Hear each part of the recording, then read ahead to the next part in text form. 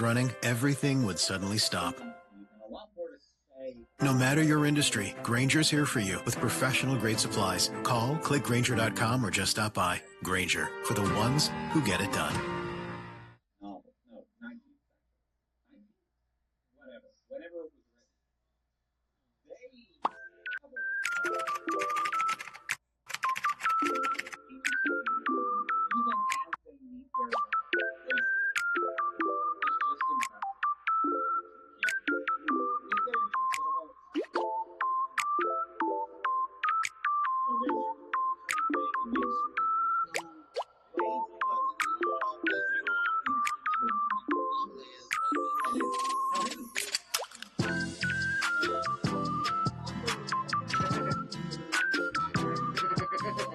Welcome back to another weekly vlog. We've got a busy week this week. It's Monday morning and this came at about 7:30. It's an alphalete package for Alphalete's new drop. At the point of this vlog going up, the new drop is in 2 days, guys. So hopefully I'll like record some workouts and stuff in this vlog so you guys can see the stuff in action. But it's actually all the wrong size, which I feel really bad about. They tried to send me some bits early so that I would have more time with the stuff. But whoever's packed the order, they've just put medium everything in. So it's pretty much all the wrong size. The bras may be correct because the bra looks quite small. But yeah, this week is going to be a busy week because I will basically be prepping an Alphalete review this week. This is the new caught green colour. I think this is the colour that I want to wear today though. This is a new colour, it's called Wheat, and I feel like this is what I wanted Sahara to be. It's like an ivory sort of shade basically. I think this is what I want to wear. Guys, I have no idea what these are. I don't think these aren't part of the launch. I don't know why these are in here. I'm dressed, I'm ready, I've put on I know it's only a small detail, but why have they put this logo in white? It's not even tonal. I could get on board with it if it was tonal. So that's annoying. I've got the new bra on and honestly I think this might be the first Alphalete bra where I can't even really make it work for me. Like my nipples are very nearly out. The bottom band is tight and then it's so loose over bust. It is in a medium. I don't think a small is going to be comfortable around my back. So and then the shorts, I've got the new nude colour on. Nice. I actually really like this. I feel like this is what I wanted Sahara to be. It's just a much nicer colour. But let's go. Guys, there's a new monster. It looks like a little ball. It's nice, but it smells like cucumber. Guys, this is actually my last week, well 2 weeks of doing my own workouts before getting a coach, so I've actually not been following a program at all the past couple of weeks, and this session is not from a program at all. I actually made it up on the spot, which I wouldn't always recommend doing because it could completely throw your week off, or you could end up doing way too much or way too little, or just doing movements that don't make sense from a recovery point of view, like too many squat movements, too many lunge movements. But I think I managed to balance it out pretty well, honestly, for this workout. So I started off with some heavy hip thrusts, and again, whatever I'm doing, whether I'm doing like a haphazard workout where I've just decided to make it up on the spot or I'm following a program, one thing I do try to maintain, unless obviously I'm deloading or I'm just back from a holiday, is pushing hard, pushing close to failure basically. And then went in with leg press, which I've not actually done in a couple of weeks, and I've been enjoying doing this not on the same day as doing my squats over the past couple of weeks. I've liked splitting them up a little bit more. I feel like you can just push a little bit harder when you've not already obviously tired yourself out with a squat movement. Again, I'm not saying it's a bad thing to do them both in the same session. I've just been enjoying switching it up and being able to push a little bit harder on my leg presses during this session. So yeah, for these I just went with a pretty narrow stance to hit more glutes-ish, but also it's still pretty quad based. I still feel this majority in my quads, regardless of the fact that I've gone with a more narrow stance for a little bit more glute.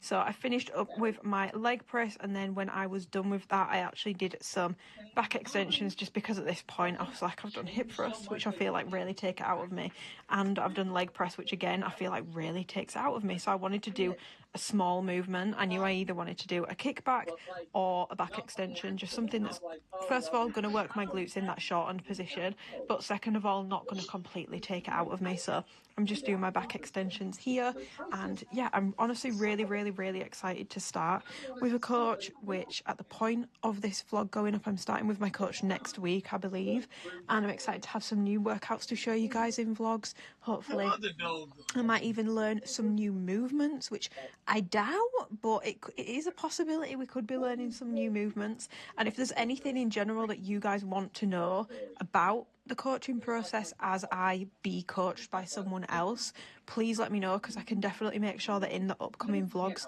I'm including that. Let me know if you guys want updates on my progress with the cut that we're going to be doing. Just let me know what sort of stuff you want to be seeing around that, if at all. Equally, if you're not asked and you're like, Amy, I'm really not interested, because I know that some of you, which blows my mind, some of you don't actually watch these vlogs for anything to do with fitness. You just like watching the vlogs, which is lovely.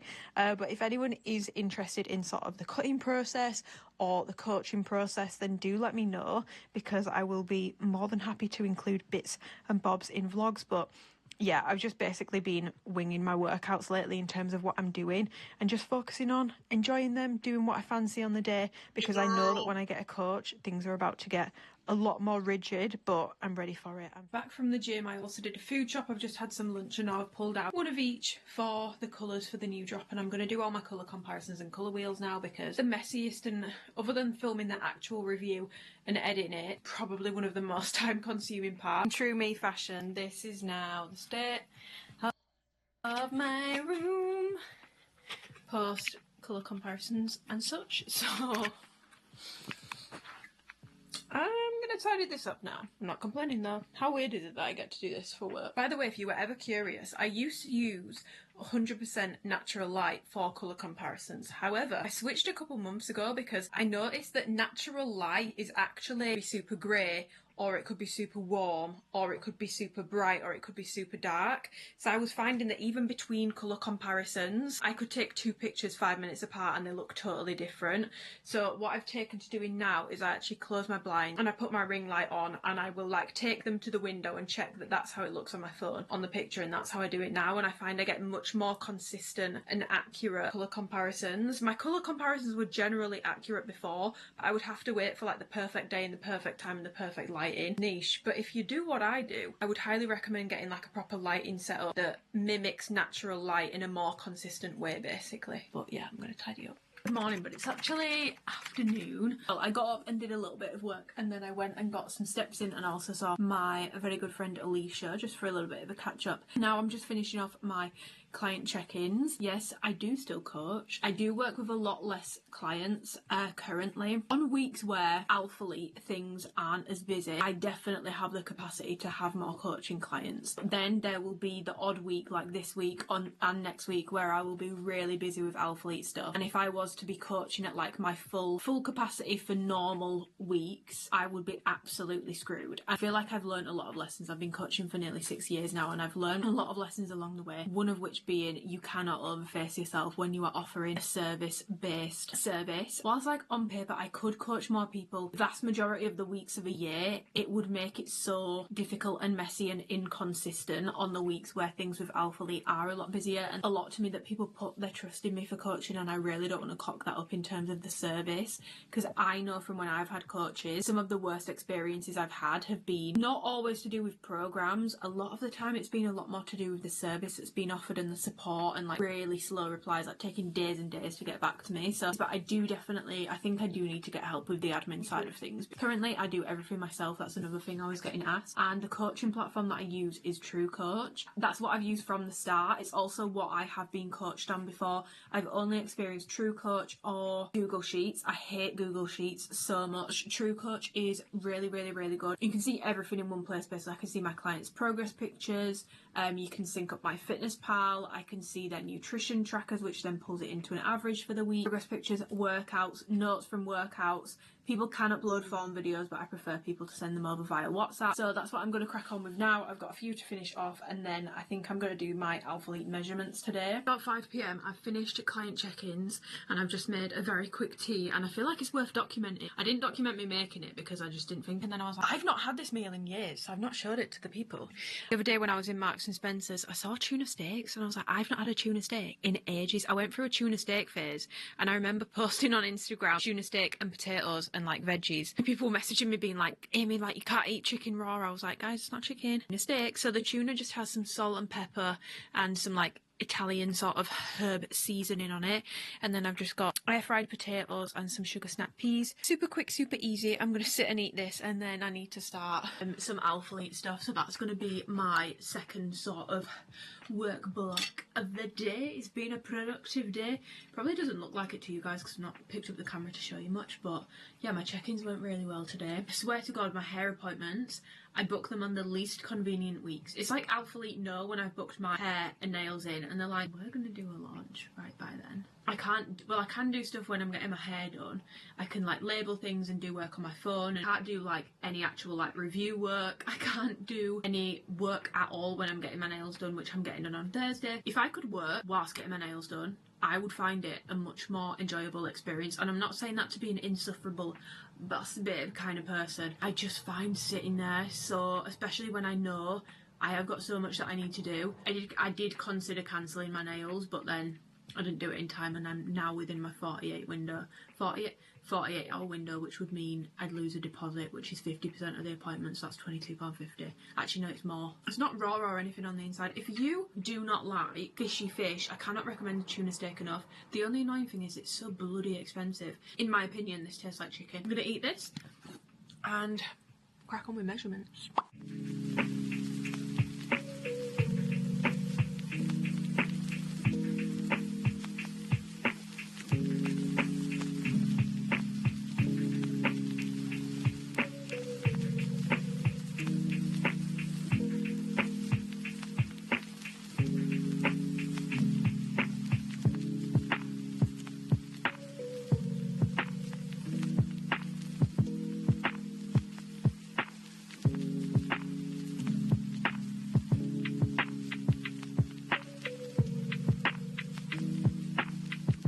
Having an early start today, like I mentioned yesterday, just because, well, I do have a lot of work to do, but I've also just got like a higgledy-piggledy day. I've got therapy today and my hair appointment today, so that's both falling on the same day, which isn't ideal for how much I've got to do, but I've worked around it by just getting out of the house earlier. I wouldn't usually go and train this early. It's not that early, it's 8:15, but usually I like to train around 10 AM, but I'm training earlier today. I've packed my gym bag, which is actually, I'm using the new alphalete bag today. It's smaller than the other one, but I didn't think it was going to fit like my gym towel and stuff in, but it's fit everything in really nicely. I think it's meant to be more of like a travel bag, but I think this one looks so much nicer. The other one, which I do use all the time for practicality, but I think this looks so much nicer. I just think it needs a little bit more organisation on the inside, but it's like miles above the other bags that they've done. So let's go. 10:30, the gym is done. I've now got to, move this because otherwise you can't see my face. I've now got to go to therapy for 11, so I'm going to drive there now to turn my car on because it's very, very, very hot in here, so I need to get my aircon cracking. But I also I know I've spoken about this, but this has ended, well, not ended, but got me on board with the eye cream propaganda. I did not think there was any point in an eye cream before I got this in Greece. I think I'm going to have to find a way to get this online. Advanced Wrinkle Smoothing Eye and Lip Contour Cream. I've been using it under my eyes because my eyes went so dry on holiday. I explained it in the last vlog, but with like the rash and stuff, it went really dry and I started getting lines, and I was like, this is so weird, because it was more like a line from it being dry than it being like a wrinkle. Not that a wrinkle's a bad thing. We're all going to get wrinkles. Newsflash, no matter what you do, we're all going to get wrinkles. I am so glad I got this. So glad. So yeah, because I've like fully moisturised my body and showered at the gym, but I'm so sweaty in my car. Okay, therapy time, let's go. It's now been a few hours. I did intend to like get my words out, shoot some clips during my hair appointment, but I actually didn't. It was just a bit of a whirlwind. My therapy appointment ran over by 20 minutes because I know that people find it helpful when I do talk about therapy, so there's some stuff I would like to chat with you about, but I might have to save that till tomorrow because it's now 3:30. It's not, it's 10 to 4 and I've just got home because I got stuck in traffic. I don't understand why there's traffic at 3 PM when children are at school right now. I got stuck in traffic on the way home. I also got stuck in traffic on the way to my hair appointment, so I was late for that as well. So yeah, I was just very, very, very flustered, but we've gone a little bit darker just to counteract how light sun had taken my hair, because even Jason was like, oh my god, it's like blonde at the front. I was like, I know. I've had my bangs cut back in shorter, like significantly shorter. I get them sort of like, well, I mean, they're styled so you can't really tell, but they're basically like feathered like that into the rest of my hair, so they sit more like swoopy. Honestly, not so much for when my hair's down. Obviously I do like how it looks when my hair's down, but I love having my hair up with my fringe bits out. But when I look back on pictures from when I used to do it, when my bangs were like chin length, it literally just looks like two flaccid strands of hair, and I just hate how it looks. So ever since I started getting bangs, I feel like I much prefer put my hair up. And also, if you are someone who finds when you wear slick styles a lot, it really pulls on like your hairline, and you find that you experience hair loss from that, which I definitely experienced before, because I feel like bangs almost look better with like a messy pony or like a messy bun, so it stops you from doing such like a tight slick hairstyle as well. So it's also a great tip if you are experiencing hair loss. Honestly, I've got so much work to do, so I'm going to go in, make some lunch, very late lunch, but make some lunch and crack on with work because I got a lot to do. True Bradford bread. Bradford bread born. What? A true Bradford born big girly. I don't have any oat milks and I really want a coffee, so I'm going to Costa drive-through when I'm going in my dressing gown. Well, this is actually my dead grandma's dressing gown, but it brings me great comfort and I'll be wearing it. Yeah. Hi, can I get a medium iced latte with oat milk, please? No, thank you. No, that's it, thank you. Thank you. Guys, I've got my coffee. That was so embarrassing. I went through the drive-thru and the guy was like, "Is that a dressing gown?" I said, "Yeah." Anyway, love it, love it. I thought, wasn't expecting anyone to say anything, to be honest. I feel like I must just be such a mysterious customer at that Costa. Yeah, I've got my iced latte. Today, by the way, I can't remember the last day I filmed, so I got my nails done yesterday, and yesterday I had so much work to do, so I was just doing work all day. Today, I've got my review to actually film, so that's what I'm going to be working on today, but I'll show you like how I sort of set up to film, if that's interesting. I'll pretty much be editing that all night, and I do also have a really quick meeting with Christian and Chris today, but it's literally like a 5-minute call, not till 5, so I'm gonna get all my filming and stuff done before then, so I'll have to like get ready, put a little bit of slap on, and then get my sister's room ready to film. I also just want to try on all the pump in a medium, so I've tried it all on now, but I just want to try the pump on in a medium one more time just to solidify. When I'm trying everything on in the same size, it helps solidify thoughts on like tightness and stuff. First, I'm gonna enjoy my coffee. Hours later, it's about 10 now, but I just thought I would show you like how I prep my sister's room, if it's that interesting. I don't know, I've got rollers in so that my bangs don't look weird. I've also had to put a ton of dry shampoo in my hair because it looked really greasy and I didn't have time to wash it. So I set up the rack. This rack is from, I can't remember, but I just like it. I know it's wooden and it's a bit weird because most people will use like metal. I like it. So I've got all the seamless stuff, I'll put that all together, and then I've got the polos, the baby tees, shorts, and then at the bottom I've just got any products I'm using for comparison, and also the new gym bag. Basically I had to pull everything off this rack because, guys, my wardrobe is so full that I do have to have stuff on this rack as like part of my wardrobe, so I will obviously have to switch that back over afterwards.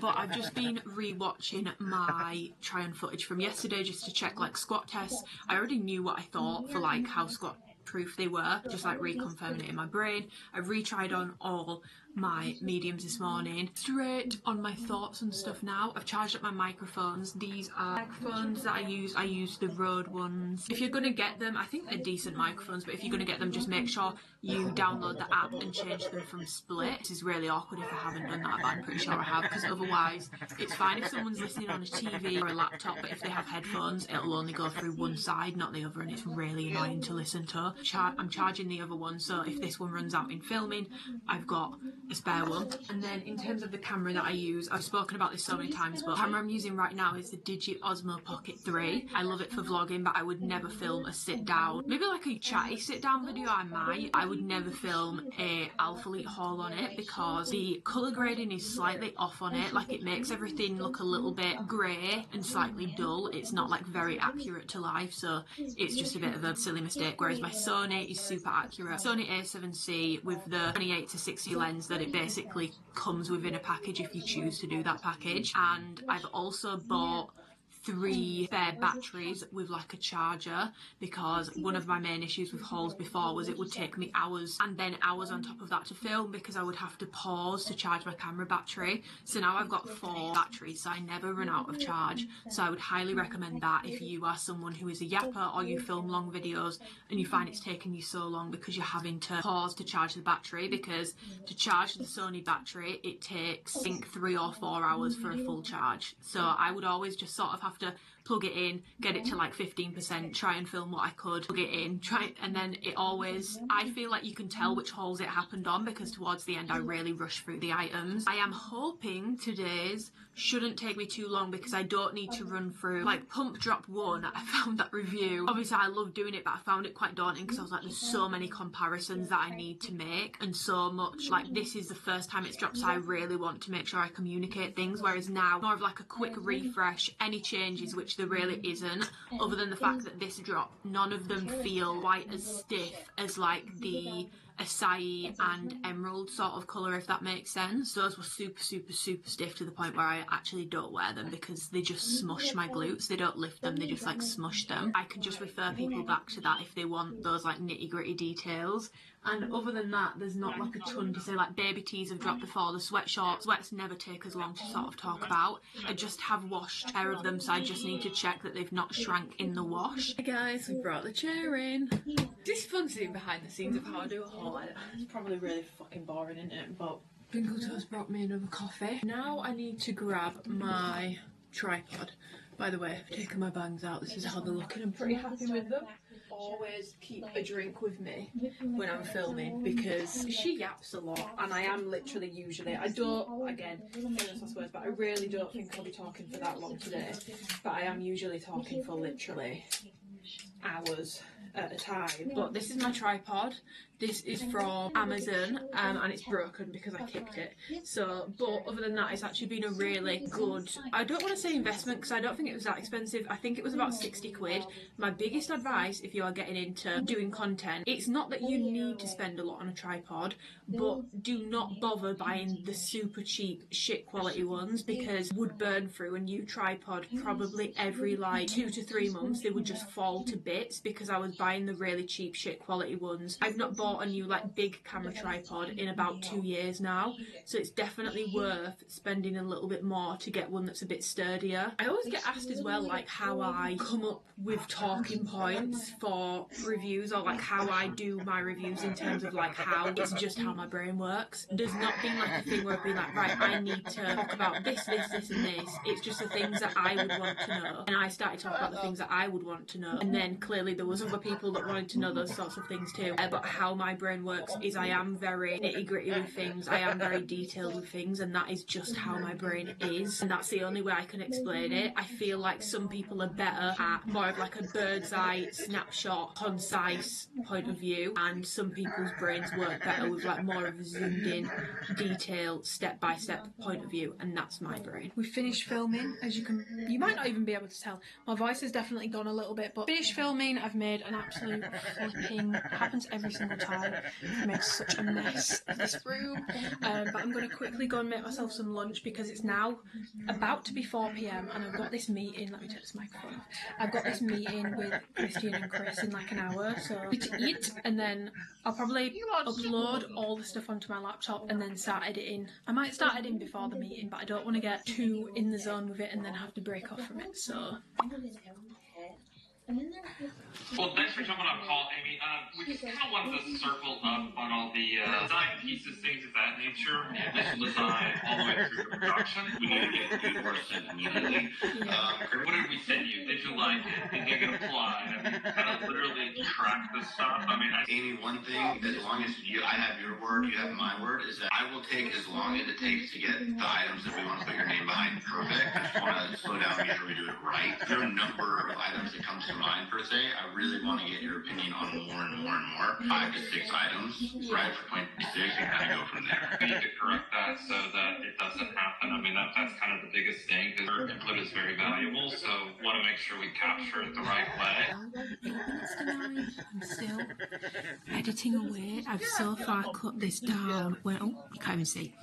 When I started editing, I had 2 hours and 58 minutes. Now I've got 2 hours and 25, and I'm half an hour in, so I'm aiming to get it under the 2 hour mark. But I'm gonna go and get a shower and watch Love Island, and I think Twinkle Toes is gonna come round for it as well. But yeah, usually I would edit like way into the night, but because I actually have all day tomorrow, I'm trying not to like put myself in an editing hole, because I also feel like that's when I make more mistakes when I'm editing. So I'm gonna watch Love Island, catch some sleep, and then I actually probably might pick this vlog up again this week, because I don't think this vlog is very interesting so far.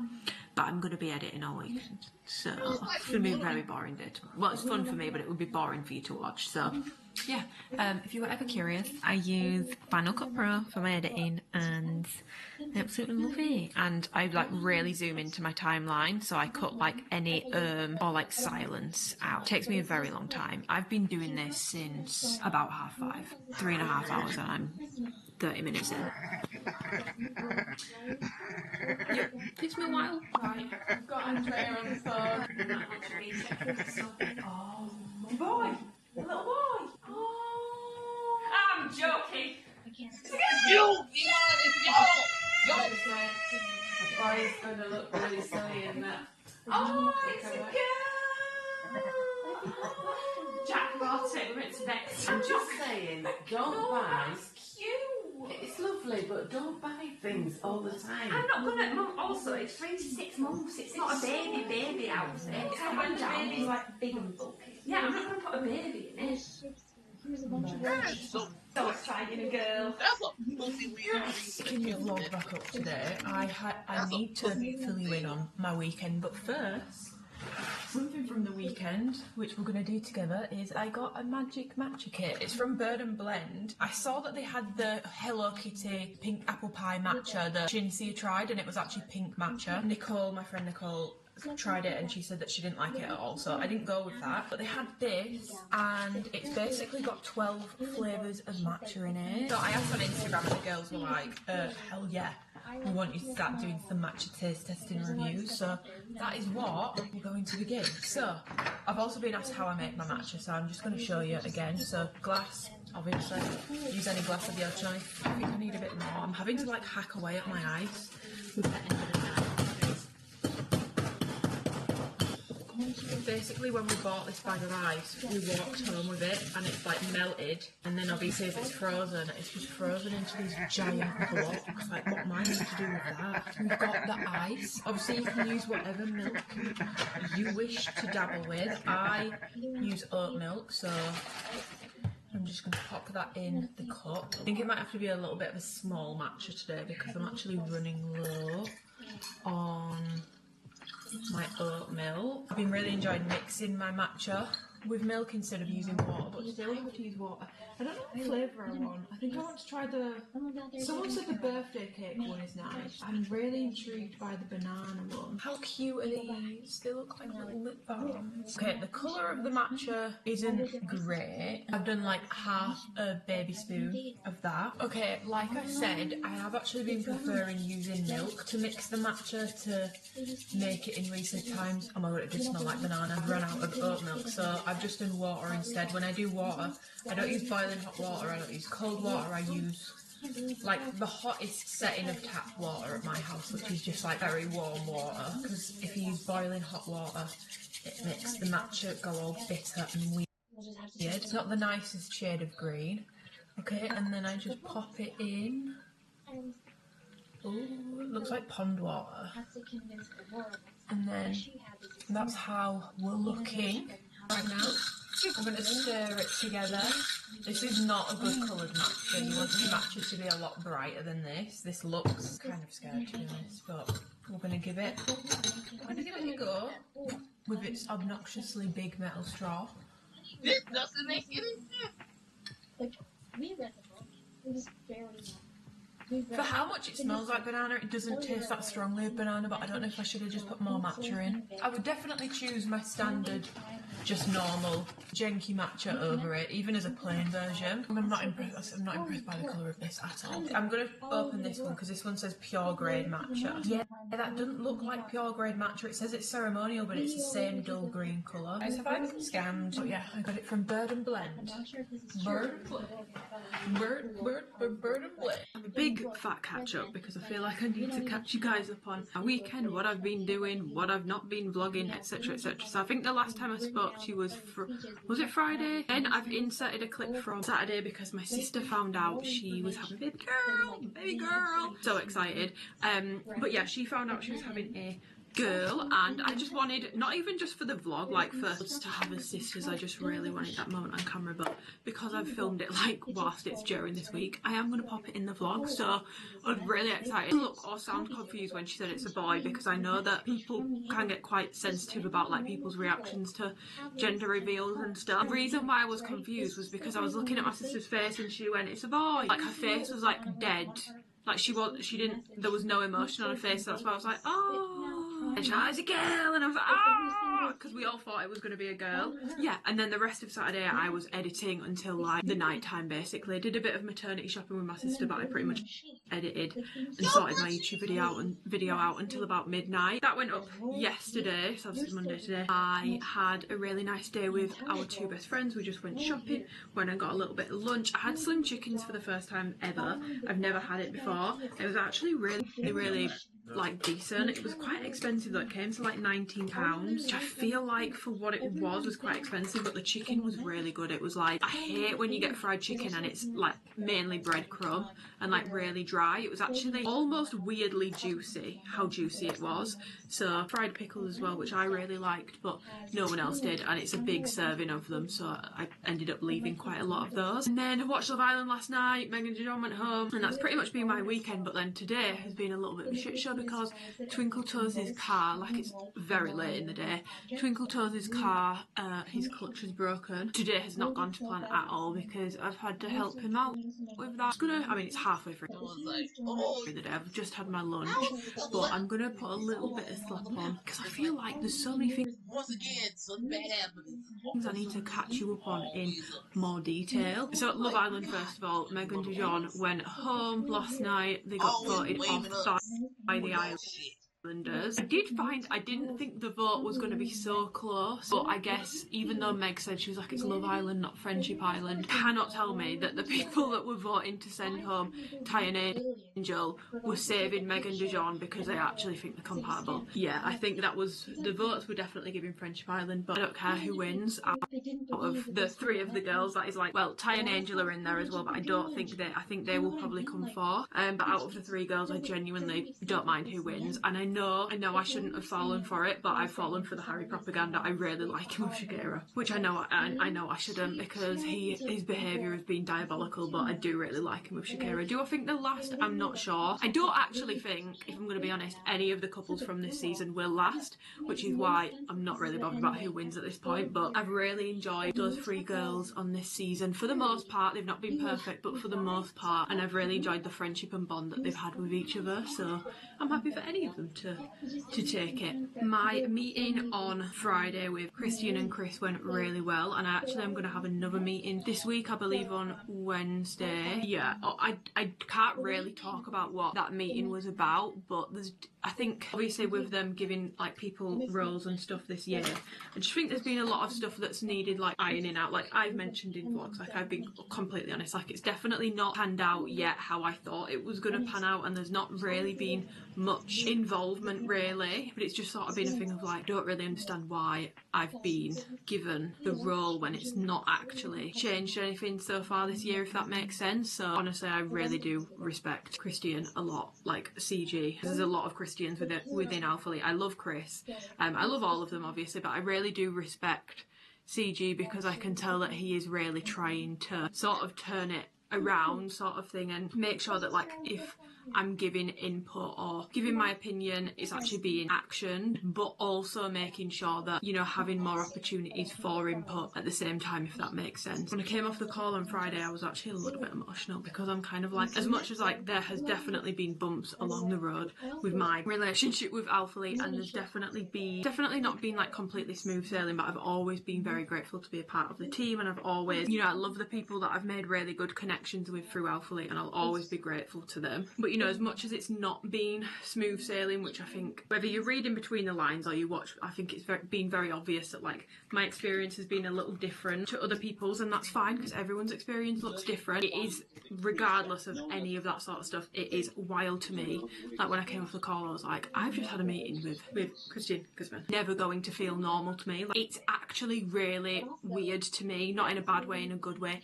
It's so strange to me that like on meetings with him and he's texting me asking for my opinions on things, and it's kind of crazy, and I will never ever ever take that sort of feeling for granted. And like very him and Chris have said some really nice things to me over the past couple of weeks, and I really do appreciate like the effort that they are putting in. I think, yeah, I just had a bit of a weird like what the fuck moment when I came off that meeting, because I was like, I've just sat in my mum and dad's kitchen on a call with the owner of alphalete, and I know that some people will be like, Amy, you've been working with them for like 6 years, get over it. It never feels normal. Stuff like that does not feel normal. If you watch my Texas vlog when I went earlier this year, I was eating my kava in my room and crying because I just felt so overwhelmed, because I was like, yes, there has been issues, but to be able to sit in a design meeting with them and I'm looking at the line plan for the year and I'm being asked for input, that is really crazy for me, and massively a dream come true. So that was a weird one. I was in a bit of a like weird emotional state on Friday after that, to be honest, but I'm always very grateful, and I've said it so many times, but I cannot state enough, they would not give a rat's arse about my opinions if it wasn't for the way that you guys have shown up for me over the years. So genuinely thank you so much, because I owe this entire opportunity, and to be honest, this entire experience I've had over the past 6 years, I owe it to you guys. You are the reason why I've been able to do it for so long, and I'm just so grateful to each and every one of you, whether you support me regularly or you only shop on Black Friday, because we are frugal queens and we save money and we're smart about shit around here. Maybe you don't even buy alphalete anymore, but you still watch my vlogs and stuff. Genuinely, I know that some people don't like when I say this, but genuinely, I'm not taking the piss. You are the sole reason why I'm in this spot, and I'm never ever gonna take that for granted or forget it. So genuinely, thank you so much, because a little girly pop from Bradford gets to live a very peculiar life. It always feels like a fever dream. It feels like I somehow shouldn't be doing it, but I know I need to get out of that mindset. But I am so grateful. You guys on that, I can't really talk about what the meeting was about, because obviously that's more internal stuff. I'm just hoping that the role sort of takes better shape towards the back end of this year, because I'm really scared that next year they're going to be like, yeah, we don't want you to do it again. I'm like really scared that they're going to do that, because there hasn't been much so far this year, but I have been very much like, I want to do as much as possible, give it my all towards the back end of this year, because I really do want to maintain involvement with design next year. Like if you've been watching my reviews, you'll know that's I'm very passionate about. I'm just gonna have to put my whole foot into the like latter half of this year. This makeup is low-key really wasteful. Also, this Lilo and Stitch pyjama top is the cutest thing ever. I got it like the start of last year from Primark. I like that. There was something, I'm gonna have to go back and rewatch what I said I was gonna talk to you guys about last week, because there was something. What I wanted to talk to you guys about was therapy and friendship, because that's something I have spoken about before on here, and it was like a massive topic that came up. Well, not just friendship, but like the human experience of interacting with other people, because in therapy every week it's not always about going over like your deepest, darkest traumas. Some weeks it's just like, I feel like there's something that I have been struggling with over the past few weeks when it comes to friendship and stuff. I guess just like the way that I am, generally I tend to assume that I am the problem, but I do find making friends really difficult because of what I do for work. I'm not around people. I think I mentioned this in a vlog the other week, or maybe it was Instagram, but I have this thing, and I feel like my mum's the same way. It's annoying. Like when I say what it is, you guys are gonna think, oh my god, like you just think you're like the best person ever, but I'm not saying it in that sort of way. I actually find it really fucking annoying. Too strong of a sense of justice and like a moral compass, if that makes sense, and I find it really hard. In a lot of situations I am very forgiving and a bit of a doormat. One someone showed me a few times, I find it really hard to see through those things. And I've never been the friend where, for example, if there's a friend that is always late to everything, or a friend that always cancels on plans, or a friend that always makes side digs, I can't look past it. And obviously there's people that I've encountered, people I've made friends with who do that, and they do a lot of things that I just think that's not nice, like that's fundamentally quite unkind. Naturally just sort of don't want to be around those sorts of people, because yeah, I think those traits like two-facedness, not being able to take accountability, everything's always someone else's problem, cancelling plans all the time, always being late. I think a lot of people are able to look past those things, but for me, after a few times, I feel like I spot a pattern and then I can't unsee it, and I do just have to sort of like deuce out of that friendship. And it's not that I'm like, oh god, like I really wish I could keep all these people that probably wouldn't actually be that good of a friend around me. But then I tend to look at these people and I'm like, they have so many friends around them, like they have so many people around them that either don't see these things or just don't care. But over the past few weeks, I've been coming back to my natural default setting of, well, maybe it's me, maybe like I'm just too strict with people, maybe I need to like let things go a little bit more. Like I know, like my therapist was saying, it's okay to have friends where maybe if it's someone who is particularly flaky or you can't trust them with like certain information, you might still enjoy going for coffee with that person or for lunch with that person, or you might enjoy going for drinks with that person. It might be someone you enjoy going on a night out with. It doesn't have to be, you know, they don't have to be like an all-rounded friend. I do agree with that, but I feel like with certain character flaws, I find it really hard to look past it. But I've just been so in my head about it, because I'm like, everyone I've ever met that I'm like, I'm not quite sure about you in the end, they have so many people around them, and I'm just like, do they only treat me that way? Do other people not just see it? Or do some people just not care? And then if some people do just not care, I'm like, should I be more like that? I just wanted to talk about it because I feel like obviously we talk about like boys and men and relationships and stuff a lot online, but we don't talk as much about, in my opinion, like the troubles with like friendships and like how hard it is to make new friends. But also if you are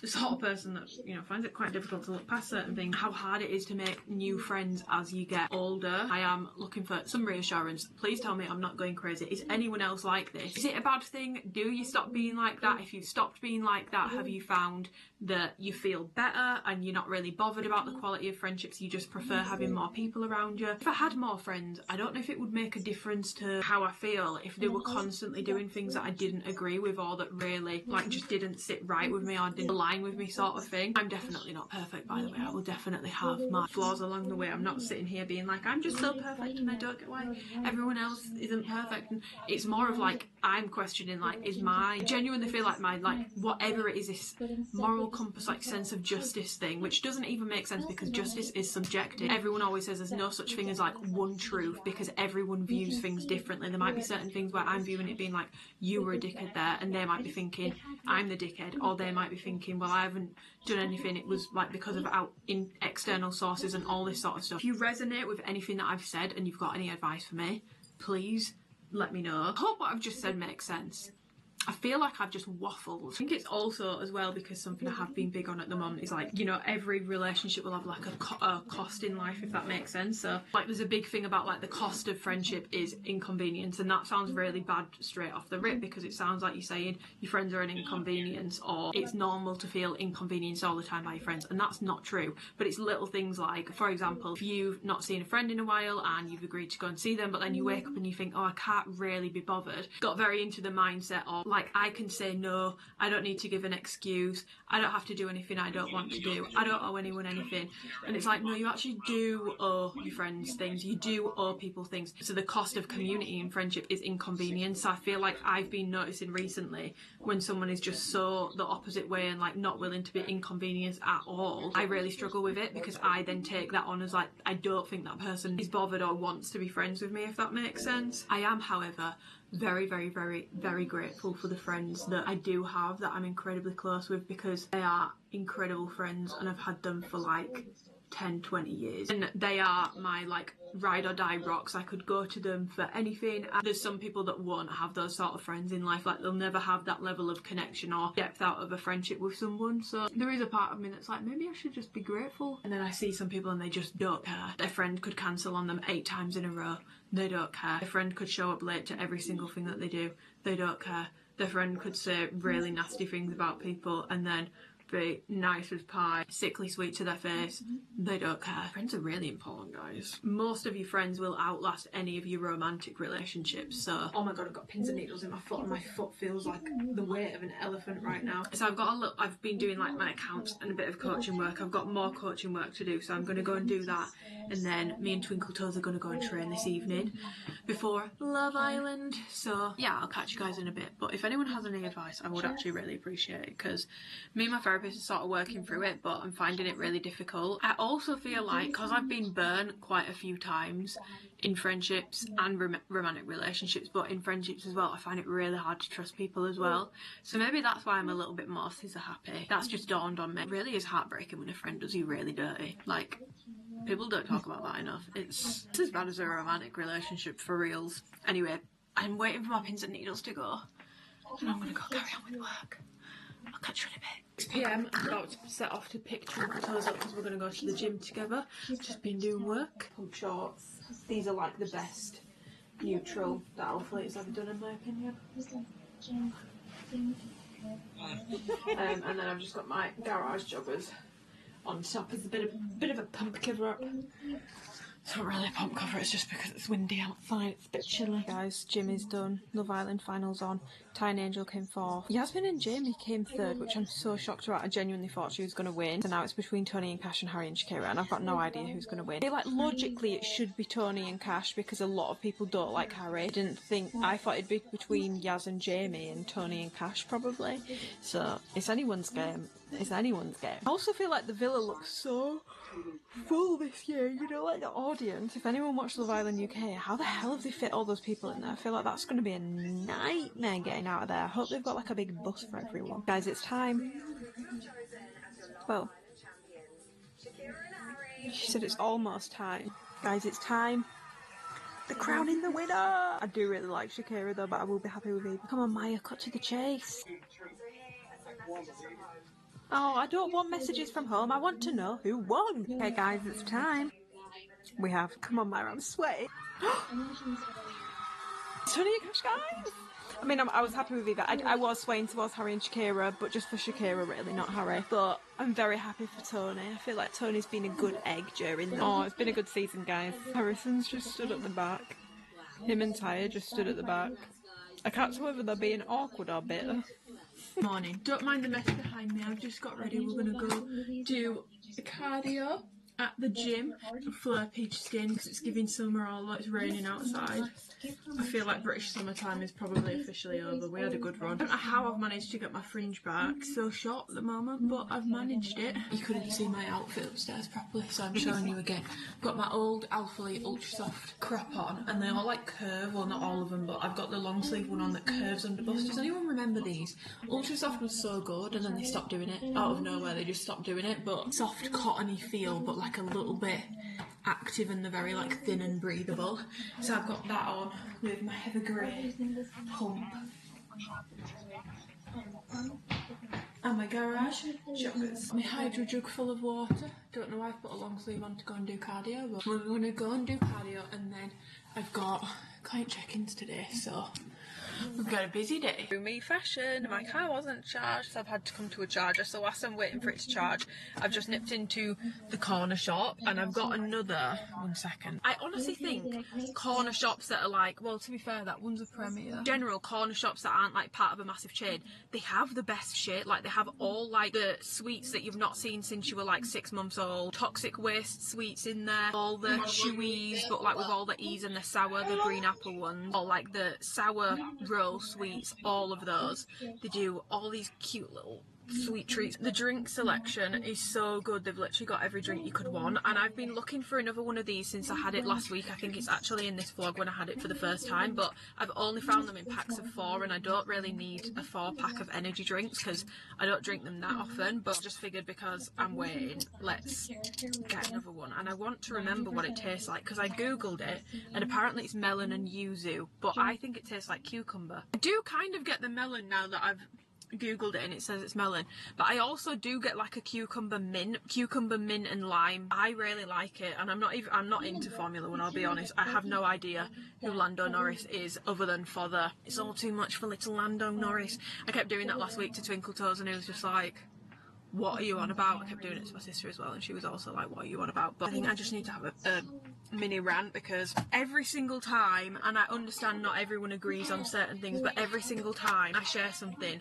that has anything to do with Palestine or Gaza, I get at least one really nasty message about it. And first of all, I find it really hard to wrap my head around why someone would send me a nasty message when I'm literally, like this morning for example, I have just shared a resource that has a list of charities that you can donate to help with the literal famine and starvation of, yes, everyone. And I don't like saying like children, because I feel like we should care about everyone, men, women and children and animals, all of them, but people only ever seem to focus on children and animals for some reason. And I just don't understand how someone can have such a negative and nasty reaction to that. And I'm also sick of people telling me like, oh, how disappointed they are in me, like they've followed me for years, or like I shouldn't be sharing my opinion on certain things, or like whenever I share anything remotely to do with like world issues, I basically get at least one message saying I shouldn't be talking on that sort of stuff, or how disappointed someone is.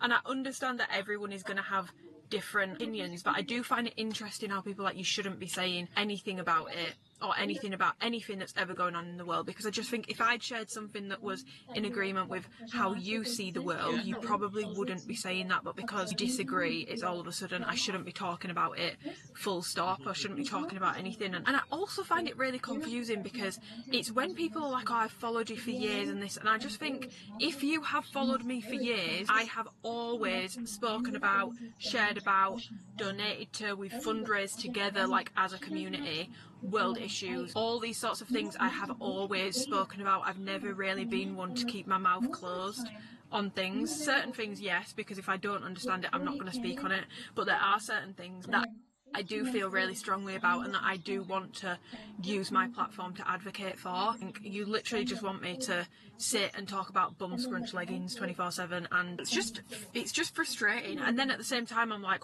why do I feel this way? Because quite clearly, as I have been sharing, there are bigger fish to fry in the world, so why am I so bothered about what someone who is essentially a stranger thinks of me? But I think it's just when people like, I've followed you for years and I'm really disappointed, or come at me with like really strong accusations which, like I said, are untrue, I find it annoying. And also, if you want, like, if people want to follow people that never talk about anything going on in the world, there are literally hundreds of thousands of influencers that you can follow for that. I also just struggle to understand why some people just don't care about things. Anyway, I'm gonna drink my Monster and go do cardio.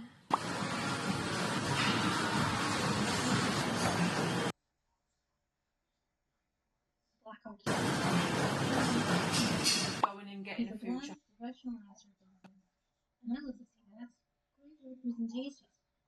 love to see it. There's not going to be any like magic switch or anything for this. It's just going to be a case of starting to tick the boxes again. Dehydration can be a real problem after that, so make sure that you're drinking enough fluids. There's been a lot that's been going on for you over the past few weeks, and 1 week of consistency, whilst I am really happy with how consistent we have been, is not going to result in a huge change in the space of a week, because it's about consistency stacking up over time. Just like 1 week of inconsistency won't undo weeks of consistency, 1 week of consistency doesn't undo weeks of inconsistency.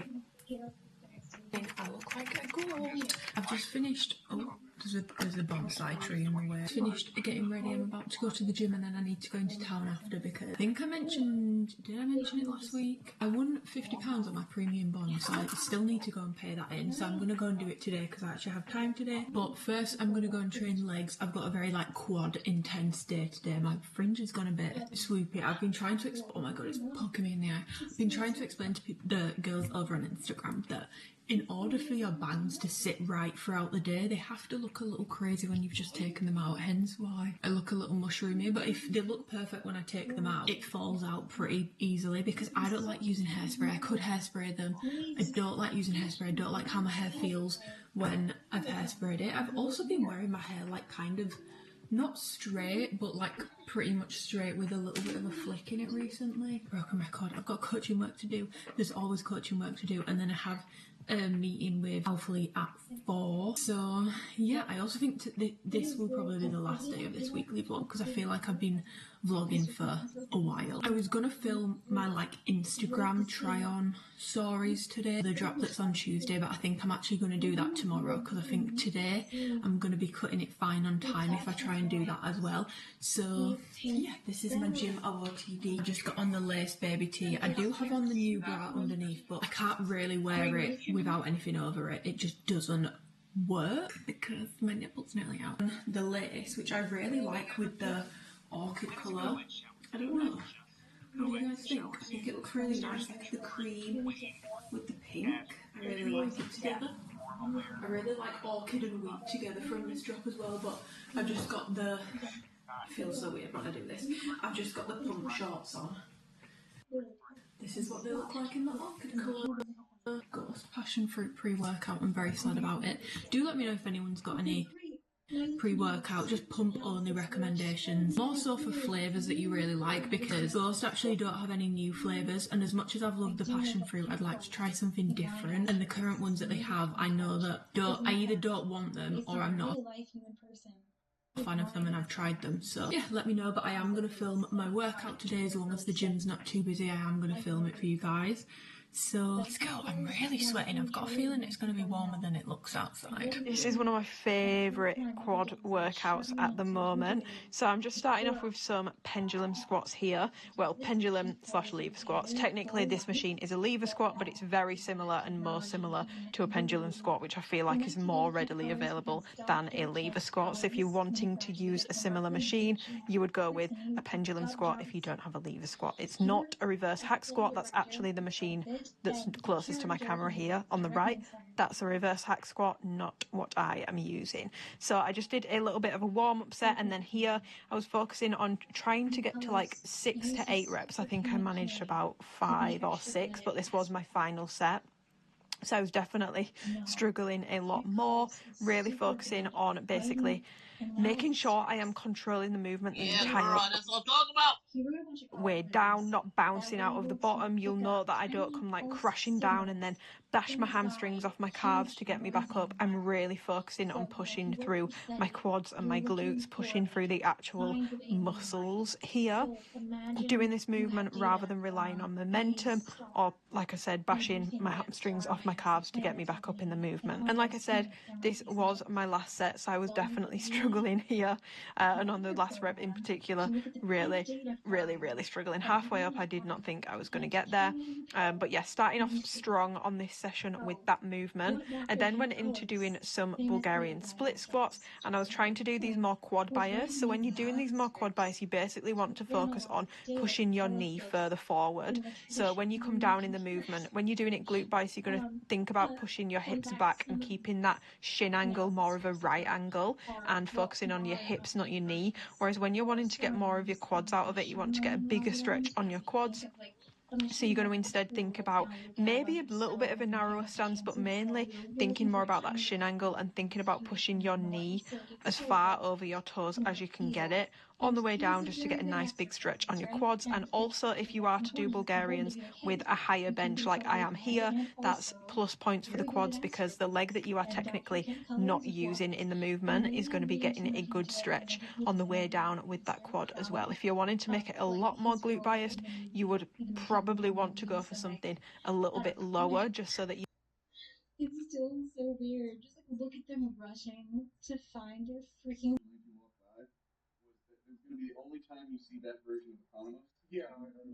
You're not stretching that quote-unquote resting legs quad out so much during the movement. So yeah, I did my pendulum squats, then moved into my Bulgarian split squats as a single leg movement, and then I did some narrow stance goblet squats with heel elevation, and again here focusing on pushing my knees far forward, getting a really big stretch on my quads, slow and controlled. I'm not bouncing up and down, I'm not coming all the way down, bouncing my bum off my heels and then coming back up again. I'm really controlling the movement and pressing through my quads on the way back up to lift myself back up again. And again, this was my last set on these, so you can definitely see that I definitely tapped out a bit before I did on my other sets, but that's also a really good sign of pushing close to failure and training hard enough. Your reps shouldn't necessarily be consistent on your third set compared to your first. If you're getting the same number of reps, you've probably not pushed as hard as you think you have on your sets. You would typically see a bit of a rep drop off as the sets go on. And then I just finished off with some leg extensions, and yeah, this was my quad day this week. Like I said in workout 1 in this vlog, let me know if you guys want to see workouts when I'm with my new coach. If you want a full week of workouts, just let me know what sort of stuff you're wanting to see in terms of the fitness content. Aside from vlogs, if there's any standalone workouts you want to see, any standalone fitness focused videos that you want to see, let me know, because I'd love to sprinkle it in between. And for those that aren't bothered about the workouts, I apologise, that's all the workouts for this vlog. Episode of the girls' bathroom is so funny. 10/10 recommend you go listen. I really like these X-rated episodes. I feel like I've always loved the girls' bathroom. I've listened to it every single week since it started when I were at uni. I remember when the girls started this, but I was getting quite, I felt like the girl talk, boy talk, like week to week to week. Like, I really enjoyed it when they had the single files, even though, like, Sophia definitely wasn't single for long, and I don't think Shinsia was either. Finding it quite repetitive with some of the episodes, because I suppose there's only so many unique situations someone could find themselves in with friends and men. So I'm enjoying these X-rated episodes. But the gym is done. I've put a tank top on and just taken like my sweaty gym stuff off and popped into town. I am actually I think I'm gonna get myself a poke bowl for lunch, just because I actually only have enough chicken left at home to make my tea, so I may as well. I'd rather have like a proper meal than like a protein shake for my post-workout. So yeah, I'm gonna go and get some lunch, cash my check in, and then I want to get some bits for Twinkle Toesie's mum. Basically, there's just been a lot going on, which I'm not going to talk about because that's her business, girl, you know, that's private. But I just want to get her like a little box / bag of like goodies to hopefully make her feel a little bit better. I don't know, it might not make her feel any better, but I just thought that would be a nice thing to do, so I'm gonna do that at the same time. Then it's nearly 1 now, so then I'll probably need to leave town because I've got that meeting at 4, so I need to be home. So let's go. Got the sriracha poke bowl, but I also put avocado on it, and then I got one of these because it was in a meal deal, so I'm gonna try it. I've never put avocado on it before, but I just felt like it today.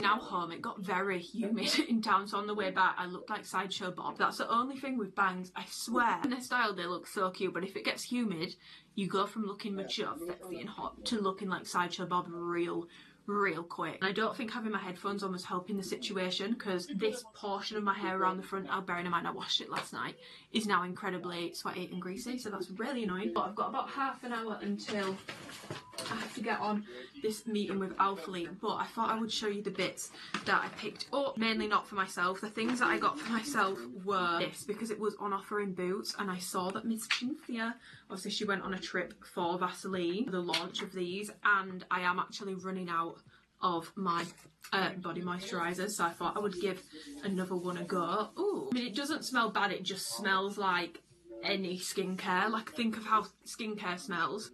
That's what it smells like, so it doesn't necessarily have a nice smell. I also wouldn't say that's very glowy. It says it's going to fight dark spots for even toned glow. So I picked up this one because I thought post-holiday, in case I've picked up any, you know, dark spots from being in the sun or anything, I thought maybe it might be good for that. Maybe I should have got the pink one for the glow, but it's not that glowing, it's quite sticky based off first impressions, so I'm actually not sure how I feel about that. Then from Space NK I got for myself, I've never seen this before, I really like the Caribbean Shores stuff. I've put it in giveaway packages a few times for people because they tend to come in sets from Space NK, and it's really good. Like, if you have not checked these out, I don't love all the scents and I can't remember which ones I like and don't like, but they're definitely worth testing out if you have a Space NK near you, because it tends to be more on the it's not like affordable, but it's more on the affordable side than Sol de Janeiro's, for example. I didn't realise they had a body oil, and the staff in Space NK, the one in Leeds anyway, they're so nice. My favourite shop in Leeds to go into, because the girl was like, like, oh, the hair and body mist, like it actually has oil in it. So if you really like that, she's like, I'd really recommend that you get the hair and body mist, because throughout the day, obviously it's got oil in it because it's meant to be like good for your hair. She's like, throughout the day, if I want to like top up on scent or get a bit of moisture without like getting oil all over my clothes, I'll just like spray it on my arms and rub it in. So nice little tip from her. I can't get this to peel off, so I'm literally just gonna, so nice. But my neon body oil is running out. With body care products on the moment, I have put myself on a ban from buying anything until things run out. So this was, I mean, it wasn't like affordable, it was £16, but I had £10 in points, so it did work out a little bit cheaper, well, a lot cheaper. But I just wanted to try it because I really do like this scent. It just smells like, it smells a bit sun creamy, but that's given me a nice glow. That's definitely more, this definitely feels a lot more moisturising than this does. I'm honestly not impressed with that Vaseline thing. I mean, I'll use it up. I'm not impressed with that at all. But the body glow, see? Not the body glow, the body oil. Oh, and it smells really nice as well. Okay, I'm happy with that. And obviously, like I mentioned, I'm just making a little hamper for Twinkle Toes' mum. So the little bits that I've got to go in it are a Space NK Balearic Sundown candle. This smells really, really, really nice. And she's not massively into like really feminine scents. She's kind of similar in that sense, but she likes quite, like a lot of her perfumes, she prefers the aftershave, like the men's version. I feel like this is a good scent for that because it's a little bit deeper. Then from And Other Stories got the Sardonyx Fire Body Mist. Just pop them down and I'll put them away for you. Right. There you go. I can't quite pinpoint the scent of this, but it smells like a rosy, oody sort of scent. That's what this smells like to me. So it's like the perfect balance of like feminine and masculine. I then got her the Maxing, the matching body lotion. I then also just got her 2 little face masks. I got her some face wipes that she can use on her face but also her body, and then I just got her a little mini Lizel cleanse and polish because she's a classic. So yeah, I'm going to get her a couple of other little bits, but that's mainly what I have purchased for that. So I need to go downstairs and set up my laptop because this meeting starts in, what time is it? It starts in 20 minutes. Yeah, I might actually set you up downstairs and you can earwig, but it's meeting time. Because over here, if you've got aircon in your house, you'd be considered like very, very rich. Oh, really? Yeah, it's not a normal thing at all. Okay, let me share my screen. Basically, drop 4 was very, very big and we split it into 2. Drop 5 is actually tenacity based. So that's wheat, right? That's the wheat filler? This is where we're actually kind of relaunching what tenacity can be on bottom. As we go forward, we're kind of tweaking our terminology just a little bit. This is kind of the first one where it's really a new capsule, so it's smaller, a small drop. So really the next like 3 months we have a ton of tenacity. Oh, there we go. So then we have the inflatable bra that everyone loves. Well, I know you don't like that bra, you mean? mid-rise contour shorts. Not for a color justification, like a change in color name, I think. Yeah. Of course you caught that. Of course you caught it with your eyeball. I can't remember what that will have been. But probably. I think We can probably call it wheat. Yeah. Guys, it's now quite a bit later, as you can probably tell. I've showered, I've taken my makeup off. I look a little bit busted. I have, however, put the Space NK body oil on that I bought earlier. So nice. So nice. Would actually recommend. I've only used it properly once, but so far so good. Best of first impressions, I like it. And it's dried into my skin. It's not dry.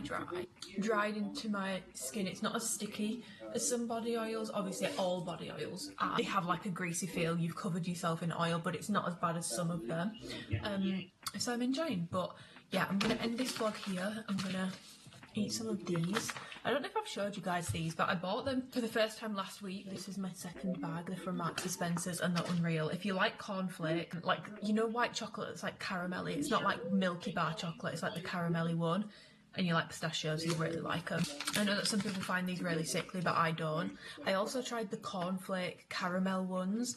those are also just as good. So if you need a snack recommendation, highly recommend. I did get the chocolate bar version, which I have here. Struggling to get through it. There's just, even though it is the exact same thing, these feel much more eatable than this does, if that makes sense, because it's such like a thick chocolate bar. But yeah, I'm gonna eat these and end this vlog here. So I hope that you have enjoyed this vlog. I feel like we've really had a little bit of everything in this one, so I hope it's actually been enjoyable. Let me know if you like seeing the weeks where I have the busier work weeks, or if you prefer it when I'm just more yappy and not really doing work stuff. Like, what do you guys actually like in vlogs? Because I feel like I ask this all the time, but it's because I still can't pinpoint it, and I'm still like, why are people, I love making them, but I'm like, why are people watching these? And I can't quite pinpoint it, because sometimes I'll be like, oh, I think people want to see like more behind the scenes of work, so then I'll show that. But then sometimes a weekly vlog where I've done that, it'll do like less, so then I'm like, maybe people don't want to see that. And then I'll have a week where I feel like I've done nothing but yap and just go about my day-to-day life. I don't really do anything crazy. I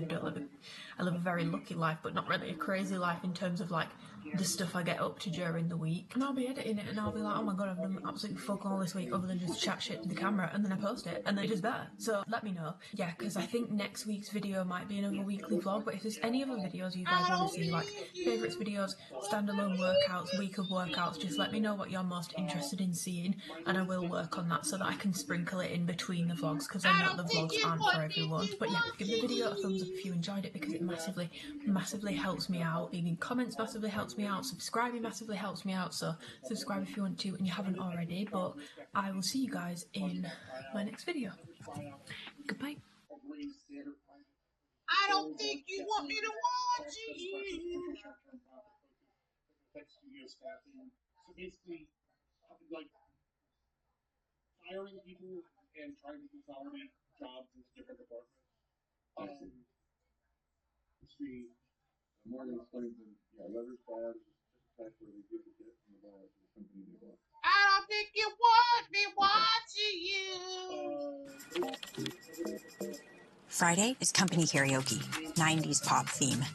And well, I'm something of a karaoke connoisseur.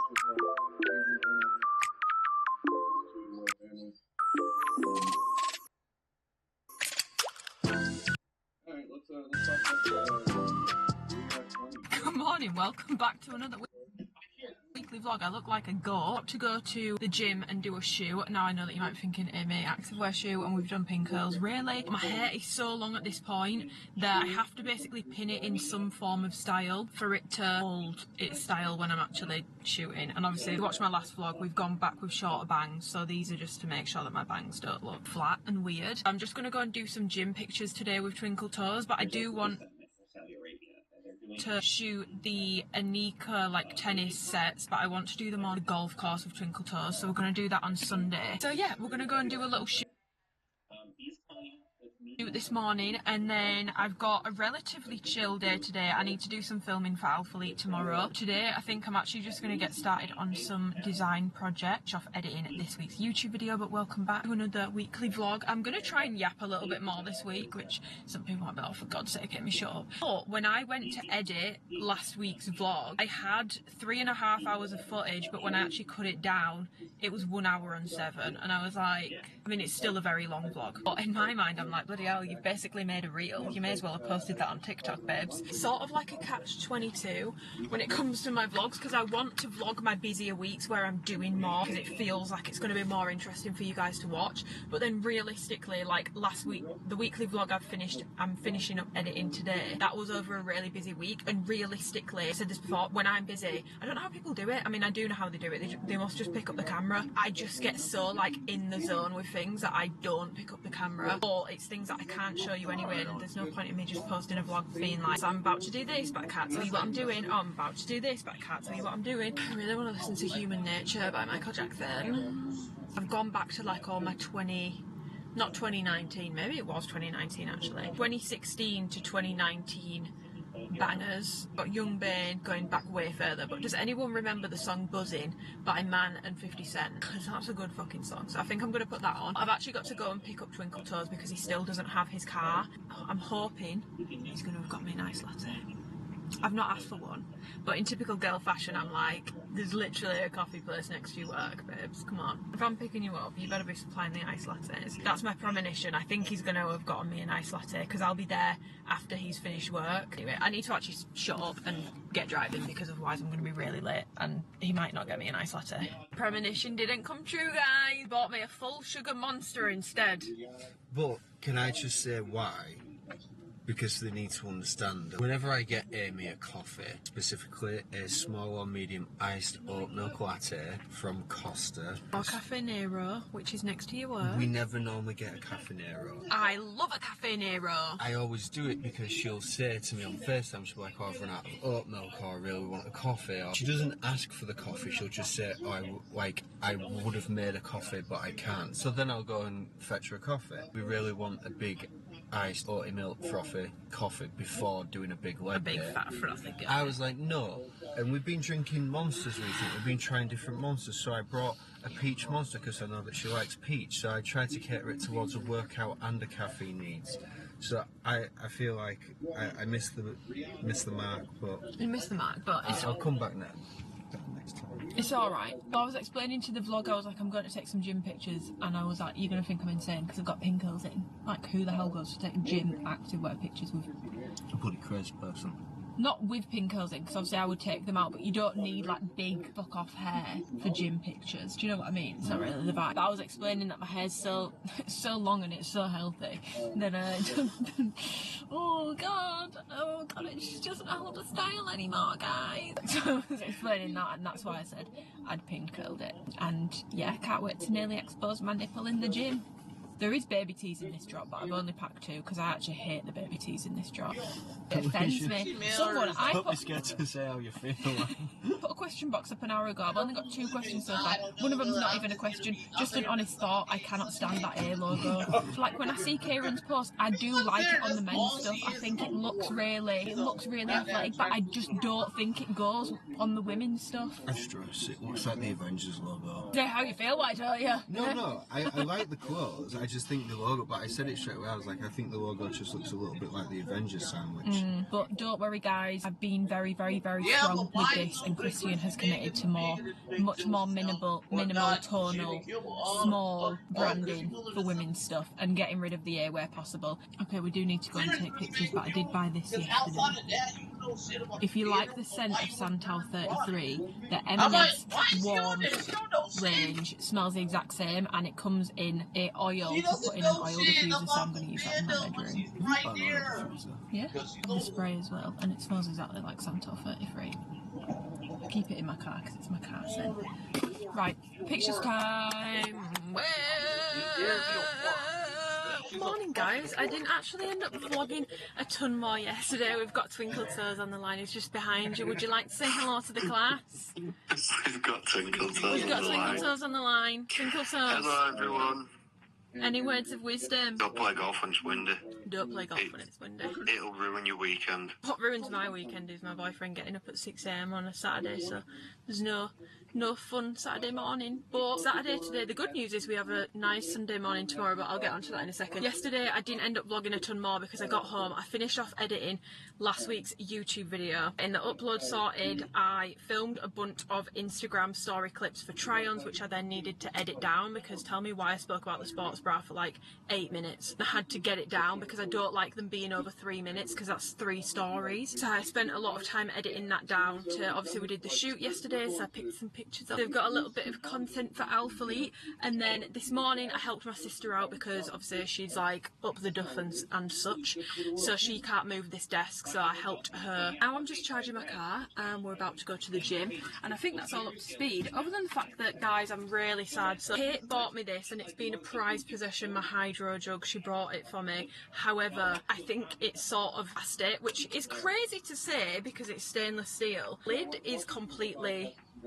screwed, and I just feel like every time I drink from it, no matter how I clean it, and like trust me, like I literally sterilised this the other week to the point where the lid is now actually a different colour, it's gone like grey. Water just tastes weird and it's starting to give me anxiety, and trust me, like I fully dismantle it, take the straw off, use a straw brush on the plastic bit, on the glass bit, like everything, but it's just starting to concern me that I might be drinking mould and not be aware of it because I can't physically see like deep into every part of the cup, if that makes sense. So I did actually order a brewmate, which I know that some people collect cups. I personally don't. I have this one, a little one, and then a separate Nespresso cup which is more for like coffees and stuff, but apparently a brewmate is easier to clean, so I have ordered a brewmate and hopefully I prefer it. If I hate it, we'll just give it away, and I think you can get a replacement lid, which to be honest begs the question, why didn't I just buy a new lid for this? I don't know why I didn't do that. We're going to the gym, it's Saturday afternoon. I don't normally train on a Saturday, but I'm really trying to stay dedicated, and yesterday I was not dedicated. My steps were not done and I didn't train after we did pictures. We just left, so I don't have any pre-workout because I've run out of pre-workout. If you have any pre-workout recommendations, please let me know. But instead I'm having another Lando Norris energy drink whilst I charge my car, because lo and behold it needs charging again. But yeah, tomorrow me and Twinkle Toes are going to test drive a car that he wants, which is I think people have got a real rod up the bike creases about these Chinese cars, because every single TikTok that comes up, a video will have like 10 likes and like 400 comments. BYD, a JQ, an Amoda, any of these like new Chinese, well they're not new brands, but the brands that are sort of like exploding in the UK at the moment. Hopefully not the cars, but like the brand that's becoming very popular. I'm seeing more and more around. People just do not like them at all. They are by far, in terms of like value for money, in terms of the interior, how they look from the outside. I don't know anything about cars, so maybe the engines and shit are crap and terrible, and that's probably the most important thing. I was to get this car again now, I wouldn't get this car again now on a PCP finance, because quite frankly, it has gotten so expensive, so expensive. I cannot get a Q3, like a couple models down from this. I can't get a Q3 for less than what this cost me a month currently. Ours have just gotten very, very, very expensive, and all of the Chinese companies are doing like 0% APR PCP things with like very low deposits, like very low deposits. So as much as people have got rod up their ass, it makes sense. Plus they're so nice on the inside. Everyone keeps calling it a Team U Range Rover, don't they? People just thought, like, I saw so many comments on one of the videos yesterday, and she's like, I'll be laughing at you all as I drive past in my Evoque. Well, she won't be laughing when it gets nicked, when she has to pay 15 grand for insurance. But I do find it funny because people claim to not care about like badge names and stuff, but clearly they do. And I'm not saying I don't care about badge names. I own things that have badges upon them, so clearly I do care to an extent. But I feel like this is the same group of people that would claim they don't care about badges. That'll be good vlog content tomorrow, because we're going for a test drive in one. Yeah, I'm going to go and train. I'm not going to film my session today because I just want to be locked in. Plus some of you have been saying recently that you're actually not asked about the workouts in the vlogs at all, which, hey, who am I to judge? Do you know what I mean? Oh my god, guys. Wait, anyone on Hamilton TikTok? I think TikTok is Hamilton at this point, so I don't think there's any way that you can't have seen them. But everyone started doing the Best of Women and Wives song. Also, where the fuck is everyone getting these outfits from? And it's all these women basically dressing up as Lynn, as Hamilton, and like cosplaying him in a really funny way, and the facial expressions are just so funny. There's this girl, and she started off doing that, and then she was dressing up as Pitbull, and then she unlocked a new character last night, and it's the Lorax. I'm not joking, she's one of the funniest people on the app. This is her account. I would put her and the guy that sings every song like Hugh Jackman on the exact same level in terms of humour. I needed to share that. But I'm going to drink my energy drink, charge my car, and go to the gym. I have some perfume samples that have come. I've not had a perfume sample in such a long time. Like, I've not ordered perfume samples in such a long time. I feel like if you're watching the vlogs this time last year, I was clearly going through something, because I feel like I had about 10 samples every 2 weeks. But I ordered 3, I think, the other day. So we'll sniff those together when I get back. Training time. I think I'm going to do a bit of cardio after as well, because my cardio's been lacking. Hey guys, as promised, we've got a perfume perfume sample haul. It's going to be a very short one. I'm pretty sure I got 3. Small aromas have it. I'll always get it from there. I'm pretty sure it's like a very like small business. There's always like a handwritten note in there. They come really quick. I've never had an issue with any of them. There's just never been an issue, and they're very, very, very, very, very reliable. So highly recommend Small Aromas for perfume samples. There are other websites that you can use. That's just the one that I will use if they have it, but they don't have everything. So sometimes I think Scent Samples is another one that I've used. But Small Aromas do have most things, so usually I will get it. Yeah, she still does cute little handwritten cards. And my perfume samples are just in here. The only thing I don't love is that the perfumes, obviously I get it from like a safety point of view, but it comes with all this like paper in it, which is just it's quite a lot of paper, and it's a little bit of a mess. The other thing that I love about Small Aromas is, guys, they always put a little candy in there. And I love the Werther's Original. I'm literally going to eat that in a second. I don't get Werther's Originals anymore, but Werther's Originals, the original ones, the chewy ones. But then, does anyone remember when Werther's Originals went through a phase where they did like pieces of toffee, like hard toffee? They weren't in a wrapper. It was like chewy toffee in a block. Oh my god, someone please tell me that they remember that, because that good. And if they still do that, because I've not seen that in years, where can I get that? So I only got 3. I was correct. So I got Nest Fragrances Madagascar Vanilla, because I've heard that this is very similar to something else, and I can't remember off the top of my head what it is, but it's a much more expensive one, and I just saw that one on a whim. That was one where I wasn't planning to get it, but I saw it on a whim and I was like, I'll just add it to the basket. Wow, I'm a dumbass. I didn't put it in the order. I meant to get a Byredo Alto Astral as well, because I smelt that in Space NK and I really, really, really liked it, so I wanted to get a sample to wear test it a bit more. I didn't actually order it, so that's my own fault. That's really annoying, because that's what I wanted to wear today. But the other one that I got is Ganymede. I'm not even going to attempt to pronounce the name of the perfumer for this one. I got this one because I saw that it's going to be in the Harrods Fragrance 12 Days Advent Calendar, and then I went down a rabbit hole because I was like, I've never heard of that before, and apparently it's really nice, so I picked up that. And then I also picked up the Louboutin Fetiche La Rose, because a few months ago this was being like really, really, really hyped up, and people were saying it was going to be like the next big viral perfume. Really not turned into that, because I've not seen anyone talk about it since, but I've always wanted to try it, but I've never found a sample until last week, so I ordered it. I'm really annoyed at myself about the Byredo one, because to be honest, that was the one that I wanted the most. Okay, let's do this one first. I'm assuming this is going to be very rosy.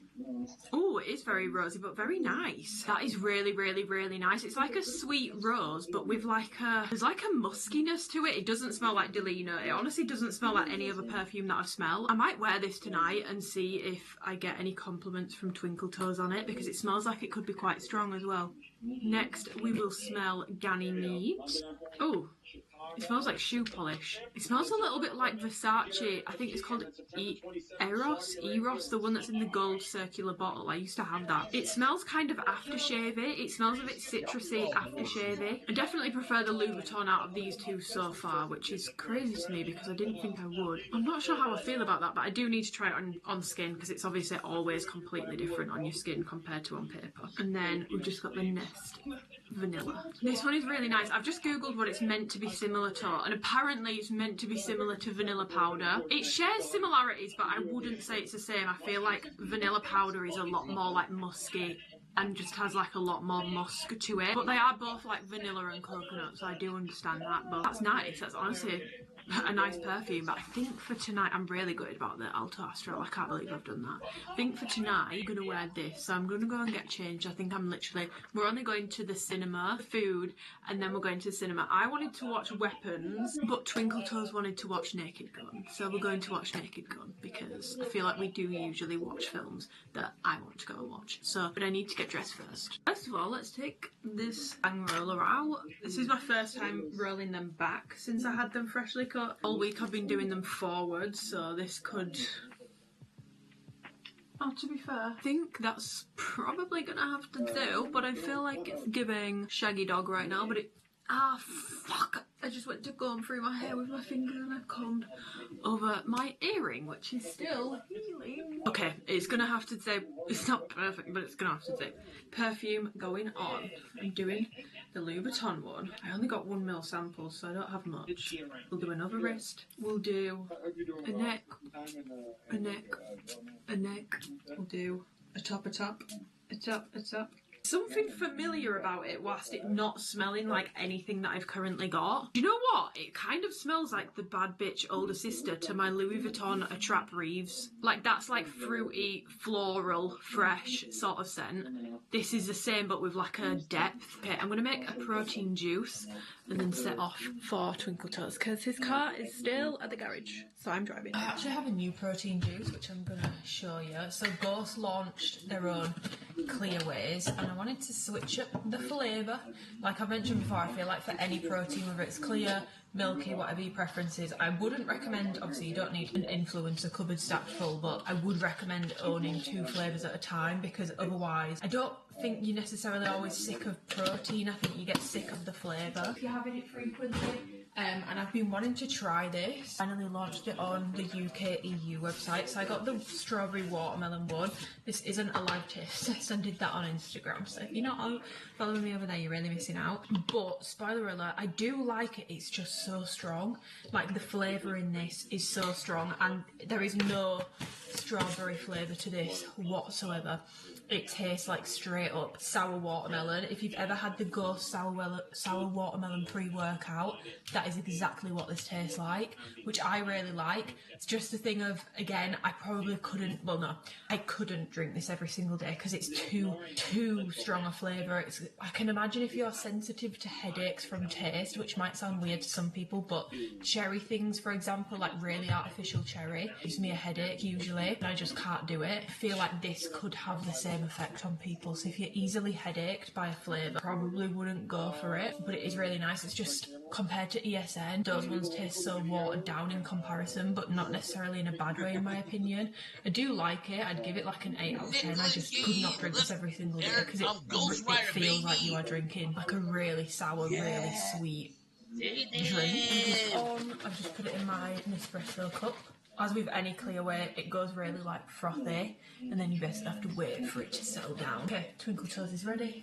We've got the Mew Mew and my juice. This is what it looks like when it's settled. It's a very pretty colour, I'll give them that, but my God, she's strong. How come you always get normal and not grilled? Burger!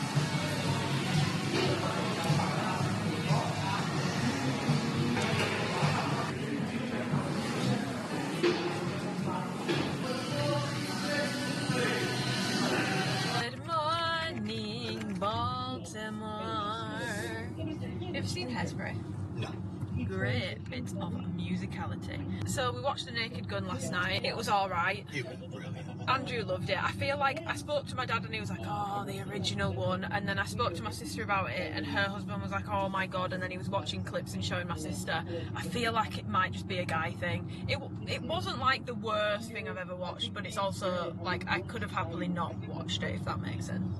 I felt like I was watching a 5-year-old's fever dream. I cried watching it from laughing that much at one scene. It was really chuckling, but we won't give spoilers. Going on Wednesday to watch Freakier Friday with my sister and Jack.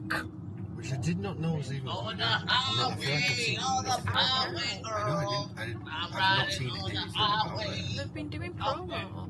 You know what, I think it's really nice, and not to get too deep on this fine, very sunny, it's very sunny today guys, not to get too deep on this fine Sunday morning, but genuinely, this is going to sound awful, but I feel like if you'd have said to me when I was a kid, like, is Lindsay Lohan still going to be alive by the time you're 26, I'd have said no. Really, like, she's fully turned her life around. Yeah. Do you know what I mean? I think it's actually really, she really turned her life around. Obviously Chad Michael Murray's in it. I had to explain to Andrew the Chad Michael Murray law, because that goes crazy. He was like the Zac Efron before there was a Zac Efron. Zac Efron didn't even know we were bloody born yet. But we are on our way to go and get a quick bite to eat, and then it's test drive time. We're going to Barnsley. Barnsley. We weren't meant to be in Barnsley. We weren't meant to be in Barnsley. We were meant to be in Shaky Wakey. Shaky Wakey. We could have gone to Wakey Wines. And I'll be riding bitch. But I was saying, like, I don't know if I'll ever test drive a car again, because the only time I've ever test drove a car was this one, and it was during COVID, so the people weren't actually allowed to come in the car with you. You had to go on your own.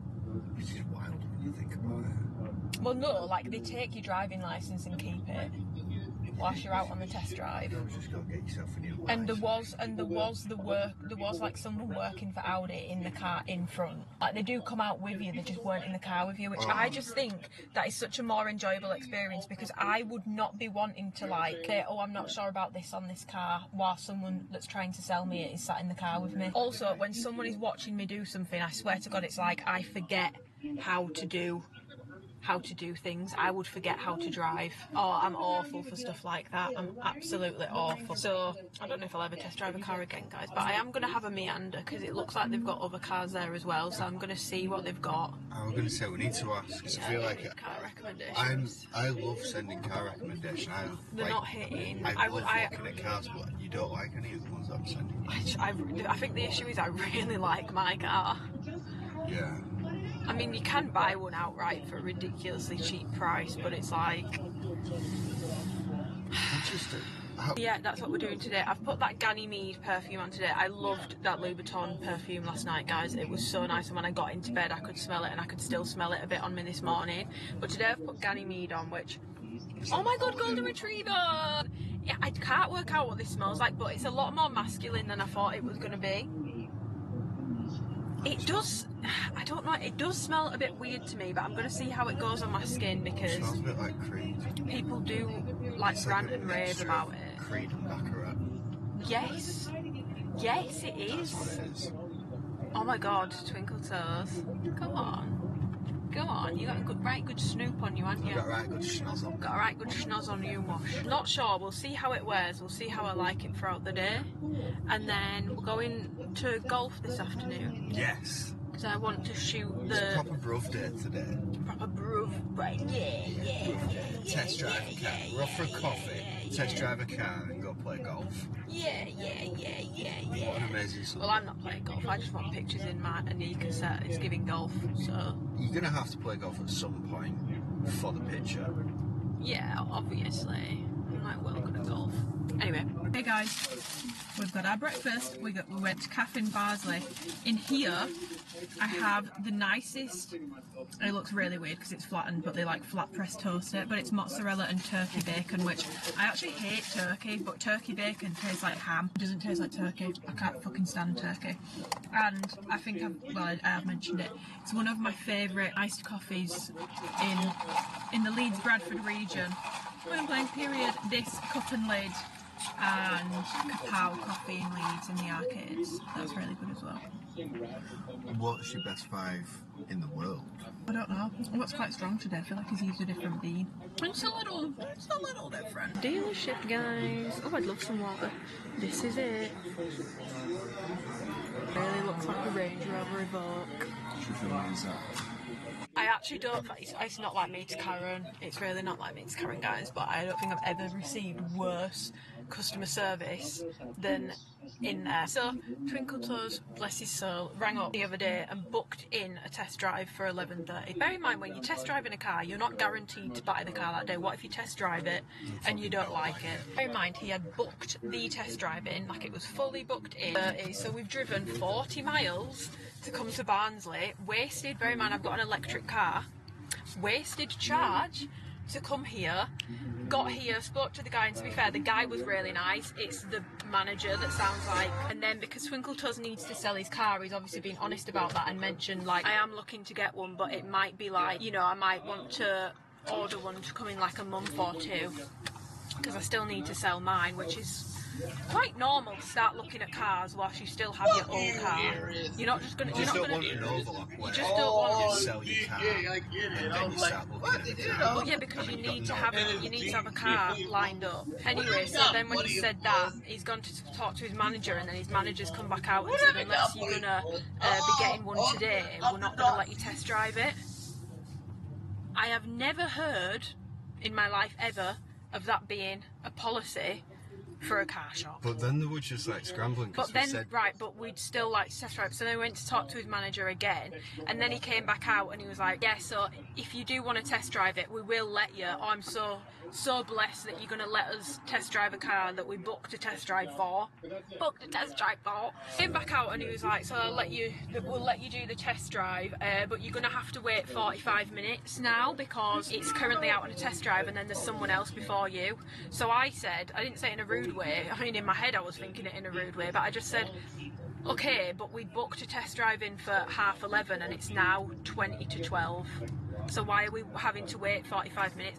Well, we can't control walk-ins. Like any other business, you should be prioritising bookings over walk-ins. Fair enough, if the person for the booking hasn't turned up, I understand. You might wait 10 minutes, and if they're not there, you'll let a walk-in take the car out before them. But we were there early. We were there at 11:20. That is like the weirdest experience. Also, it just gives me bad vibes. Like, that's so pressurising. Like, basically, if you're not going to buy the car today, you're not test driving. That's so pressurising. And also, most people when they're going to test driving cars, they'll test drive at multiple garages in one day. Crazy work. Cars to Barnsley. Barno. Guys, I'm at the golf course in my golf outfit. Favourite place in the world.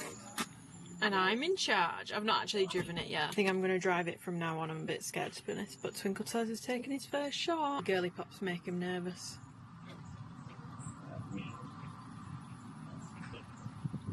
Ready? Yeah, I can never understand how he knows where the hell the ball's gone. He's like, yeah, it's over there. I'm like, how the fuck do you know that? I don't get it. See? He'll be like, oh yeah, it's over there. Where the hell has it gone? Okay, guys, which one's the accelerator? No. And it'll just go? Yeah. I don't need to tell the kid? No. Are you sure? Yeah. Just put your foot down. Put your foot down. Right, go. No, Andrew! I'm sorry, dog. You want me to kick your ass, dog. You want me to kick your ass. Like, Alright, so you just go straight down. So bag of you go want fast. me to kick your ass. Don't fall. Like, you really want me to kick your ass. Grass. Don't think I want to kick the whole You can ass. go on the grass.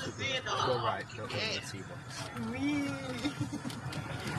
Alright, straight down to those trees there. My foot's at the floor. Whoa! Is it? Yeah. No, keep Yes, going. I'm like, Yes. Down towards those trees. So many balls, how do you know which one's yours? That's alright. no, you're so racist. Yeah, actually, You can't put a price on happiness. What's a break? You don't need a break. Go down a little bit more towards them. You can do it. I believe in you. Right now. No, I'm serious. Don't breathe. Oh, you can do it. Just know that I believe. Need to stop. I'll get done for copyright. I sound the exact same. Oh, they're unsafe. Motherfucker, why is it that you only attack Wednesdays with all the friends you got get out of free jail card it's like right here. You really going after the thing with all those friends they will be. You're not gonna do nothing about it because you don't really care. I should show the vlog from 215 yards away. Guys, happy Monday. I'm very sweaty right now, so we're just gonna have to like really ignore bangs. I've actually just trained. I did film it, which I'm gonna insert the clips of after I've just introed this day, I guess. But yeah, I've just pulled up to Marks and Spencer's. I got up this morning and went and trained. It's now early afternoon and I'm just about to go and do a food shop. I feel gross because I'm so hot and sweaty. I literally want to go home and like dunk myself in ice. I do have some food left, but not much, so it's a full food shop today, so I'll show you what I get when I get back. But I will insert my training clips here and then it's food shop time. I filmed this entire workout and I would love to be taking you through the entire workout with me right now, but unfortunately I've had to write on the screen because when I went to film another workout for this vlog, I just started deleting footage willy-nilly when my memory card got full, so I've deleted the entire workout other than this clip. So this is all we've got. But I did go to a different gym. I went to this gym a couple vlogs ago. It's just a little bit closer, so when I'm having a day where I really just can't be arsed, or my day has started a little bit later, or I've needed to do more work in the morning and train later, it just feels like less of a faff, because this one is about 10 to 15 minutes from where I live, whereas my main gym is like a 25-minute drive. with no traffic. If there's traffic, it's a lot longer. So it adds on about an hour to my gym day, basically. But yeah, sorry about that. Hi, can I just get a small iced latte with oat milk, please? Can I get some pastries for you? No, thank you. No problem. Good, thank you. Thank you. Okay, food shop is done. This is everything that I got. So, not the cup. So, I've got some salad leaves, micronutrients. Tomatoes, micronutrients, but I'm still very much on my Greek salad train. I've then got some red onions. Oh no, that one's definitely like, that one's definitely mouldy. Okay, that's gross. I have a mouldy red onion. Marks and Spencer's, what the hell is? I got some sprouts because I want to make like a steak bowl, and I like doing these with seasoning in the air fryer. I've got a cucumber. I've got some mini potatoes, some sugar snap peas. This pineapple is the nicest pineapple you'll ever have in your life. It's the M&S Sugarloaf, as always. It's Mel that put me onto it, not made me do it, and she really did make me do it. If you find that with pineapple you find it like too much, it's basically a sweeter version of pineapple, and it's so nice. For a yogurt, I got a steak. I feel like these thin cut sirloins are like the perfect size steak for me. It's like just the right amount of steak, so I got one of those. Extra cheese for my Greek salads, bacon medallions for breakfast, tuna steaks, which I'm really enjoying at the moment. It just pisses me off how expensive they are. I then got this pack, which makes an excellent Ninja creamy sorbet, so I'm actually just going to shove that in the freezer immediately. And got some sweet chili beetroot, which I love. It's delicious. And a pack of chicken. I get it in everything. So I'm going to make some lunch really quickly. Probably going to make a chicken sandwich just quickly. And then shower, and then I need to start with one of my projects for alphalete. Yeah. Much later in the day, but this is exactly why my food shop day is one of my favourite days of the week, because I feel like all my food, don't get me wrong, I still enjoy my food throughout the rest of the week, but I feel like my food is just so fresh, and I've usually gone food shopping with an idea in mind of something that I really want to eat. And today, there was a little steak salad bowl. So I've just got my steak on top. I've got some mini little beetroots. I've got some air fried potatoes, air fried sprouts, and then just a salad base with like a spicy sauce all over the salad.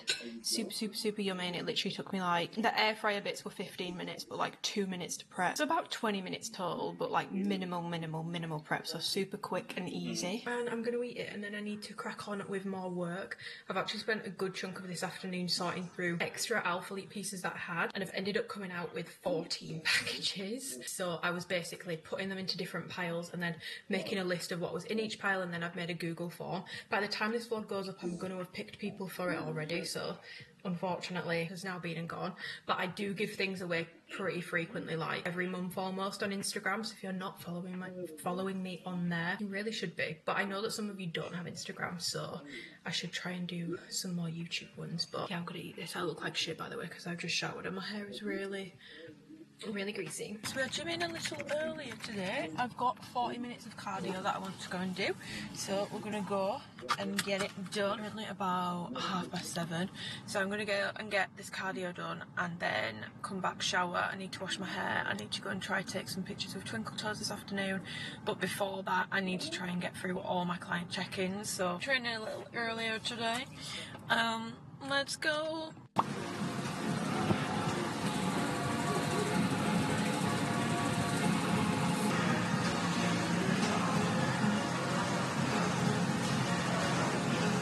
Now nearly 2, and I've got to go and try and take some pictures with Twinkle Toes. So I've just been getting ready. I've got 4 client check-ins left to do, but I'm gonna have to do those when I come back now because I'm out of time.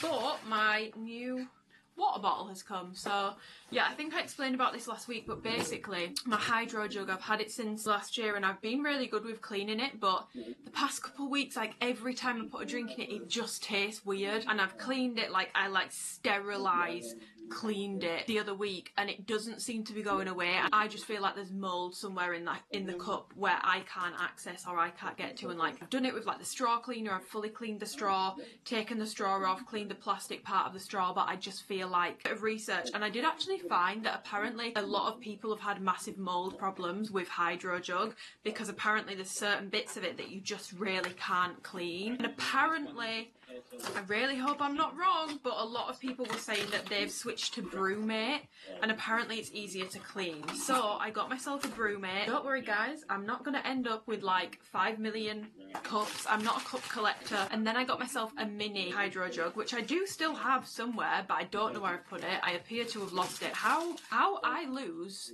thongs and water bottles needs to be studied. But this is not like an extra cup, it's a replacement for my Hydro Jug. First of all, I feel like I prefer the shape of this to a Hydro Jug. I mean, it is similar, but this one's smoother. It doesn't have the like big edge. I really like this colour. I think this is the June colour. It's very boring, but it's very me.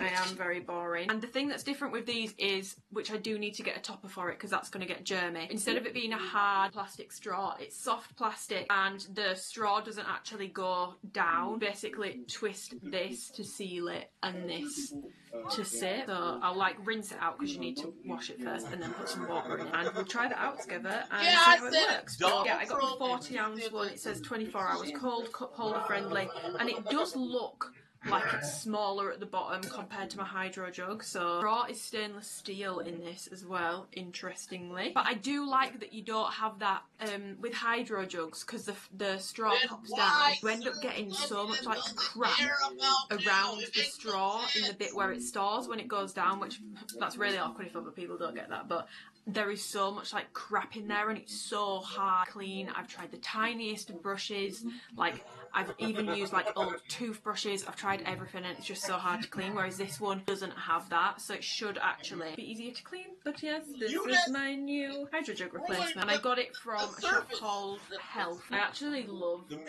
of this company because that is how most people in England say health. We don't say health, we say health. My neighbours kindly dropped off my shoes for me. They've had these for 2 weeks. I was too scared to go around and get them, which is really, really, really embarrassing. Social anxiety does not fear me. In some circumstances, I fear it, and that I think that is a testament to how bad it gets sometimes, because they've had my shoes for 2 weeks because I was too scared to go around and ask for my own shoes. But to be fair, when they brought them around yesterday, he said that his son had taken them in and then not told them, so he had no idea that they'd had them for 2 weeks. And I didn't say anything about it because I was just, oh my god, my shoes, I had no idea. But I got a pair. These were in the sale, which is why I got them. I saw them in office a couple of weeks before I went on holiday, but they were full price. And then when I came home and googled them, they were in the sale. And by the time I came back off holiday, they were in the sale everywhere. So it's they're very similar to my other ones. It's Vomero's again because this is just my favourite trainer. They are so comfortable and they just look good. Like every time, not that like this is like the gold standard, but every time I would go to a photo shoot, they would always say to me, keep your shoes on because we like your shoes, and they didn't do that with most people. They're a lot lighter than the other metallic ones. So this is my second metallic pair. I've got these darker metallic, which are now really dirty and I've tried to clean them, but they just keep going grayer and grayer. And then I've just got like a normal pair that doesn't have any shine to them whatsoever. So it is my third pair, but they were in the sale. I got them for a really good price. Plus, I'm gonna try and keep these. Guys, if you see me wearing these out on walks willy-nilly, walking through mud, out in the rain, hit me over the head with a fucking shovel, because I keep buying. I do this with every pair of new shoes. I'm like, I'll keep it as my shoe to keep it cleaner. So I will wear it day to day, but I'm not gonna wear it to go for a big fat walk. I'm not gonna wear it that frequently because I don't want to dirty it, because I want to keep it like quite crisp looking for photo shoots and stuff. I say that with every single new white shoe that I get, and within like 6 months that's gone out the window and they're dirty again. I'm going to try and keep these as clean as possible because we're going to be taking photos today. I'm actually going to wear them today. If you like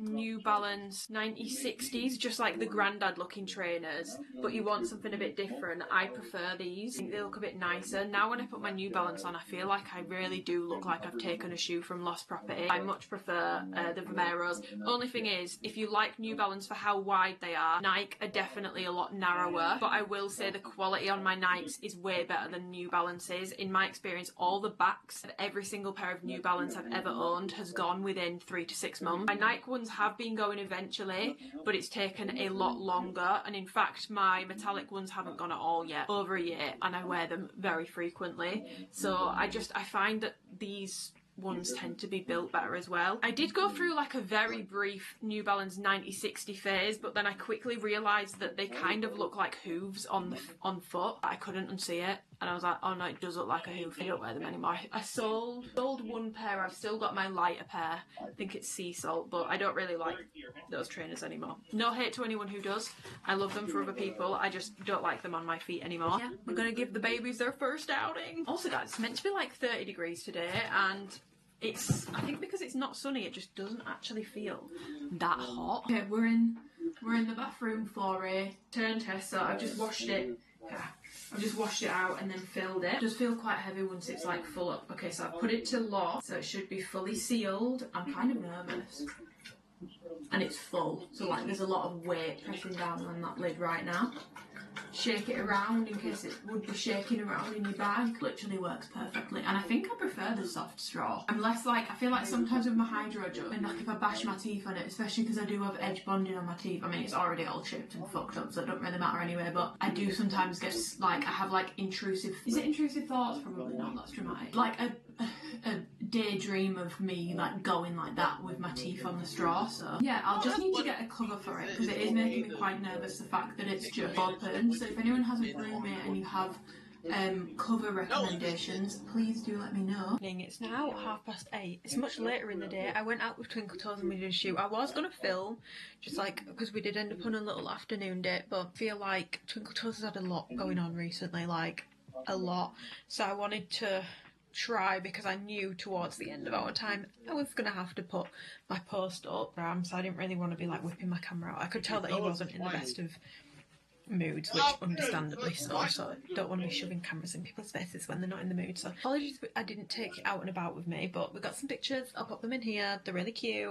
I use my Canon G7X. If anyone has it, I don't have the beauty filter on it, like I've turned that off. Pictures, like, it really smooths my skin, and I know that some people would love that. I hate it because I feel like it looks like I've face apped it or edited it. No hate to my face app babes, but I don't do that to my pictures, and it looks like I have. And I also just don't like the way that it smooths it. It just looks a bit weird to me. 2016 Facetune vibe. So if anyone knows how I can get it to stop doing that, please let me know. But it's now 8:30. I need to finish my check-ins on, but I've just been doing a little bit of work for alphalete since I got back, because there's something that they really needed feedback on for tomorrow, because I have to approve it. I don't know what's going to happen with that because I don't like it. They probably will just go ahead and do it if it needs approving by tomorrow. But it won't be something that I will be putting my name behind. Just doesn't really work for me. I'll give you a clue. It's not long enough. Okay, that's a clue. But I use Notion for it. I'm just going to cover it with my hand so that you can't see. So this is where I'm uploading currently a video. I've uploaded some pictures, and then I put my notes underneath so that they've got it. And I might text CG and Chris it as well, just in case they don't have it. I need to do that, and then I've got some client check-ins to finish off, but I'm going to wait for this to finish uploading first. We love it. We love a busy day, and I'm glad that I went out with Twinkle Toes for a little bit longer than expected, because I feel like we needed to just get out of the house. It got me some steps in, and it's been really nice today. It's not been as hot as I thought it was going to be, but it has been really nice. So yeah, we went into Space NK afterwards, because I needed a new, I burned through those Inculus things. Wait, have I got it in here? Xisome Hydro Glow Complex Serums.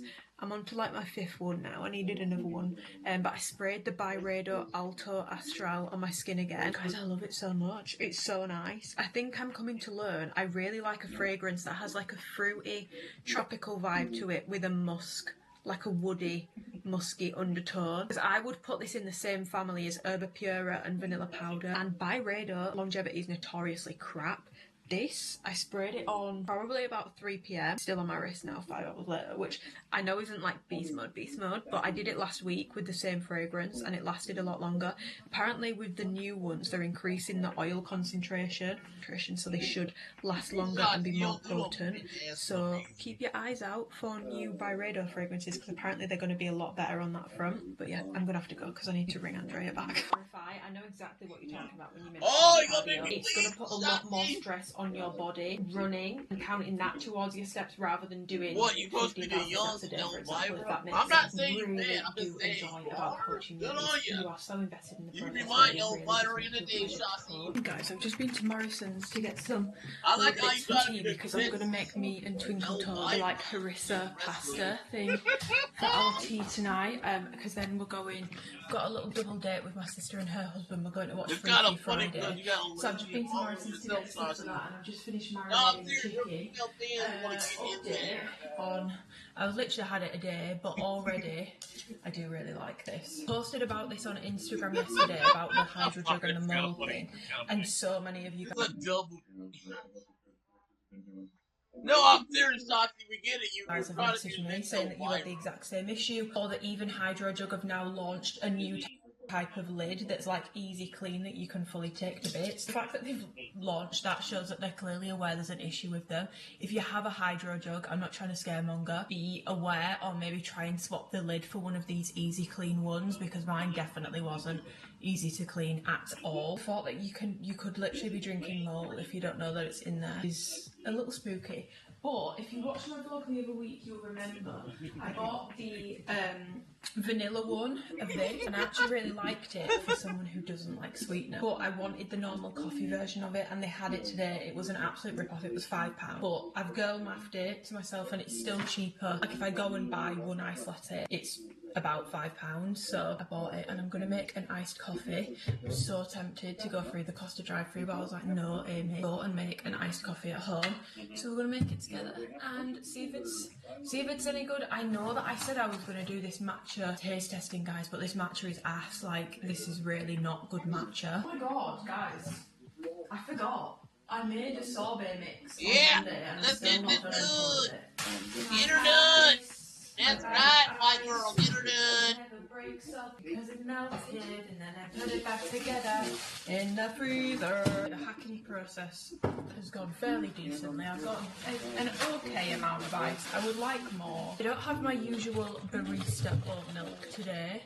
I have this one because it was on offer at Tesco, and my family very kindly bought some for me. So got a cup of ice. Gonna put the milk in about this much, and then it's so warm today as well. I've got therapy at 11, and I was gonna go and train after. It is way too warm. It's gonna be 30 degrees today. Like at Morrison's, I was sweating walking from the door to my car. I'm not training today. I'll train tomorrow when it's a little cooler, so we can yap a little more today because I'm not going to the gym. And then coffee goes in. Oh, I do like how it looks. I can never tell how much I'm meant to sort of put in, but if you give it a good stir. Ooh. I'm sorry. It's not bad. I feel like whatever coffee bean you use for this, it's got like a chocolatey undertone. It's honestly really decent. I feel like this is Nescafe's way of trying to get into the like American sort of stuff over here, because we don't really have like coffee concentrates and like creamers and stuff like that. I mean, we do have them, but they're not in supermarkets. I've only been to Texas, and it's not the same everywhere, but the ones I've been to anyway, they have like the equivalent to what we would have over here just for milk. They have that obviously because they do have milk, but they have it also just for creamer. They've got like 30 different types of creamers. We don't have that. We just use milk, unless you go somewhere really niche and they've imported some stuff. But yeah, this is honestly really decent. I'm happy with that. Can't go wrong with that. Later in the day, guys, we've come to Costa, and Twinkle Toes has got a bubble tea coming, which will definitely be taste testing. I think my last clip of this vlog was me making an iced latte, and it's now 3 PM and I'm having another iced latte. But we're gonna go for a walk. It's 30 degrees and it's so got the goods, y'all. We got the goods. Freaking sweating. The range opens on Friday. Sorry, that's so UK coded. For any of my Americans, the range, I don't know what your guys, do you guys have the equivalent to like a shop that, oh no you do, you've got Target, but it's not like Target because they don't really sell food. They sell like snacks, but they don't do like full-blown groceries. Stuff. Yeah, they do like, ironically, all the American stuff usually. But they sell like furniture and garden stuff and like everything you could need for a house. I don't know why I'm questioning that. It's basically a homeware shop. You will have those in America, but that's what the range is. Okay, what flavour is it? Mango and berry, I think. Mango, berry, bubble. You might need to do a straw pull where you start at the bottom and then like lift the straw up as you suck. Well, it is nice, to be fair. It tastes like iced tea somehow. But I don't think there's any tea in it. It is, it's tea. Oh, is it? Yeah. Oh, oh yes, bubble tea. I'd like to say that I've noticed a rapid decline in Amy's mental capacity. She can't hold a sentence for more than 2 minutes and she keeps quoting Ashby. I'm joking. I'm genuinely concerned. Am I single? Single-handedly screwing your mum? I'm joking. I don't know your mum in real life. But boy, does she know me. You know, yesterday we were on FaceTime and he said I literally cut off like mid-sentence.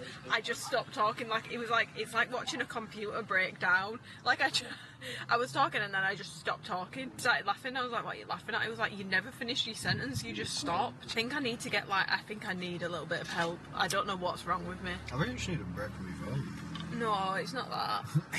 I can guarantee you it. Oh, it's not that. I need another hobby. I need to start reading. But I'm not reading. No. No. But I'm not a big reader, guys. Like, what books could I read as someone who's not a big reader? I used to love reading. If it helps, my old favourite books were Jacqueline Wilson. I loved My Sister Jodie. It kind of traumatised me, but it were a really good book. Hungry Caterpillar. Hungry Caterpillar. James and the Giant Peach. I fucking love that film. Oh my god, James and the Giant Peach. Yeah. Have you never seen it? No. Oh my god. I always get that and the Hungry Caterpillars like somehow mixed up, and I don't know how. I think they're connected. But we've just been discussing, would we like it in UK, because it's 30 degrees today, if it was like this all the time. And I said I wouldn't mind it if we were properly equipped for it, but we're not. Because now you obviously have a lot of American viewers. Yeah, I do. They all call us pussies. My pronouns are USA. We always get called pussies when we complain about it being 30 degrees and they're like, oh, 30 degrees is nothing. Yeah. Is it just like this in America all the time? Well, you like, can't. What's the difference? Well, you can't say America is they're not a homogenous group, and the weather varies quite a lot state to state. It's such a massive place. It depends where you are. Oh, Houston's hot pretty much all year. Like this. Hot. It gets hotter than this. Like when I've been in October, it's been like 25, 26 degrees. But it can snow. Like, it has the capacity to be cold. This year, didn't it? Yeah, it has the capacity to be cold and rainy, and they have like storms and stuff. But I've never been when it's not really been sunny.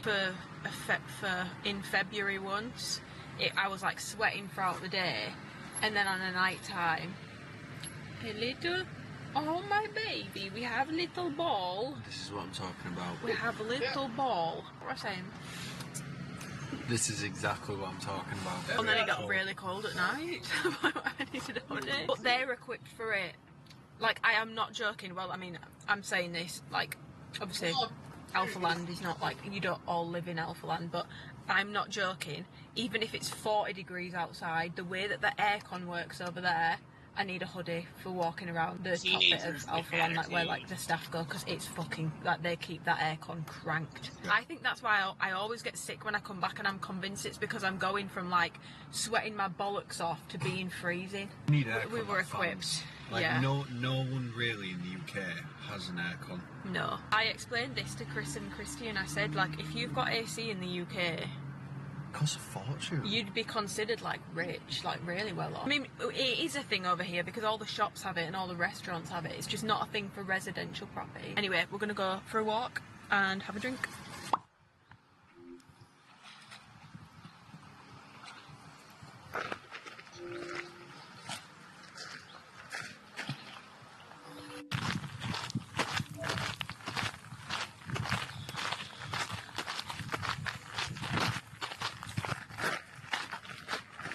Back from the walk, and I'm about to make this pasta for Twinkle Toes. So this is the chicken that I've marinated since earlier, nicely clean filmed. This is the main base, the lactose-free cream. I'm a lactose intolerant queen. This is what I use. I've got some sun-dried tomatoes, and then just seasonings like, I think I'm going to use Cajun, because this is harissa chicken, so I think I'm going to use Cajun for the seasoning, but I will talk you through it step by step how I make it. First, we put oil in the pan, and I basically sort of like flash frying, which is weird to do with chicken, but I basically just try and like, I'm gonna charcoal-ish the outside of the chicken and then I actually cook it under the grill, but it also gets some of the like marinade in the pan ready to be mixed with the pasta. So I'm gonna do that first. This is how she looks.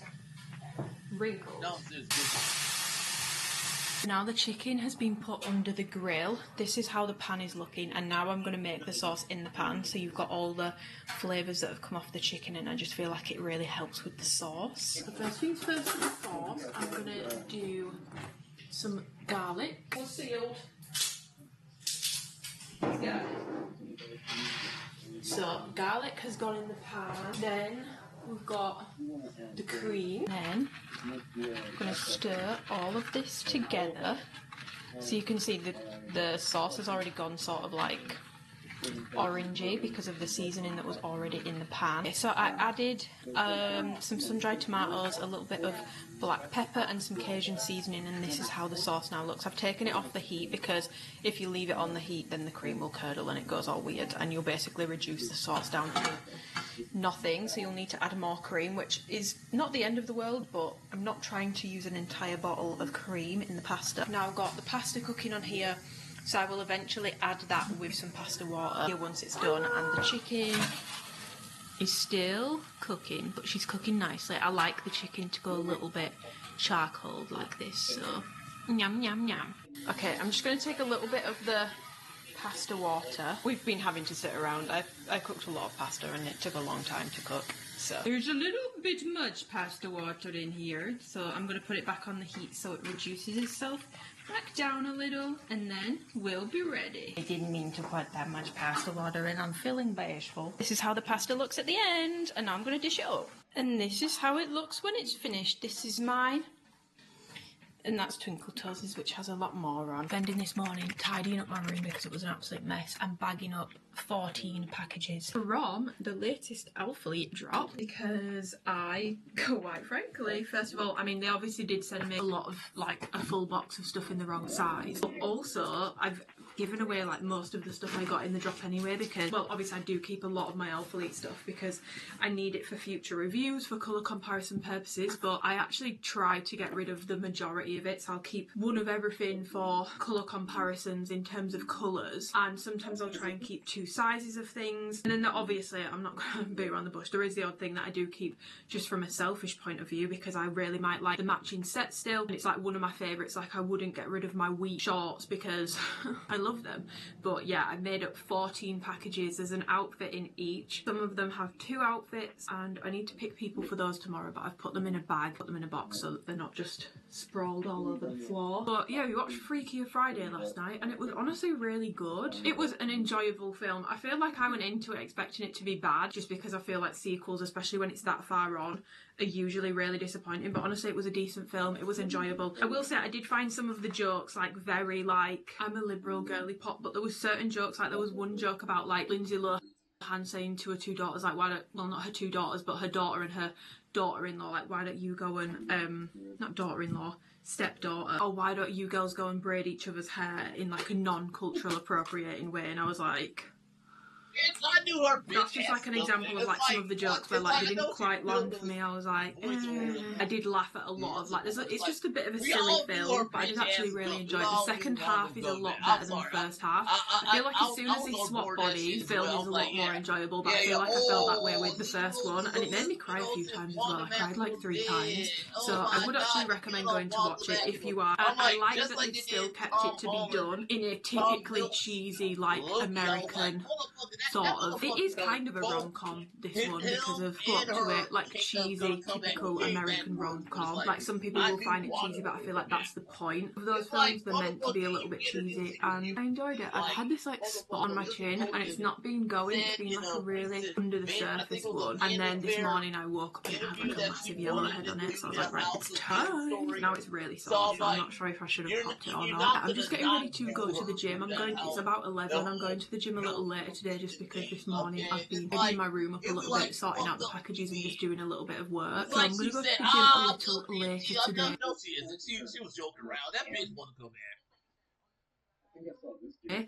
Obviously I had therapy yesterday, and if you watched my last vlog I was discussing friendships and like the struggles with friendships and stuff, but yesterday's therapy session we went over like attachment styles and things, but also spent a lot of time talking about the friendships that I do have that are like really high quality, really good friendships. And I almost cried in my therapy session because I feel like she sort of did it, I don't know if she was doing it on purpose, but it really sort of like smacked me back to reality with like, actually you shouldn't really be overthinking these like meaningless relationships and friendships with people who like your morals and ethics and values like just don't line up. They're not your sort of people. Why are you spending time even thinking about that when you've got these sorts of friends? And it really made me emotional because it sort of like dawned on me like, oh, I actually, friendships that I have with the people I'm really close to, a lot of people will never have a friendship like that ever in their life. So the fact that I have a few of those is honestly really lucky. And I feel like the reason why it's such a strong friendship is because we all have such a good understanding of each other, and it's a friendship that has a lot of safety to it. Like, we don't really have issues or arguments, but if they ever did do anything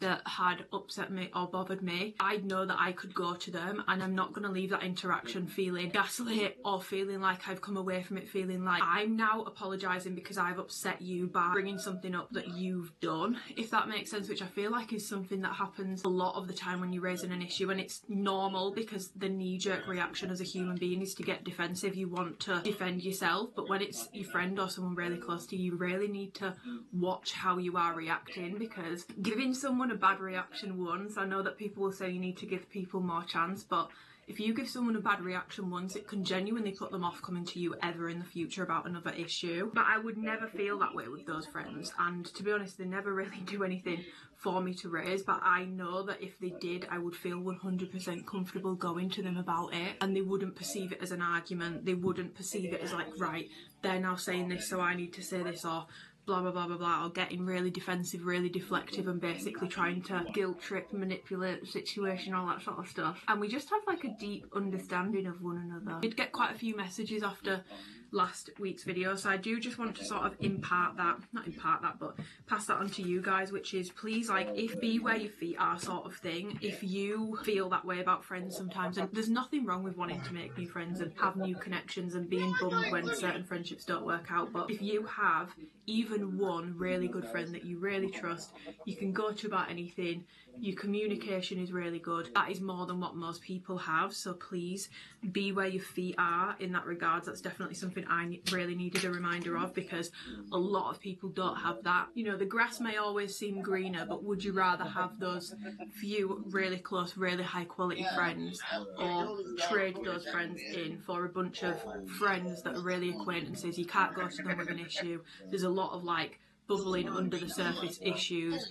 You don't have like a deep connection with those people. Just have a think about that, and I think we all need to, myself included, be where our feet are a little bit more. And it just, yeah, it's sort of like the way that she took me through the session, it really just brought me back to that point. And then my eyes started watering. She was like, what's that bringing up for you? And I was like, I'm just very grateful. Like, it's just dawned on me, I am actually really lucky to have that friendship. And we all said it last year, like around the time of my sister's wedding. I feel like we were all constantly talking about it, and even people at my sister's wedding and like family and like their mums, my mums, were like, these girls have been so lucky because they've had this friendship for over 20 years. And I'm not going to say never a cross word spoken, because when we were teenagers and when we were little, we were bright, like we would argue about things, we would have issues and stuff, but we are genuinely really lucky. And I feel like I needed this analysis to remind me. And it was also interesting when we were talking about attachment styles and stuff, because I thought that my default like attachment style across the board would be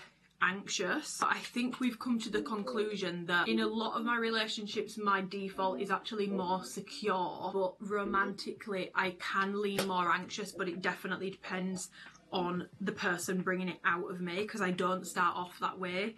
It's usually the result of how someone is being with me that brings that out of me a lot more, if that makes sense. I used to always think I had major attachment issues when it comes to romantic relationships.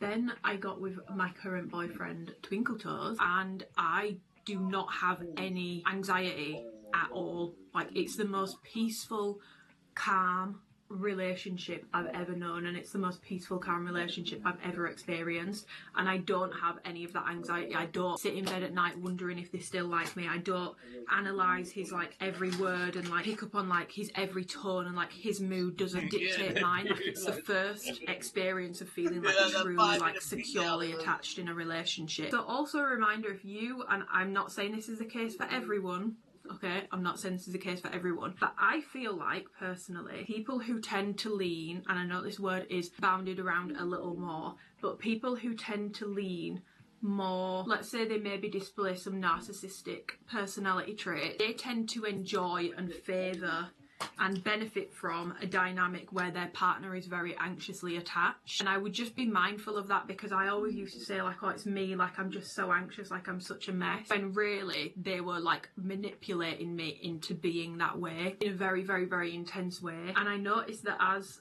within those relationships, when I started to work on myself and heal a little bit more, and I moved away from that sort of anxious attachment, it's almost like it irritated them, and they didn't like that, like I wouldn't sit and stew on their mood and I wouldn't internalize their mood anymore. They didn't really seem to like that. And I do think there's a lot of people, and it worries me, I think there's a lot of women in particular, men as well obviously, but I do think there's a lot of women in particular out there who are currently in relationships thinking it's all them, and they've got this awful anxious attachment style, and it's pushing the other person away. And that will be the case sometimes, because anxious and avoidance tend to attract each other. But there is a big difference between someone being more avoidant and someone mentally manipulating you and trying to make you, like trying to breed like an eggshell sort of environment where you just feel constantly on edge. You become like a sponge to their mood, you just become very, very, very, very, very anxious. I just wanted to mention that a little bit, because it's something that I've definitely realised through therapy, and I don't think people talk about it enough, to be honest. And again, that's not me saying that if you have an anxious attachment style, your partner is abusing you and getting off on it, because that's not going to be the case in every single situation, it goes without saying. But I would be mindful in some scenarios that it's not always that you have this really anxious attachment style, it's that they are doing things that give you anxiety and behaving in a way that gives you anxiety. If someone is blowing hot and cold with you constantly, that is a breeding ground for anxiety. If someone is making you feel like you need to walk on eggshells, breeding ground for anxiety. That's not an anxious, and it will form an anxious attachment style to that person, but I wouldn't say that's your attachment issues. That's them mentally manipulating you for sure, and in some scenarios abusing you as well. So please, please, please, please, please be mindful of that, because I see a lot of people talking about like anxious attachment styles and not enough people mentioning that, because there's been a few scenarios where people have messaged me on Instagram asking for advice on these sorts of situations, and like I think I'm overthinking, and they'll explain their partner's behaviour, and I'm like, honestly, to me it sounds like they're doing this on purpose. I don't think you're losing your mind, I don't think you're being clingy, I think they're completely blowing hot and cold with you and completely trying to manipulate you. But yeah, the relationship I'm in now, it's the first relationship I've ever experienced where I genuinely feel like I have a completely secure attachment. And to some people, they might think that's really boring, or, you know, like where's the fire, where's the spark? But like, we do have the like passion and we do have the spark. It just doesn't manifest itself in a way that's making you quite literally mentally unwell and completely taking over your day-to-day life. Like, you shouldn't be sat trying to do work, you know, panicking, stressing, wondering if your partner still likes you, wondering if your partner's going to leave you, all this sort of stuff. Like, I honestly think that you guys would be shocked if I opened up about some of the experiences that I've had, and the only reason why I don't is because I feel like if you share something online, that's you okaying people to have an opinion on it, and I'm just not sure that I want people to have an opinion on what has been like some of the most traumatizing and like brain chemistry altering experiences that I've had in my life. I'm not sure that I want other people's opinions or two pence in on that, and it's a shame because I feel like it could really actually help people, me talking about the situations I've been in. But it's one of those things where it's just like, how much do you share to help people when you know, it could take you like 30 steps back sort of thing. Like, I do find it hard to know what to share sometimes. But I would say let me know if you guys want me to talk more about that sort of stuff, but honestly, you could let me know, but I don't know if it would change how I feel about talking about that sort of stuff. Yeah, I don't know. I've just realised, by the way, I really need to pluck my eyebrows, but I also think, I mean, I might change my mind, but I don't know if I'm going to wear pump today. I've worn pump bottoms to the gym for weeks. Like, I've not worn another bottom because obviously I was testing them for so long. I really I'm feeling like wearing my contour today. I honestly, truly, if I had Revive, I was talking about this the other week on Instagram. If I had Revive, contour and pump, and I had every single product in the same colour palette, like all the colours in each product, I think I would wear Revive the most, but I actually wear it the least because in my opinion it got the shittest colours. Like, those are well, they're not bad colours, they're just not colours that I gravitate towards, especially not through the summer. It wasn't a very summer palette, but they're just not colours that I like naturally gravitate towards. Or tops, I wouldn't wear tops that necessarily go with those colours, so I don't wear them a ton. But if I had every alphalete bottom equal colour palettes, I would wear Revive the most, 100%. Like, they need new colour palettes in that, and they are coming. I know they're coming, but not soon enough, not soon enough. I'm also doing a Q&A on Instagram today, and someone has just said that they were, which by the way, if you're watching, thank you for watching, they were binge watching all my old educational YouTube videos and like they wish I'd do more. And I loved doing like my glute series. Like, honestly, like my old educational content is some of my best performing content on my YouTube channel. But when I ask now what people want to see, educational YouTube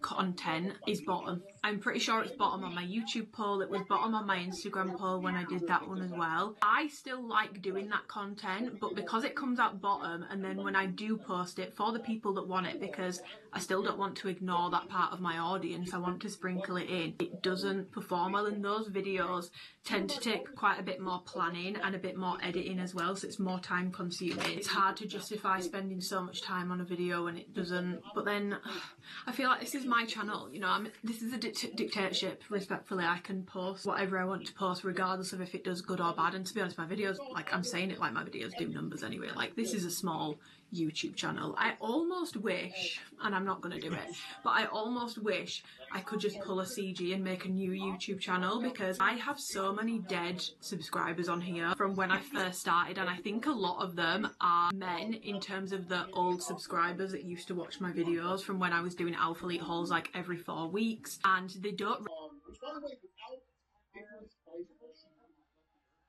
really engage with my content, so I wish that I could get rid of them all. And the vast majority of my audience now, like under every video pretty much, it's on like an alphalete review, it might be 70% women, 30% men, but my vlogs it's like 90-10, it's 90 women, 10% men. So I'm like, do I pull a CG and make a new channel? And I don't want to do that because I have so many videos on this channel and I would rather them stay under one roof. I just wish there was a way to like remove subscribers, if that makes sense. But yeah, if you are someone who is in that group where you would like to see more like educational fitness content from me again, please can you let me know videos you want, like, and be as specific as possible, because I will filter them in between vlogs. Even if they tank, I will do them for you guys, but I need to know what it is that you actually want to be seeing, so that I'm not just throwing shit at the wall and hoping something sticks. Because ultimately it's not like I've completely done a 180 with my content. My vlogs still revolve quite a bit around fitness, so you let me know. But anyway, makeup is done. I'm gonna go and pick out now. I'm dressed. I've actually put all yellow on today. I've got contour on. I never really do a matching set, but I feel like when I wear this yellow, the canary yellow, I really like it as a full set. I like it with brown as well, but I wanted yellow bottoms. And I don't think I have a brown top anymore. I probably do somewhere, but I've had to use my Ghost Legend Sour Strips as pre-workout today, which I really don't like having to do, because I don't like the Legend pre-workout because it's got beta-alanine and it's really tingly. I just prefer a pump-only pre-workout. I did ask in my last vlog, but no one came up with any suggestions. Guys, please, if you've got any pump-only pre-workout suggestions in nice flavours, let me know. I do love the Ghost Passion Fruit, but I'm not sure I want it again. Like, I'm bored. I want to try something new. Preference for flavours. I don't really like orange stuff. I like more tropical, not too, like, sickly sweet. I really want to try the Ghost Strawberry Mango Strawbango that they've just dropped, but they've only dropped it in Legend, so I can't get it. I feel like pump never gets good flavours anymore. It's really annoying. But anyway, we're gonna go train. I think I might try and film it today because I don't think the gym should be too busy, so hopefully I will see you at the gym. Okay, we actually have a full workout because I didn't delete this one. So I started this session with RDL. It was so hot and sweaty and uncomfortable in my gym. So I'm just doing some warm-up sets. So I did it with the bar, then I went up to 60, then I went up to 70, and then for my working sets, I went up to 80. So when I'm doing this one, for example, where it's 70, it's not that far off my working sets. So I literally did like 2 to 3 reps, not a lot. I'm just sort of feeling the weight out, if that makes sense. So then I went into my working sets, of which I did 2, and then I did 1 sort of back off set afterwards, where I went back down to 60 and just did higher reps. So I've already been through RDLs so many times with you guys, but you know the drill by now. Pushing your hips back when you feel like you can't push your hips back any further. You're going to use your glutes and hamstrings to pull you back up like they are the string that is pulling your body back up, instead of thinking about shrugging the weight back up with your back or lifting the weights with your back. Obviously your back will remain engaged throughout, otherwise, ouchies, you're going to hurt yourself. But you really want to be using your glutes and hamstrings to sort of propel you forward and bring that weight back up in the movement. So then I just did some hip thrusts on this machine in my gym. I find, I don't know what specific machine this is, but it's heavy. Like, it's so heavy. I think I was only doing like 60 or 70 kilos here in terms of added weight. I don't know what it weighs by itself, but I find with a machine I can do, I don't know if anyone else finds this, I can do like half what I can do with a barbell. It's crazy how much more difficult I find it. But then I find clients who use machines, when they go to barbell, they can only do about half. So I guess it's just whatever you are more used to. And because I'm not used to doing machine hip thrusts, I find them a lot harder. So I went a little bit lighter weight with these and higher rep. Then I did some glute medius cable kickbacks, which I've actually not done in a couple of weeks, or like I've not been doing them consistently, and I just forgot how much I love doing this movement. I feel like I get such a good like mind muscle connection when I do this movement, and I also feel like it does really contribute towards growing the sort of shelf appearance. I feel like this is one of the best movements in my opinion and in my experience for my body. My biomechanics, whatever it is, something about this movement just really works for me, and it's by far my favourite kickback variation. It's the one that I feel the best, and it's one that I just feel like I'm actually doing the most on, if that makes sense. And with this being more of a hamstring and glute focus session, I did also do some hamstring curls after this, but it was like super hot and sweaty upstairs and my camera kept actually misting up. That's how hot and humid it was getting in the gym, so I didn't actually end up filming those for you guys, but you've seen me do hamstring curls a million times over. But yeah, it felt really weird to be doing this session and not be doing step ups, because I've been doing that a lot recently. But I think I mentioned in last week's vlog, because I've not started with my coach yet, I don't really have a program at the moment, so I'm just sort of doing as I please, but aiming to get 4 to 5 sessions in a week, and I've been really enjoying it. I'm still obviously focused on progressive overload and keeping movements somewhat the same, but I've just sort of been going with the flow a little bit more, and I've been really enjoying it. From the gym, I'm sure I will have explained whilst I was doing that workout, but yeah, this vlog now only has 1.25 workouts in it, because my brain wasn't computing that the clips I was deleting was from workouts for this week's vlog, so I apologise about that. But I'm back home, I made myself a quick chicken salad, I've been doing some coaching work, I've got more coaching work to do, and I actually need to start editing this vlog, so I'm gonna crack on with that. But guys, I'm gonna keep mentioning ginger beer until we've got like the ball rolling on the ginger beer propaganda, because it is the most refreshing beverage on the market, and we don't give it enough credit, we don't give it enough love, we don't give it its flowers, and you can get it in a light version as well. Like, I get the light version. The full sugar one is slightly better, I'll be honest, but the old Jamaica ginger beer is so refreshing. I am a Coke Zero girl to my core, but I genuinely, given the choice, would rather have this than a Coke Zero. And I feel like I never see anyone talking about ginger beer enough. Get on the ginger beer hype. I even had an Aperol Spritz made with ginger beer on holiday in Mykonos, and it was way nicer than a normal Aperol Spritz.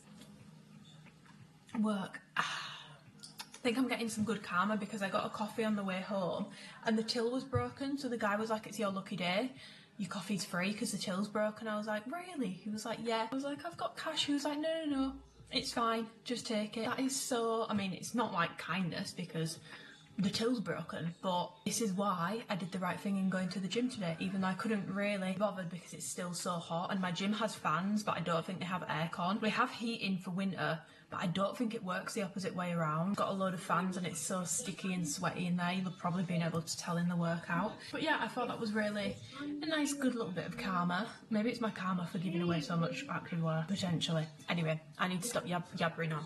We've got work to do. Just been to the driving range with Twinkle Toes. It's now significantly later, and I'm gonna make my sorbet with you all. But in here, you already know what's in here because you saw me do it the other day. It's literally just that pack of fruit. I may need to add liquid as I go, but I'm gonna spin it first, as in like sorbet it first. I don't know if every Ninja Creamy has the settings that mine has, because I know that this is the like newest deluxe one. Mine does have a sorbet setting, because I do get asked about this on Instagram, like how do you make the sorbet? This is how I make the sorbet. I've got ice cream, light ice cream, sorbet, gelato, frozen yogurt, milkshake, slushy, frozen drink and frap. Okay, I'm gonna turn it on. It's very, very, very noisy. This is how it looks after one go on the sorbet setting. This is how it looks. It goes like quite crumbly. So we're gonna fix that. It does smell really nice. Not Ninja Creamy, you know the drill, but you have to go around the side and just scrape everything off the side after the first spin. I do also do the thing of like running it under hot water to try and loosen things, but honestly it doesn't make a difference. Well, it makes a bit of a difference, but you still need to scrape the side before you go and spin it again. Ashby's going on live tonight, but it's not until 2:10 in the morning UK time.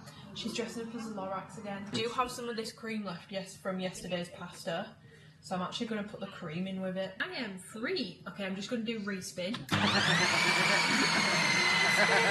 Respin is done. Hopefully I've not just ruined and wasted a full Ninja Creamy. Ooh, it does look creamy.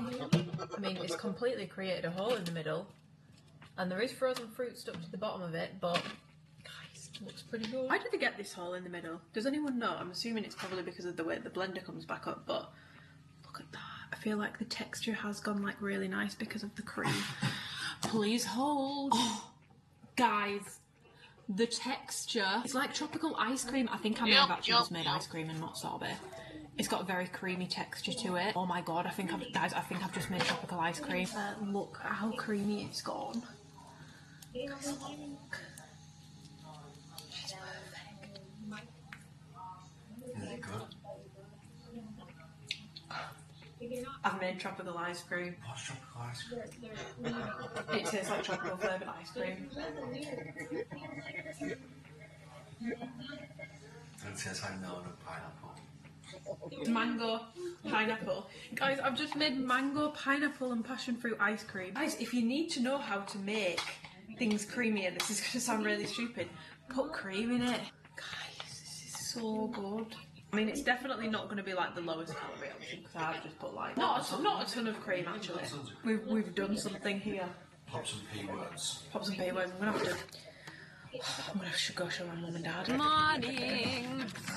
I feel like you guys are getting just as accustomed with this little spot, aka the car charging spot, as I am with it. We're becoming accustomed together. I look a little bit of a mess today, to be honest, because I'm not putting makeup on today because I'm just going to go to the gym and do a little bit of cardio, but as I'm charging my car, I've got my obligatory little London Norris. I don't have it all the time. I feel like it's starting to look like I'm having energy drinks and like cracking myself out on caffeine all the time. I promise you, that's not what's happening here. It's literally just since I found this flavour, and I know that it's going to be limited edition. I'm pretty sure it won't be permanent. So as soon as they stop doing it, I'll be off it again. Got in my car and I was like, right, let's go get cardio done. 20 miles. Shit, I need to charge my car. So I've come to charge my car, but gratitude for that, because it means I have the opportunity to get this energy drink. Anyways, so yeah, today I'm gonna go and do cardio. It's a really nice day again today, and it's annoying because I've got a lot of editing to do. Like, I've got a lot of editing to do for this vlog for this week, so I could edit outside, but I can't. Like any person with a normal job, I will have to do my work from inside, which is fine. It's fine. It's just because in the UK we do not get this weather often, and I'm very aware of the fact that I'm very lucky that I have the opportunity to make the most of it. So when I can't make the most of it, I'm like, dang, I'm probably going to spend like 6 hours editing this vlog today. So we've not got a crazy day planned. Trailer came out for Real Housewives of Salt Lake City and I'm so excited for another season. My top 3 franchises of Real Housewives, and I know that people think it's like trash TV, I actually think it's like I think it's a really smart thing to watch reality TV. It teaches you a lot about the current times and it's a bit of like a lesson in sociology, if you will. But my top 3 are Beverly Hills, Salt Lake City and Atlanta, but old Atlanta. Like I can honestly rewatch the first I don't know how many seasons, but when it was like the more original cast, I don't really watch it anymore. I don't find it as interesting anymore. I don't find it as enjoyable to watch. So I do like Miami as well, and I'm intrigued about the London one. I just feel like sometimes British people don't do drama like American people do. I feel like in general, and I've met a few Americans from a few different states, Americans are a lot more dramatic than British people are, and I'm not saying that in a bad way. I love it, okay, I live for the drama. Reality TV is nothing without the drama. So I'm intrigued for the Real Housewives of London, but I don't know if it's going to be a smash hit success. I've also never heard of anyone on it, so that's interesting. But yeah, I'm excited for Salt Lake City, and I am excited for the London one. I just don't know if it's actually going to be any good or not. I also need to message my coach because I'm meant to be starting with her on Monday and I've not actually heard anything since I paid the deposit. So I should probably I'm going to do that now. I will see you at the gym for cardio. I think I'm just going to do stairs today. Plans, guys, I'm actually going to go for a walk instead. I'm going to go and do like a big long walk because otherwise I am literally going to miss the nice weather because I think it's meant to be a bit colder from tomorrow. So I'm going to go for a long walk instead of doing my cardio. I'm going to try and do like 10 to 12,000 steps and then I'll be very sedentary for the rest of today because I've got to edit this vlog. I went away, I was in the habit of filming a week in advance and it was working out a lot better for me. I really need to get back to doing that, but in order to get back to doing that I will need to make a video that's not a vlog, if that makes sense, because even if I started filming another weekly vlog tomorrow, for next week's video that's still not a week in advance, if that makes sense. I need to have a real think about that, but I've got my little belt bag. I love the Lululemon mini belt bag. It's perfect for walks. Like, I'm not gonna say, I don't think it's the most like fashionable moment in the world, like it's not the cutest thing ever, but it's just so good for walks. It fits my little digi in, it fits my phone in, fits my car keys in, and then I'm hands-free for the walk. I just wrap it around and it's not too big. I feel like sometimes with belt bags are so big that my stuff isn't, for example, when I was in my phase of going on little runs, be able to run with this was the bag I'd use because it's tightly packed, whereas in a bigger one things are moving around and it's just like the bag will move like up and down and bounce around and stuff, whereas this one it's very like tightly packed, if that makes sense. Like my phone just about fits in the back pocket. Yeah, if you need like a little bag that's going to fit basically car keys, phone and maybe a couple other things, the Lululemon mini belt bag is fantastic, and I am trying to get alphalete to make one, so fingers crossed. For my walk, and I'm going to wash my brewmate cup but fully take it to bits. I might need to look at a TikTok on how to do it. I've got the bottom bit of the straw off, but I don't know how to get the top bit off. Turn it to the middle. Aha! What about this bit? I need to use something to push it in. Oh, I've done it. You have to like really push. See, this feels so much more sanitary than my Hydrojug did because I can fully, and I know that Hydrojug do the lids where you can fully dismantle them now, but it's a little too late. I don't want to spend my money again. That was easy. Well, I mean, it wasn't easy. Getting the top bit of the straw thing was out, but I do feel a lot better about cleaning that one compared to my Hydrojug. Okay, I need to start editing now. I'm just sat in my car watching Sophia and Shinzi's new vlog. Look at Blueberry! She's so cute! Nicole were trying to work out when she posted. God, sorry, I look really quite horrific. Me and Nicole were trying to work out what dog it was, and it's a Malipoo. So cute. Anyway, this is going to be the last clip in this vlog because I've just finished editing this morning because yesterday just didn't go to plan, guys. Like, I feel like personally when I'm watching someone's vlog I can tell when that bitch has been crying. I have been crying. Yesterday just did not go to plan at all, and I had a little bit of a you know, a little bit of a situation. Well, not even situation.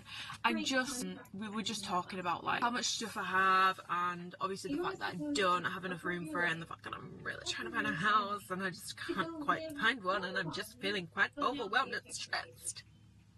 And guys, trust me, it's really dumb because most people would bite my hand off to trade places with me. Like, I'm very lucky that, you know, my mum and dad, they let me live at home. Technically I don't have to move out, but I would really like to move out. I would really like to have my own space. I'm sure that my mum and dad would really like to have more space for their stuff. And I've been getting really frustrated with the house hunting process as of late, and yesterday I feel like it all just came like bubbling up, and I was just really upset. And then I ended up having a phone call with Sid, and we were on the phone for like 3 hours, and it just, like, my day just sort of went to shit basically yesterday. So I did get a good chunk of editing done, but I didn't finish editing the vlog, and I also didn't end yesterday. I was going to end the vlog yesterday. I didn't film after that because I was just like, oh, like Twinkle Toes came around and we got a Nando, and then we went to bed. Like, that was it. It was just not, the second half of yesterday was just not it, but today's a better day. I'm still feeling emotional, and honestly watching Blueberry's making me really emotional because I really want a dog. Like, I really want a dog, and I can't get a dog until I get a house. So major first world problems, because I'm very lucky to be in the position where I can be looking at houses and I can afford to get a house. Trying to find one, I'm like, oh good lord. So I brought myself, I just needed to get,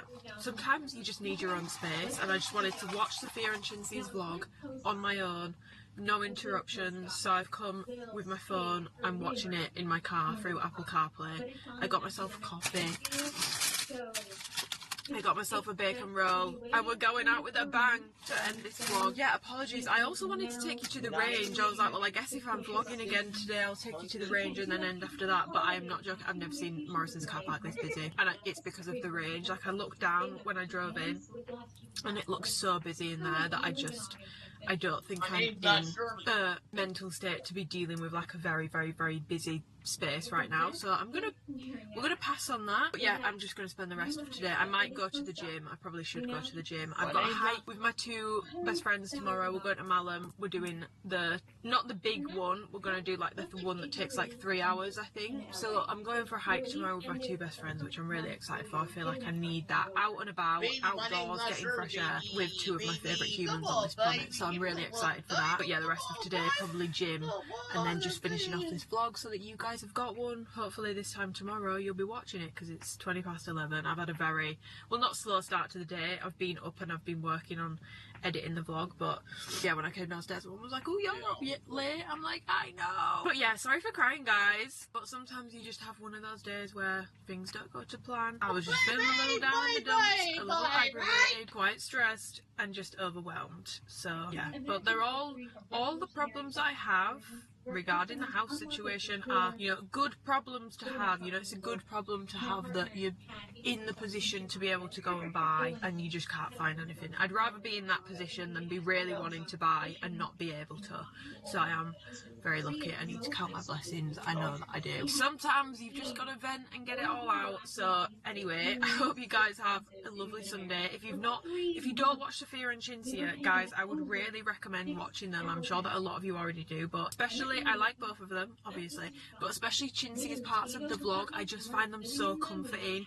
And this one where she's got Blueberry is so cute. Like, that dog is so fucking cute. It's absolutely tiny, it's adorable, and it's just making me so excited for when I do eventually move out and I get my own little, I've always wanted to call my golden Winnie if it's a boy and Bonnie if it's a girl. So Winnie/Bonnie. But yeah, I appreciate you all for watching the video. A thumbs up if you've enjoyed it, subscribe if you want to and you haven't already, and let me know. I've mentioned already in this vlog, which I know from editing it, it's all fresh in my brain, I've mentioned a couple of things about like things that people have been requesting to see. So if you've got any video requests, just let me know and I'll get them filmed. If you want a favourites video, because we're coming up to like the end of summer now, so that would be like my Q2 favourites, then let me know. But yeah, other than that, I hope you guys have an amazing Sunday, an amazing whatever day you're watching this on, and I'll see you guys in my next YouTube video. It's crazy. It's absolutely crazy. So to take a postdoc, you need to drop 10 grand to move to a location for a non-permanent position, but also you're going to be like losing money. Like, if you have a partner, if you have children, if you plan to save for a home, Hello, welcome back to another YouTube video, and if you are watching this video it means that Athlete Week is officially live. As you can probably tell by the title of this video, I'm going to be running you guys through some of my favourite gym fits of the year thus far and some of my favourite Alphalete products point blank period. Now for this video I have tried to keep these to like my most worn, my personal favourites, but I have included a couple honourable mentions. Honestly, if I go through the entire Alphalete website, bar a few products where the quality is just not quite there, I could probably sell each item to a very specific person. So I've tried not to go too far into the honourable mentions because there's honestly a lot of products that I could recommend and this video would be 5 hours long. So I've tried to keep it to my personal top picks, my most worn, and a couple of honourable mentions where I feel necessary, like products that I just feel like, do we even know that these products are sitting on the website because they get severely slept on. So this week is Athlete Week for Alphalete. This is something they started doing last year and it basically means that my code AMY, A-M-Y, that's all you need to input, will access you to 25% off site-wide through the entirety of this week. At the point of this video going live, it's already started and it's going to end on Monday the 1st of September. So you guys have got a full week, and as always this will count towards my August monthly giveaway. If you are to use my code, please send the screenshots to this email here. You'll be entered into my August monthly giveaway. That is not to encourage you to go and buy something you weren't already going to buy, to be in with the chances of winning a gift voucher or a prize from that giveaway. That's not the purpose of that. It's just for people who are already going to be shopping or already going to be using my code. It's a way for me to be able to give back to some of you every single month on a regular basis, just as a way to say thank you. And if you do use my code ever, but especially during Athlete Week, it really does mean a lot. So please, please, please, please, please message me on Instagram. First of all, I want to see what you're picking up. Second of all, I personally would love to thank you. It's really, really, really important to me that I make sure I'm thanking everyone who messages me on Instagram. So please do reach out to me on Instagram so that I can thank you. And of course, if you've got any questions, sizing, recommendations, questions about products not in this video, please just message me or comment them below and I will absolutely get back to you. It's always priority to reply to you guys for me, because how are you going to expect people to want to support you when you ignore them? It's a really good opportunity to try any Alphalete pieces, especially ones that are teetering on selling out, that might not last until, for example, Black Friday, a much bigger sale period. A really good opportunity to try those items, and also a really good opportunity if you have a favourite athlete to go and support them if you are in the position to be able to do so, because Alphalete do kind of highlight that, you know, they're looking for us to perform well during this week. However, I do want to say, if the items you're interested in have a lot of stock or they seem to have a lot of sizes available, there is a very high likelihood, and I'm shooting myself in the foot here, but I'm spreading the news, okay? There is a high likelihood that those products will be a higher discount on Black Friday, especially if you are looking for items that have been on the site for a long time. So things like the Elements jacket, some of the old Tenacity pieces, those will definitely be a lot more than 25% off for Black Friday. The newer items, I'm not so sure. I don't think there'll be a huge discount on those anyway. I think it'll be pretty similar savings. But the older items, I do just want to highlight that because it is also quite close to Black Friday. Like, this is going to end in September. Black Friday will roll around in literally 2 months. It's always November time. So just keep that in mind. Another thing to keep in mind, my usual disclaimer, you do not need to buy anything. Just because something is on sale, it doesn't mean that you need to go out and buy anything. Something was £30 and in a sale it's £20. If you were never going to buy that item anyway, you haven't saved £10. You've just spent 20 because you were never going to buy that item anyway. So always shop mindfully. Just because there's a sale doesn't mean you need to go and buy. And I also feel like sale periods are a big time where people will order a lot of stuff. Like, I know it's not a Black Friday situation here, but for example, with Black Fridays and big sale periods, how many of us go out and buy things in bulk, in mass? We order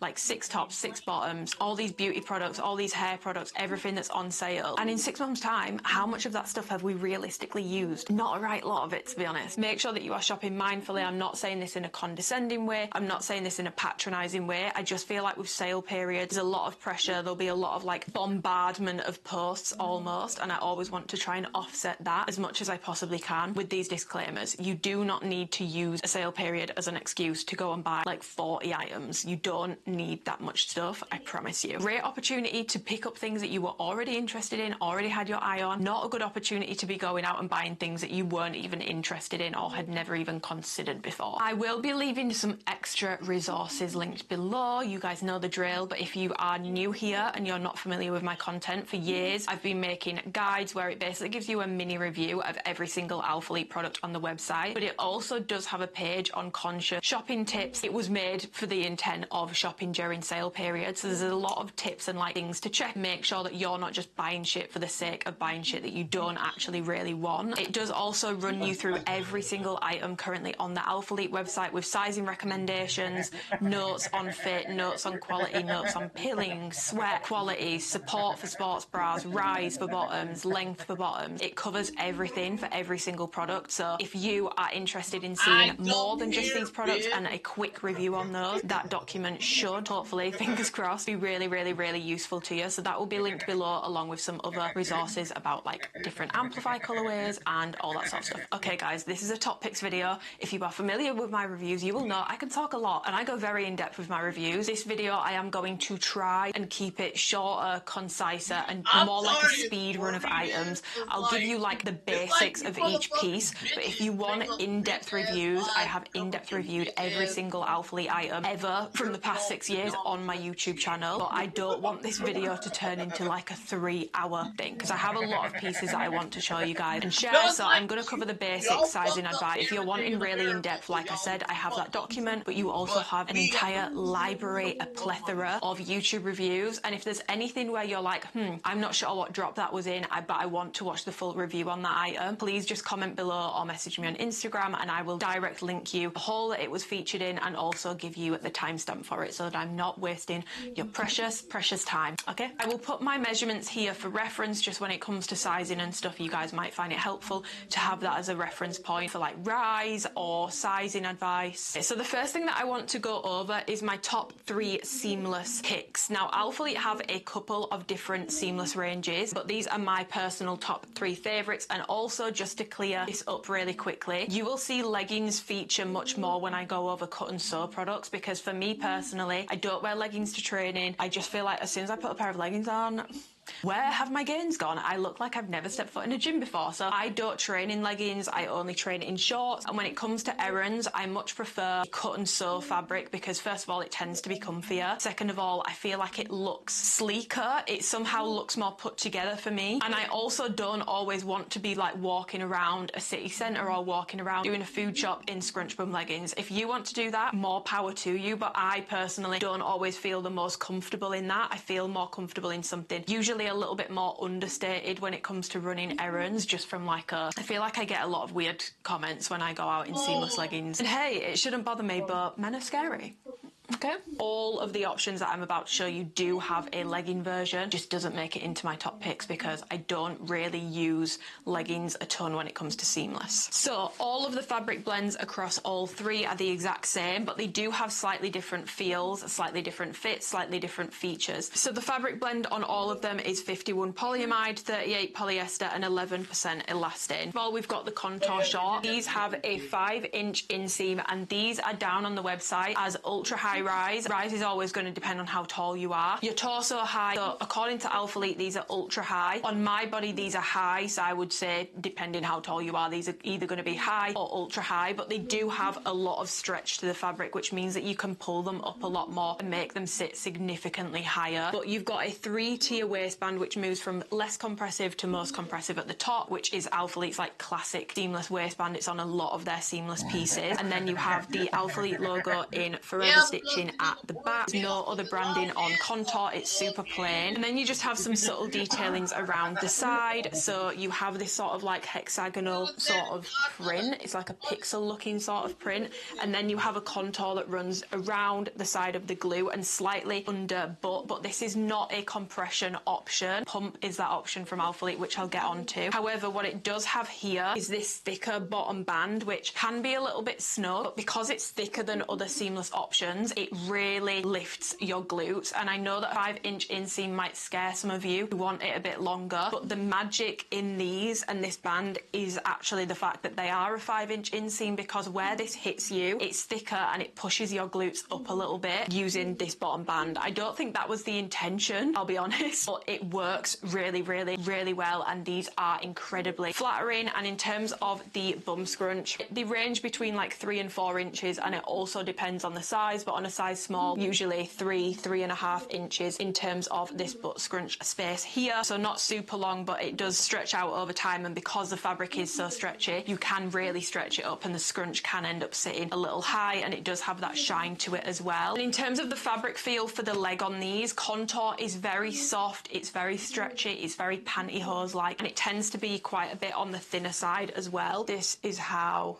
it's looking. And when Contour first came out, I absolutely roasted it because the fabric felt really crappy, to be honest, and it pills really, really easily. Like my first day wearing these, the butt went completely fluffy on them. The thing to note with Contour is it has this really soft wash on it to start with. The more you wash it, they stiffen up a little bit. They somehow start to feel a bit thicker as a result, but they also get less soft. So these pilled so badly at the start for me. As I've washed them more, I've worn them more. Particular colourway is sand, and it's, if you know, you know, sand supremacy. It's one of my favourite neutrals that alphalete have ever done, and as a result, I've worn it a lot, I've washed it a lot. It's not actually pilled back up again, so they do actually get better with age with Contour. But do be aware, if you get the Contour shorts or the leggings, any of the Contour seamless pieces, they are incredibly soft, incredibly fluffy, and incredibly pill prone. So if that's something that's going to bother you, it might not be the best option, because it's not the most durable to start with, but it does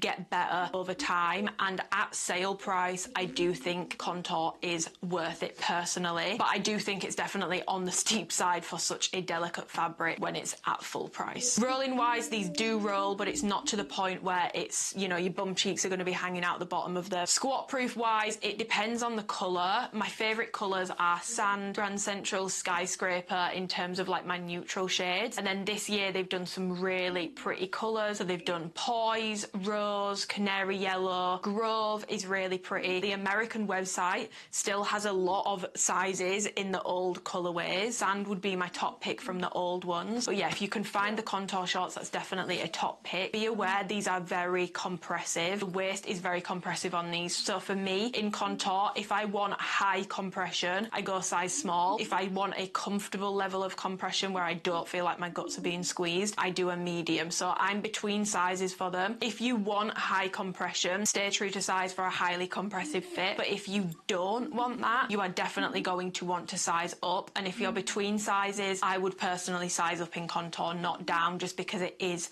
a very compressive fit. So yeah, not the most durable of their seamless options, but very, very, very glute flattering. Like I made a bark scale for the different colours for Contour because it just became such a thing how insanely flattering on the glutes these are, and without it being that OTT compression look, they give you a really nice flattering lift without it looking too crazy or being too intense. Okay, next up we have pump shorts. These are alphalete's glute compression option if you are into that. I wasn't sure on these at first, but I have been wearing them a lot, and so they are making it into my top pick, especially in certain colourways. My favourite colourways for pump shorts are Ultraviolet. Wheat Orchid is a really beautiful colour. If I had to pick a top one, it would be Wheat. This is the nicest neutral colour that they have ever done. The waistband on this is the exact same as the Contour one, so it moves from that lower compression to higher compression. Alphalete have these down as a mid-rise. I would say these are mid to high, and especially on shorter torsoed people in stretchier colours like Skyline, it's definitely going to be hitting above high-rise on you because it has more stretch to it in certain colourways, but generally pump is a little stiffer, but rise you're looking at mid to high. If you are used to Define Impact, it's higher than that. Again, it's got a 5-inch inseam, and in terms of the details for these, you've got this little A logo on the hip here. These are the same fabric blend as Contour, contour as all the seamless pieces are, but this one actually has more of like a waffle texture in the front of it. So it's thicker, it's denser, it's stiffer. Honestly, when I went back to wearing contour shorts the other day, they felt like pantyhose. They felt so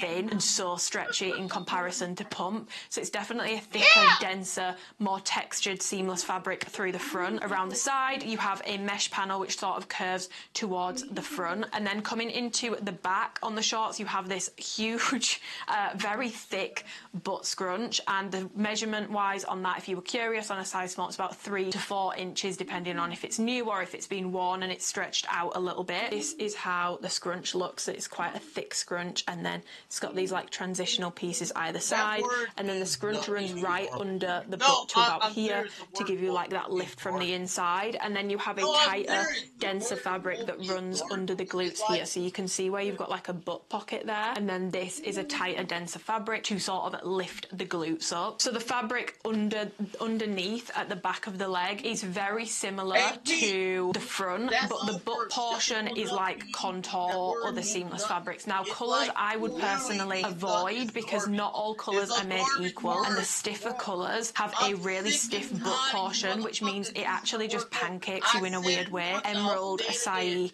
or Palace Blue, I found that they were all very stiff and they sort of squished the butt cheeks because this fabric over the glute was just so thick and so dense. You do need to be aware there could be some pilling on the bum. I've not actually had my pump pill yet. I've been fine with it so far. These are going to give your glutes a little bit of a step up of a lift from contour because it has that compression. However, you do need to be aware of the fact that it might sit on your glute rather than sitting under. For the shorts with me, it sits on my glute, but I don't think it looks horrific. I do think it needs tweaking and they need more space in the butt pocket portion, but it does sit on my glutes. It doesn't look horrific, but it does give me a little bit of a lift. Just to signpost the leggings, I find my glutes sit in the pocket completely fine. They measure the same. There's no difference other than the fact that on body, for whatever reason, my glutes just sit in the pocket of the leggings a lot better than it does with the shorts. But like I said, I train in shorts, so I'm not a leggings person, so I've not really been reaching for those. In terms of rolling, these do roll. And in terms of the butt scrunch, obviously it is much more on the thicker side and it definitely is more noticeable. I feel like it's not my favourite thing in the world, but I have to stay true to myself with this video, and I have been wearing pump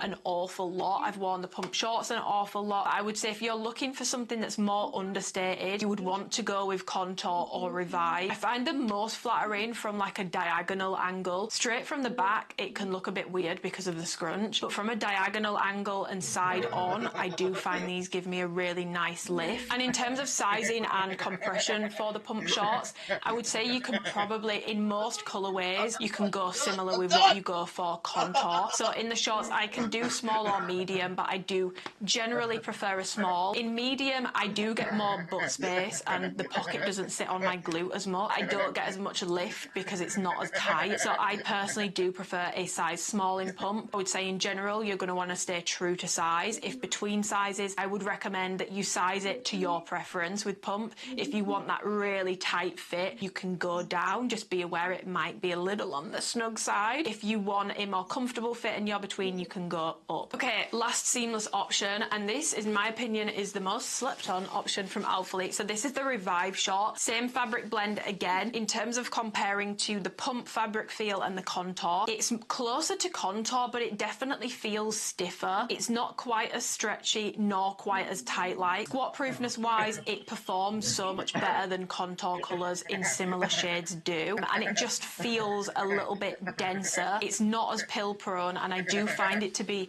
higher quality. My purple did come in a lot softer, but the rest of the Revive colours that I've tried are definitely on the stiffer side. They're more durable and I feel like just more held in terms of the leg fabric. But instead of pump, where it's got that really held in feel because it's really thick, Revive might be a bit more comfortable for you in that sense, because I don't find it to be as thick of a fabric, but it's a smooth, seamless like contour. So details wise for these, they are meant to be a 5-inch inseam, but people seem to get anywhere between 5 to 6 inches. And even when you get a 5-inch inseam, these just seem to sit longer. And in terms of the waistband for these, this is the main difference. It's a lot closer together when it comes to standard amplifying contour and pump, whereas with Revive, you've got bigger gaps. And if I show you, this is the horizontal stretch on a contour waistband. It has a lot of give to it. The Revive waistband is stiffer. It's a lot harder to get on as a result because it just doesn't have that same give. So if you've got glutes,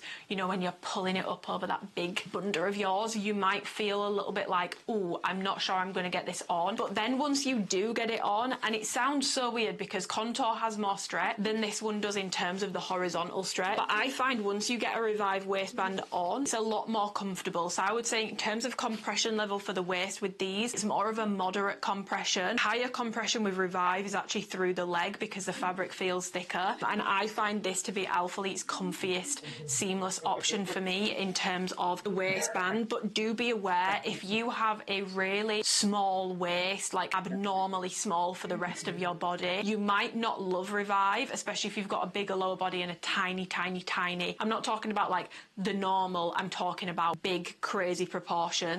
You might find that the leg feels really tight and you get gaping on the waist. But most people that just have like average proportions, you will probably be fine. But once it's on, I just find it so much more comfortable. In terms of the rise for Revive, this is mid to high rise in my opinion. I think on the website it's down as high rise. On me, it sort of sits mid to high. And then you just have some different details. So I'll pop on the screen side by side so you can see how contour looks compared to Revive. But you have ribbed detailing on the thigh. You've got a thinner bottom band, so you don't get like that same amount of lift in terms of the bottom band pushing up the glutes because it's not quite as thick, but you still do get a decent lift because with Revive they actually built in a mini butt lift. This texture here, it just runs for like the inner, I would say the inner third of the glute portion, and it's just a thicker, denser, more textured fabric that runs here. You can see where it's creating a bit of a pocket. Doesn't go all the way under, so to anyone looking at you it's not obvious that there's a bit of a butt lift going on,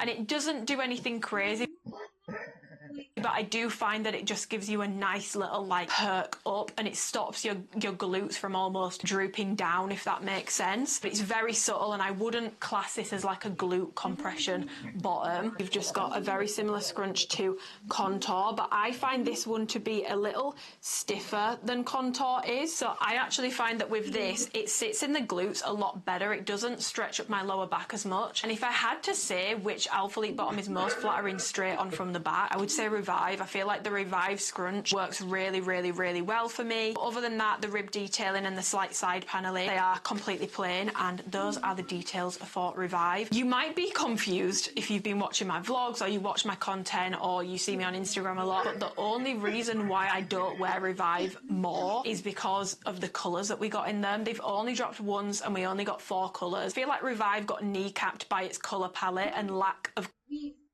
colour options, because I genuinely believe bottoms, if you gave me every single bottom I've just shown you in the same colour palette, so Revive had 50 of the same colours, Contour had the same 50, Pump had the same 50, I think I would wear Revive the most, because my preference is not to feel like I'm being squeezed to death on the waist, and I just find Revive a lot more comfortable in that sense. And I like how the compression with Revive, it's more sort of in the leg, so I feel like it's lifting my glutes more. A slightly looser waistband, I feel like it almost makes your waist look smaller, even though it's not compressing it as much, because I have like body fat on my body. I'm not completely lean. So when you are built that way and you wear high compression waistbands, yes, they're going to suck you in, but they can sometimes make you actually look bigger than you are, or make you a little bit uncomfortable, because they will push all that body fat up and over. Whereas with Revive, I feel like because the waistband is stiff, and it's not that it doesn't mold to you, it definitely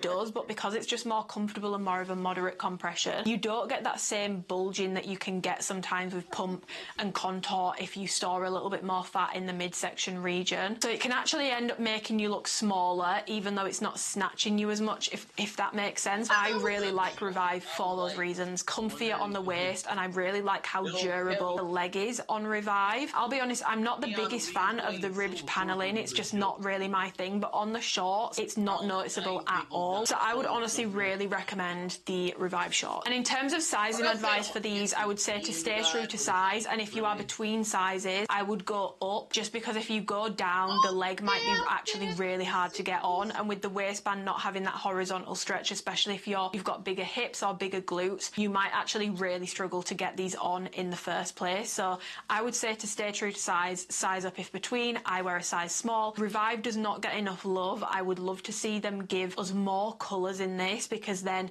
more people will be more likely to try it, and then they can realise, oh, actually I really like that seamless option from alphalete. It's so slept on. Contour gets hype, pump gets hype, Revive gets nothing. It gets given dust. Okay, seamless options done. Like I said, they all have leggings, but I'm not a leggings girl in the gym because it's not good for my brain, okay? Makes sense to go over the cut and sew options for bottoms that are my personal favourites. All of these have a legging version if I'm talking about a short. All of the leggings usually have a short version if I'm talking about the leggings. Is the Aura Biker. I just measured and they are indeed a 9-inch inseam. So Aura fabric is alphalete's lowest compression fabric. This is all day wear. This is high comfort. You can wear it to the gym, but I would say it's more suited to low impact yoga, Pilates, all day wear. Pilates, low impact fabric. Like I said, you can gym in it, but personally I prefer it for other activities. It's a 75 nylon, 25 spandex blend, and in terms of how that feels, it basically just feels like a cushiony,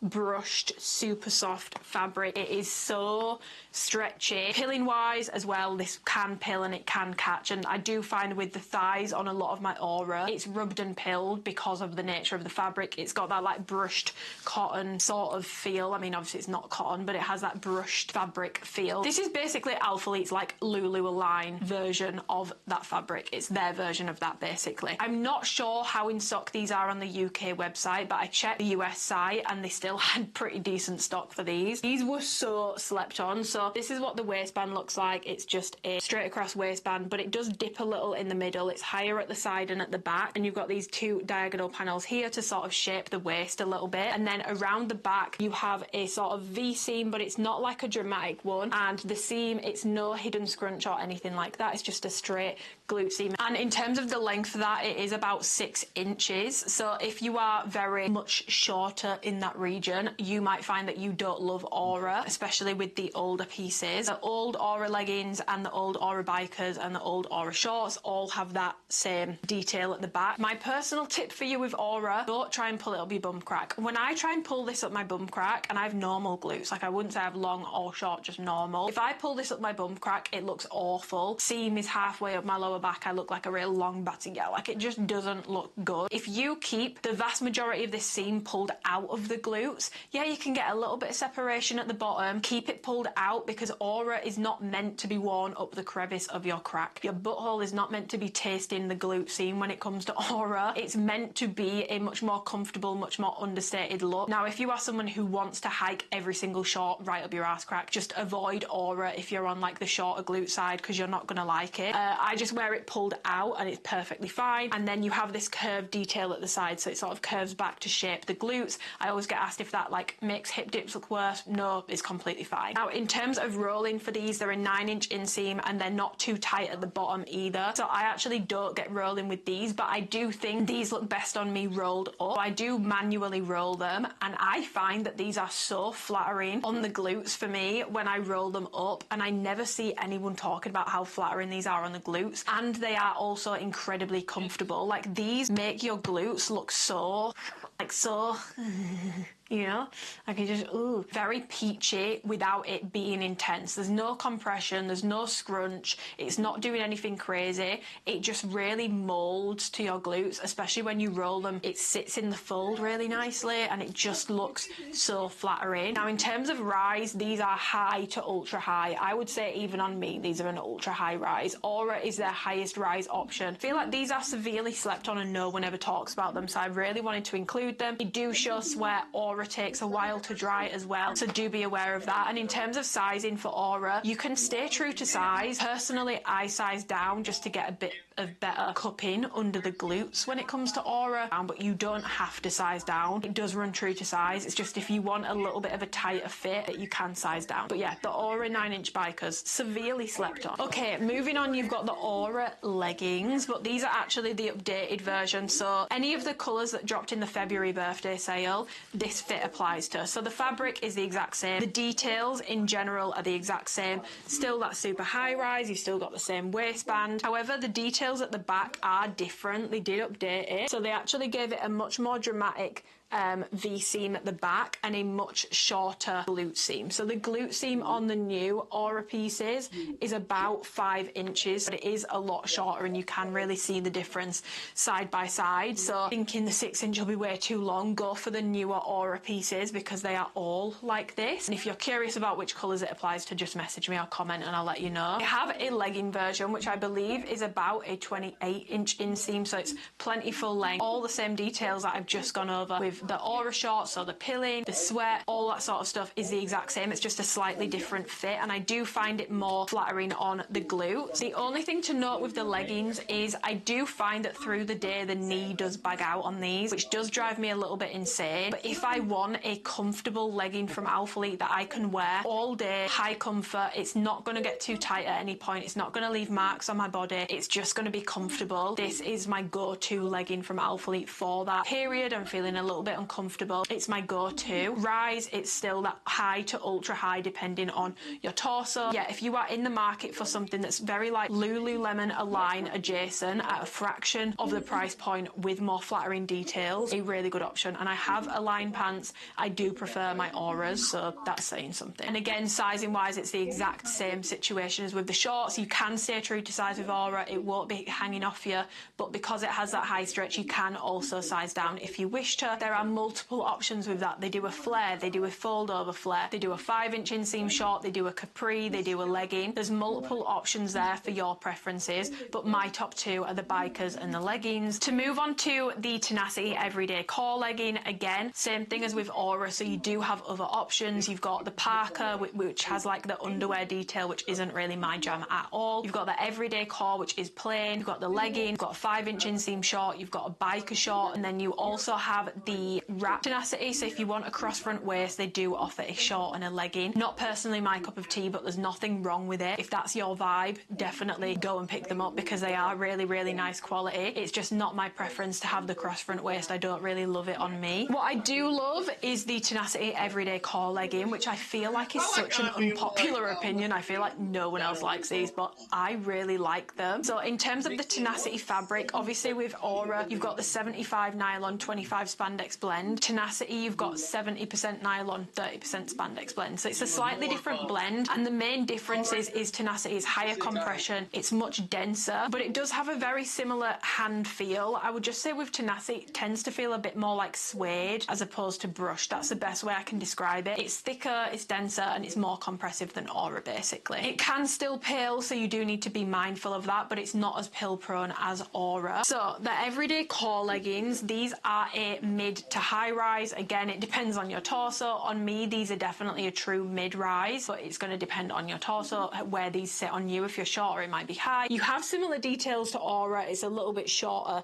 in the front as opposed to the back. With this waistband, it does dip in the front, but it's not excessive. It doesn't look like it's saying, hey guys, here's my vagina. It's just a nice little dip detailing in the front. These are about, I believe these are a 27.5-inch inseam. Again, plenty long enough, no issues there. You have a curved detail down the side of the legs, same as Aura. This one just sits slightly further forward. Aura is a bit more exaggerated back. This one is a little bit more further forward. And then at the back, you just have this sort of, it's not like a curved V-seam, it's more of like a straight V-seam, and then you have Alphalete's hidden scrunch. So I did get a message the other week from someone saying, when are Alphalete going to do a hidden scrunch? And she was shocked when I said that they'd already done it. So I think people missed it, but if you want hidden scrunch, all the Tenacity pieces, other than flares, I'm pretty sure, all the Tenacity pieces have the hidden scrunch detail on, which is about 4 to 4.5 inch in terms of the length of that, and I find it to be really flattering. So with a hidden scrunch, you do feel feel it a bit more, like it's a much thicker glute seam than Aura, for example, and you definitely do feel a bit of tension in the nether regions, but it's nothing crazy. I do find it also does make camel toe a little bit worse as well, just to mention that. But it basically gives you glute separation without it looking like a scrunch. On body, it doesn't look like a scrunch. It's much more understated,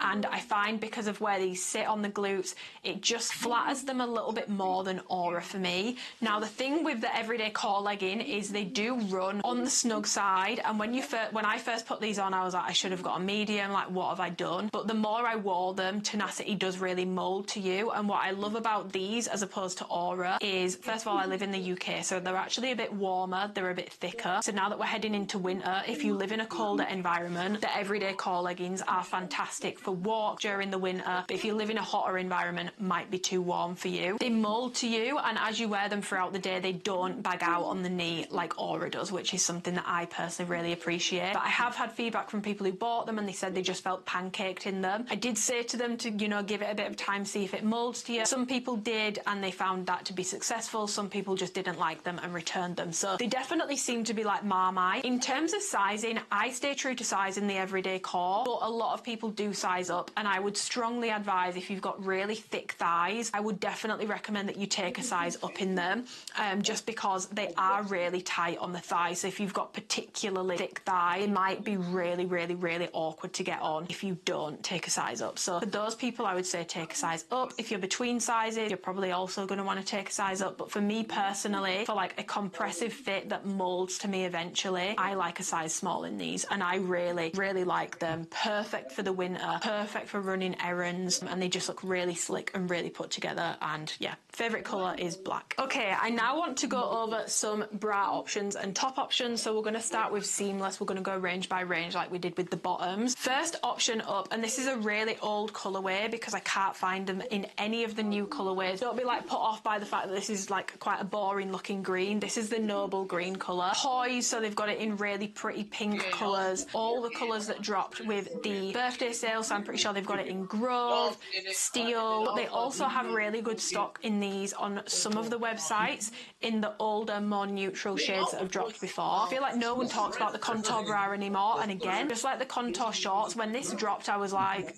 okay. I've come to realise it's one of the only seamless bras from Alphalete that I actually like. Like, yeah, it's basic as fuck, but especially at sale price, it's actually a really good thing to pick up. So it's super plain, super plain. It does have quite a low scooping neckline. It's a very booby bra. Now, it's not like a teeny weeny teeny bra. It does still have a decent-ish amount of coverage, but if you're naturally very blessed, I just feel like at this point in time, Alphalete is not the brand for you in terms of bras, which is really shit to say, to be honest, but they're just not accommodating for that demographic. They're meant to have some coming up, but we shall see. But yeah, I would say this is definitely more suited to smaller chests, moderate chests, and then implants is basically Alphalete's customer base when it comes to bras. It's got the same fabric as the contour, so that 51 polyamide, 38% polyester, 11% elastane, so it's that smooth fabric, so be careful with bags and stuff because it can pill over the shoulder. But yeah, you've just got that scooping neckline. You've got this sort of like ribbed contour detailing under bust. Comes with padding, but I personally always take the padding out. And then at the back, you've just got a keyhole racer back with a sticker logo. All of mine are still intact, but I have seen a lot of people saying that theirs have peeled off,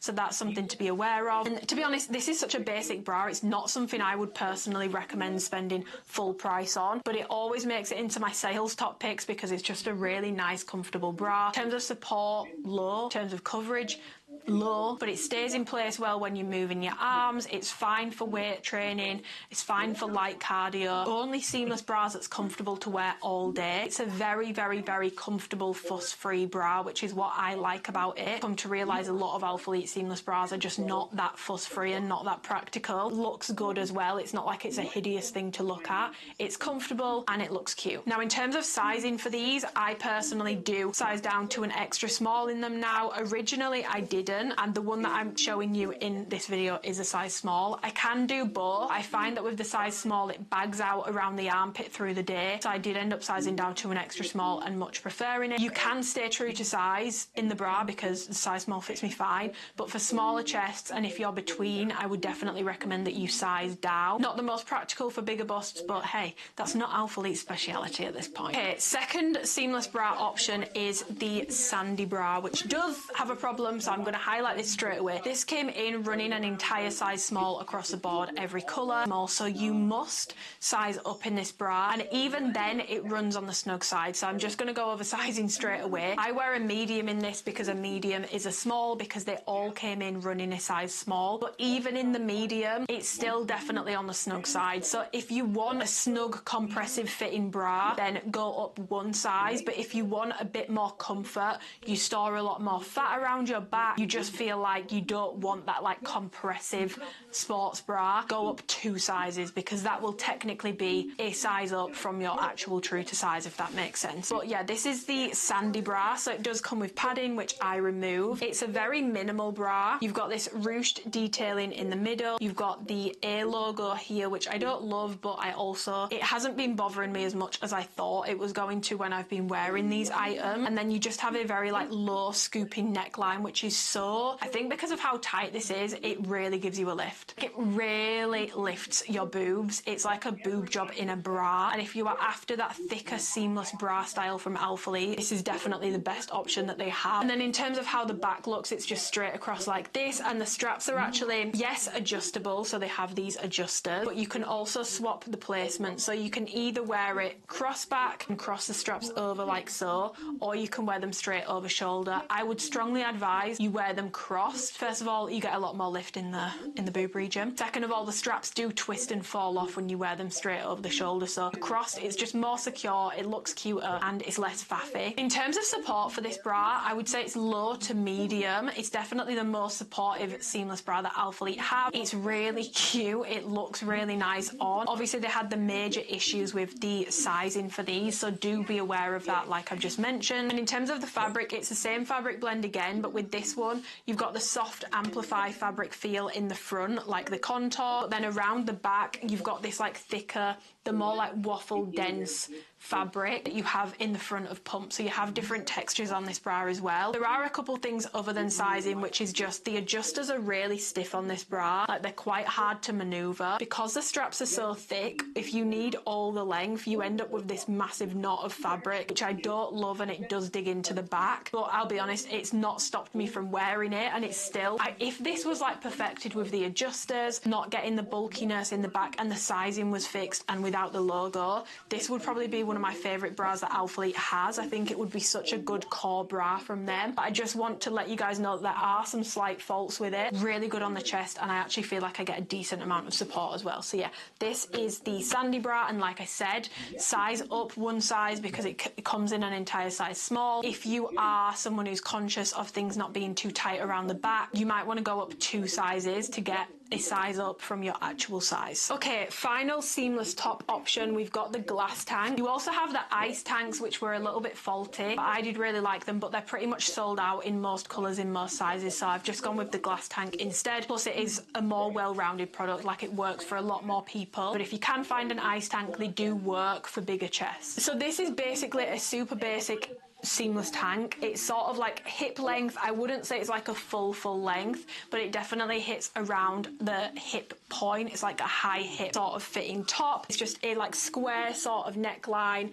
racer back at the back, super basic details basically. You do have some contouring along the sides of the waist. It's single line, so there's no built-in bra or anything like that. You do need to wear bras with it. The racer back isn't like the thickest in the world, but I personally like wearing these with the aura strapping. You do see the straps from the side, but I don't think it looks bad. I think it looks quite cute, to be honest. I also really like wearing it with any halter bra that Alphalete have done, like the amplify halter bras. If the minimal bra that they just dropped worked for you, it doesn't for me, but if it does, that would also be a good bra to wear. Fabric wise, it's the exact same seamless fabric blend. Again, it's a smooth seamless fabric, so you do need to be mindful with pilling and stuff. These are just such a good layering basic. I feel like, again, it's a product that's not like all the bells and whistles, so it almost gets slept on. It is a really nice product. I do wish that they would offer it in like a much longer length for taller people, but the length of this isn't bad by any means. It's probably one of the longest tops that Alphalete has. Other than that, I really have no notes. It's a really nice layering piece. Sizing wise, you can stay true to size, but if you want it to be more snatching, definitely go with a size down. They don't run big or anything. I can do small or extra small. It's just I get a little bit more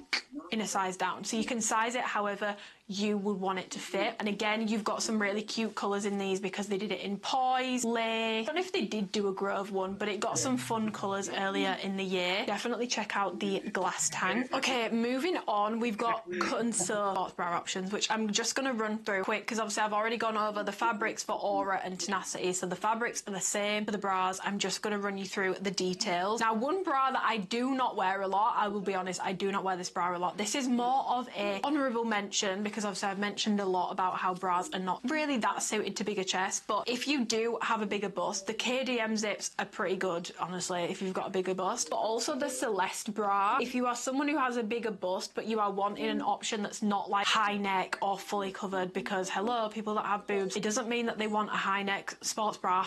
Hello, people with bigger chests who actually like having a bit of cleavage out do exist. It just means they want a bra that actually covers their tits. And the Celeste bra is a really good option for that. They do it in an A, B and a CD version, but I got both and there was no difference between the two. I don't know if I got a dud batch, but obviously if you got CD, you would get the CD version, but I just didn't notice a difference between the two. It does come with padding, all the Tenacity bras do, but I always take them out. It has this deep V at the front here basically, which I feel like off body this looks really bulky and really unflattering, but once it's on your body it's honestly really flattering. Got a deep V at the front, and then it has a thicker band around the bottom, which I just feel like lifts a little bit more and gives you a little bit more support. And then around the back you have this sort of keyhole cut out and the straps just go straight over. I don't love the back of this, which is why I don't wear it a ton, but I think this is a really nice quality feeling bra. The support on it is definitely on the more moderate side. I would say it's a medium supportive bra. Anyone basically who's wanting something a bit more longer line with a little bit more coverage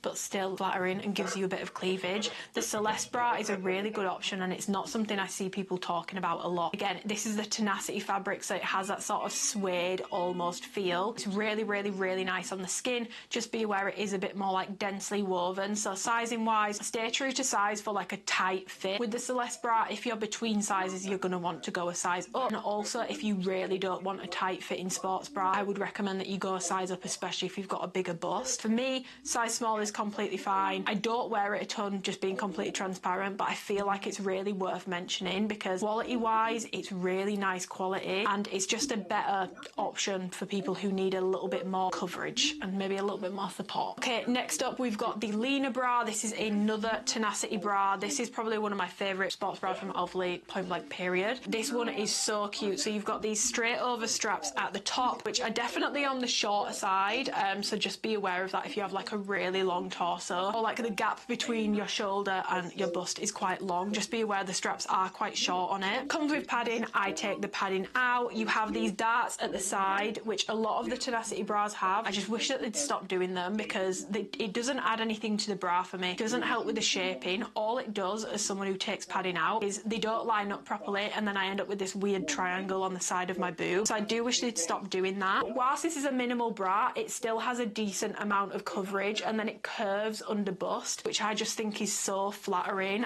I want all of the bras that curve under bust. I feel like any bra that curves under bust is like an instant win for me. The Sandy bra curves, this one curves, the Aura strappy that I'm about to show you in a second curves. I feel like it's really flattering for your abs and just really flattering for your bust in general. So yeah, double layered in the front, and then in the back it has this adjuster, which basically you can either wear it like this or you can pull them to the side and wear it more straight over. Now the one thing to be aware of is when you pull it to the side you will then get like a bulk of fabric here, which can be annoying, and it does also make the bra fit looser. So I would recommend that you wear them in the middle for it to fit best, because it does feel a little loose when you pull them into the middle. Originally, because this sort of creates like an upward triangle in the back due to the design, I thought I wasn't going to like it much because it kind of looks like it's hiking, even though it's not. That's just how it's designed. But I've actually ended up wearing this, probably one of my most worn bras from alphalete this year in terms of new product. In terms of branding as well, it does have the tonal A, but it's super tiny on this and you can't really see it. Lena bra has some of the best colour options if you are a colours girl, so I would highly recommend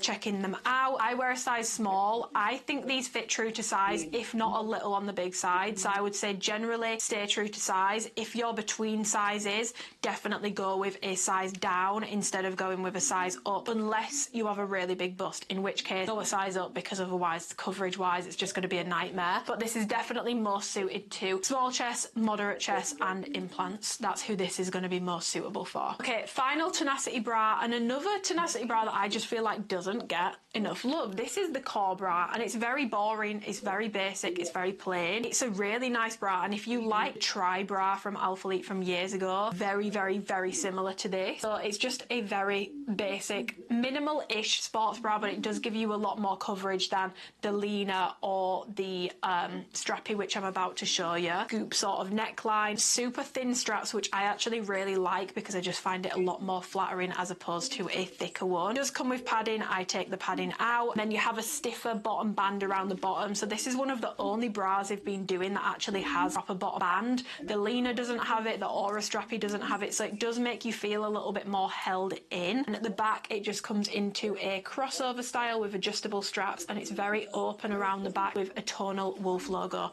just there. So in terms of coverage for this, it's definitely still like low, I would say low to medium, but it's more than most bras, and this is one of the better bras for bigger busts that Alphalete have done this year in my experience. Now, if you are very naturally blessed, I've seen this on girls who are that way and it doesn't work for them, but if you have like moderately sized big-ish boobs, it is one of the better bras that they have done this year. Definitely more suited to moderate chests, implants, rather than small chests or really well endowed chests. In terms of support, it's definitely a low support bra. I don't find that I get a ton of support in this bra, but I do find I get enough coverage, and it gives you a more covered option while still being cute at the back. The back of bras is what I struggle with the most with higher coverage bras, because they're just so ugly from the back, but this one is really cute from the back. Sizing wise for these, I do find they run a little big on that bottom band, like a tiny little bit big. So I wear a size small and it's fine, it fits me really well, but if you are between sizes, I would highly recommend that you size down, and if you are someone who has quite a narrow under bust as well, you might want to size down in the bra. But for me, a size small is fine. I feel like if I did an extra small, it'd just be way too tight over bust. So tenacity fabric feels really nice on the skin,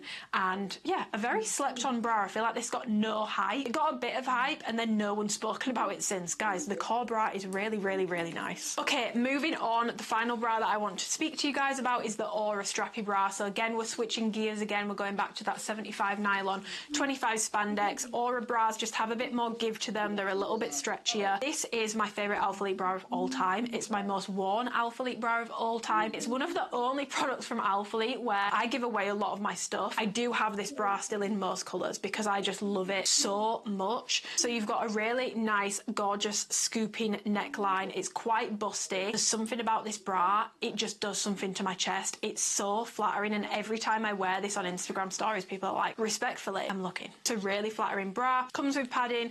I take the padding out. You do have two tiny little darts under bust on this one. The Alphalete logo is either block or it's script like this, but it's all tonal. And then at the back, so you've got two diagonal straps that cross over, and then you've got some adjustable straps here which are super thin and they have a lot of give to them. So I don't find with the Aura strappy I get trap discomfort or anything like that. It's honestly a really comfortable bra. It's very minimal coverage. This is one of the smallest bras that they do. So with that being said, more suited to small chest, moderate chest and implants. If you've got a naturally big bust, just forget it. It's not going to work for you, I don't think. The port on this is low, and in terms of sizing, I would say to stay true to size. If between sizes, I would probably go up, just because otherwise the bottom bit might be a bit tight and it might start digging into body fat and stuff, and it just, again, for coverage as well, you'd probably be wiser going up as opposed to down. It does move around a bit with movement and like lifting arms and stuff, but it's nothing crazy. It's not to the point where I feel uncomfortable in it. I wear this probably like 3 times a week minimum, if not every single gym session some week. It's super comfortable, super easy to layer because it's so small, so it doesn't look bulky under tops that you put over it.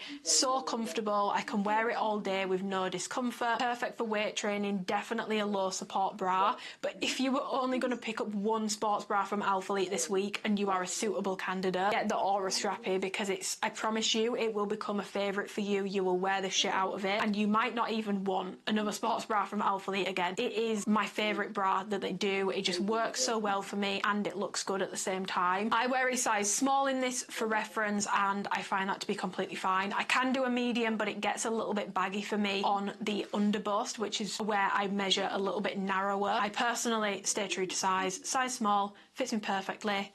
Love it. Okay, moving on, we've got a tenacity one piece. Now, alphalete have got many one pieces on the website, all of which are usually a crime to my physique, to my body. They make me look like a linebacker or a little boy. Both options are not options that I personally am going for when I'm picking out an outfit. However, a couple of months ago, they did drop the leaner bodysuit, so it's in the tenacity fabric, so it's that 70-30, a bit more suede feeling, more dense fabric. So this is the leaner bodysuit. It has a 5-inch inseam. It's super plain in the front, and then at the back it's got the same details as the leaner sports bra that I showed you, so you can either wear it together or pull to the side. Now, you do have the same issues with this as the leaner bra, where if you wear it pulled to the side, the chest doesn't fit quite right. So I would highly recommend that you wear them pulled into the middle, like so. I also just think it's more flattering on the back when you wear them pulled to the middle, like so. And then it comes into, it's like a V cut, but it's not a deep V. It's way above where your butt crack is, so you don't need to be shy about anything being out. And then you do also have the tenacity hidden scrunch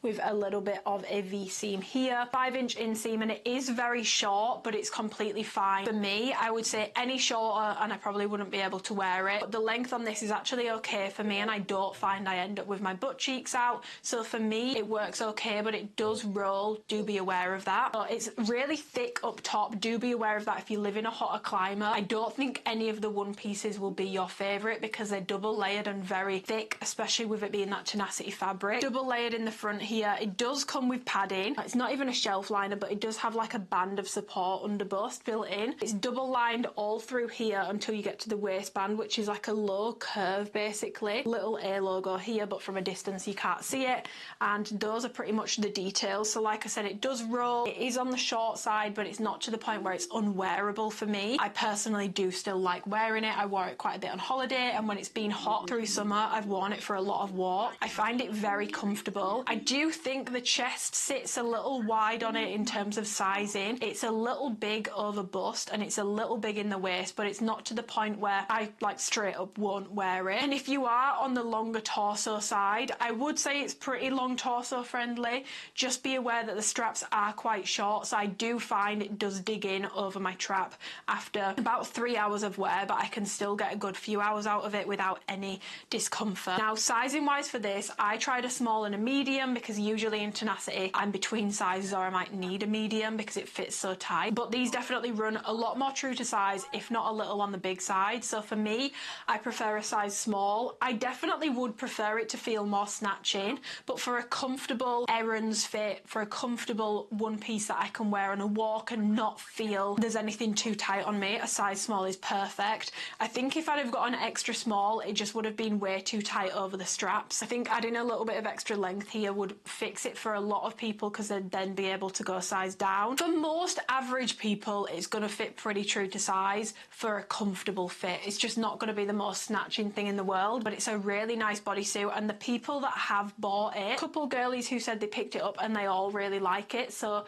the leaner bodysuit is something I personally, if you're wanting any of the bodysuits from alphalete, this is my absolute #1 top pick for that. Okay, next up, the baby tees. I feel like we already knew this one was coming. My favourite baby tee styles, because they have 3 now. They've got the icon. I don't like that one. I don't like the A being central and it's never tonal. They've got the varsity one, which I actually really like. I don't like big branding. I don't mind a cute graphic. Like, to me, this isn't branding, it's a graphic, and it's in that varsity style, which I think the tracksuits, sweatsuits, like chill stuff, I think it's a really cute graphic style basically. And then they just have the alphalete core ones which just say alphalete and it's all tonal. Those or this design would be my top pick. 94% cotton, 6% elastane, so it's basically just a like cold to touch stretchy t-shirt fabric. They have a cap sleeve detailing, so it's not like a true short sleeve, and it's got the sort of princess seam detail here, which I find really flattering. And in terms of the length, it's not a full length, it's like a long crop, it's a meet and greet. Basically with any of the bottoms I've showed you,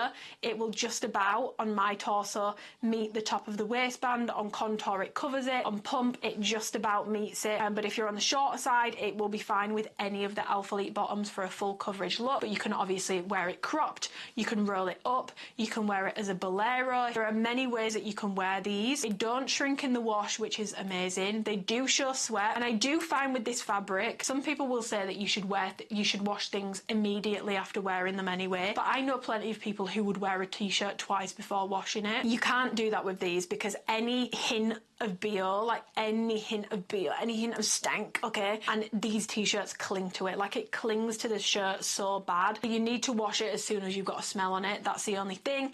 In terms of shrinking, like I said, it doesn't. It just goes back to its original form. So what you might find is through the day it might bag out a bit. Like if you pull on it or you stretch it, it might bag out a bit and get a bit loose, but then as soon as you wash it, it snaps back into shape. I've had no issue with any of them. None of my logos have peeled off. None of my logos have gone funky, and it's one of my most worn pieces from alphalete. You are only going to get like a couple of pieces this week. Get a baby tee. It's such a boring piece, but it's such a staple. There's no issues with it. So sizing wise, I size down in these to an extra small to get a body fit. You can stay true to size, you just might get a bit of excess fabric in it. So if you're wanting that like snatched fit, do go a size down, but you don't have to. You can stay true to size. If you wanted it looser, you could even size up. But yeah, the baby tee is probably my top pick in terms of like a top option from alphalete. These are top pick / honourable mentions because again, I just feel like I never see anyone talking about these. So this is the LBD crop t-shirt, which I really like the branding on this. I feel like no one ever spoke about these to the point where I sometimes forget that they drop. Now in terms of the fabric on this, let me check because I can't remember this one off the top of my head. The fabric on this is cotton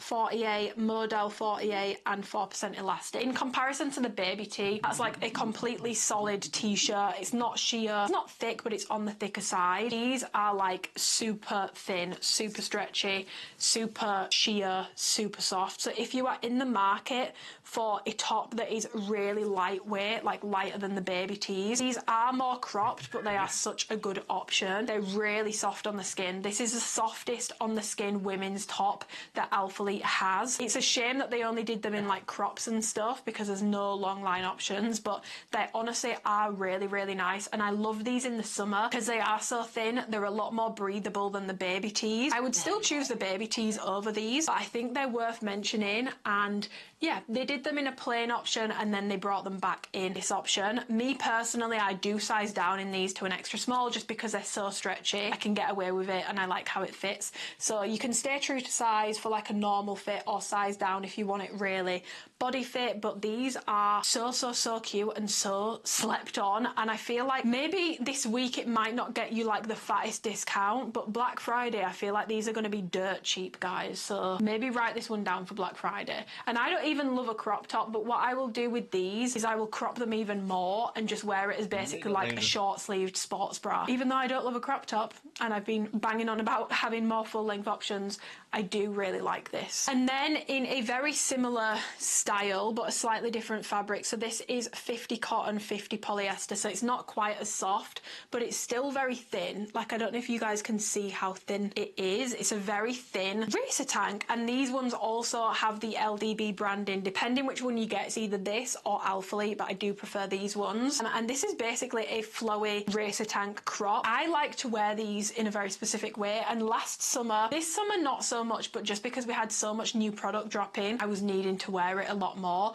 But last summer and towards the start of this year, I wore these so much, and I'll show you how I wear them. I basically will tuck them into an aura strappy bra so that I get like basically a tight racer tank top that curves under bust. I would love if alphalete just made like a fitted ribbed tank top in that style because I think it would be so fucking cute. But that's what I like wearing these for, and again, so cheap on Black Friday. It's definitely worth picking them up if you like that style. And again, if you want to wear it out and wear it flowy, you can, but I just don't really love how that looks, so that's how I wear them, and that's how they made themselves into my top pick. Otherwise they wouldn't be in a top pick for me because I wouldn't I just wouldn't be using them, to put it bluntly. But yeah, the fabric is, again, it's not quite as soft and stretchy. This one almost feels a little like stiffer in comparison. But in terms of sizing for this, I get these in a size small. I would say you can stay true to size or size up. I wouldn't size down in them just because you'll get a weird fit over the bust, especially if you are wanting to wear it floaty. But these tucked into an aura strappy bra, it's so flattering. It makes your abs look so good. And it's just such a nice, like, I don't know, it makes you look like you're more seriously about to train. And especially on an upper body day when you've got a shoulder, when you've got a delt pump, with this, it's so cute, so slept on. I never see anyone talking about this, but yeah, I wore the shit out of these towards the start of this year and last year, and I'm mentioning them again because write it down for Black Friday. These are going to be a steal, I think. Okay, moving on to a piece that dropped in February that I still think is really cute. I was a little disappointed with the basics range just because they were all like a high hip length. None of them were a true full length. And also the fabric, do want to go over that straight away. If you get the basics, I would recommend you get them in the white colour because the other colours have this shine to them that makes them look like a swimming costume. And like the fabric does kind of feel a little bit swimming costume-esque, but you can't see it on the white. So personally, I like the basics line in the white colour. That's it. The black one is really, really, really shiny and I just don't love it. So in terms of the fabric for that basics line, it is 85 nylon, 15% spandex. And it really, guys, it honestly, it feels like a cold to touch. It feels like swim fabric. That's how it feels. This one is the basics long sleeve.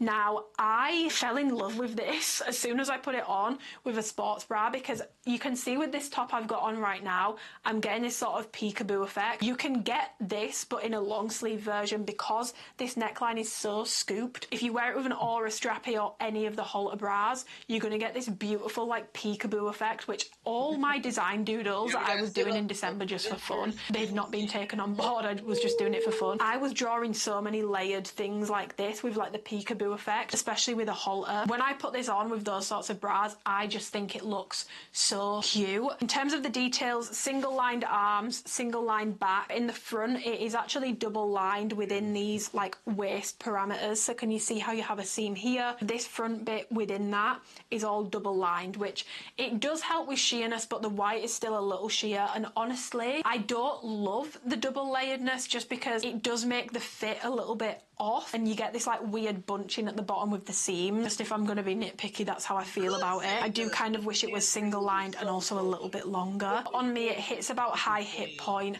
and it honestly looks really cute. You can wear it to the gym, but I think Pilates, it looks really cute for running errands. Just a really nice basics top. The quality on it feels really nice. I just wish that they'd done the fabric a little less shiny because the only colour that I love is white because it doesn't have that shine to it. Whereas all the dark colours do, which is annoying. In terms of sweat, it does show sweat, but it does dry pretty quickly. And in terms of sizing, I do size down in this range pretty much across the board. It's not that it runs big, but because of that double layering, it's hard to get it to snatch, so I actually like to size down in these just to make it a little bit more fitted around the waist. But you can stay true to size for like a more comfortable fit. But if you really want to try and snatch it around the midsection, I would definitely recommend that you take a size down. And it's something you could even wear to work. Like, it's definitely a multi-purpose piece. Okay, final thing. Now, I struggled with this because I wanted to include some sweats, but when I'm trying to be like 100% honest with myself, alphalete is just not my go-to for sweats right now. They don't do the best like shapes, the best colours. It's always men's, so it's always based off a men's fit. The Origin sweats, the Origin joggers are nice and I would recommend them at sale price, but they're nothing groundbreaking and I'm pretty sure they're mainly sold out, which is why I've not included them in this video. But when I was going through the hoodies,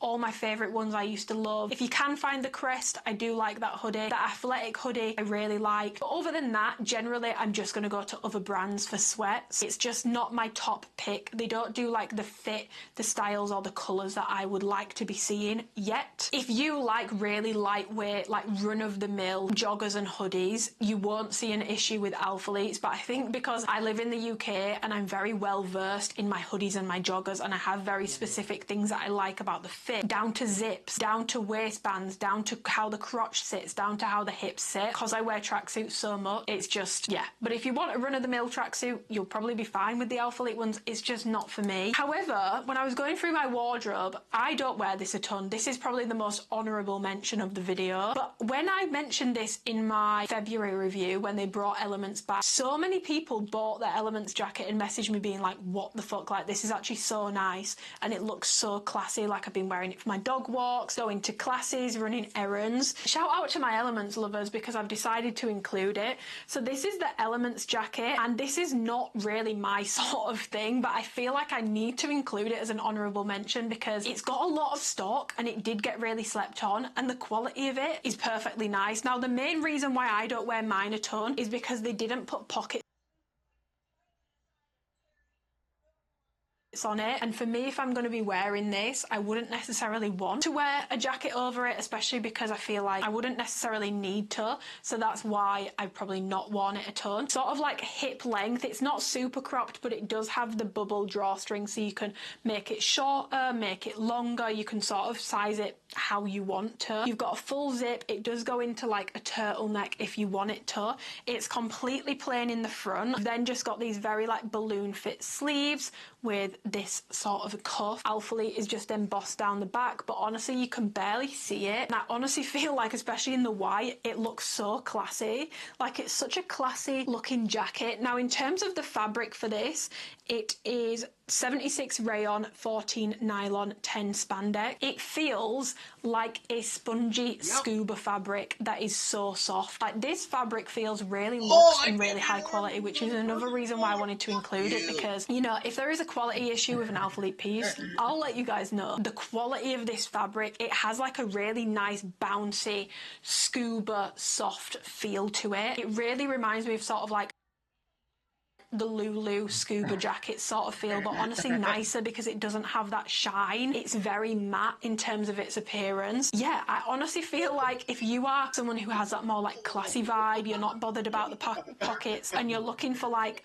a moderate weight jacket to wear out and about for errands, I think you might actually really like this. And there's no like difference in texture, so the texture on the outside is the exact same as the inside, so you're not going to get any molting over your clothes, you're not going to have any of those issues that you usually get with hoodies. And yeah, no one ever talks about it, but honestly the quality on it is really nice. It's very comfortable, it feels very luxe on the skin. In terms of sizing, I got this in a medium. You can stay true to size, but I like things more oversized, so I do size up for a more oversized fit. The men's stuff has weird cuffs. The women's one, however, is really nice, and if it's your thing, I really do actually recommend it. It's probably one of the highest quality luxe feeling pieces they have on the website right now. Okay, so that is all of my favourites gone over. I really hope that you guys have found this video useful. If you would like me to do another one before Black Friday, let me know and I will get one filmed, even though there probably won't be a huge difference between then and now. But if you've got any questions about sizing help for the pieces I've mentioned, questions about other things on the website, comment them below or message me on Instagram and I will get back to you. As always, if you do choose to shop my code either this week or any week, thank you so much in advance. It basically keeps me in a job with Alphalete. It lets them know you want me to keep doing these reviews, you find my content helpful, you support me with them basically, and it basically lets them know you guys want me to stay with the brand. So yeah, I would massively appreciate it if you could use my code, but again, no pressure to shop whatsoever. But if you do use it, please message me on Instagram so that I can personally thank you. You guys are the sole reason why I'm in this job, and like there is no athlete week for me without you guys. Like you guys are the reason why we have athlete weeks. I really just want to say I appreciate you all so much. And I know that someone's going to ask me this, so if I had to whittle it down to like a top three, I would definitely say an aura strappy bra, a baby tee, one of the seamless short options depending which is most suitable for you. I want to say Revive, but we don't have great colours in it, so I think right now I would probably say if I had to pick, probably go Contour. And but I like them all, I do like them all, but I would probably go Contour, just thinking about the colours that are available. If you found the video helpful or you enjoyed it, please give it a thumbs up, subscribe if you want to and you haven't already, and I will see you guys in my next video. Thank you so much for watching. Hopefully it's been helpful. Goodbye.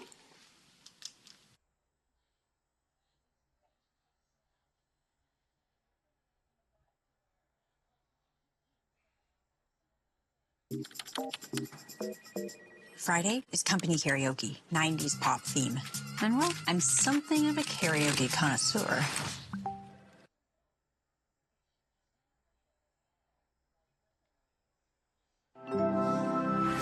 With Asana, you can manage any kind of work. Say your team is responsible for project intake from other departments. Maybe you're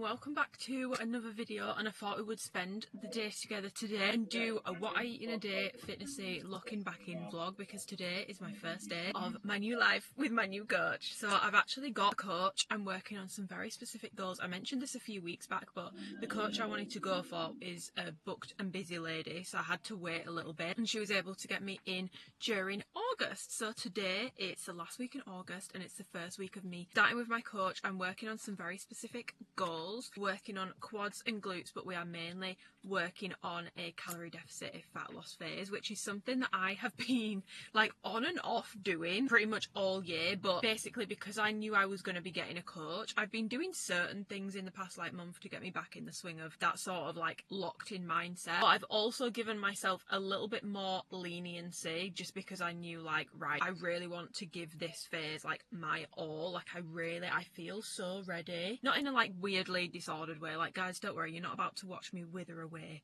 on the screen, but I'm just really ready to work on goals. And I've not had a coach in years. I've not had a coach in about 2 years, I think now. I'm about to go to the gym. I didn't have any oat milk, so I am going to get a coffee on the way, because I also don't have any pre-workout at the moment because I ran out and I've still not decided which one I want, and I can't be bothered to buy one that's just mid, or one that I'm not like 100% sold on, because I don't want to end up with a ton of supplements. Like, that is one thing that I don't understand, how people have like cupboards full of like 8 different protein flavors, 9 different pre-workouts. Like, it takes up so much room. I'm not doing that, so I'm waiting until I find one I really like, and in the meantime, a little caffeine hit.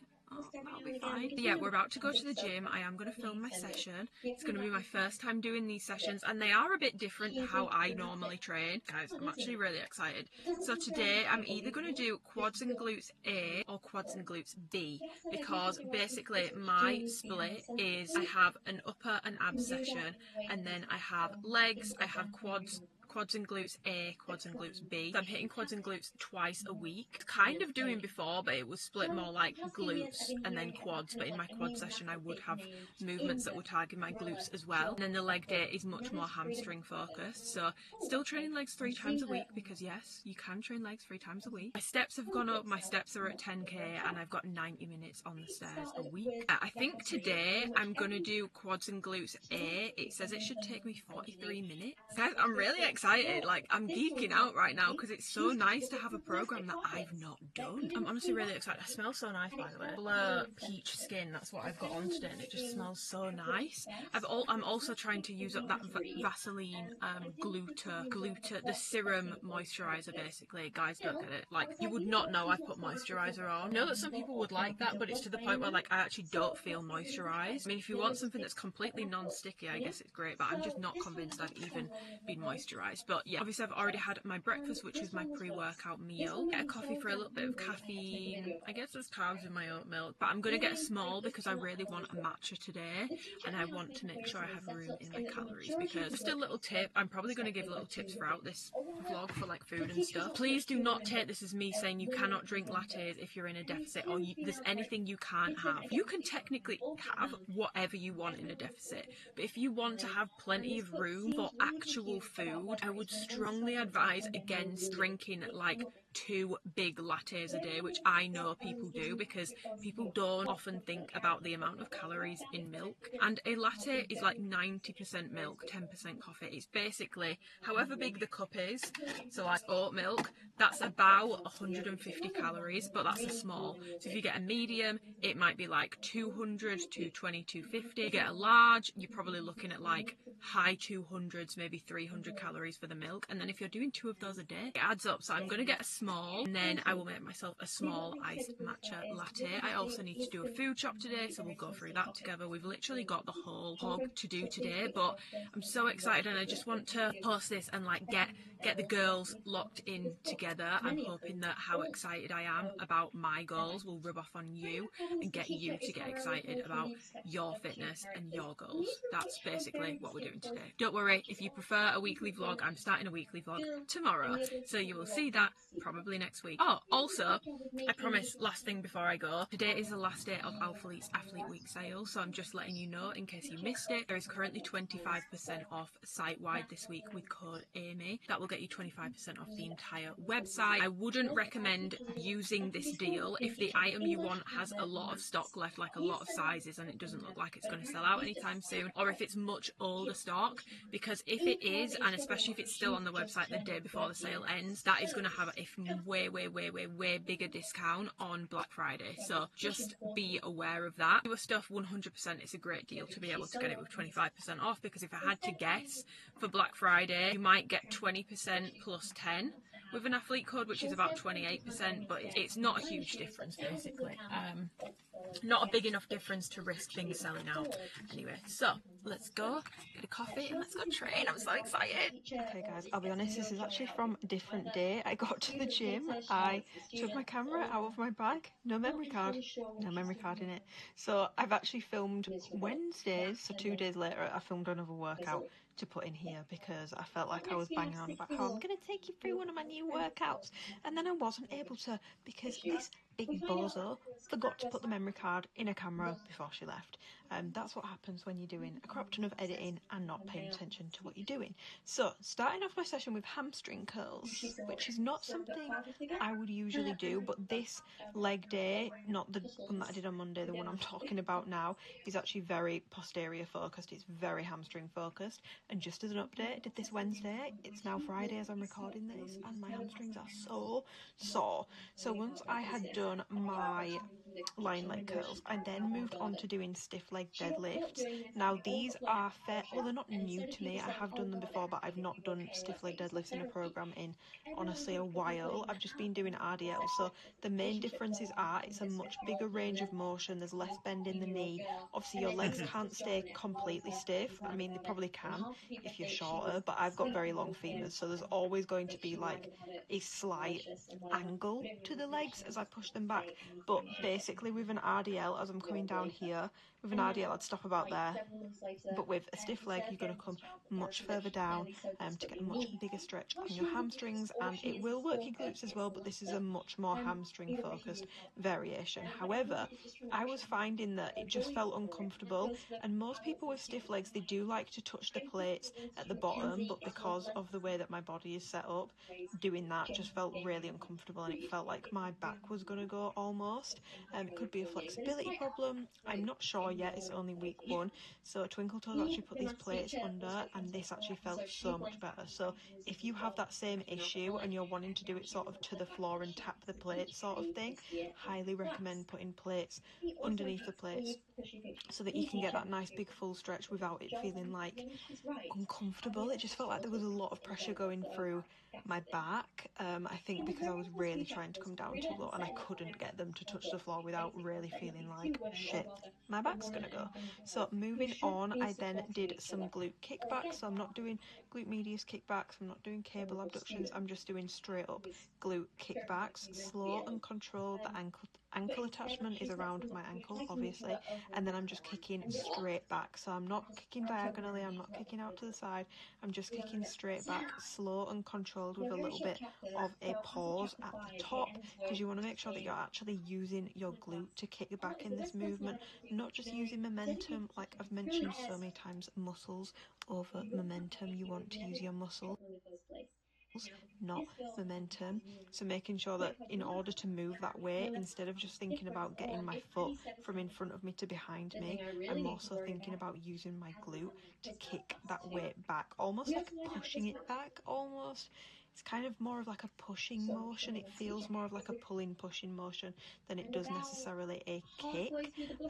So yeah, if you struggle with feeling these in your glutes, I would highly recommend really slowing them down and thinking a little more about the movement in that way, rather than just thinking about moving your leg from in front of you to behind you. So then moving on, I did some B stance RDLs. These are also not something that I have had programmed in such a long time, and honestly these fried me. Now I think most people would probably hold 2 dumbbells when they're doing B stance RDLs, or doing with a barbell, but obviously I'm using dumbbells here, and I'm just using one just because I really wanted to focus on my balance. This was my first time doing this session, and my hamstrings at this point were already feeling quite fried, so I wanted to make sure that I had good balance. And I feel like, yes, the split stance really helps with your balance because you're not, you know, completely taking one leg off the floor, but being able to sort of put my hand on my hip and sort of just have more, I don't know how to describe it, I just felt like it gave me, that's so Yorkshire, I just felt like it gave me more bearings in the movement and a little bit more stability and support, and also just felt more comfortable while still challenging myself. So then I'm just resting between legs and then going into my other leg. So you can sort of see here, in terms of the stance for these, you want to make sure that basically the toes of the foot that you are trying to B stance are behind the heel of your working leg. It will work both legs at the same time to an extent, but you're just going to be biasing one side much more than the other, which is another reason why, especially with movements like this, highly recommend that you rest between legs, because that leg that's not working, in quotation marks, is still working in the movement to give you stability, and you're still going to be stretching out that hamstring to a degree. And I mean, you can see my calf is clearly working. So moving on, I then did split squats. Honestly guys, this session was so difficult. So I then had dumbbell split squats, but luckily I only had 2 sets here, and I think I was doing quite low rep. I think I was doing 5 to 7. So I went for a heavier dumbbell, and yeah, basically just thinking about sitting back and down into the movement. It's not actually specified in my program if these are meant to be more quad focused or glute focused, so I just sort of went with them sort of slap bang in the middle. I wouldn't say I was doing them super glute biased or super quad biased. I would just say I was sort of doing them somewhat in the middle, thinking about sinking back into the movement but not in an excessive way. My knee did budge a little bit further forward as well, so it's sort of like a hybrid of the two. But I think I am going to ask how she wants me to be doing these, or if she does have a preference, or if she's just happy for me to do my own thing. But doing these after doing stiff legs, after doing kickbacks, which I felt like gave me a really good glute pump, can't get my words out, and also after doing those after B-stance RDLs, it just felt so tough. And then I finished off with round and back extensions. I'll be honest guys, by the time that these came around, I was absolutely fried. I was meant to be doing these much higher rep than what I ended up doing, but I picked 10 kilos, and because I'd done so much in this session compared to what I'm used to only doing 4 movements in a session, so it felt like a lot more. So the 10 kilo, actually I got a lot less reps than I was expecting with these. So I know either to keep that weight and try working on the reps, or go down in weight and get more reps next week. But yeah, it was tough. The biggest, juiciest moron goes to me because I didn't bring a memory card for my camera, and I don't have my tripod for this one, which I would have happily just filmed it on this camera, but I don't have my tripod for this one, and I didn't have my memory card for my big camera either, which is a bigger memory card than this one. Like this camera, it's like a tiny tiny little memory card. My big camera, it's a normal size memory card, so I can't put it in there. I think my solution is probably going to be I'll film another workout this week and put it in where that workout was meant to be. But the workout I've just done, I actually really enjoyed. It took me a while, but that's because I had to wait like 15 minutes for the cable. Even the session that I will have put in will probably be different to any of my other sessions. Not like I'm training in a totally different way, but exercise order is a little bit different. Reps and sets are a little bit different. There are some different movements in there as well. So I honestly really enjoyed that session. It was a nice tough session, and now we need to go do a food shop because I don't have any food in. But yeah, whilst I drive to M&S, have a think about what I'm going to get.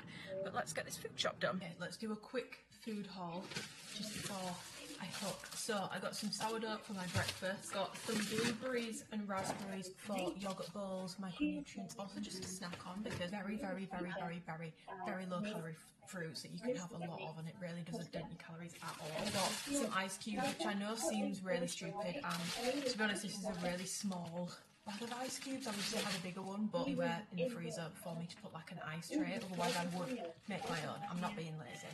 I got a bag of some mixed vegetables that I want to use for my salmon bowl. I also got these. These are one of the best things in Marks and Spencer's at the moment. It's the grilled olives, Turkish grilled olives. They are unreal. It basically tastes like how any grilled meat tastes, like that charcoal with an olive. Got some apples for my yogurt bowls because I really like cutting an apple up and then I'll put a bit of cinnamon and sugar on it, microwave it, and then add that to yogurt, and it's like a stewed apple bowl, and it's just really good. Bacon medallions for breakfast. These are super low calorie, especially compared to normal bacon, but much more protein, so I always get bacon medallion. Kitchen disinfectant for my mum. This is her favourite. It's honestly one of the nicest smelling kitchen sprays, and I love the fact that it's an aerosol, so it comes out like a deodorant rather than a spray, and I just feel like it's a lot quicker to use because of that, so I highly recommend this. It smells really good as well. Cucumber, micronutrient, miniature new potatoes as a carb source, salmon. I'm realising there's not a lot of protein in this shop, that's because I already have a full pack of chicken, so I got some salmon because I really fancy some like salmon balls. I'm going to make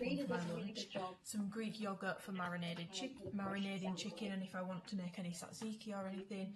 Some pickled red onions because I just feel like, I don't know, I saw them and I was like, I've not had pickled red onions in ages. I really fancy them, and they're really easy to add to meals, and I'm pretty sure, I could be wrong, but I'm pretty sure that pickled foods are really good for like your gut and your digestive system. I'm pretty sure they are. And red onion sometimes hurts my stomach, but pickled doesn't. Stomachache sometimes if I eat a lot of raw red onion, which is why when I make my Greek salads now I don't put quite as much red onion in. 2 bags of rice. This is really lazy and I should just make rice, boil it, but it's just so time consuming, so to save myself time, rice, and also some oat milk. This isn't my favourite oat milk for coffees and matchas and stuff, but it's the only one that they do. That's the one thing I don't love about Marks and Spencer's. They don't seem to, some stuff they do sell like branded bits, but most of the time they don't. Everything is Marks and Spencer's. It's not bad, it's just not my favourite. I prefer the Oatly one. I'm pretty sure the Oatly or the Khalifa Farms, those are my favourite oat milks. This one's just a bit, how to describe it, and also the colour's a bit weird of this one. It's a bit more yellow rather than like white / creamy. So for my lunch I'm gonna do like a soy and ginger salmon bowl with some rice, some vegetables. I will show you how I do it. I'm also gonna make a matcha as well.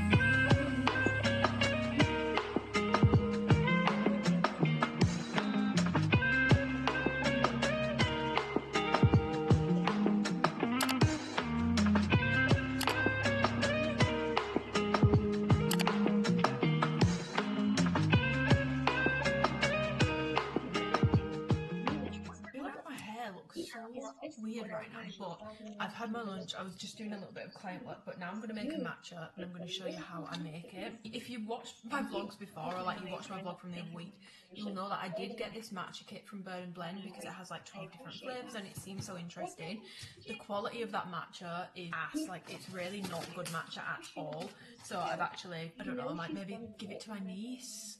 I don't know if she's a bit young for matcha, but I feel like she'd at least have fun with it, and she's not going to care about the quality of it. But it tastes really, obviously they've all got different flavours, so it tastes a little bit like the flavour, but if you get a bad quality matcha, it tastes a bit pondy, and it can almost taste a little bit fishy. When you are shopping for matcha, find one that is ceremonial grade, but I have a suspicion that a lot of brands are calling themselves ceremonial grade when they're not, because you can usually tell by the colour of the matcha. So if the matcha is like a dull green, it should not be that colour. It shouldn't be pastel, it should be like a bright green. And Genki, sorry the sun's just come out, is by far my favourite matcha. Like, I love it. Oat milk, this white chocolate sauce, which is absolutely unreal. If you were ever curious on how they make it at Blank Street, the white chocolate one, this is the sauce that they use. It's very expensive. I got it as a Christmas present, but you do get a lot. Like, I'm not even halfway through.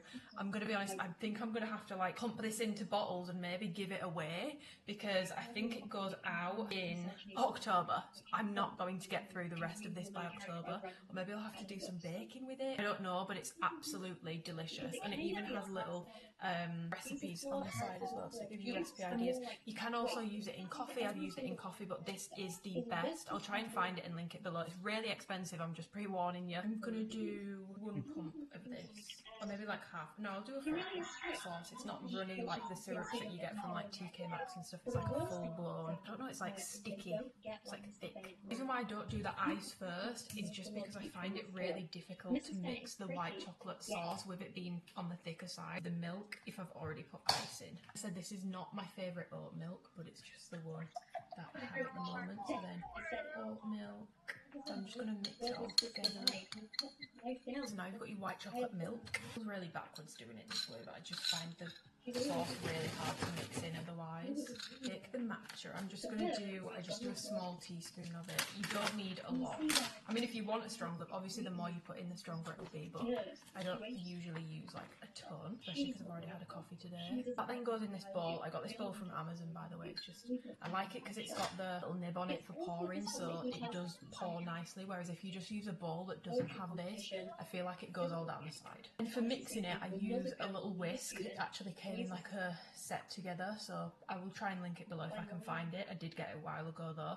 And for the matcha, you can either use water. If you're going to use water, you're going to want to use warm water, or like hot water but not boiling, so not cold but also not kettle boiled water, because if you use boiling water, and I do, like I've made this mistake before, it makes the matcha go really bitter. It like burns it, I think. Or you can actually use milk, which I've actually much been preferring to do. I just feel like it makes a much creamier matcha, so I'm just going to pop some milk in the bowl. It does make it harder to whisk because it's just a thicker texture. I do think it just comes out quite a bit nicer, and especially if you're someone who's, I don't know if I should say trying to get into matcha, because I feel like if you don't like matcha, you don't need to force it, but if you're someone who is trying to find a way of having matcha that you like, maybe try it with milk if you haven't already, because it does make it a lot creamier. Go in like zigzag motions just to make sure that you get all of the lumps and stuff out, and you'll also find that with doing this, especially when you use milk, it goes very frothy. Okay, this lighting is a lot better. Put you to the other side of the kitchen. So then you've got your milk, and you just put your matcha. So when you use milk, I feel like it sits at the top a lot more as well, but that's how bright it should be. It should be a bright green. This camera makes things a bit dull, but that's the sort of shade you need. Just use a little bit of water with matcha just to get the last bit out. And this is how it ends up.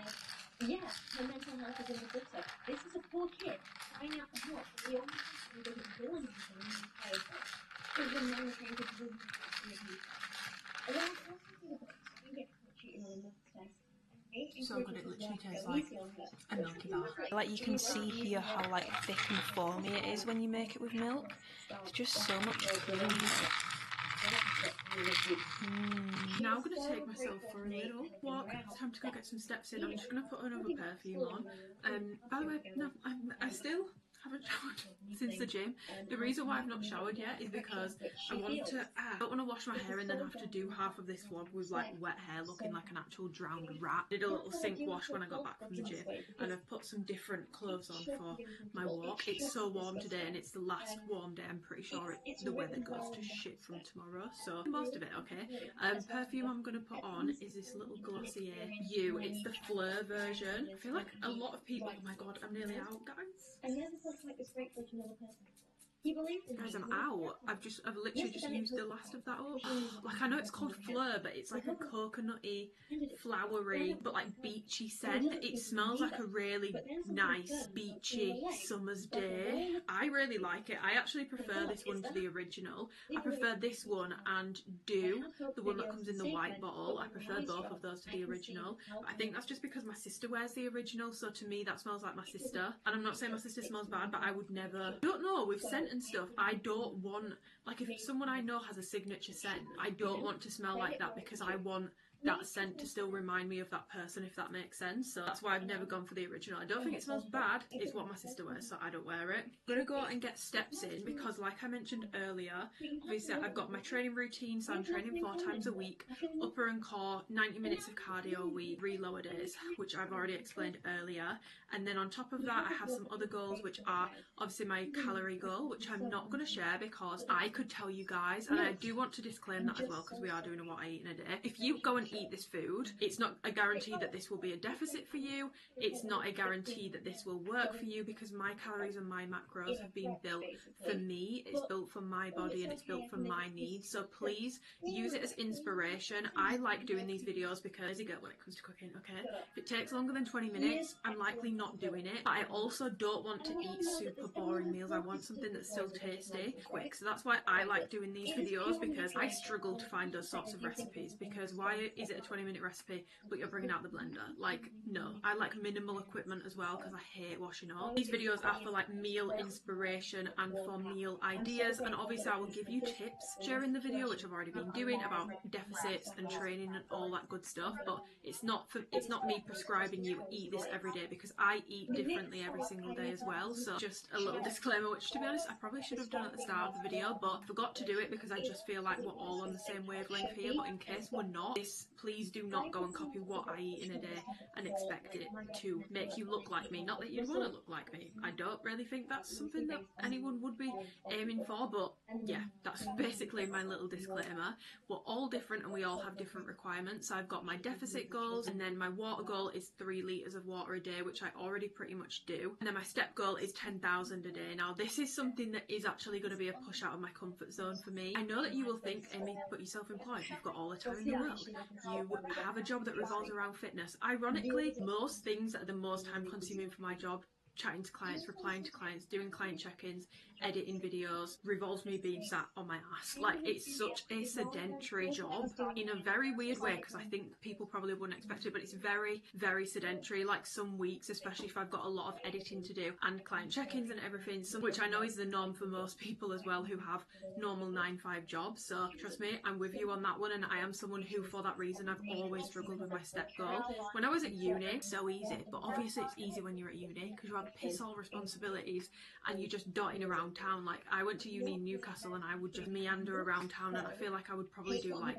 10 to 15,000 steps a day. Originally, before, I was aiming for 7.5, but I've been averaging around 6, so we've bumped up to 10, and I am keeping myself accountable for it. So with step goals, it could be that you do 10 every day. It might be that some days you have less steps, and so on the days where you've got more time, you do more than 10, so that it averages out to 70,000 steps a week across the week. And times 7 is 70,000. So as long as it averages out to that, and it averages out to 10 a day, even if some days are higher and some are lower, it's not a problem. Like, that's completely fine. For me personally, I'm gonna try and do 10 a day, just because if I do have a day that's lower, I will need to do a lot more than 10 in order to get past that, and that is really time consuming, honestly. As someone with a sedentary job where it's not part of my job to be moving around loads, it's very time consuming. Like, that would probably be about a 2-hour walk for me, which is a big chunk of time taken out of my day, especially if I need to be at my laptop. I'm gonna try and just do the 10 a day. So far today I've got 3,000, so I'm gonna go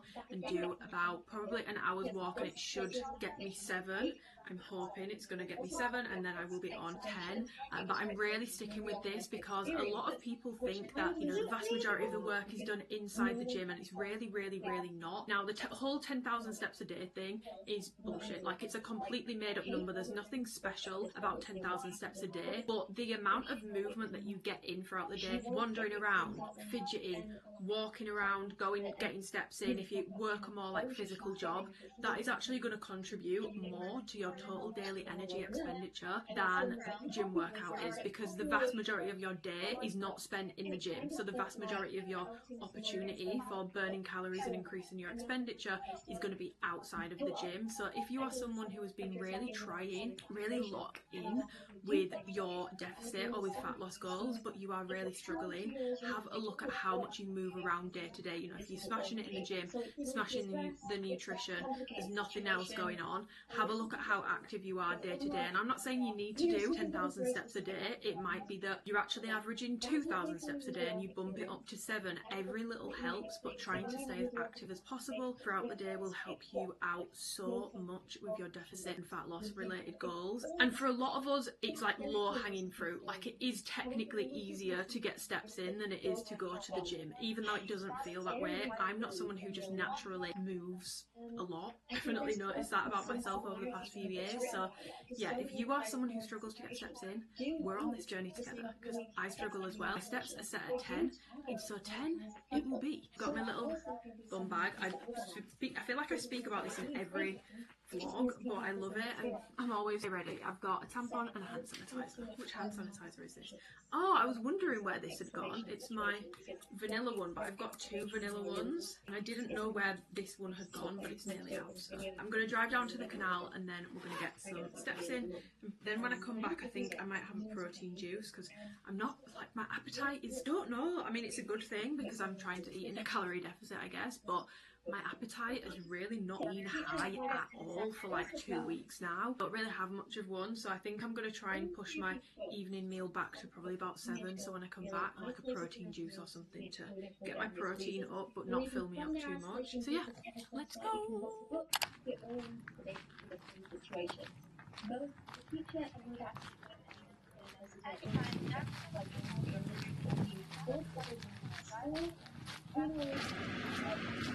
My steps are pretty much done. I'm on like 9.8, but by the time it gets to this evening, we'll be done. So my steps are done. I'm not super hungry, like I said. I just feel like my appetite is not appetizing, so I'm just going to make a protein juice. In here, I'm going to put my creatine, which I take every single day. A lot of people stop taking creatine when they go on a fat loss phase. I would strongly recommend that you don't do that. All that taking creatine out of your routine is going to do is make you lose water weight. Creatine is going to be one of the best things for maintaining your strength, trying to push on with your strength in a deficit, and also because creatine draws water into your muscles. Obviously, when you go into a deficit, carbs typically get lower, food gets lower, generally just look a little less full, so this can help you to actually maintain that fuller looking look in your muscles, because that's where it draws the water into. So I don't understand, other than if you were like having to like cut water weight for like a boxing match, or you needed to make like a specific weight for something, then fine. But if you're just going on a fat loss phase, it won't help you to lose body fat to cut this out of your diet. And I would actually recommend that you keep taking it. I would actually recommend, if you don't take creatine, that when you go into a deficit, it might actually be a really good time to start. But I take it every day and I take it year round. And most of the research that's done on sports, supplements, training, all that sort of stuff, is usually done on men. The research for women is severely lacking. But creatine, and I will link it below, actually has an entire meta-analysis just looking at the impacts on women, and they are very positive, and it does work well for us. So unless you are someone who really, your body just disagrees with it for whatever reason, it's one of the only supplements that I would recommend taking. Plus it does actually have research done on women. And then the other thing I'm putting in is just the Ghost Creating Strawberry Watermelon. I personally don't think this tastes like strawberry at all. It tastes like sour watermelon. If you've ever had the sour watermelon pre-workout, that is exactly what this tastes like, in my opinion. It tastes like sour watermelon sweets. It's very, very, very, very, very sweet and very, very, very, very strong. So I would recommend that you use even more water than this. Like, this is probably going to be a bit sour. I might put it in a bigger glass with more water. I do really like the flavour. The flavour of it is really good, and there's no no like weird aftertaste with it in my opinion either. It is really good, it's just very strong, and if you're not a fan of like very artificial flavours or very sour things, I don't think you'll love it. But if you really like sour watermelon candies, which I do, you will like it. You just might want to add a bit more water than it suggests. Yeah, I'm gonna drink this and do some work, and I will catch you guys when I'm making my tea. It is absolutely infuriating to read, as it should be. And again, I feel free to show how real teenagers are in this situation. I'm pretty sure it's peaceful. It's so special. Leaving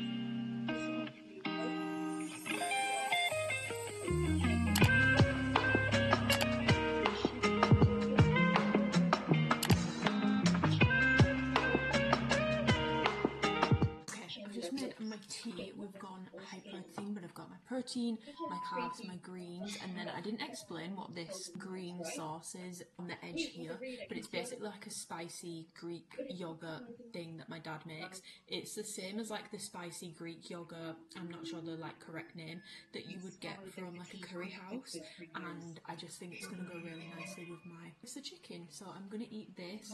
I feel like this is really going to fill me up. It looks like a very substantial meal. That's another tip if you are someone who, I don't really know why I'm doing this because I don't have much of an appetite, but if you are in a deficit, one of the best carb sources, potatoes, because you can actually like have quite a decent volume of potatoes and they're so filling for lower calories than like rice, pasta, and that's not, you've seen, I've had rice today, I'm not saying don't have rice, I'm not saying don't have pasta, you can have those things, but if you're wanting something that you can have a lot more of, white potatoes, sweet potatoes, both amazing options. And I've also got a little drink, if you know you know. Actually, even if you don't know, I'm going to let you in on there now because we don't gatekeep around here. Best carbonated beverage. I do get the light version because it's diet season, but the regular one is obviously superior. I actually don't feel that way about Coke. I do prefer Coke Zero to full fat, but I will say the original one, it just has like an extra to it. This one doesn't quite have, but it's still absolutely delicious, and I would still choose this over a Coke Zero. So I'm going to drink this and catch you in a bit. I need to actually track my food for the day because I don't know where I'm up to. I've not been tracking as I've gone.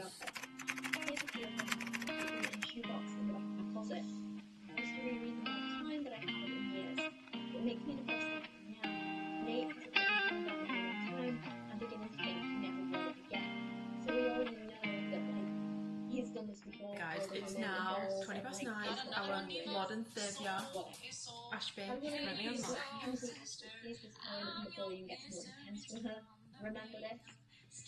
He continues to stalk Eve, and late and one night you've actually it glitched.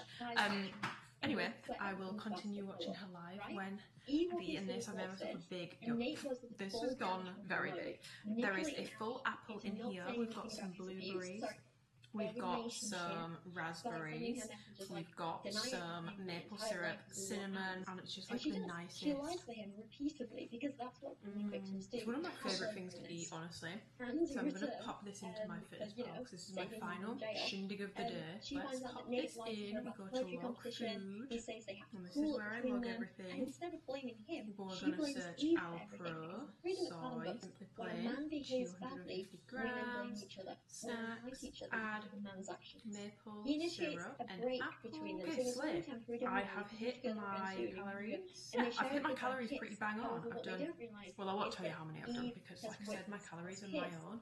But my macros, I've hit 137 protein today. I feel like I want to point out because the only protein supplement I've used was that juice that I had earlier. I've not been having to have protein this, protein that, protein yogurt. Like even this yogurt, it's not a protein yogurt, it's a normal yogurt, and I know a lot of people don't like protein supplements, so obviously I have had one today, but this just goes to show you don't need to ply your body and your days full of protein supplements to get a good protein intake in, even when you're in a deficit, because it is harder when you're in a deficit, but I'm showing you guys it can still be done. My carbs, 208, fats, 65, so honestly in a really good spot. Let me just double check what my actual goals are, because I'm pretty sure those are close to my goals, but I can't remember what my goals are. So I need to sync it with my fitness pal because that's not quite working. I have smashed day one of my deficit, day one of sort of my new goals, and I hope that you guys have enjoyed spending a full day of eating and like a little vlog. I feel like we've done a few different things today. Hopefully it'll be a little bit of a shorter one for those of you who prefer a shorter vlog, but don't worry if you are here for longer vlogs, which I feel like most people are coming back, and there will be one next week. But I'm gonna finish up eating this yogurt bowl.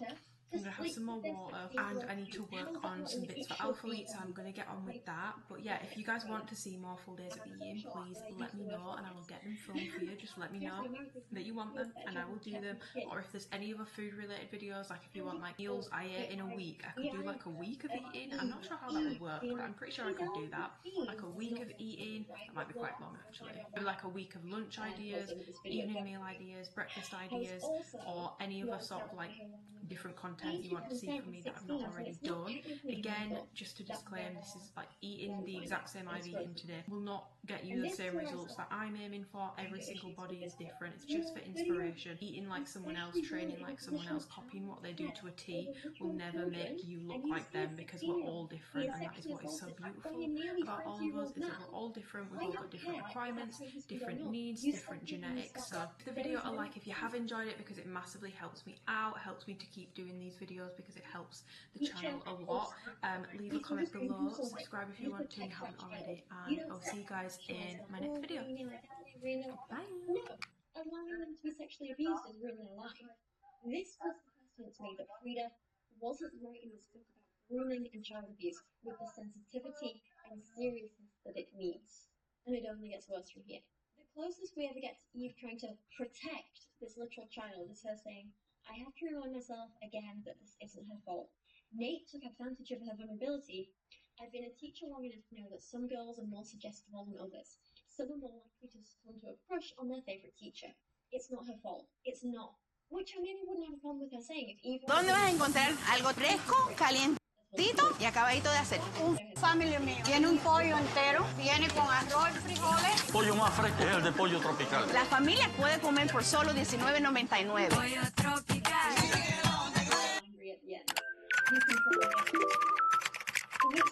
She tells him about Nate and then she and Nate comes home, he immediately stops. That's crazy.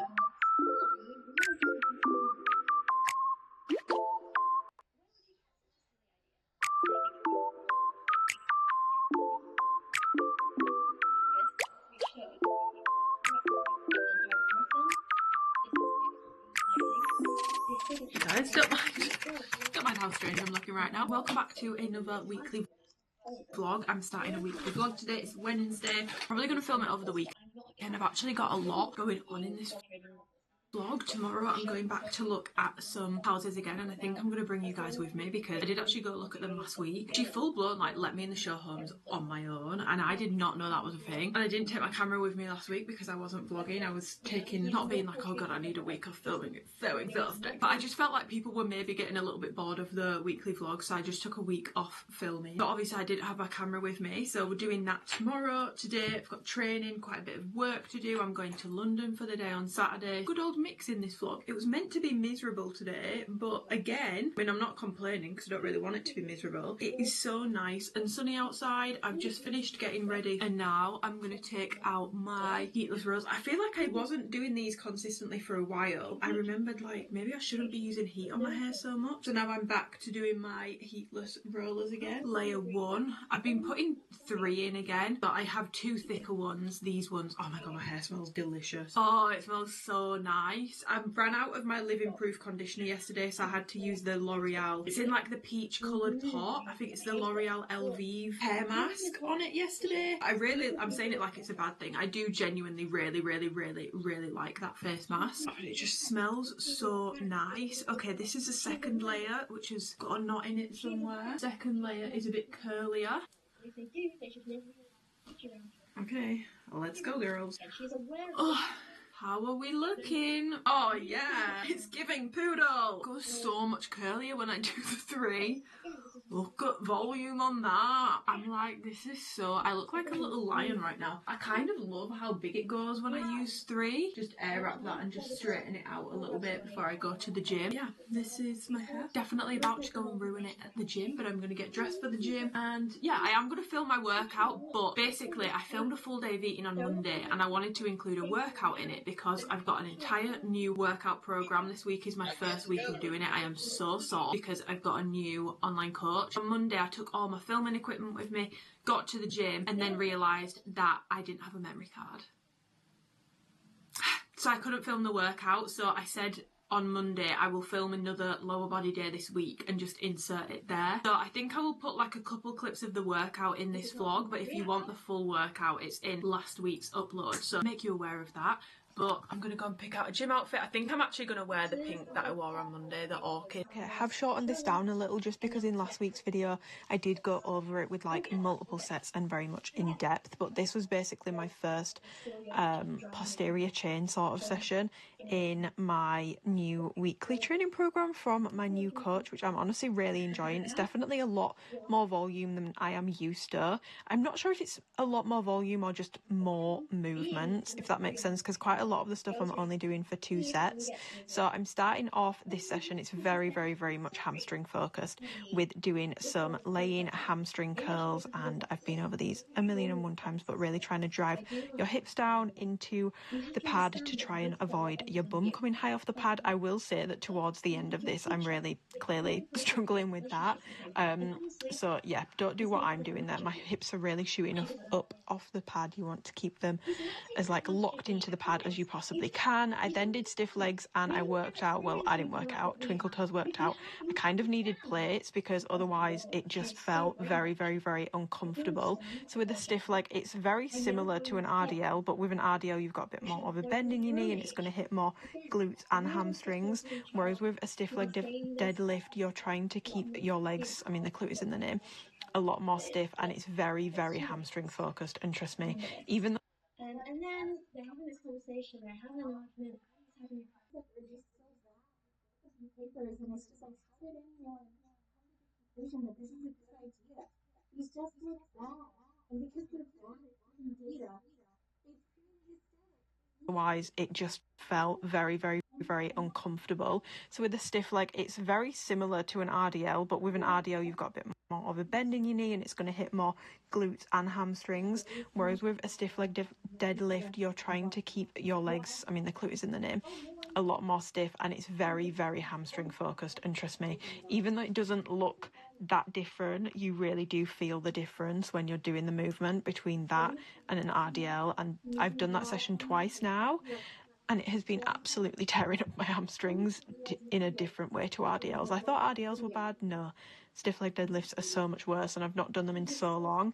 So I'm then moving on to some glute kickbacks, which I feel like, again, I do these so often that I've gone over them so many times, but I really do feel like things like glute kickbacks and back extensions, or like the smaller movements, can sometimes be quite slept on because people will assume because it's such a small movement, or I just feel like anything that women do, it just gets a bad rep and people think like it's a shit movement. But when kickbacks are done correctly, they're a great movement. Yes, it's not going to give you like as many gains as like a lunge or a squat or an RDL or a hip thrust, but that doesn't mean that you shouldn't do them. Just because something might not give you like the maximum results, it doesn't mean that there's no place for them in your program. And it's actually a really great movement for being able to get more glute volume in through the week without absolutely battering your body, because it's not going to put anywhere near as much stress on your body, and it's also not going to stretch your muscles out as much. It's not going to give you as much soreness. You're not going to get as much DOM, so you can get away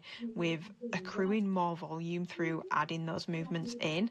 This is where I was like, oh my god, this session feels like it's never ending. So I then moved on to doing some B stance RDLs. So for these, you basically want to make sure that the toes of your supporting leg which will also be working in the movement because it's split stance. It's not like completely unilateral, but the toes of that leg are basically wanting to be in line with the heel of your working legs. In this scenario, my right leg, I want my left leg's toes to be in line with my right leg's heel.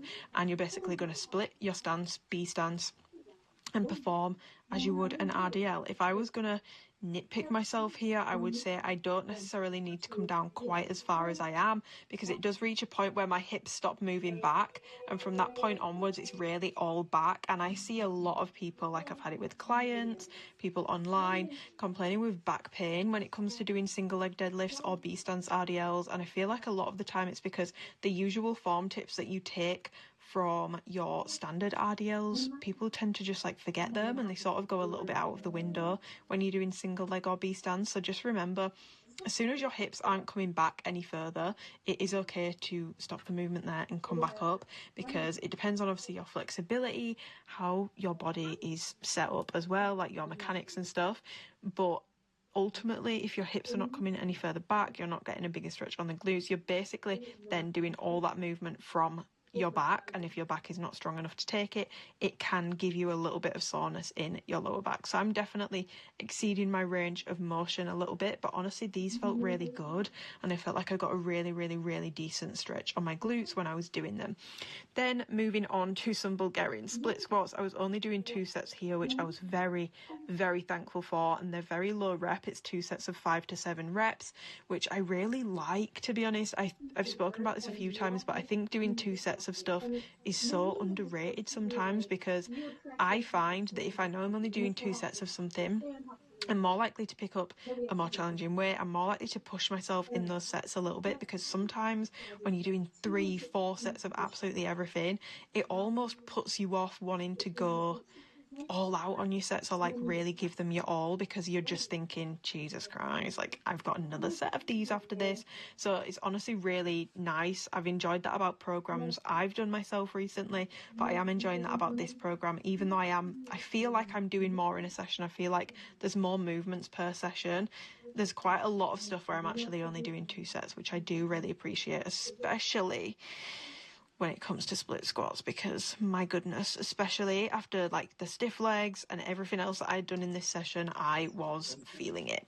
So finishing off with another much smaller movement, I'm just doing some back extensions here. So I like to point my feet a little bit out, just because I do feel like it does help me with glute engagement a little bit. I put a little bit of a bend in my knee, but nothing crazy, and then I'm basically just focusing on imagining that someone has put a string in my bum hole and they are pulling me up by that string. That is the best cue I've ever given or known for back extensions, in order to make sure that you're not just thinking about bringing the weight up and down, you're thinking about your glutes being the muscle to pull you up and get you up in the movement. I'm now back from the gym. I promised I would show more food in vlog, so this is my post-workout lunch. Watch last week's vlog. I should probably update you actually in this vlog properly, but I am on like a new plan. I've got a coach now, so I did go over that in last week's vlog. Go and check it out, but I will give you like a brief synopsis at some point in this one. But I've just got chicken, potatoes, cucumber, and the M&S grilled Turkish olives, because they are the nicest ever. Like, they are absolutely unreal. So yeah, and it all took about 15 minutes. I'm gonna have this and a ginger beer, watch some TikToks. I'm gonna be honest, I'm not gonna be doing any work whilst I have my lunch, but then I'm going to crack on with some client work and an alphalete project that I'm working on, which I will actually show you, because I can show you, like, it's not anything to do with like product that's currently being made, it's about sweats. That leg session was insane, really tough, but I really enjoyed it. And yeah, let's eat. Crazy. It's now a few hours later, it's 25 to 5, but I've just finished up doing the bit of alphalete work that I wanted to do, so I'm going to show you. I'm going to talk you through it, because it might be interesting to share. It might also not be interesting. Basically, they'd asked me about inspiration for sweats for fall, or anyone comes at me about the colours not being like cute pastels and all that sort of stuff. It's for fall 2026. I did request pastel pinks, blues, yellows, like butter yellows and stuff in like really cute sweats sweat sets for summer and spring next year. Hopefully they come to fruition. I did put that request in, but obviously when you are thinking of things seasonally, I'm not saying you can't wear baby pink or butter yellow through fall, but it makes sense to think about colours and stuff seasonally. So they basically asked me like any brands to keep an eye out for, but I've done a little bit extra because they basically only wanted ideas on like brands that they should look at or branding or colours and stuff like that. But that just didn't make any sense to me because I am very passionate about my sweats, and I feel like where alphalete fail slightly with sweats is, I don't know if you've been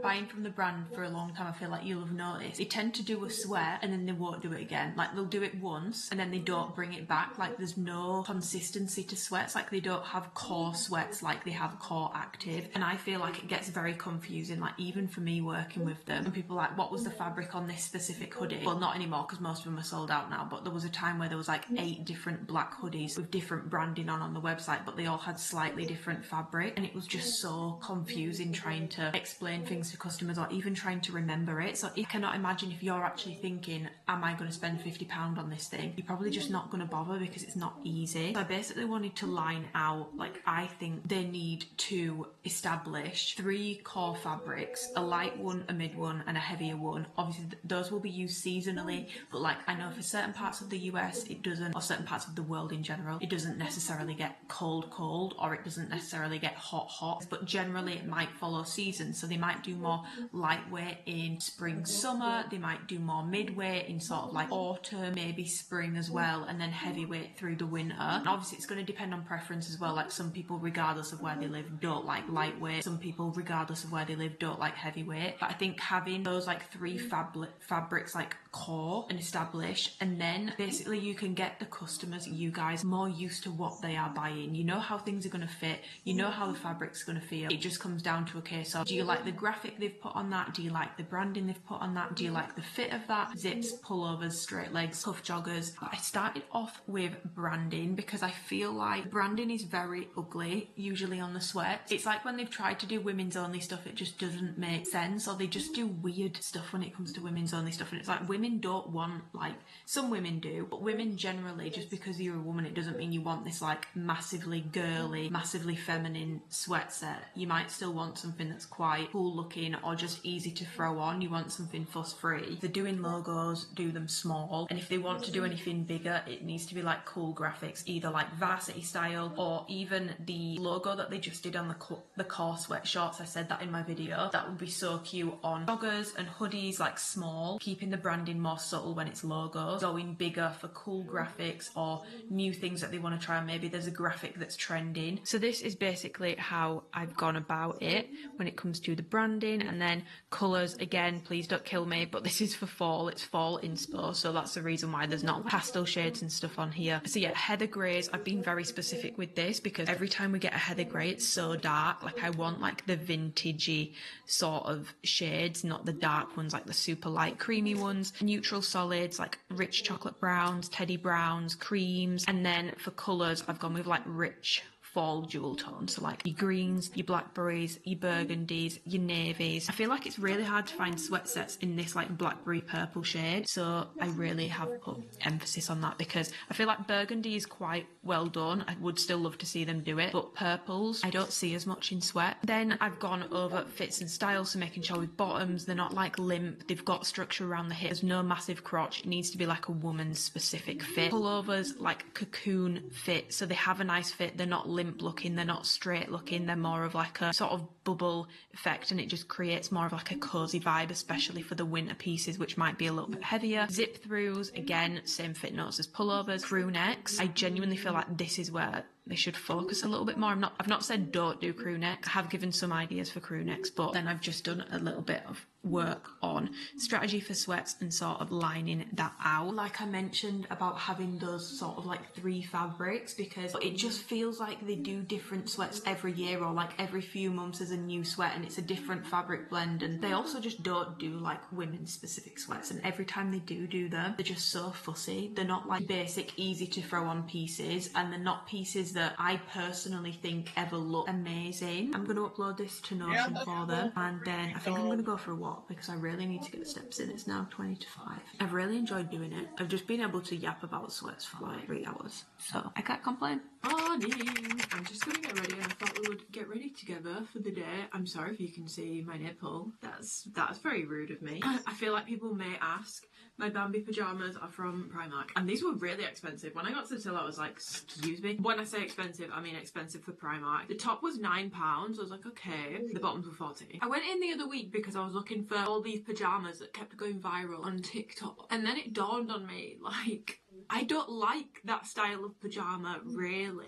As I was looking at them, I was like, I don't actually know why I'm considering this. Like, I know that these are going to look awful after one wash. I went into town with my sister, Bradford City Centre as well. Again, a place I never usually, I don't really dabble. I cannot remember the last time I went into Broadway to actually go into a shop. A crazy little place. So busy as well. But my sister wanted to go to Primark to get some, not maternity, like, specific bits, but more bits for her to wear because she's getting bigger. My sister's bump is going to be massive by the time she's done baking that little girl because she's already got such, and by the way, this is not me like slagging my sister off or calling her fat or anything like that. I'm talking about the bump. She's just got such a cute bump. Like, I did not think, because my sister is basically, my sister has like a Kendall Jenner build. Like, my sister is so slim and slender and tall. She's like 5'8", I think. We all just assumed that she wouldn't probably get a massive bump. I assumed she might not even get like a really visible one until right at the end, but it's so cute. But yeah, she wanted to go into town at the weekend, so I went with her. I've got this like really weird thing about my sister at the moment, which, like, don't get me wrong, I've always loved doing stuff with my sister. If my sister wants to do anything at the moment, I'm like, I'll come with you. I'm really like craving sister bonding time. I've always been a little bit clingy when it comes to stuff like that, but I do go through phases where I'm not. London on Saturday together for the day. I'm going to watch The Great Gatsby. I really want to try the vanilla pudding place that's opened, which is like a rip-off of, I think it's called Magnolia Bakery in New York. My New Yorkians, am I wrong? Am I right? But it depends how busy it is because we are going on a Saturday and apparently they make like 2 puddings a day and once it's gone, it's gone. So anytime I want to go anywhere that I've seen on TikTok, everyone in my family takes the piss out of me. To Italy last year with my family, I did actually vlog it. We went to Tuscany and we went into Florence for the day and I really wanted to get an affogato, but from that one place. If you know, you know. And it's so dumb as well because there's so many places where you can go and get an affogato,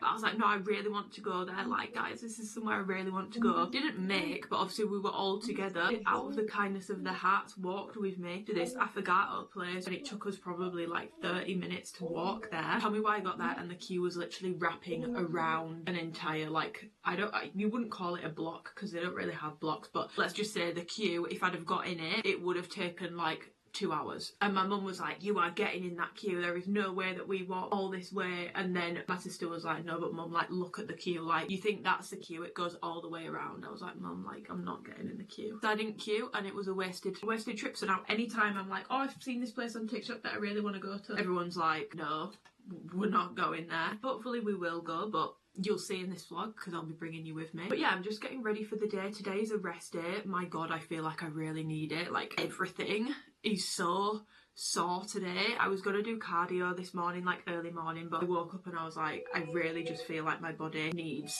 a rest today. With it being week 1 of a new program, I mean, I would say it's definitely more volume than I'm used to. Not to the point where it's too much volume or it's junk volume or anything like that, but it definitely is more training volume than I am personally used to. So it's just taking a little bit of adapting in terms of that, but also whenever you start a new program with your fitness, with your training, you will struggle those first couple sessions because it's a shock to your body basically. But last night I got into bed, did a little bit of client work, and then I watched Love is Blind. I also went and got I tried to get my steps in. I was walking for an hour, but because it was like hilly and stuff, I feel like when there's a hill it takes me longer to get my steps in. I ended up on about 8,000 steps yesterday, so I was a little low, but I'm just gonna go over today. I feel like Love is Blind this year has been really boring, Love is Blind UK. And don't get me wrong, I know that the purpose is for people to find love, but come on, we do like a little bit of drama, and I just feel like other than T-shirt with Jarvan, there's been no drama. There has literally been no drama, and okay, spoiler alert, like, skip if you don't want to have Love is Blind spoiled. Love is Blind UK. Okay, fair warning done. I'm going to give spoilers now. Everyone other than Jed and Barda did actually get married. I genuinely thought Callan Sarova would not get married just because of how his family seemed, and I did not think Billy and Ashley would get married. I knew that she would say I do, but I didn't think that he would. But I'm really intrigued to see. I think the reunion's on Sunday. I'm really intrigued to see who's actually still together. But to be honest, I didn't think Jasmine and Bobby from last year would survive. That makes it sound so dramatic. Would stay together, but they actually have. So I know it sounds bad because you shouldn't want people to be like going off heartbroken and like crying and stuff. And the drama was actually people getting married, instead of the drama being people ditching people at the altar, which is obviously, you shouldn't want that to happen because it's not nice. It does make for more interesting TV. I've actually booked an appointment because I want to, I think I mentioned, I saw some new builds last week that I saw a few, but there was some that I really liked. Now, these are like the top end of my budget for a house. It's definitely, when I say pushing it, I don't mean like pushing it in an unsafe, like, that's actually way overweight. It's just really is the top end of my budget. And also my budget, I'll just be completely honest, my budget has changed since I started looking, because I started looking a year ago. So I've had another year of saving. But these houses are unreal, and the amount of space that you get for your money is also unreal. I have looked at houses in this sort of price region over like a little bit closer to me, significantly smaller. Now, if I'm going to be completely honest, they are actually, I definitely don't need a house that big, guys. I definitely don't need a house that big, but it's hard to justify spending that same amount of money on somewhere over here that's significantly smaller, where I feel like I would outgrow it quite quickly. So basically the reason why I'm like umming and ahhing about this one and I'm not like 100% is because, one, it's a little bit further away. So when I looked last time, it was actually like 4 or 5 p.m, so I got to see like the worst of the traffic, and it did take me a long time to get back home. And I am a home bird. Obviously my sister's having a baby. Like, if there's ever an emergency, I would just hate to be, you know, if there's an emergency during the day, it's fine, half an hour away, but because of where it is, if there's an emergency around a rush hour time, it can take me like upwards of an hour and a half to get back over here. I think that's really the main thing, and also obviously the fact that it is the top end of my budget. Not that I think that everyone needs to think this way about their first home, but if I needed to stay in that house for like 20 years plus, and I know that not everyone goes into their first house thinking that way, but that's just, that's not a requirement, if that makes sense, but it is something where I was like, oh, that's kind of crazy. But they don't actually have any 3 beds left at this site, which is why I was looking at 4 beds, and the 4 beds are the same price as a 3 bed over nearer to me. So it is just the distance, and I know that half an hour isn't far. It's just the whole thing about like timings of day and stuff. To the saleswoman, she was really nice and honestly really helpful. And I was saying, like, I struggle when I'm talking to people about house situation, or like when I'm looking for somewhere, because I am in a very unique position where I do need to consider, for the line of work that I'm in, things like the lighting in my house, things like the space in my house, because yes, I am only one person, but I have so much stuff. I also work from home, and I do need to think about being able to film in there. I do need to think about lighting. It's basically like I'm trying to find a house and a studio in one. So there's like a lot of different things to consider. Also, the fact that I am self-employed. Even people that aren't self-employed, she did actually make me feel a lot better, because she said that a lot of people are feeling the same way, which is, she was like, you know, you're not 21 and moving out into your first home. You're 26, gonna be turning 27. She was like, we're closer to 30 than we are 20. And she was like, we're getting a lot of people at this site that are coming and they're like 26, 27, 28. She was like, honestly, we're getting some like 23 and 24-year-old couples that are coming in, and they're going straight for like a 4-bed semi or a 4-bed detached, and they've just decided it's maybe not their forever home, but that's where they're going to stay for a significant chunk of time, because 1, moving is very expensive. 2, moving is very difficult, because as soon as you have a property, you are then technically going to be in a chain no matter what you do, which is then a lot harder when it comes to getting your second property. 3, when you get your second property in the UK, obviously depending on the price of it, but stamp duty becomes much more of a thing to consider, and that can honestly, depending on where you live, that can be like a deposit in itself, or like a good percentage of a deposit in itself. So obviously when you're a first time buyer, you get a discount on stamp duty, or if your property's under a certain amount, you don't pay it at all. She was like, we're actually seeing a lot of first time buyers taking more advantage of that, and because people are moving out later, I think because my family's a lot older, my brothers are 50.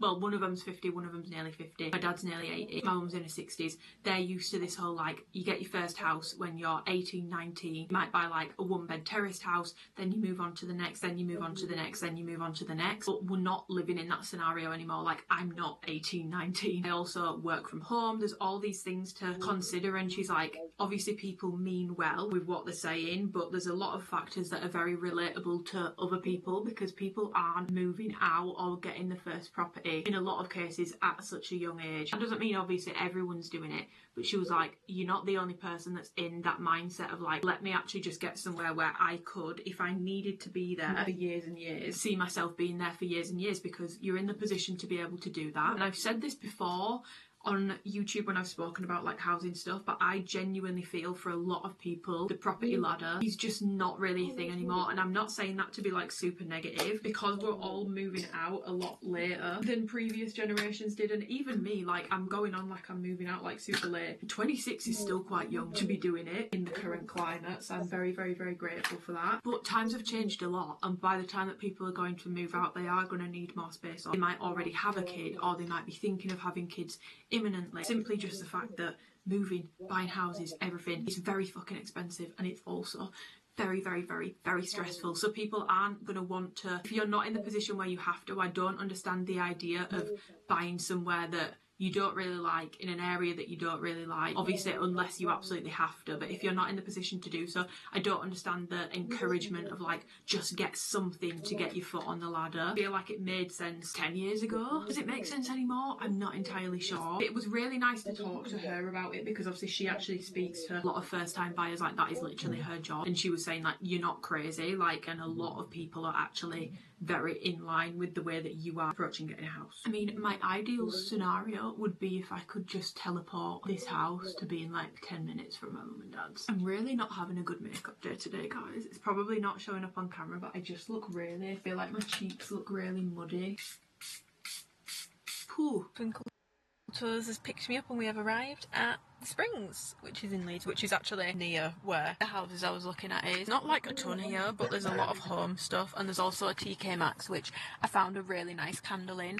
I think it was a jasmine and sandalwood one, and I didn't buy it last week, but I've been thinking about it all week, so I think I am going to buy it, treat myself. It's only like $8.99, it wasn't like super expensive, but I'm trying not to impulse buy right now, and it seems to be working well. I've spent so much less money. So we're going to go get a coffee, meander around the shops, and then the appointment's in like an hour and 15 minutes, but it is literally like a 2-minute drive. So weird weather today. It's like sunny but cloudy, but warm, but not super warm. So I'm absolutely devastated. I should have bought the candle last week. They don't have it. They've got loads of fall candles. We're in TK Maxx. For my Americans, that's TJ Maxx. It was called Jasmine and Santal, or no, not Jasmine and Jasmine and Sandalwood. I can't find it. They don't have it. The pumpkin, everything smells like pumpkins and apple, which is nice, but it's very like strong. It smells like Christmas, doesn't it? Guys, I don't know why you're smiling. I found it. I found it. This is the one I wanted. It smells like a perfume. I'm so happy. I literally went, yes! Just for the Americans, I love the fucking glasses in TK Maxx. The glasses. They do have TK Maxx. Do they? Yeah. It's just called TJ Maxx. So weird. I like these. Fun fact, guys, I used to work at TK Maxx. Oh shit, you did, didn't you? Yeah, I did. Yeah, I did. Yeah, I did. No, I like these. Black-bomb spot. Guys, if you like the sour watermelon candy kittens, they've got massive bags. Even this big bag, it's only $8.99. Guys, we're here. We're in the show home. I'm going to show Twinkle Toes around, and I'm going to show you guys at the same time. So you come in. We've got a little bit of storage here. Yeah? Mm-hmm. Got a nice big hallway. The toilet is in here. It's massive. Everyone on TikTok was like, where's the utility? But you could easily put... Yeah. I know some people might be grossed out by that, but like my washing machine's always been in the downstairs toilet. Yeah. And then you come through here. And through here is where you have, excuse me, the kitchen. So it's like a galley style kitchen, but it's actually like there's width here, like it's spread eagle, you know. Where's the Oh, no. No. Are they 4 lights? Yeah, those are extras. The show homes have all the extras, so you have to take it with a pinch of salt. And then there's a little space here where you can put a little dining table, and then through here you've got these doors, but these are an extra as well, griddle doors, and then a nice sized normal living space. And then obviously the garden, but the garden didn't really, it's kind of irrelevant to be honest. The garden needs no Whoa, crazy. I really like how normal shape this living room is, which is really hard to come by when I've been looking at new builds. Can you think what's going on? Oh. Feels illegal when you can't put shoes on. I know. Okay, then you come into here. This bathroom's massive in my opinion. Yeah. Mirror, sink, bog. And then this is one of the bedrooms. Again, plenty of room. It's quite like a wide room. It's not super deep, but it has a lot of width. Yeah. You could style it however you want. You could put the bed either way. Yeah. Yeah. And then through here, there's another bedroom, which is again a really nice sized room. I feel like this room's a bit lighter as well because it's obviously got the 2 windows. And then you go up again, there's also some storage in there. You go up again because this one's over 3 floors. And then you've got storage in here. Did you say if there's like space? I don't know. Normally there isn't with new builds. Yeah, the way that they're building them, you can't get in there. But then we've got another bedroom. The higher you go, the lighter it gets. It's very nice and light in this bedroom. But yeah, this is nothing to do. Twinkle Toes was concerned that this was like with the room. I was like, no, it's literally just decoration. Weird decoration though. I know, but some people like stuff like that. I do think it looks a bit silly. But... And then over here, we've got the main bedroom, which is significantly a lot bigger. Yeah, no, it is literally like a hotel room. And then in here you have an ensuite, which is, honestly, this ensuite is bigger than most normal bathrooms I've seen. So hopefully you can see this is definitely bigger than I need. It's a very big house, but I do really like it. It's definitely the nicest. It's the most spacious new build I've looked at. New builds in general can be quite small. We're in the other style house now. It's very similar layout, but it's just slightly different. So you've got the kitchen in here, which is wider. I was trying to work out, I couldn't remember if it was wider or it just looks wider because it's lighter, but it is wider. There's more space by each window. No, I'm pretty sure the windows are the same size, but you've got more wall space either side. It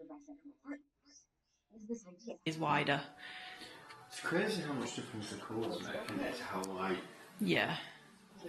And then you've got a little dining area nook thing.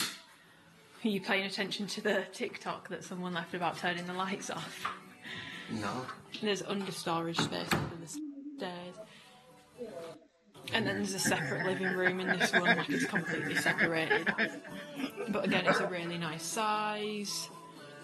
It's fair. I like how they've decorated it. I know that some people don't like beige, but... And then that's the garden, but it's obviously very landscaped. He's feeling beigeful. It's a nice sized room. It is a very nice sized room. This would be midnight Christmas, like in this colour. Yes, either. Oh, I didn't show you. There's also a downstairs toilet, but this one's a lot smaller. Which I don't understand how they got around. Apparently the reason why new build downstairs toilets are so big is because of regulations. You have to be able to turn a wheelchair around in them. But they somehow seem to have gotten away with it with this one. So upstairs, you've got 3 bedrooms on the 2nd floor. So this is obviously a lot smaller than any of the other ones, but it's like an office space, which to be fair, I would be using 1 bedroom as an office space.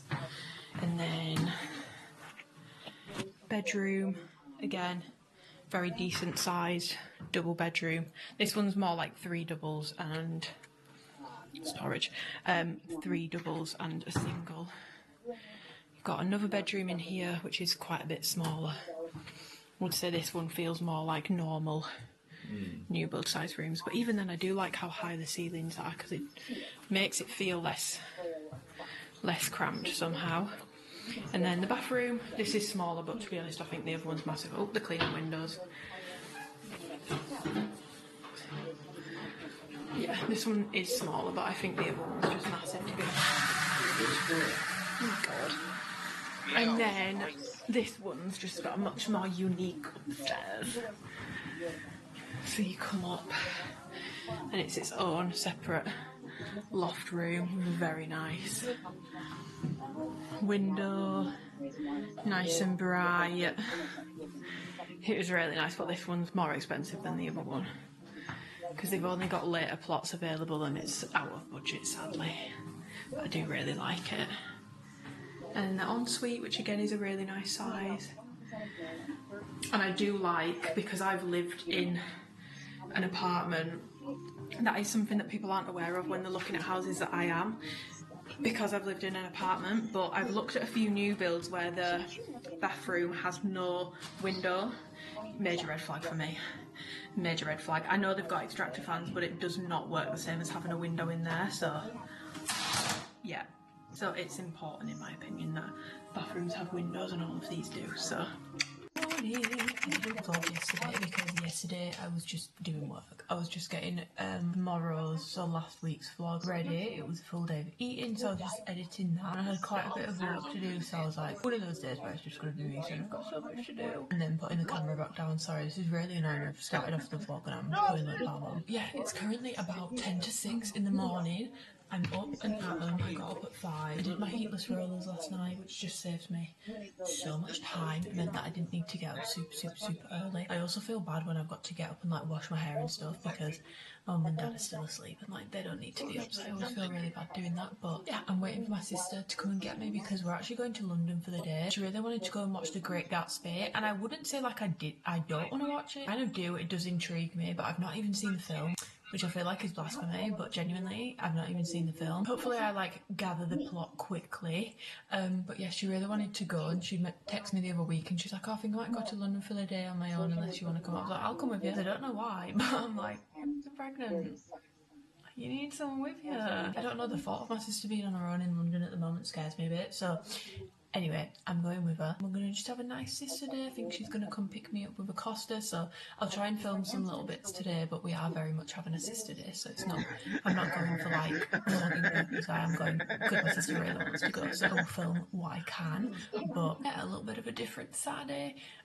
We get the train at 6:30 from Bradford, and then we get back at about 10:30. If you live like in Bradford or Leeds, obviously it is expensive, but if you go down early, you can get like a really decent day in London. Obviously you won't have time to do everything, but if you ever fancied like a change of scenery, or like even a change of scenery for shopping, save up a little bit of money for the train fare and you can definitely go down and back in one day, because I think the thing that puts a lot of people off is hotel costs, because hotels are really expensive in London. Even like a not nice one is like 4 times the price of one in Manchester. Like I stayed in Manchester for one night last year and I swear it was so cheap. I would not have been able to find a hotel that nice, that cheap down south. So I think that's what puts people off, because then once you start doing that, it starts adding up and it does get quite expensive. But if you're not staying over, it's actually really good. I've done it like probably like 3 or 4 times now where I've just gone down for the day and I really like doing it. So yeah, going to London with my sister. I've just packed my bag up for the day. I've got my phone charger,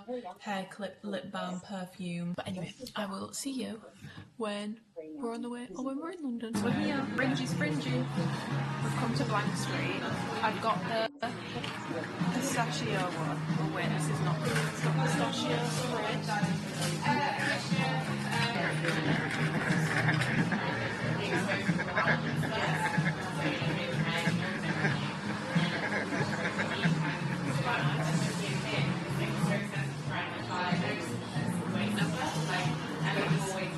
It tastes like a nutty white chocolate. Get a grip. Guys, we've come queue. But we're in it.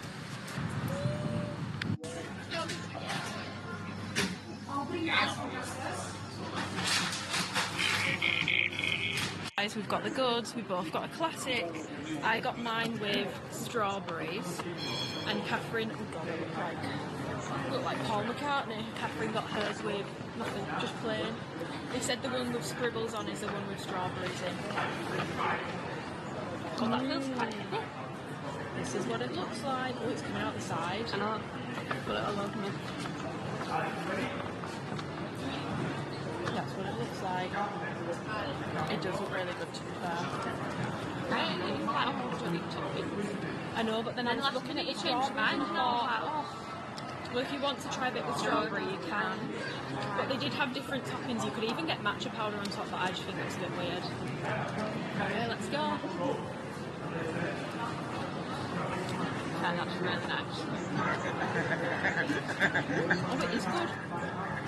And it is quite white, actually. I don't know, but it does have real banana in it as well. So it's got like the strawberry, obviously, the cream, and the banana. And then sponge.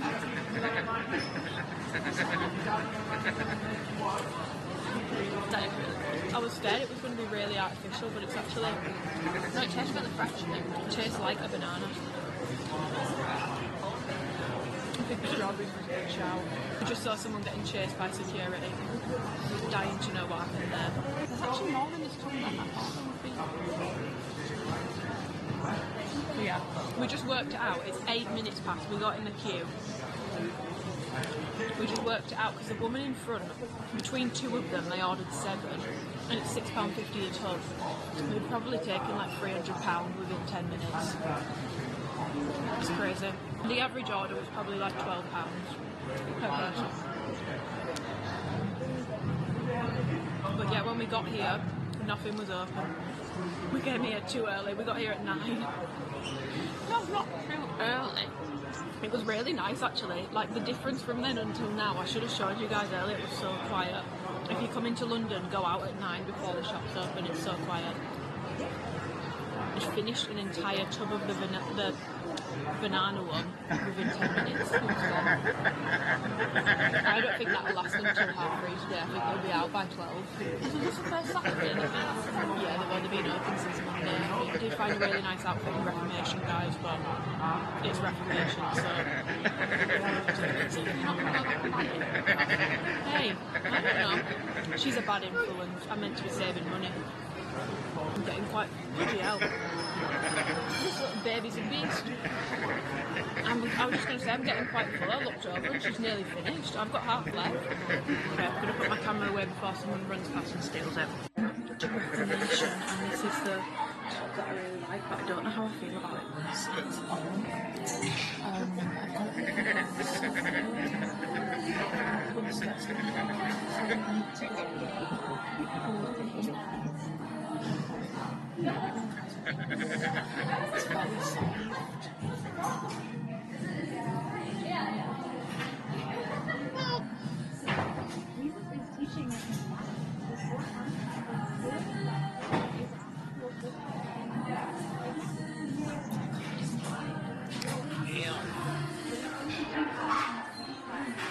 Look at changing rooms in here though.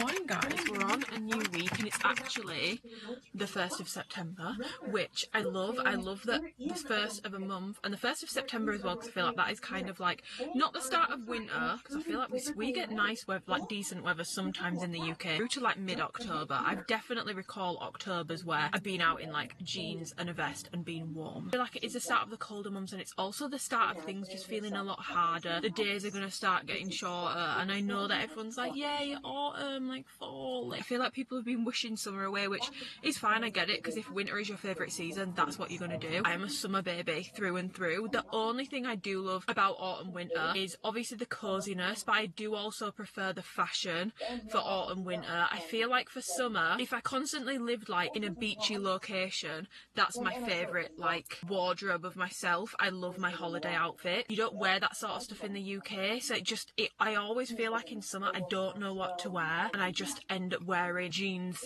and a tank top, which is fine. I think with autumn winter, like big coats, jumpers, tracksuits, and big tracksuit girly, I feel like I do prefer the autumn winter fashion, so I'm excited for that. I'm trying to think about things I am excited for rather than thinking about all the things that I hate, but please know, if you are watching this and you are finding everyone celebrating it being colder again, the days getting shorter, winter being around the corner, I get it if you're not vibing with that, because it's not my personal cup of tea either. And I feel like all through August people were like, it's fall.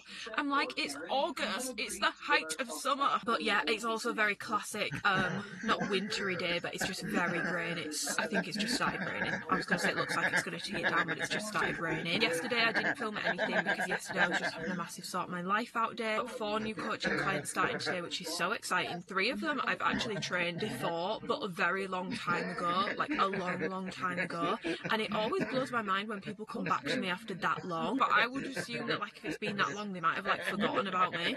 So the fact that people come back, I'm like, oh my god, it's been so long and I'm still the choice. I'm very flattered. So I have those ladies starting today, so I was setting all like finalising their setups yesterday. Had a massive tidy of my room. I got some more IKEA storage boxes for my activewear because I'd finally reached a point last week where I'd run out of room. I couldn't even put the most recent alphalete launch away because I had nowhere to put it. So I've got more storage boxes now, so I was able to do that, and it's so nice having a tidy room. Like, I'm not gonna sit here and lie and pretend I'm like the tidiest person in the world, because I'm definitely not. Like, more of like a clean person than I am tidy, if that makes sense. Like, I can have things out and it doesn't bother me a ton. Uncleanliness and unhygienic shit, I can't do stuff like that. But when it comes to like keeping spaces tidy, it is something I find really difficult. But at the same time, I do also find it really difficult being in my room, like even sleeping in my room when there's mess in there. I do find it it feels like there's a dark cloud over you. I don't know how to describe it. Even though I'm not like the tidiest person in the world, it still does definitely bother me. But yeah, I didn't film anything yesterday. Saturday was such a nice day. I had the best day with my sister. They went to go watch The Great Gatsby. We got Thai food afterwards. We obviously got the vanilla pudding, which you've already seen, so I won't harp on about it again, but it was really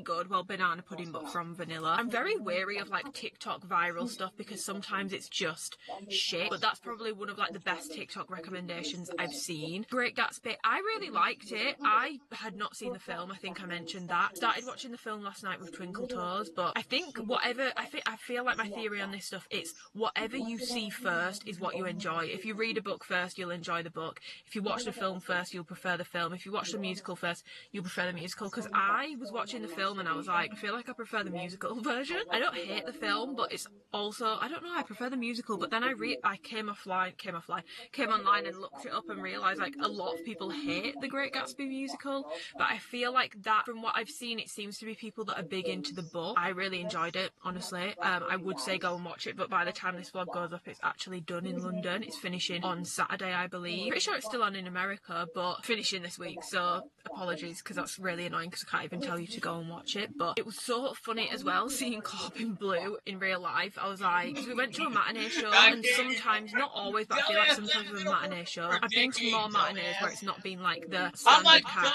than I've been to matinees where it's been the standard cast, if that makes sense. So like, no one was an understudy, we had the entire cast, and it was so good. It was so weird seeing Corbin Blue, let me call him Corbin Blue and not Chad from High School Musical, because apparently he doesn't like that. I was reading comments on TikTok and apparently he doesn't like, which I do understand, because obviously he's gone on to do some, oh my god, there's bird shit all over the back of my car. Oh my god, there's bird shit all over the back of my car. Not me yapping away being like, yeah guys, there's bird shit all over the back of my car. Guys, can you see that? So embarrassing. There is nothing more embarrassing than having bird shit on your car, and I can't explain it. Anyway, as I was saying, obviously he's gone on to do so many like amazing musical things and other things, and I can understand why, if that's all anyone talks about, you might find it quite frustrating. Want to talk to you about that and not the current thing you're doing. It could probably grate on you after a while. But he was amazing. The guy playing Jay Gatsby, Jamie Moscato, wow, what a man, what a man. I would say him and Billy Nevers, top 2 like male voices I have seen for a musical. Their voices are insane. Oh my god, there's a spider. There's a massive spider on my windscreen. What is going on today, guys? It really is September 1st. What the hell? That's that. So I've updated you all. I did try to film as much as I could whilst we were in London, but obviously, like I said, my sister is pregnant, and I just feel like me and my sister don't do like stuff like that all the time, where we go on like a little excursion day. And I feel like, I don't know how to describe this without it sounding like I'm saying it wrong. Obviously, when she's had a baby, she's still her, and she can still go and do things without the baby, and we will still go and do things without the baby. And I'm so excited for that baby to be here. Like, her mind might, especially for like the first few years, if she is away from the baby, I know that some people really struggle with it, so her mind might not fully be there. So I think it was just nice to make sure we were like fully in the moment and enjoying each other's company, because it's probably one of like the last dates like that where like we go somewhere and we go and do something that we'll have before the little girl arrives. So yeah, I just wanted to make the most of it. I hope that doesn't sound weird what I'm saying, because I really don't want to fall into this narrative that like once you have a baby your life's over and it's never the same again, but like, because obviously your life is not over, but in a way it's probably not going to be the same again. Everything will be a bit different, I don't know. So I wanted to make sure that we just enjoyed each other's company, and we really did. We had such a nice day. It's probably one of my favourite days I've had in a while. I just love spending time with my sister. I remember when I did my sister's wedding speech at her wedding last year, and someone at the wedding, obviously I won't name who because that's weird, someone at the wedding did come up to me afterwards and they were like, oh, like I wish I'd had that sort of sibling relationship, like you should be, you know, really cherish it sort of thing. And I think I forget sometimes that not everyone is super close with their siblings, and I'm very, very, very lucky that me and my sister are very close. Like, we are really close. She's basically my built-in best friend since I was born. So yeah, it was nice to have a little trio day out with the unborn little one. Very, very, very excited, by the way. I don't want it to sound like I'm not excited for the baby to be here. Trust me, I am. And I can't wait for her to join us on our London excursions, but obviously that's not going to be for a little while, because you can't really take a baby into the theatre. And I'm going to a different gym, so I'm not going to film it, but I'm going to go and get my quads and glutes sessions done, one of them. I'm going to go to a different gym today just because I am feeling a little bit like ugh, and a little bit low energy, and the schools have gone back today, so there's going to be worse traffic on the way there and on the way back. So I'm actually going to go to a gym that's closer to me to avoid that, to remove those barriers, because as much as I was all, if you watch my last What I Ate in a Day, I was like, yeah, I'm just so excited, that has now drifted significantly. And it's not that I don't want to go to the gym, I just don't have the like, woo, let's go, that I had last week. So I'm removing barriers where possible and going to a little bit of a closer gym to make that easier. You know, it's like disgustingly greasy, so don't mind it. I had it like slipped back earlier, but it was genuinely pulling on my head, so I was like, I'm gonna have to take this out. I've just got back from the gym. Oh god, my legs are killing me. I trained in a different gym, and I prefer my own gym. I know that obviously I did it because it's easier because it's close, but that gym, there's just something about it that makes me feel really sick. And I know that sounds dramatic, but I just feel like there's something in the air in there, like very sticky in there, and it makes me feel really sick. And now I've come home and I've just made a little bite to eat. So I've got salmon, rice and mange two. The salmon is done in soy, garlic and ginger. So I'm going to eat this. I've got some client messages that have come through this morning that I need to reply to, and then I think I'm going to go wash my car and get the bird poo off it, and then go and get my steps in, even though it's so great outside today. Steps is so much harder when the weather's shit. And I've got my walking pad, but honestly I don't want to start wheeling that out unnecessarily until the weather is really bad and the evenings are really dark, because I know that point is coming, okay? And that point is coming soon. I want to make the most of being able to get my steps in outdoors, because me personally, as soon as it's like dark on an evening, if I need to get my steps in, I'm not going to be able to do them outside. Okay, we have a couple errands to run. An hour later, because it started pissing it down as soon as I finished my dinner, so I watched the Love is Blind reunion, which shocked all the people that I thought would not stay together, did not stay together. People that I was shocked got married did not stay together, which I feel like, yeah, that kind of tracks, but I'm also glad that they didn't stay together and they've not just like carried it on for the sake of like the show and like having a success story, which I feel like some people would. So yeah, I was waiting for it to stop raining, watched that whilst doing my accounts and some client work, and now it's time to get rid of this. I'm going to clean my car, grab a little mini coffee, just a small one, go hit my steps and go to the post office. So yeah, it's car wash time. This is where I come to do it. I come to the Morrison's jet wash. I love doing it myself when I'm using this. If I'm at home, don't love, but if I'm by myself I actually really like using the Morrison's Jet Wash. The only reason why I don't like doing it myself if I'm at home is because obviously I don't have like a high pressure hose. You get to use a brush instead of a sponge, so it feels easier. £2 for 3 minutes, I think. Yes, £2 for 3 minutes. So if anyone used to play Pippa's Funnel on Nintendo, like the horse thing, like getting the crap out of the horse's hooves, that's what this reminds me of, but a real life version, and it's getting the shit off my car. So yes, let's clean the car.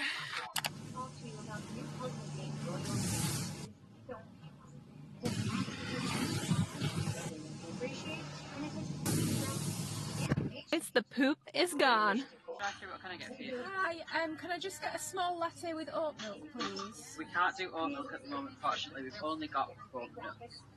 Oh, okay, it doesn't matter then. Sorry about that. No, it's okay. Thank you for letting me know. Okay, well that was a flop because they had no milk, as I'm sure you heard. They only had coconut. I don't really like I don't dislike it, but I can't think of anything worse than a coconut coffee. Now, and we're gonna go get some steps in. It looks like it's about to tee it down, but I'm just gonna set off and I'm just gonna keep walking because we need to get the steps in. And don't do it now. I'm not going to do it, but I am going to leave my camera in my car today because, to be honest, I feel like I've shown you guys the canal so many times. I'm not sure you need to see it again. I feel like my skin looks really weird today. I'm going to leave my camera in my car though because I feel like it is going to... it's raining already, I can hear it on my car, but I feel like you don't need the camera, you don't need to see the canal. You've seen it a million times in recent vlogs, so let's go do these steps. You would not believe me if I told you I was going to the gym.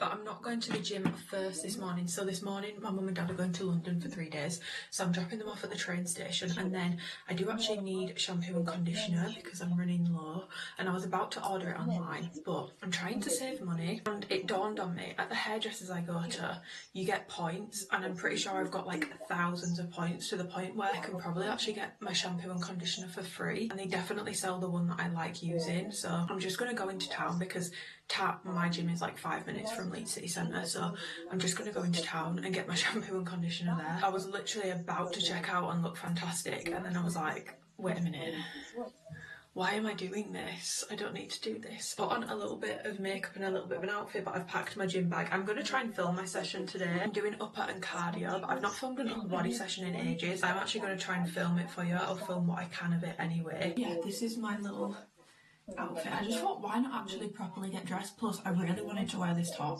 so I did end up buying the Reformation top that I tried on Saturday. I think I showed you guys it with the brown skirt.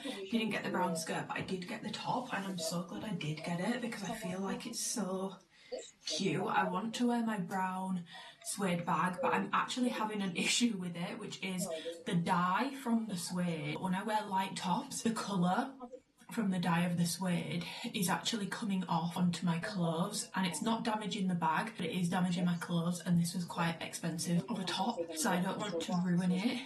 But with that being said, has anyone tried, like, because you know you can get like suede protectors for bags, like the sprays, if I spray that on, will it work the other way around and stop the dye rubbing off on my clothes? Someone please let me know, because I don't want to just do it and then ruin what is a very expensive bag. So I'm not going to use that bag, I'm just going to use my Prada one instead. I've just got on my Zara wide leg jeans, but yeah, I don't know, I just feel like this silhouette is very different, but it's also such a good top for this time of year because it's like a very light knit, so it's not too hot. But today, because I've already been out this morning, I've been doing some client check-ins, went out to get myself a coffee this morning, and it's the most September day. I feel like it's such a nice crisp weather outside, like it's sunny but it's got like a bite to the air, and it's honestly a really nice day, and I just feel like this sort of stuff is perfect for that time of year because it is still a little bit warm, so I don't want like a full-blown jumper, but it's like a nice light knit. Let's go.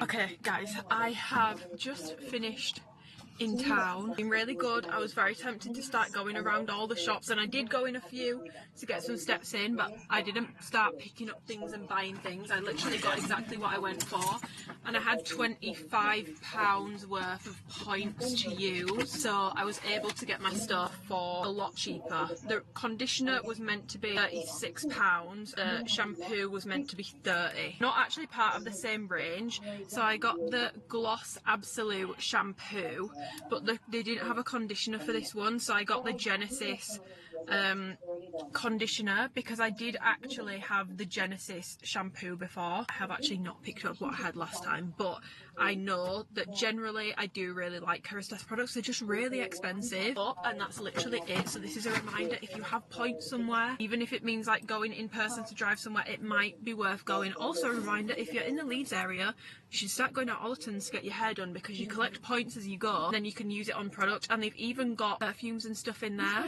I don't know if they do them anymore, but they used to do the Tamine, THAMENN perfumes in there.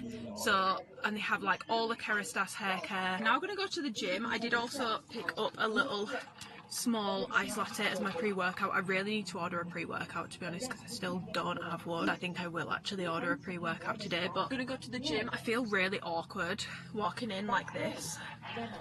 What on earth? Because I never walk into the gym in normal clothes, because I'm very fortunate. I never need to, like, I'm never going from work, and if I am going from work, I'm just in normal stuff because I don't have a normal job. So yeah, I've got my own boots on as well. But yeah, I am going to try and film this session because it's an upper session, and I've not filmed one of those in ages because I've not been training upper body. You can all laugh at how weak I am.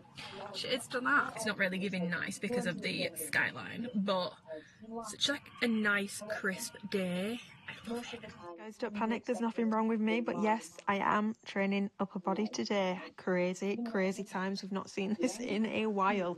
So I'm currently doing upper body once a week, nothing crazy. Just because I don't want to train it religiously. Like, to say, guys, I mean, you can be the judge of this, but I feel like to say I do not train upper body basically I haven't trained upper body at all in a good solid couple of months now. The shape, when you see me do my tricep extensions in a second, you are gonna gasp at the muscle that I have, but I think it's just from years of training. So personally, I don't feel the need to be hitting upper body twice a week. So I'm starting off with some single arm lat pull downs, using the bench for a bit more support and a bit more stability.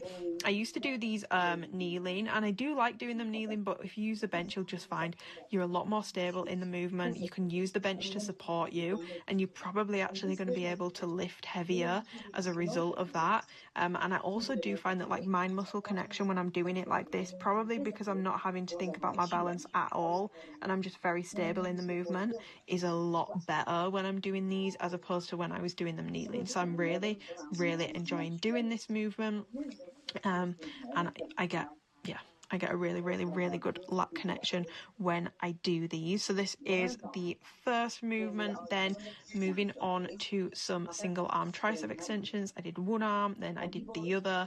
But guys, like, look, when I press down here, can you see the tricep? I feel like my arms look so jacked for someone that doesn't train upper body. But basically here, what you want to think about is basically using your tricep to push that weight down and getting a nice full extension at the bottom. Don't stop with like your elbow not locked out or like partially doing the reps. You want to make sure that you're getting a nice full range of motion and thinking about pushing that handle, pushing that whatever it is that you are using down and like back slightly so that you get a full extension on your tricep.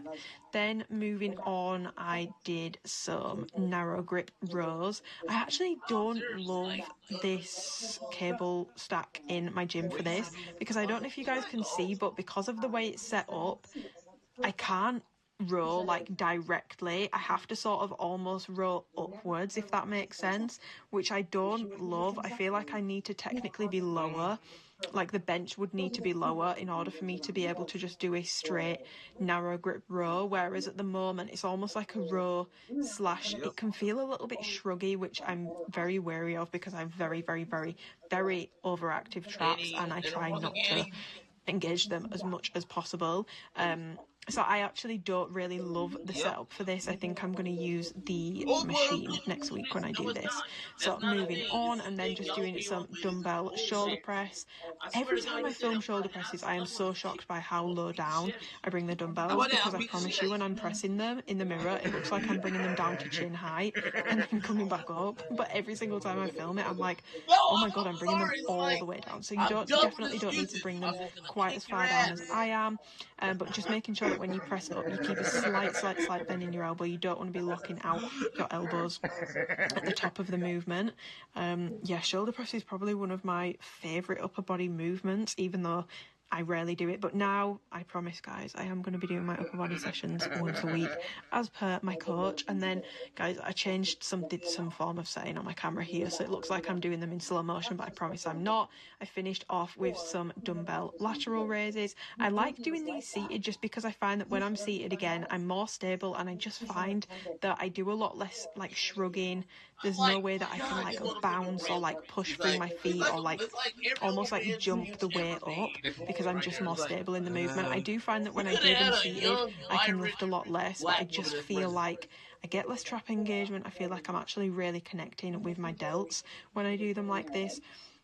And I also just feel like I'm using less momentum, and I'm really using the actual target muscle rather than jumping around, shrugging around, trying to sort of like jump, like I said, to get the weights up. So I definitely do like doing these seated. So I finished off my session with these, and then it was time to do a little bit of core work, which this core circuit is brutal, like absolutely brutal. So I'm doing 45 seconds on each, 15-second rest between, and then I'm doing it for 3 rounds. So I'm doing leg raises first of all. Any ab work, you want to make sure that you're trying to keep your back pinned to the floor. So when you get into like a lying position, think about, instead of, I feel like as women it's very common to sort of like, you stick your shoulder blades to the mat and you bum, and then you have a massive curve through your sort of lower back and core area. In order to make sure you're properly engaging your core, I want you to think about like sucking your spine into the floor, sucking your spine into the mat, and trying to keep it as stuck to the mat as possible. Now, some people will always have a slight curve, but that is what you really need to be doing. And no, it's not the most flattering in terms of like when it comes to filming your workouts. So it might not be the most flattering look from the side, it might not make you look the skinniest, but it is going to engage your core the best. If you're really wanting to work on your core, I would highly recommend that you do that. So now I'm just doing some bicycle crunches, nothing super fast. I'm doing them super slow and controlled, making sure I'm bringing that elbow right over to that knee just to work on my obliques a little bit. Again, this after leg raises is absolutely brutal. And then taking a quick breather before going into the final movement in this core workout, which is actually my favorite movement of the entire core workout. So I basically bring my knees up to like a 90-degree angle like so, and then I'm using a medicine ball to basically crunch up, and it's almost like I'm placing the ball on top of my shins basically. I find that this just feels like it's really, really, really working my core. I feel like having my legs elevated, I feel like I'm using a lot of stability in my core, but then obviously I've got like the actual movement of doing the crunch. I don't know, guys, this is probably one of my favourite core movements to do at the moment. I actually look forward to getting through all the rest of the stuff in my circuit so that I can get to this, because I enjoy doing it that much. But again, you can see how when I'm coming down, trying not to put like that excessive curve through my spine, I'm trying to keep my core nice and tight, nice and spine sucked into the floor, making sure that you're actually properly engaging your core. Because if you're not engaging your core, it's going to be basically a lot of momentum, and also a lot of your hip flexors doing the work, especially with things like the leg raises, for example. And that is it. Checking where I like to focus for my physical progress, because it's only been 1.5 weeks. In that, so much pressure on that during the first check-in is just setting people up for failure of unrealistic expectations. Habits, how are we actually sinking into the routine? You are not going to get stronger if you are not resting adequately between your sets. Weekly averages, same for your calories, weekly averages are really everything. Morning, well, hello Adam, I've not had any breakfast or anything this morning. I'm just going straight to the gym because we've got an hour cardio left to do. And I've got quite a lot to do between today and tomorrow, so I'm just going to go and get that hour in, done and dusted. I'm not going to do the stairs because I feel like, I know that it's just cardio, but I do feel like it does impact on your recovery, even though it's not like HIIT or anything like that. Especially when you're doing it for that long, it really does impact my recovery with legs. And I've been finding that with it being a new program and my body's sort of like not used to the movements, I'm getting a lot more soreness anyway. So I'm trying to like balance my cardio with my recovery. Obviously I didn't finish all my cardio last week, so I literally rolled out of bed, shoved a tracksuit on, and we're just going to go and get it done, because I feel like sometimes my issue with get into the gym is I convince myself that I need to put on a really nice outfit, and there's nothing wrong with doing that. Properly get ready, do something that I like with my hair, put makeup on. Realistically, I don't need to do any of that. And on the days where I really can't be arsed, convincing myself that's part of the getting ready process for the gym that I have to go through makes me skip sessions, if that makes sense. Especially when I'm going to do cardio, like I'm literally just going to sweat. It feels so pointless to me, so I'm gonna go and get this cardio in together. I think today will probably be the last day of this vlog, but I've got a couple, well, I'm gonna start editing this vlog today, but I also really want to reorganise my perfume collection today, because that is one thing as well. I feel like I've probably given like a few tips about like the seasonal savage. Maybe I'll just talk about that I'll talk about that a little bit more, give you some tips, because I struggle bad with it, and seeing everyone, I mentioned it the other day, but seeing everyone that when the cold seasons are here, like, I'm glad you guys are excited, because I sure am not. But there are little things that I can do, and one of the things I do like about this time of year is scents that like are more appropriate for this time of year are so cozy. So I want to do a little bit of a reorganising, and I also just need to clean those shelves anyway. Reorganising of my perfume collection. So I'm gonna do that today and put like the ones that I might actually be reaching for more during the winter closer to the front. I'm not doing the whole like make myself a tray for these seasons. I'm not gonna do that as my SD card cut out. And at the same time, I won't do it like in depth, but I'll give you like a speed run, like a sentence for each perfume that I have, to give you guys an updated perfume collection. I know that people want a standalone video on that, but I'm just so scared to do it. I feel like no one's gonna watch it. So I'm gonna pop it in here and do like a speed run. Let's go. That workout. She was rough. Okay, she was rough. Really difficult. It's actually a really difficult cardio session. I thought it'd be easier because I just did incline treadmill instead of doing stairs. It felt like it was never going to end, but I closed off the full 60 minutes. Also, another thing, because I feel like sometimes if you don't have like fitness trackers and stuff, people do read a lot into what it says for like calories burned. The treadmill said I'd burnt like 670 calories by the end of that. My Aura ring says 300. So always take calories burnt with a pinch of salt, because I feel like the machines overestimate it, especially when it comes to the treadmill. I've got a lot of steps to get in. Really shit yesterday, because basically I found out, oh god, it's just started raining. I thought I was going to have nice weather for steps today. Basically yesterday was just a little bit of a write-off. That's why I didn't end up vlogging. Last night I was just with my sister and my friends. Yesterday got the very sad news. I'm talking about him like he's dead. He's not dead, he just quit.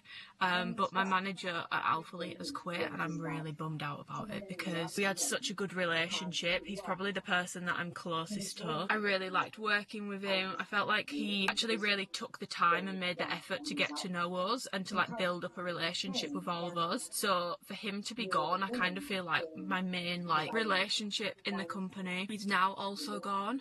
And I'm just so sad about it, because he was such a good manager. Like, he really tried his best for us. Like, any complaints, any issues, he would always try his best. But obviously, like, there's only so much you can do. Like, if they don't want to implement certain things or don't want to do certain things. I'm just really bummed out about it. Like, they've lost a really good employee in that man, because he was... I feel like it's a loss for you guys as well, because whenever you'd come to me with, like, you're having an issue with customer service, or you've had an issue with...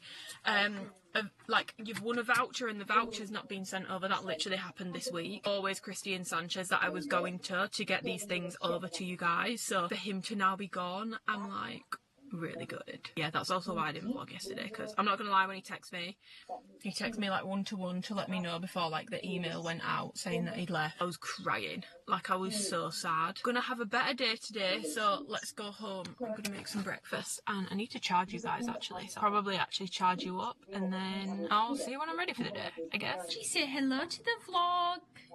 Oh, I'm looking after you this week, aren't I, Poochie? I've been looking after the fridge this week, guys. Bad buddy. We're having fun, aren't we? Just wake up. He's done this morning. Oh, come here, my gorgeous little bunny. Oh, aren't you just a gorgeous bunny? I think you might be the most gorgeous boy ever in the land. We love you, Poochie. I'm Bad Buddy. We the love ladies like Bad Buddy.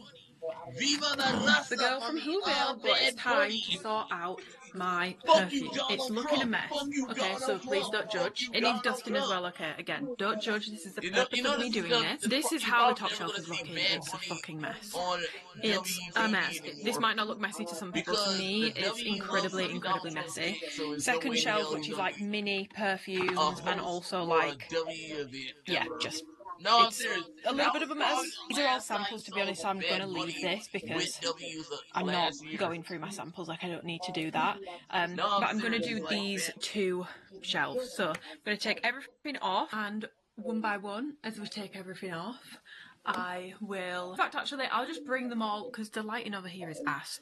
I'll bring them over here. God, when you pull off all the perfumes, you really realise you might have a few too many. Okay, let's get into it. I'm going to go through like my winter ones that I want to put near the front first. One of my top winter scents, Jo Malone Mare and Tonka. It's quite masculine leaning. It's very like woody, oody almost, but it is such a good Christmas scent. To me, this smells like Christmas in a bottle. Cozy scent. I wear it every Christmas. That is the only time of year I really use it. Anicio, this is Side Effect, yes. To me, it's like an incensey, cherryish, almost smelling scent, but sometimes I do find the incense in this a bit too much, like depending on the day. Honestly, it changes every time I wear it. So sometimes I will like to pair it with something a little bit sweeter. This is gonna sound so weird. I do not like Lush Sticky Dates. Don't hate it, but I also really don't love it. To me, it just smells like a straight up candle. Very sickly sweet in my opinion. However, I do like layering it with things like this. It really just brings out the sweeter notes in this. Like, I know that cherry isn't listed as a note, but I do get cherry from this. However, this was something I did a lot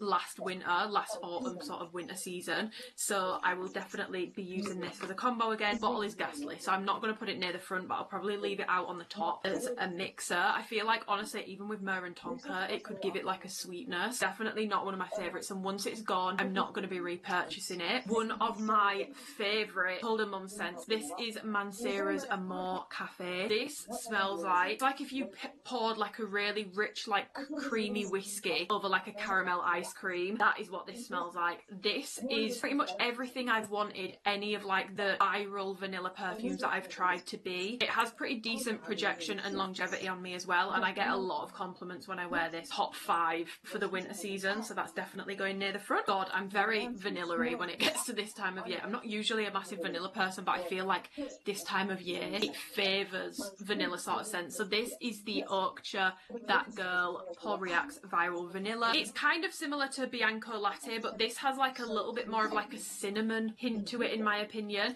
It kind of reminds me of if Killian's Angel Share had a baby with Bianco Latte. I do really like it. I have probably got about half of the bottle left. I don't think I can smell it through the day much on me, but I do get a lot of compliments on it, so maybe I just go like nose blind to it. Through the day I can't really smell that it's lasted that well on me. I feel like it would probably be illegal for me to talk about that one without then talking about Eclair. This to me, I know that some people don't get it. For me, this smells the exact same as Bianco Latte. The only thing I don't like about this is this fucking bottle. It's hideous. Caramel scent. It does, but I find it with Bianco Latte, they both smell very plasticky when you first spray them, but the dry down, it's like a true caramel sort of scent. Layers really nicely. Like, for example, this with Anicio would actually be really nice to sweeten it up a little bit. I use it more as a layering perfume than I do on its own. It's a really, really, really good dupe. It smells the same. I then have 2 Fleur Vanilla Skin perfumes. I also have the body mist, but that stays in my gym bag. This is my favourite scent from Fleur. I absolutely love this scent, and I love it year round, don't get me wrong, but I feel like at this time of year, it's such like a cozy, it's like a woody vanilla scent, so it's not like the other ones I've just spoken about. It has like a peppery spiciness to it, which some people think smells like curry, so it's definitely not for everyone, and just because you like vanilla, it doesn't mean you like it. If you don't want cupcake vibes, this is one of the nicest vanillas in my... Only thing I would say is I wouldn't bother with the perfume. Obviously I've got 2 minis here. I wouldn't bother with the perfume. Get the body mist. The perfume doesn't give you any extra strength or any extra longevity, so for the sake of cost, just get the body mist. Fleur Vanilla Skin, she's like, I feel like I've put so many people onto it as well. Fleur, if you want to stock me up on some vanilla skin, I am so open to that. We have a strong community over here of vanilla skin lovers. We will buy it. Okay, I then have Vanilla Smoke, which smells like Replicas by the Fireplace, but in a much smokier way in my opinion. I actually don't really love this. I find it to be too smoky for me. So I am actually going to give some of this stuff away, but I'll just put it all in one package. So this is going to be one of the scents that I do give away because I'm just not going to use it. I don't love it. This would be a good winter scent if you did like it. It's just not for me. Next up, we've got Delina exclusive. She's a year-rounder. I probably have 3 squirts left in this bottle. My god, has it lasted me a long time, and this was my signature scent for like a year. So she's lasted a very, very, very long time. I wear this year-round, but I do find in winter this just hits a bit different. Oody, rosy sort of scent with like a sweetness to it. I don't like floral scents that smell like a straight up bunch of flowers. This, however, changed my mind because I just thought I don't like any floral scent, and rose I would be like, ew. This introduced me to the fact I do like rose. It depends how it's done and what it's blended with, and this is not a straight up rose scent in my opinion. It's so much more interesting. The longevity and projection on this is insane. I get so many compliments when I wear this. Great year round, but I feel like in winter it just hits a bit different. It's like a really sexy girly scent basically. Baccarat Rouge, this is just a classic for me. I know that some people don't like it. Some people say, oh, it's everywhere, it's like it's washed, it's so overdone and blah blah blah blah blah. I feel like because everyone is on that train now, no one wears it anymore. And when I wear this, for the amount of people that say they hate this scent, it's not adding up for the amount of compliments that I get when I wear it. Do we not like the scent, or are we just trying to be contrarian? And I know that some people genuinely don't like it and it smells like a dentist's office to them. Basically a very ambery, woody scent. And I love it year round, but I do feel like this goes much better during those colder winter months. So some people say she's washed, I say she's popular for a reason. Everyone wanted to make a dupe of her for a reason. Don't be a hater. So she's going towards the front. Matcha Premier Vanilla Powder. For me, I feel like this is more of a summer scent. Because of the musk, it can definitely carry its way into autumn, winter. In terms of the musk to Herba Pura, this is just more of like a tropical leaning version. This is more straight up coconut leaning version. When I first smelled this, I was this person's biggest hater. I thought it smelled like old people in leather couches. And then I tried it on my skin a couple months ago in Manchester and I was like, no, this is so embarrassing because why do I like it this time? I really like it after being its biggest hater. This is like the biggest 180 I've probably ever done on a scent. Whilst I'm talking about that, I would say, again, it's kind of more of a summery scent, but because it's so strong, date nights in the winter, she's perfect, guys. She's perfect. So this is Xerjoff's Herba Pura. Basically like musky tropical fruits. It's very strong. One of my most complimented scents. This is probably also one of the strongest scents I own. I'm talking, you wash things and they come out still smelling slightly like Herba Pura. It's a very, very, very strong scent. If you don't like strong scents, you're going to hate it. One of my favourites. I would probably put it in my top 5 perfumes ever. If you want a cheaper alternative, if you can find Zara Linen Musk, it is basically the exact same as Herba Pura. For a fraction of the cost, the longevity and projection isn't quite the same, but it's very, very, very, very similar in scent. I can't really tell the difference between the two, other than this is slightly weaker, but it does still last a decent time. This is Glossier You Do. This basically smells like Glossier You and Santal 33 had a baby, and I absolutely love it. I think it's such a nice scent. It's very clean, but not in like a linen-y way. It's clean in more of like a woodsy way, and I really like it. I think this is probably one of my favourite You scents that Glossier has. Longevity and projection on it isn't great, but it's a fantastic like gym scent, everyday scent. I also have Fleur's Missing Person, which is very, very, very similar in terms of like the skin scent, but it actually reminds me the most of Byredo's Mojave Ghost, which I have in a hair perfume.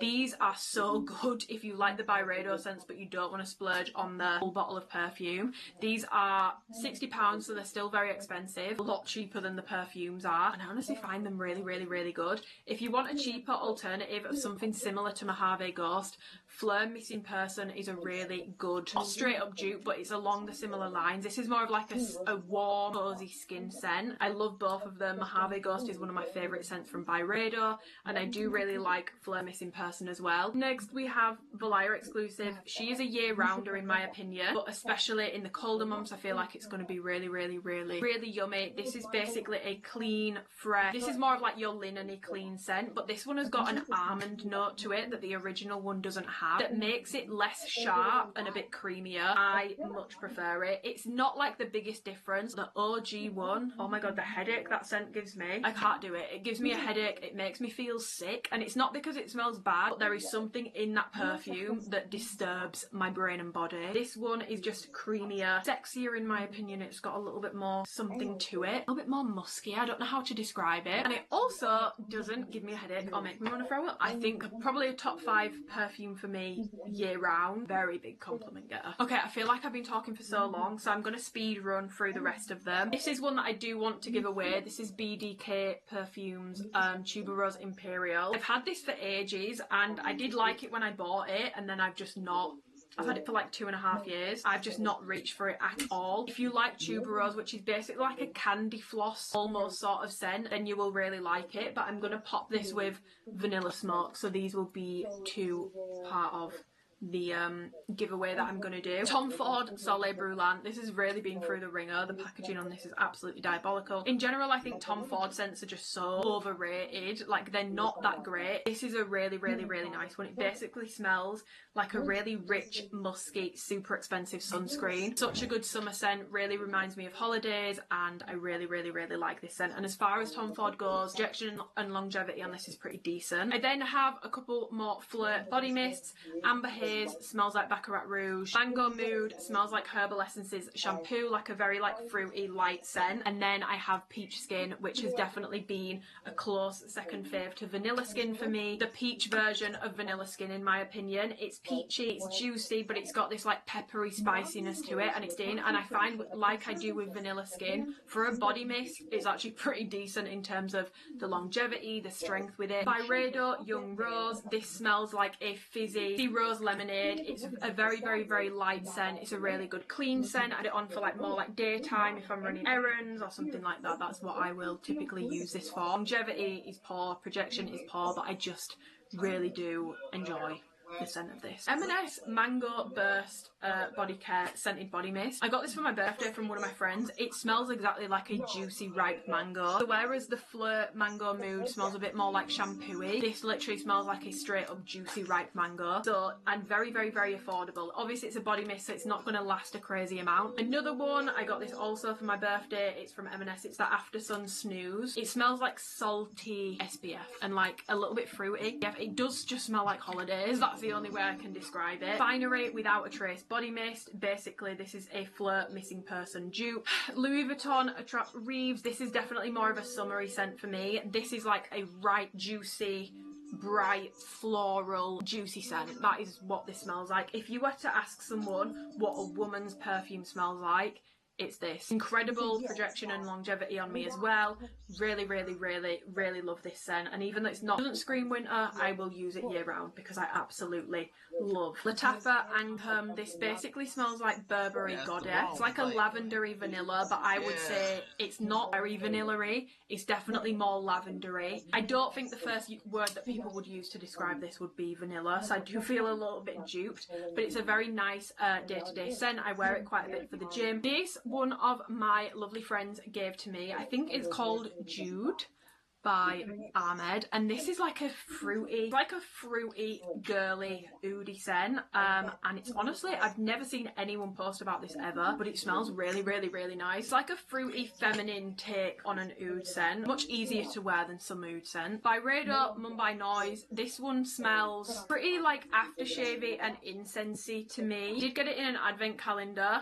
Definitely doesn't smell bad, but it's not a very me scent, so I'm also going to put this in the giveaway. French Cashmere Vanilla basically smells like a woody vanilla scent, but it has like a hint of like guinea pig, like sawdust shavings in there as well. I don't love it, I don't hate it, but it's also not my favourite thing in the world. I definitely prefer vanilla skin for these sort of vanilla body mists. We have Melina Castle, I'm not sure the brand, peachy, apricot-y sort of scent. I do like it, but I find it a bit soapy for my preference. I don't actually use it so I'm also going to put this in the giveaway pile because I'm just not getting my use out of her at all. I've got Taskine Lactia Divina. This is a dupe of Blanche Bet, and it smells the exact same. It's like a very nutty, it basically smells like a nutty, creamy glass of milk. I then have two Kayalis. I've got Vanilla Candy Rock Sugar, which is a very sweet, very, very, very sweet, very girly. I mean, it smells like sugared candy. And then I've got Vanilla Oud by Kayali, which is vanilla and oud. It smells really nice. It's got like a gorgeous smokiness to it, and I love how diddy these bottles are. I think they're so cute. Zara Rose Gourmand. It's like a rosy, oody sort of scent. I am nearly out of this, so I'm not going to bother giving it away. I don't use it a ton anymore, but this used to be like my go-to scent. I wore it every day. Gets a lot of compliments. Smells a lot more expensive than it is. Jo Malone Wood Sage and Sea Salt, but this is the body mist and it's got like hyaluronic acid in, so it gives you like a bit of a moisturizer at the same time. The most gorgeous, woody, salty, fresh scent. I love it. Clearly, I use it a lot, especially in the summer.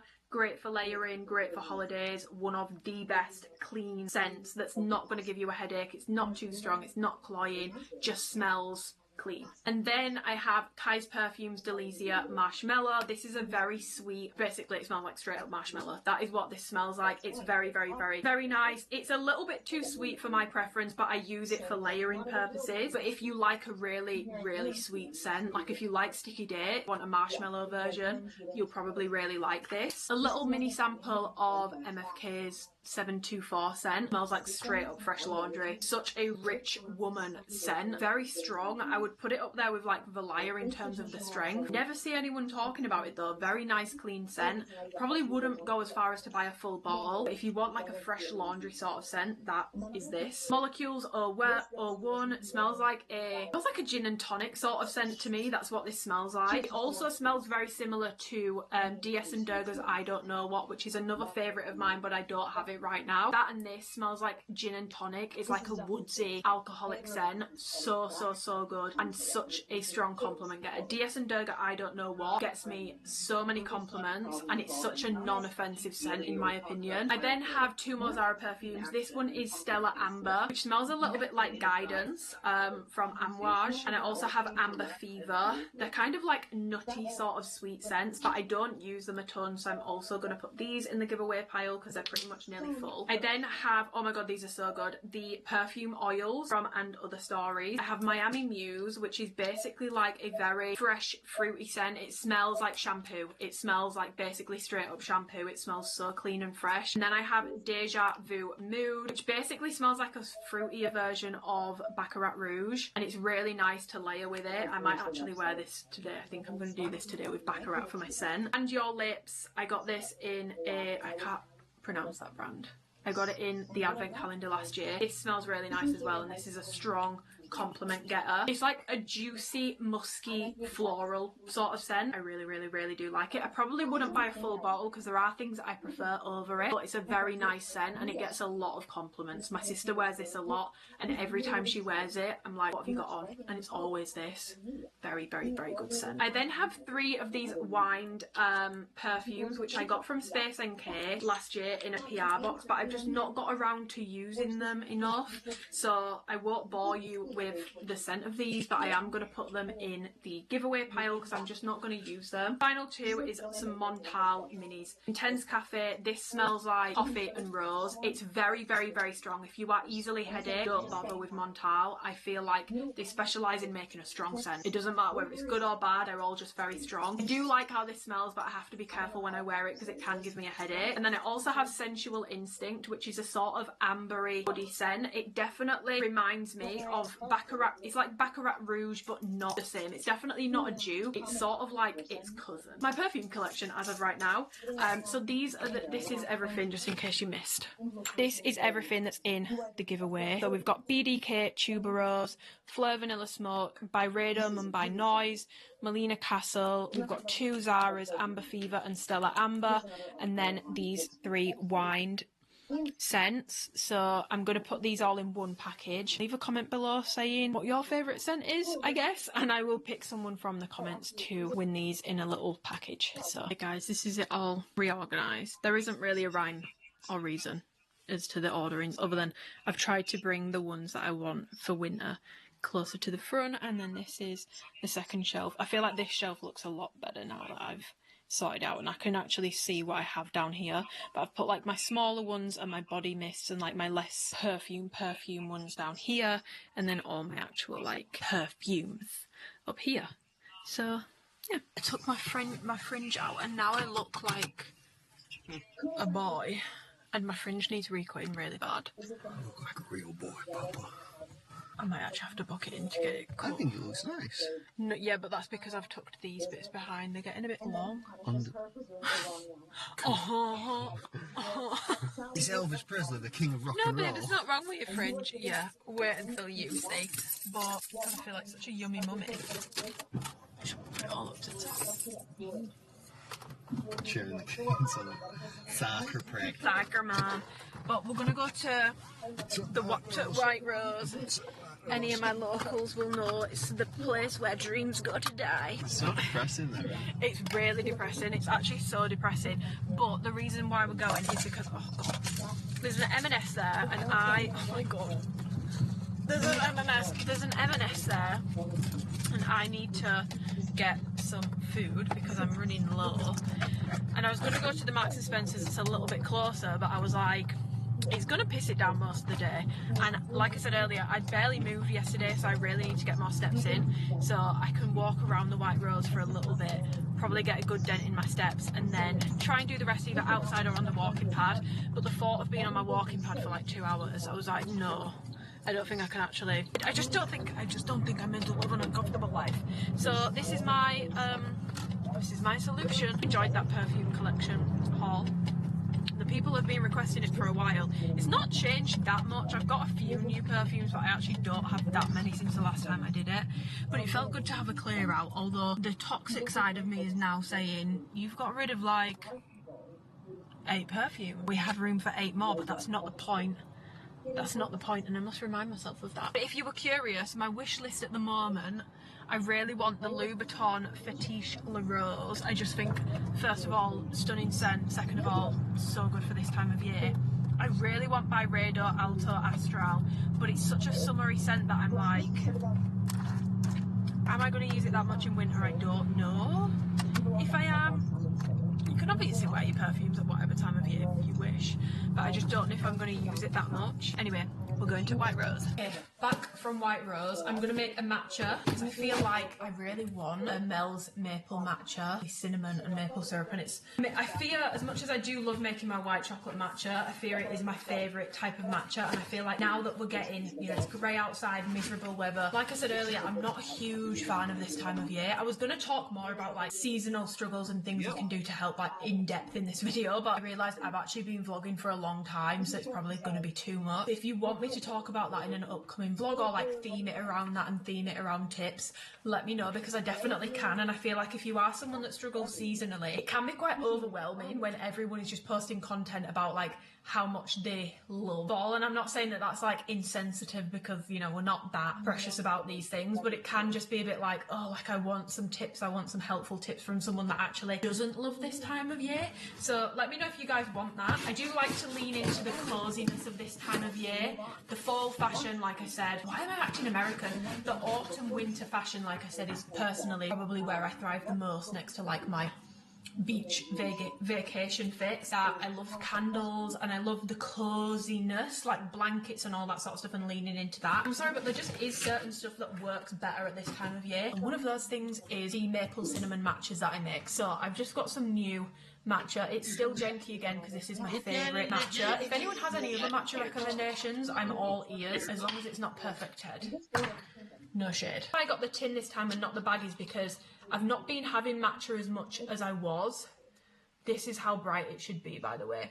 I've not been having matcha as much as I was, so I felt like it was kind of deteriorating, so I actually ended up throwing my other janky bag away because I felt like the brightness had gone, and the past few times I've used it, it has just been like a bit weird. And I read online that if you don't use it within like a month, it needs to be away from heat. I was keeping mine by the coffee machine, which warms up whilst it makes coffee. It needs to be away from light. I was keeping it by a window, so I think it would just made it deteriorate. Nothing more satisfying than a fresh matcha tin. So I thought, before my parting gift to you guys for this vlog is going to be my maple cinnamon matcha recipe, because it is delicious. It tastes like a cinnamon roll and it's so fucking good. Plus syrup, cinnamon, milk, ice and matcha. That's all you're going to need. Let's do it! This is not actually my favourite kind of cup for matcha. I feel like this is more coffee cup vibes, but my ribbed one, I feel like it honestly kind of needs to go because it just doesn't clean.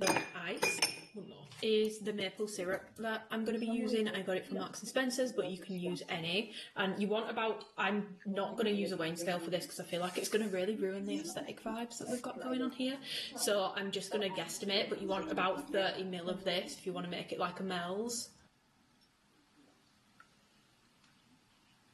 I feel like that's probably about, actually to be fair, that might be more than 30. I think I put a little bit much in. Okay, next up we've got the oat milk, which is going to go in.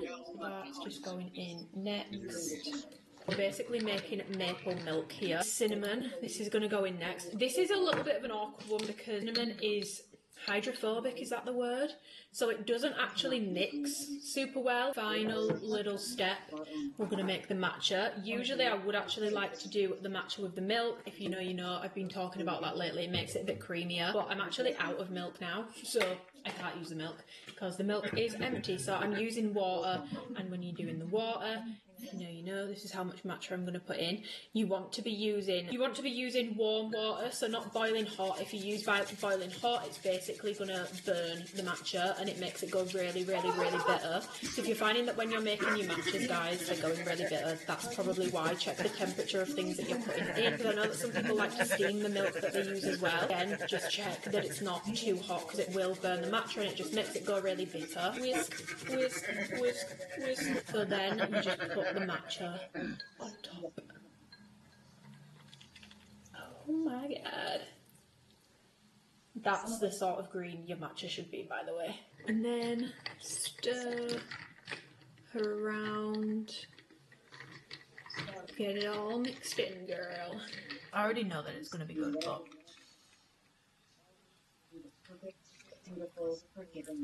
it actually is so good. And it because I was drinking this like sort of this time last year, that is what this reminds me of, and it's just so yummy.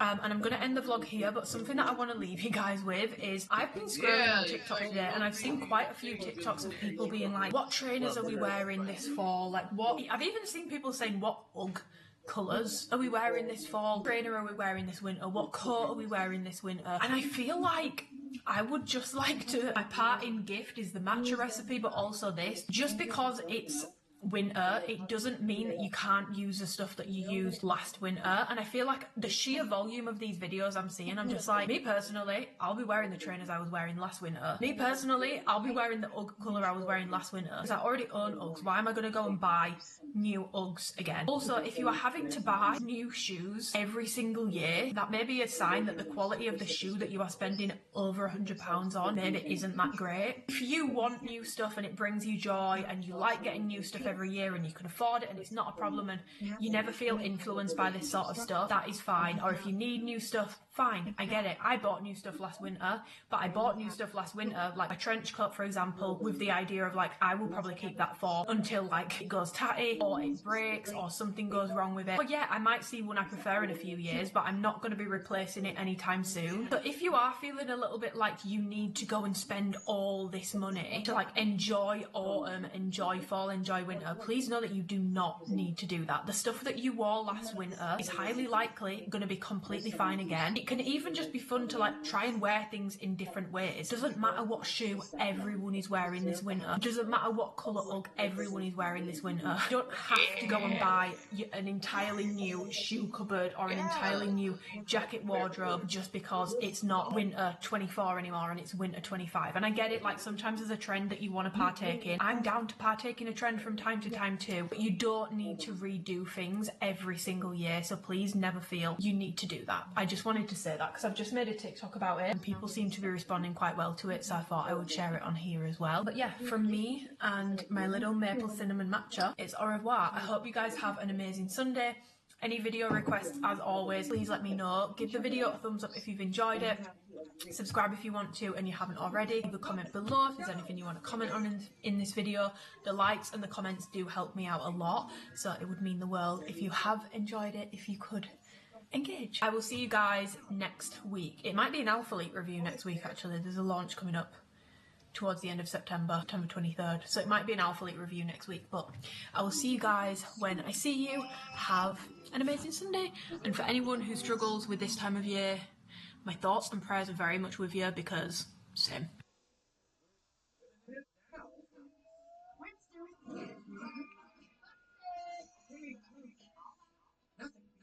Hello, welcome back to... Good.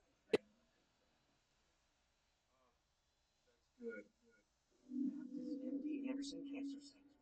It's everything you need to take on cancer. It's a conversation, a constant conversation that we have. I don't want control over other people's sexual behaviors.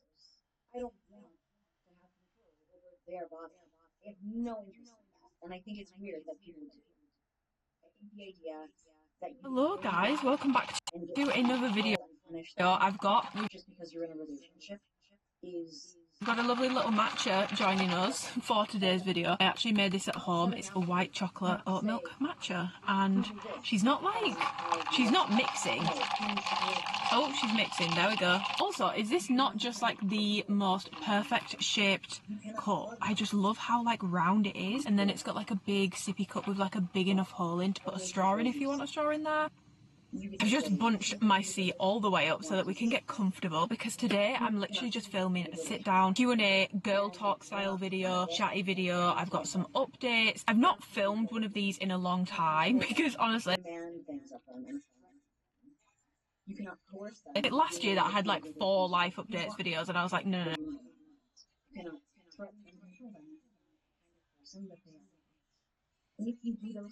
I think in my last one I said if I do another life updates video in 2024, I was like I cannot do that. I've not done one since I said that, and yeah, I just wanted to do like a sit down chatty Q&A video. So we're gonna have some girl talk style questions, some life updates, basically just a big fat juicy catch up session. So like grab a snack, grab a drink. There is however another reason why this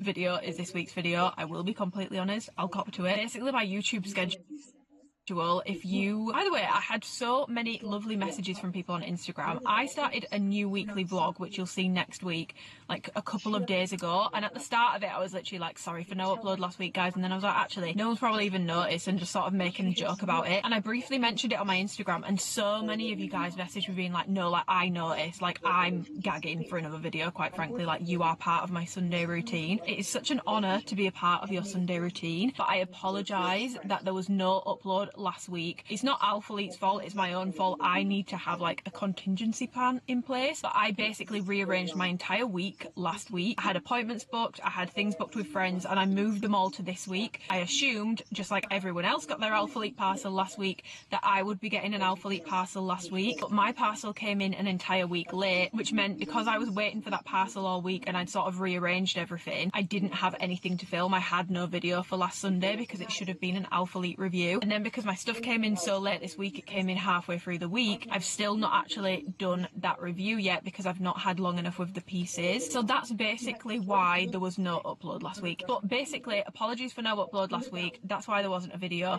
We're back to our Sunday schedule and you will have a weekly vlog next week. So I asked for questions on Instagram and you guys delivered. Like I actually got some good questions this time. I'll be honest, I planned on filming one of these like 3 months ago, and when I put my Q&A box up, literally like 3 people asked me a question and I was like, I'll just DM the answer, like we don't need to do an entire YouTube video. First thing that someone has asked me is house hunting update, any exciting alphalete updates, basically updates. I've also been asked for updates on my car. We are in my car. This is probably going to be one of my last like sit down chatty videos in this car because she has to go back in December. We're in September now, end of September, so I've really only got 2 months left with this car. It has been a dream to have this car. She's on PCP finance, so she's not mine, and she is due back in 2 months time, so she will be going back. And I've sort of kind of been documenting the car hunt in vlogs, kind of not, kind of documenting on Instagram, kind of not. But the issue that I've run into is cars have just gotten, I'm not saying that this car wasn't expensive, but if I wanted to get this car now, it's 4 figures a month. I pay nowhere near 4 figures a month for this car, and I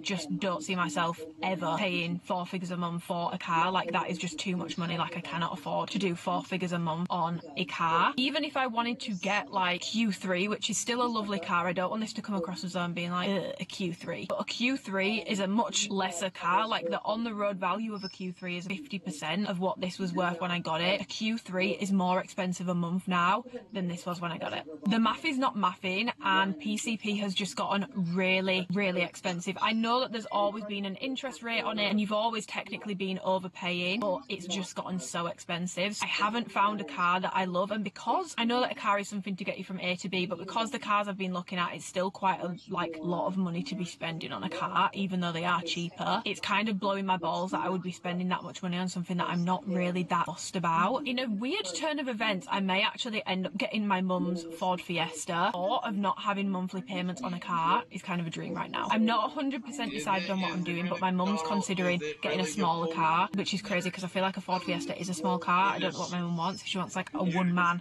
smart car, but to each their own. She's very kindly said that if she does get a smaller car, she's happy for me to take hers. Kind of still looking, but I may actually end up just doing my kids outside my car. I feel like they're gonna bully me. Dumbass.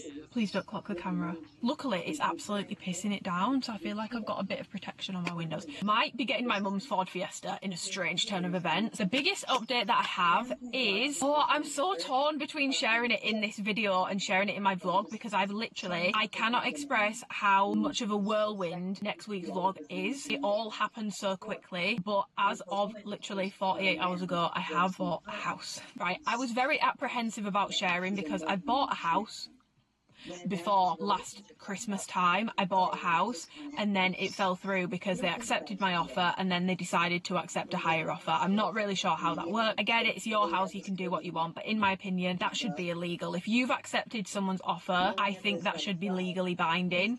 In that scenario, I hadn't started paying like solicitors fees and paying things out. I think I'd paid like £50 for like a check for something, like this like database thing. I hadn't paid another single penny, luckily. So I'm kind of being conflicted about sharing it just because I know things can go wrong with that. Seller might pull out and decide they don't want to sell anymore. My survey might come back and it might say like this house is like non-viable, do not buy this house. The mortgage company could say it's not worth whatever I've paid for it, and then if the seller doesn't want to accept a lower price, then it could fall through. Like there are so many things that could go wrong that I was like, I don't want to share it until I've got the keys in my hand. But then I realised like I do kind of share my life online with you guys. I feel like you only ever see, and I did very much document what happened with the last house. I was very upset and I made it quite clear I was quite upset. You only see when it's all gone through. Like you don't see that interim, you don't see how much stuff happens. So I've decided I'm actually just going to document the full thing. Ripping the band-aid off in this video. I've alluded to it on Instagram. Not that anyone really needs to give a shit. Like it's my house. Like no one needs to give a fuck about this any more than I do. I am hoping, fingers crossed, praying that nothing goes wrong, but I have decided to just rip the band-aid off and share the news because I feel like I want to document the process, and I am documenting the process. Like I'm going to try and film. Let me know if you guys think this is a good idea, but I've decided I'm going to order a different memory card and basically film from now to when I get the keys for that house, fingers crossed, every little stage, all the little bits in between. I'm being super transparent about costs for solicitors, surveys, all that sort of stuff. So if you think that would be helpful, it'll sort of basically be filmed over months, and then I would post it as like my house buying process, my buying a house vlog, I guess. I could even put some moving bits in there, I don't know. Yeah, I was sort of umming and ahhing about sharing it, but then I just realised like this is probably going to be something that's quite hard not to talk about because, you know, I might be buying furniture, or I might be buying other things, and I do want to share the full process because I don't feel like enough people do. Yeah, I have bought a house, which is really exciting. I won't spoil it completely. I will leave quite a bit of it to next week's vlog, but I think people will be shocked.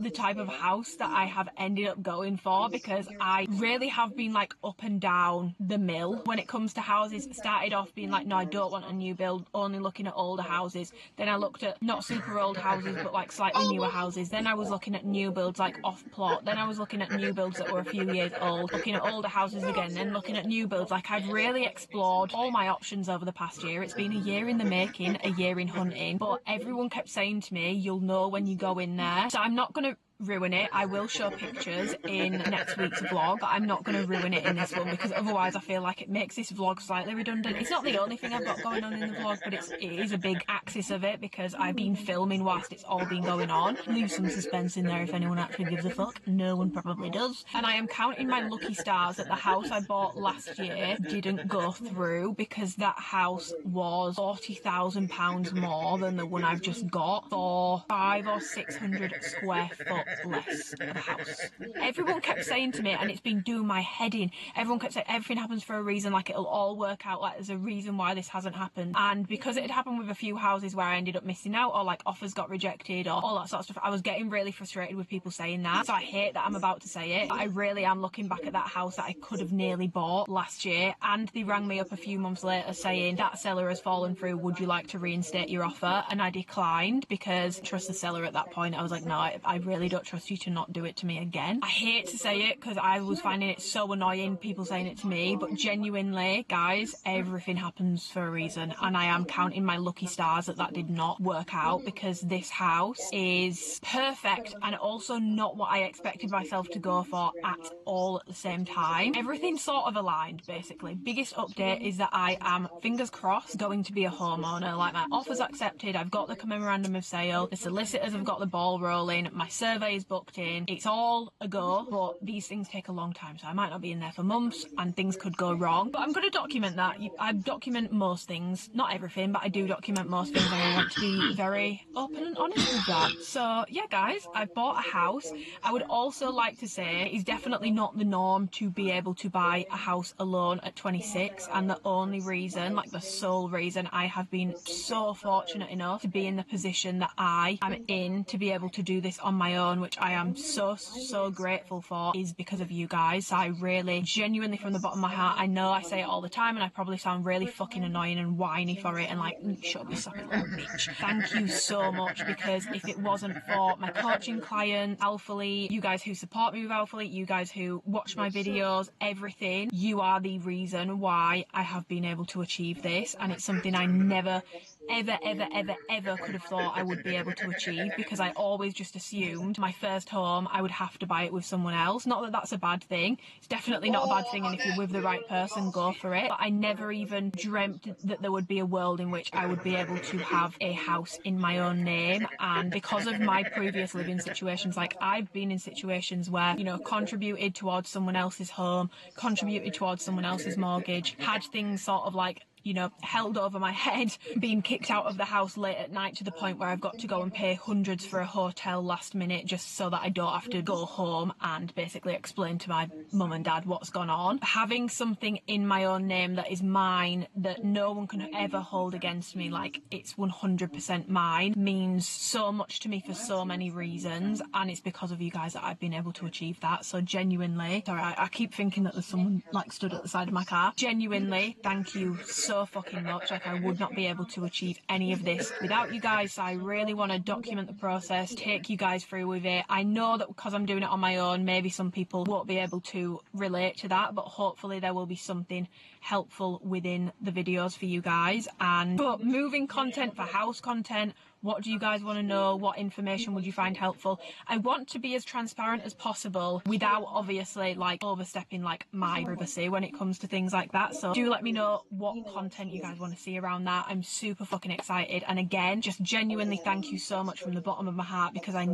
can't even say it's a dream come true, because like I said, I never dreamed of owning a home on my own in my own name, because I just did not think that would ever be a thing, because it's very, very difficult, and I am so incredibly fortunate. That is probably my biggest update. In terms of any exciting alphalete updates, no, I actually don't really have any. There is potentially a trip planned, something with them in the next few weeks, but that's not been booked, it's not confirmed yet, so I don't have any exciting news to share. I'm also sort of like, I don't know what's going to happen next year. Obviously we all renew our contracts or don't renew our contracts, whatever people choose to do, or whatever alphalete alphalete chooses to do, because obviously it's up to them who they still want to work with, comes up every January, which is the worst because I feel like it really ruins my Christmas and New Year because I just get so anxious about it. I'm intrigued to see how that pans out. I'm intrigued to see if like the roles are going to be continued next year. I don't know. I think I've made it quite clear, like the role has definitely not been what I thought it would be, but I would really want to build on that. Like what I really want is like more involvement with the design process basically. I would really love that. Like that is like the dream, and I feel like maybe we just need a little bit more time, but I also understand they may want to, for fairness, like rotate people through roles, so I don't know if I would be able to keep that in January. I don't know what's going to happen. And someone in my questions did ask when you guys will start to see like my input with alphalete. I don't actually know. I would say you will start to see my input with alphalete when we have multiple options for things, when we have some full length fitted tops, when we have full length jackets, when not everything is high hip.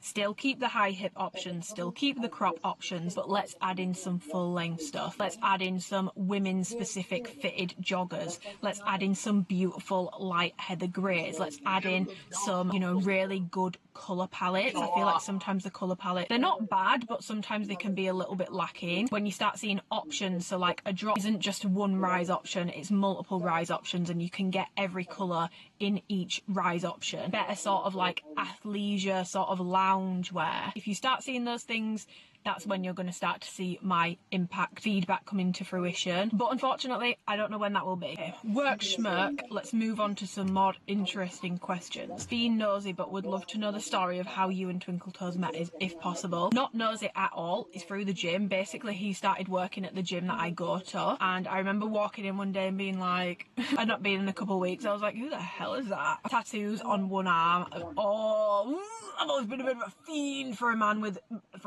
ink. It was his arm that drew me in, and I was like, who is that? And then I saw his face and I was like, you've got a really pretty face. Like, if you've seen Twinkle, by the way, I'm not trying to be secretive, there is many a Freudian slip where I will let his name go. So many people have found him on Instagram, which kind of crazy because I've never tagged him in anything. I'm not trying to be like super secretive, it's just at this point it's just the bit, and I'm very committed to the bit, and that's all it is. Everyone always says whenever I post pictures of us two, they either say it about both of us or they only say it about him.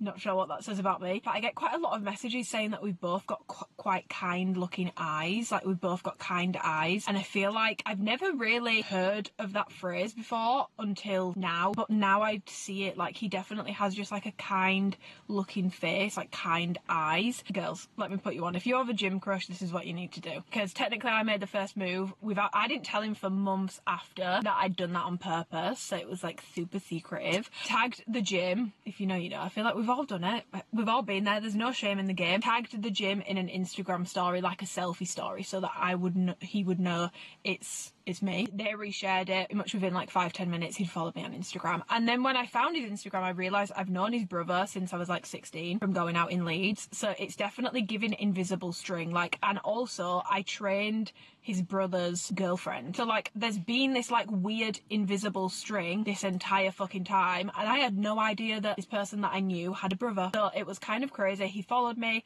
and then basically we didn't say anything for months. Like, I'd bump into him in the gym, and I'm quite shy, he was quite shy, like, but he didn't look like the sort of person to be shy. Also maybe why people think like all my life people have been like, oh, like she just looks really stuck up and rude. People expect certain people based off the way that they look to be super confident and super forthcoming, and because he looks like he should be confident but he wasn't, I just thought he was a bit of a wanker. I was like, oh, you're gonna be such a dickhead. And he messaged me on Instagram being like, oh my god, like if I'm in the background, make sure I don't look like super bad. And then from then we've spoken every single day since, and that was how it started. He asked me to go for a coffee. That was our first date. I know that some people don't believe in coffee first dates. I personally do. I know that people have got a real rod up their ass at the moment about like princess treatment and all this sort of stuff, but I cannot think of anything worse than not knowing someone well, just personal preference, and their first date idea being us going and sitting at like a really stush restaurant, like awkwardly sat opposite each other. I can't think of anything worse, to be honest. I would rather do something chill, like a coffee or a walk or an activity, because I just think you're gonna get to know someone so much better that way. And also when you're doing something more relaxed, there's none of this like like I need to like put on a show. Like I feel like when you go out for a meal, all this like, oh, let me like, and obviously like he does still to this day. He always opens my car door. I don't touch a car door. He always closes my car door. He helps me with everything. He always pulls my chairs out for me. I just feel like when you get off on that sort of like bravado, it's like a bravado foot almost. I don't know. It makes me uncomfortable. So yeah, we went for a coffee and then started going on dates, more and more dates, and then became, and we've nearly been together for an entire year now, which is crazy. But yeah, we met through the gym, and it was very much giving invisible string, because I have known, and I've known quite a few of his friends as well from when I used to go out all the time. It's kind of spooky, and I really do believe it was kind of meant to be, because if our paths had have crossed any earlier, it wouldn't have been a thing for obvious reasons. So the fact that I've had all these connections where it would have been so easy for me to be aware of his existence or know him or meet him or bump into him, and I never did until I was in a position where that could be a thing, that's kind of fucking crazy to me, and it does make me believe in the spooky dooky stuff a little bit more, not gonna lie. So yeah, that is the story. Sorry, my memory card cut out, so I had to just clear stuff off it. But yeah, that is the story of how me and Twinkle Toes met. Beauty favourites, body care, perfumes, etc. And then someone else has said, what's one beauty / skincare product you'll never stop buying? I always eventually will move on to something different. Even if something's a really good product, I like trying new things. But I would say at the moment, something that I keep buying more and more and more of, which you'll know if you've been watching my vlogs, it's the Inkilis Exosome Glow Complex Serum. Love it so much. Like I've gone through about 7 tubes of it, which is kind of embarrassing because I think it's only been out for like 6 months. I've gone through so many tubes of it. I have no issues with it. It's not causing any issues for my skin, which if you know, you know. I've got perioral dermatitis, and ever since I like contracted that, I've been so careful with what I'm putting on my skin because it just really stresses me out. Like it really, really, really does stress me out. And it feels like any little thing can irritate my skin now. My skin's never been like that before. The Exosome Complex is just amazing for my skin, and I really, really, really love it. It just feels so hydrating without being heavy, and I've used it consistently whether my perioral dermatitis is flaring up or not. I'm not going to say it makes it better, but it definitely doesn't make it worse. And my god, I've become aware of when a product is making it worse. Also, the Corrina White Pine Eye Cream. When my perioral dermatitis comes up, if you're a skin person, maybe you'll know, but it comes up here, and then I always end up getting a rash around my eye, which was really dry. Then that combined with the sun, I started getting like a permanent set line. So I bought the Corrina White Pine Eye Cream, which is for menopausal women. But hey, if it works, it works, okay? If it works, it works. And if it ain't broken, don't fix it. Bought that from a pharmacy. Guys, night and day flipping difference. That stuff is incredible. Body care and stuff. Something that I would rebuy, probably the EOS Vanilla Cashmere, but the tub. Ever since I tried the tub, I've not actually used the lotion since. The lotion is definitely better if you like lighter, but I love how thick the tub is. It's a bit more oily. It leaves a bit more of a glow on the skin, and I really, really, really, really like that. The Space NK Caribbean Shores body oil, I've been really enjoying as like a body care combination at the moment. In terms of perfumes, I feel like I have so many. At the moment, I'm really, really, really enjoying my Valaya exclusive, just such a nice, clean scent. I did order a bunch of samples the other day, and I've actually been really enjoying both of the new Kayali scents. Are really good. The chocolate one smells like Angel Share by Killian. Milky Musk Oud smells like Blanche Bet, but Blanche Bet, and like I've got the dupe of it, the Taskeen one, it can make me feel a bit sick. There's something in the Kayali one that's not as nauseating to me, but I've really been enjoying those. For like new recommendations that I've not mentioned before, I've really been enjoying my samples of those two at the moment. I'm kind of tempted to get the big bottle of both, but obviously I'm trying to buy a house, and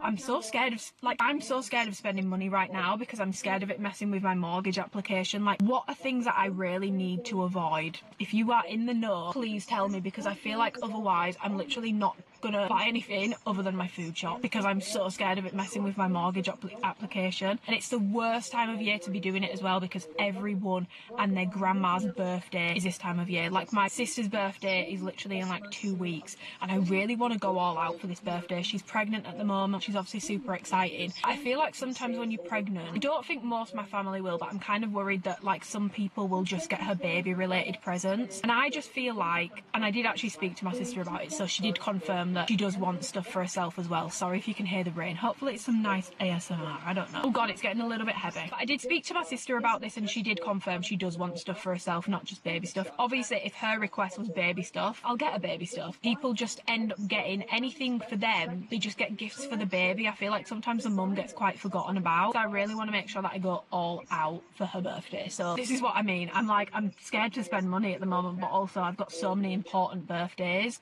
Like both my best friends' birthdays are also this time of year. If anyone has any tips on that, let me know. What is a hobby that I secretly want to try? I feel like it's not a secret, but I would love to try Pilates, like actual like reformer Pilates. I would love to try. I also really want to try paddle. Basically, I am a basic bitch sheep who follows trends. I'd like to have a crack at making pottery. That looks really fucking fun. I would really like to go and do that. I would also really like to learn to ride a horse. I think I'm too scared to do it. Like I am very risk averse when it comes to my bones and my body. I am not able to go to the gym. I'm kind of screwed in terms of work, to be completely honest. So I'm just really scared of breaking anything. Try horse riding. I would actually really, I don't think I ever will because I'm too scared to do it, but I would love to try horse riding. I just think that looks so fun, and I always used to play Pippa's Funnel on my Nintendo DS when I was younger. How do you deal with comparison? Great question.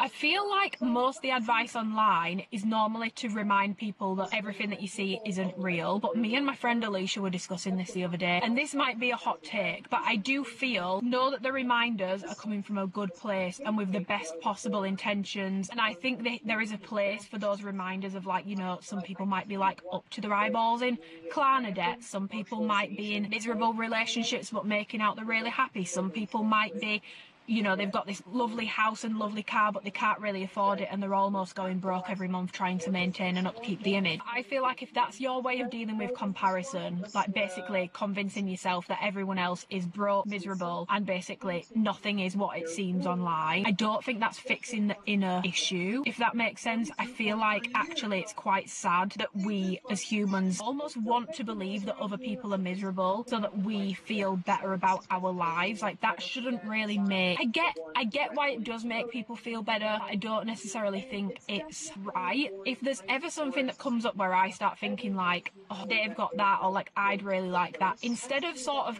either trying to convince myself they don't have that or they're lying, or even though those reminders are sometimes important, more so like to use it as inspiration. I feel like since I stopped comparison, because you're always going to compare, but if you can take something positive from it, I think that's just a much better way of doing things. Because for me, when I had to believe that everyone is faking it and nothing's real, it didn't make me feel any better. It just didn't. Like, it's not fixing my issues, it's basically just projecting my issues onto other people that I don't know. Ever since I started looking at comparison as more of room for inspiration, night and day difference. So basically the way I deal with comparison is it's impossible to not compare, so make sure that when you are doing it, you're using it in a positive way where possible. And it won't always be possible because we're not perfect, and sometimes, you know, that inner feeling of like, oh my god, but like I'm just so pissed off that I don't have that, or I'm really sad because I would really love that and I don't have it, and I'm sad that I don't have it. It'll always creep in. Try and use it as sort of like positive inspiration rather than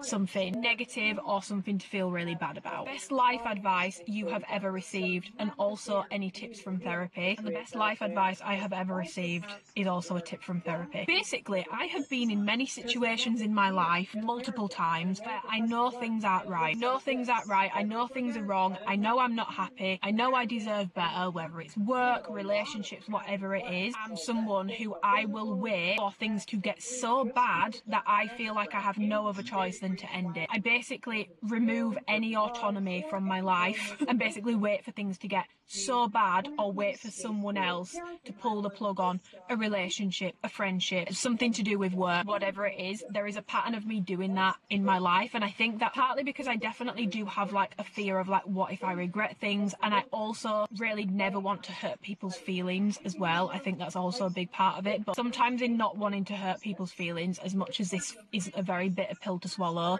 you end up hurting people's feelings a lot more by not just being completely honest with things. basically my therapist explained it to me that I think she called it like a landmine theory, and she was like, so you in this relationship, for example, you in this relationship is like you stood on top of a landmine, and you're so scared to move in a different direction to end the relationship or to bring something up to them that's been really bothering you or really upsetting you, or to put your foot down a little bit more. So scared to do anything because you are thinking, like you would if you were stood on top of a landmine, it's a very eggshell situation. You feel like, or you've convinced yourself that you could blow up your life by making a different decision. It's technically true, like there is like an element of truth to that, like it will change things in your life. However, all of that does not negate the fact that, I feel like this sounds so dumb when I say it out loud, but it makes sense to me. None of that negates the fact that you are currently stood on top of a landmine. You are currently in quite a dangerous situation, and just because it's like a comfortable dangerous situation, it doesn't make it any less dangerous, because things could still blow up from underneath you, if that makes sense. I'm hoping that makes sense. And that basically, that analogy very much gave me the courage in certain areas of my life to go in a different direction. I knew things were wrong, I knew I wasn't happy, I knew things weren't right, really struggling to cope with and really struggling to live with, basically. But I was so scared of making a decision that I'd convinced myself staying in a comfortable shit situation was easier and safer than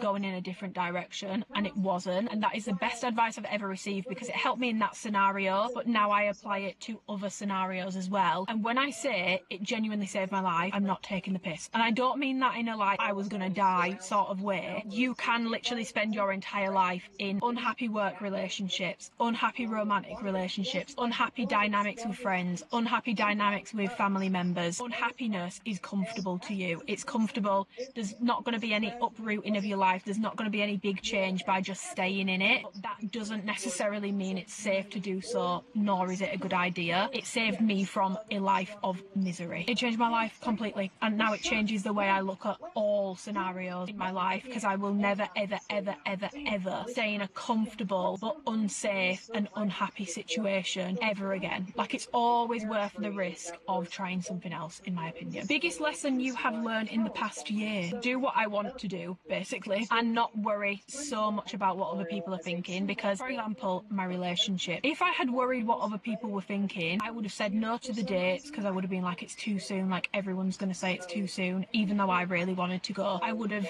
not gone into that relationship because I would have thought, well, people are going to say like, well, she's just jumped from one to the other. Even though anyone that knows me in my personal life knows I usually have massive gaps between relationships. Like, I've never been the person to jump from person to person. Like, I've just never done it. Like I said, it was very spooky timing, and also last year someone that I knew, which I've spoken about before, did pass away completely unexpectedly, and he was only a year older than me, and that really put so much into perspective in life for me, because why on earth am I gonna deny myself of feeling true love, like true, genuine, proper, kind, caring, considerate love for the first time ever in my life, just because a handful of people might think, oh, well, she clearly never cared, or she's a bitch, or she's moved on too soon, or oh god, like she's jumped from person to person. Because I also know that if I sat down with those people and explained to them the last few years of my life, they would never say the things that they are saying, if that makes sense. So I feel like the biggest lesson for me in the past year has just been to block out external noise and not worry about it too much. I will always care about what my family and friends think, always. Like, I will always care about what the people closest to me think, but everyone closest to me was like, look, if it feels okay for you,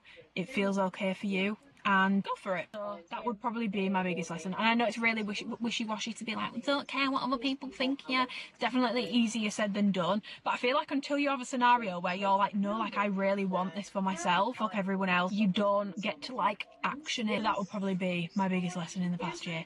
That, and everything happens for a reason, because like I said, going back to the house situation, counting my lucky stars that house sale did not go through. If I could swap lives with another influencer for a week, who and why? I read through these questions with Twinkle Toes yesterday, and I was like, that's a really good question. Melissa's Wardrobe, if you are not following her, get to know. She is so influential, it's crazy. And she's a prime example of why trust with your audience is so fucking important. When I say only, I don't mean it as in it's mediocre, but she's only got 380k 10k on Instagram, which actually isn't that much in the grand scheme of things. She announced her new company via Instagram stories, not even a main feed post on her main page, via Instagram stories, and within a day she had 10k. Within 2 days, 2 or 3 days, she had 20k. She now has over 20,000 followers, and we don't even know what the business is yet. The amount of influence she holds, I would just love to walk a day in her shoes and just see what it's like, because I just think she is phenomenal. She is by far, in my opinion, the best influencer that we have available to us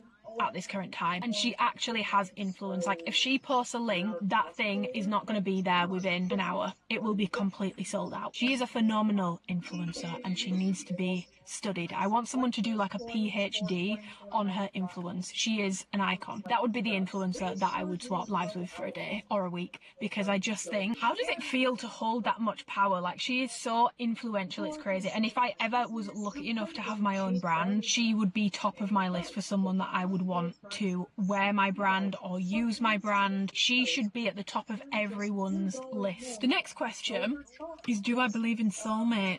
Yes and no. I don't believe that we have one soulmate. I believe that we have multiple in the form of family, friends, romantic. My brain works too logically. The chances of you only having one person that you're meant to be with, or one person you're meant to meet in your life in a planet that has this many people on it, is very, very, very slim and very unlikely. So I definitely think we have multiple soulmates, because I feel like platonic soulmates are often skipped over, but I really do believe, I believe a lot of people have a lot more platonic soulmates in life than they do romantic, and they should be celebrated just as much. Taking a break from hip thrusts, so alternative exercises that, I love how we've gone from soulmates to hip thrusts, but hey, we do range over here. I've taken a break from hip thrusts, so alternative exercises that hit the same muscles, please. It's quite a hard question to answer.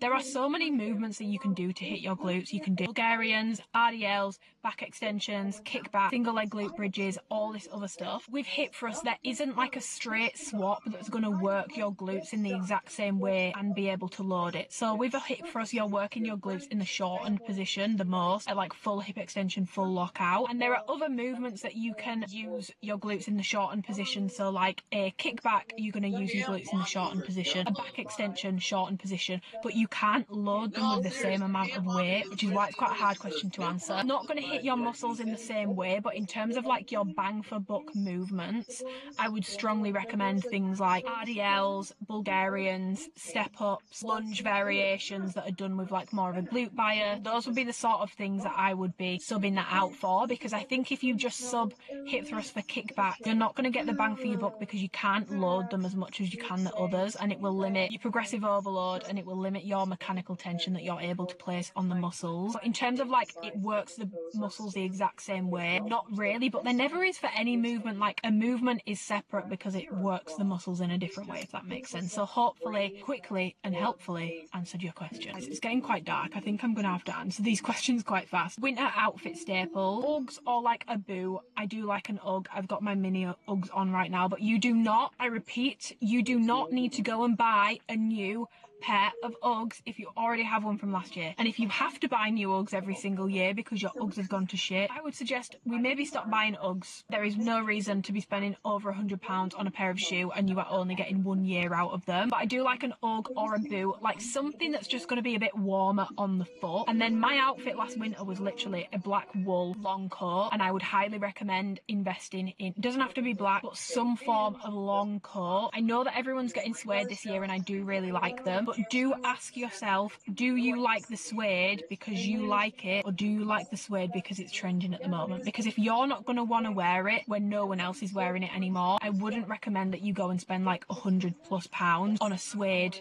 basically trench coat. I think wool much more timeless, if that's not, how do I explain this, because anything is timeless if you genuinely like it and you're going to wear it forever. But I think in terms of trend, a wool coat or like the sort of like rain ones, like an actual trench coat, those in my opinion are more timeless. But a long coat, last year I wore the most basic outfits. I was wearing baggy jeans and like a tight fitted top, leggings and a tight fitted top. But with the coat is basically the outfit. I would probably say that's the number one thing. A big long coat is so staple. because it keeps you warm, it's comfortable, and it basically makes the outfit. It doesn't really matter too much what you put on under it. Even when I went down to London earlier in the year, I wore a tracksuit. Mine's from Mango, by the way. If you were looking for suggestions, Mango does really good coats. I would highly recommend checking them out. Mine was Mango, and I wore it over a tracksuit, and even though I had a tracksuit on underneath, it looked cool as fuck because I had this long coat over the top. It took a tracksuit from looking slightly like a bit of a mess. Somehow I looked like an undercover celebrity, so I would probably put that #1 on the list. A long coat in whatever fabric you feel is going to work best for you. I think wool, whatever you think is going to work best for you. And also on that note, guys, the autumn wish list and all this sort of stuff, please do not feel all like, what shoes are we wearing this autumn, what blah blah blah are we wearing this winter, what colour are we wearing this winter. I've seen so much of it on TikTok. Please, please, please, there is no shame in wearing what you wore last year. If you need new stuff or you want new stuff and that brings you joy, go out, do it. Please don't feel that you need to redo your wardrobe every single year based off what people are wearing that year.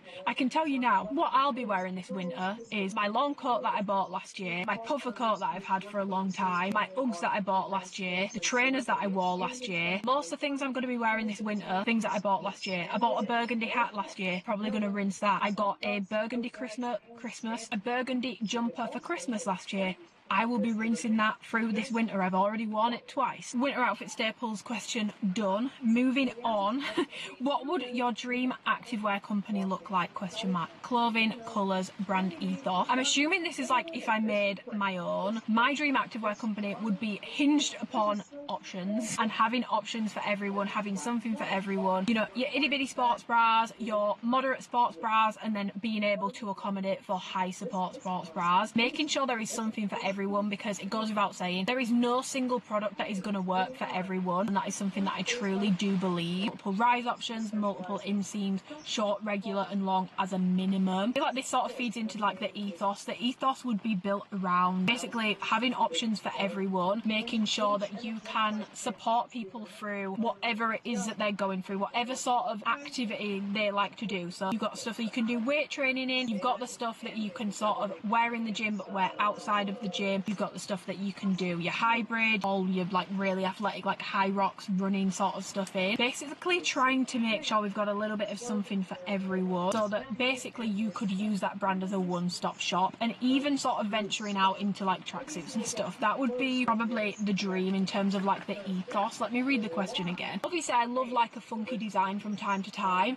but I would want to focus on timeless silhouettes. Like, yes, obviously trying out new designs from time to time, but timeless silhouettes, making sure that things fit nicely, making sure you've got a mixture of more fitted things and looser things, putting quality at like the forefront of the brand, making sure, I feel like I spoke about it earlier, but making sure you've got your full length options, cropped options, your high hip sort of meet and greet length options, and making sure that we're not just doing one length for jackets, we're doing two. Basically very, very, very basic stuff. I'm not gonna lie, I wouldn't be the most adventurous out there person with it, but making sure basically that you have got high quality pieces that are built to last. Would really want to put emphasis on the products being so high quality that these are really built to last. These are going to last you years and years and years. These are going to hold up within your workouts, and basically having like a high trust between the brand and the customer, that they know what they're ordering, the sizing is good, the communication is good, the marketing is good, and the product basically would speak for itself. I really do respect any influencer, anyone in general who makes a brand where there are people who will wear and buy from that brand that don't even know who that influencer is, because they have made a brand, built a brand and built a product. It just stands for itself basically, it speaks for itself. That's basically, that would be the dream if I was to have an activewear company. I'm an autumn palette and like the rich tones, so like good neutrals, chocolatey browns, warm chocolatey browns, neutral browns, plummy browns, burgundies, rich deep purple tones, rich deep navies. Sometimes a burnt orange I can be quite partial to. Hot green from Alphalete is probably one of my favourite greens. Those sort of rich shades and neutrals. Like I would love like sand. Obviously I would have to make my own version of sand. Light neutrals, darker neutrals, mid-tone neutrals. And then obviously for summer you are going to have to do the colours for the girls. And I feel like activewear is really lacking in like oranges, aquas and different purples. I feel like purple is a colour that is not explored enough in activewear. All the purples can be quite samey. Like ultraviolet from Alphalete was such a good purple for that reason. Aqua blue, I feel like I never see that in activewear, and that would just be so stunning in my opinion. Corally sort of shades, I really like a corally undertoned red, and the ethos, like I said, it's sort of built into the product. That would be the main thing probably, is that the ethos is backed by the product and the product is backed by the ethos. Like, we're not just saying we're a really inclusive brand, but then we only offer one rise option and one length option, and we only accommodate for small chests or we only accommodate for large chests. Making sure that the ethos and what we're saying we're doing is really matching with the product. Help with gaining weight in my tummy. I have narrow hips as well and it's so hard. So basically you can't choose where you gain weight. I also love that you want to gain weight in your stomach because I feel like so many women are scared of doing that. Really annoying for me to tell you this because you cannot choose where you gain weight, but if you eat in a surplus for long enough, eat in like a 10% surplus, and if you do it for long enough, you will eventually gain weight everywhere, and one of those areas will be your midsection. The only thing to keep in mind is if you don't intend on holding that weight and you want to get rid of it, the last place where weight goes to will be the first place it comes off when you do a cut. You will reach a point where you will realise that, you know, if you have to put on 40 pounds before any weight goes to your stomach, how that makes you feel everywhere else, you really need to consider that, because if you are uncomfortable with every other part of your body but that area, it might not be worth it. So it's definitely worth weighing up the options, but essentially if you eat in a surplus for long enough, you will eventually gain weight everywhere. It will be a case of, is that worth it for you? I think sometimes we do so much to run away from our natural build that we actually end up disliking. There might be one, so you, for example, you might dislike your midsection and you might really want to gain weight in that area, but you might try so hard to gain weight in that area that there might be 7 things that you do really like about your body. You can't see them anymore, or they're not really visible anymore because you've gone so hard in that direction to gain the weight in the one place. Does that make sense? So now you're happy with your stomach, but the 7 things that you really liked about your body now don't exist anymore. It's definitely worth weighing those things up, and I don't think it's something that's spoken about enough. I'm hoping that makes sense. Okay, final 2 questions, because then I'm gonna go because this rain is getting worse and worse. Used to train 5 times a week, then had a baby, so I've not trained at all for 1 year. Can maybe get childcare for 1 session a week. Is it worth it? Feel like you won't be able to do much in a session, but you miss it. 100%. I know even if it's only 1 session, I'm not promising that you're going to see crazy results, but if you miss it, especially being a new mum, I feel like giving that time to yourself when you can is so worth it. It will always be worth it. You might not see the craziest progress in terms of physicalness, in terms of your physical appearance, but there are other things that you can do. You know, you can work on your nutrition, you can do things that don't involve necessarily going to a gym. But if you are missing training and you're a new mum and you've got the funds to be able to get childcare 1 time a week, to give yourself that time, and that's how you want to go and spend your time, don't let the fact that 1 session a week won't turn you into Tammy Hembro put you off, because it's still really important to go and move your body and do something that you love, especially when you're a new mum. So I vote 100%. Even if it's not going to yield the craziest result, it will do a lot for your mind, which is often overlooked. So 100%, 10 out of 10, yes. How do I deal with gym creeps? Final question. I honestly don't. There's not that many creeps in my gym. I go to a super small gym. All the members sort of know the staff like I know the staff. So it would be you'd have to be a very bold personality to come in and be a creep in there, because everyone knows everyone and it's a very friendly space. I used to go to commercial bigger gyms. I had to deal with gym creeps a lot. I know that sometimes people don't always feel safe doing so, and to be honest, a lot of the times the gyms wouldn't always do something. I would complain, and then if nothing changed, I would end up moving gyms, and I did move gyms quite a few times, especially if people are getting phones out and videoing and taking photos. Please, please, please, please, please complain. Not happened in a long time, but apparently there was someone at my gym I go to now who clocked someone filming them, and they got kicked out of the gym straight away. They got their membership banned, they're never allowed to come back, and they've never been back since. If you're struggling with this a lot, I would highly recommend trying to seek out a smaller, very like community based gym, because it's a lot less prevalent in smaller gyms because everyone knows everyone. So I would highly recommend seeking out smaller gyms, because since I moved to mine, I've had no issues whatsoever. Like, it's literally been completely fine. I've had the odd person come up to me and try to chat me up, but it's never been done in a creepy way or a weird way. And as soon as I say not interested, or I've got a boyfriend, which obviously I do now, they leave me alone, and then we just smile at each other in the gym and it's fine. They don't make it weird. Yes, I would highly recommend seeking out a smaller, more like community focused gym, because you will have way less of those problems, I promise you that. Okay, I'm gonna leave this video here. I feel like I've answered so many random questions in this video. I've literally gone from perfume and body care to do I believe in soulmates to how me and my boyfriend met to house updates to hip thrust alternatives to gaining weight. But it's just been so nice to just sit and yap basically, which I know I do quite a lot of in my vlogs, but I feel like it's sometimes in my vlogs I will cut things out, cut excess out, or avoid talking about certain stuff just because it feels like it's just going to make the vlog even longer than they already are, which I know that people love the long vlogs, but I'm not going to be posting like a 3-hour one. Like, I can't do this within a vlog because then the vlog is going to be like 3 hours. It is a little bit of a filler video,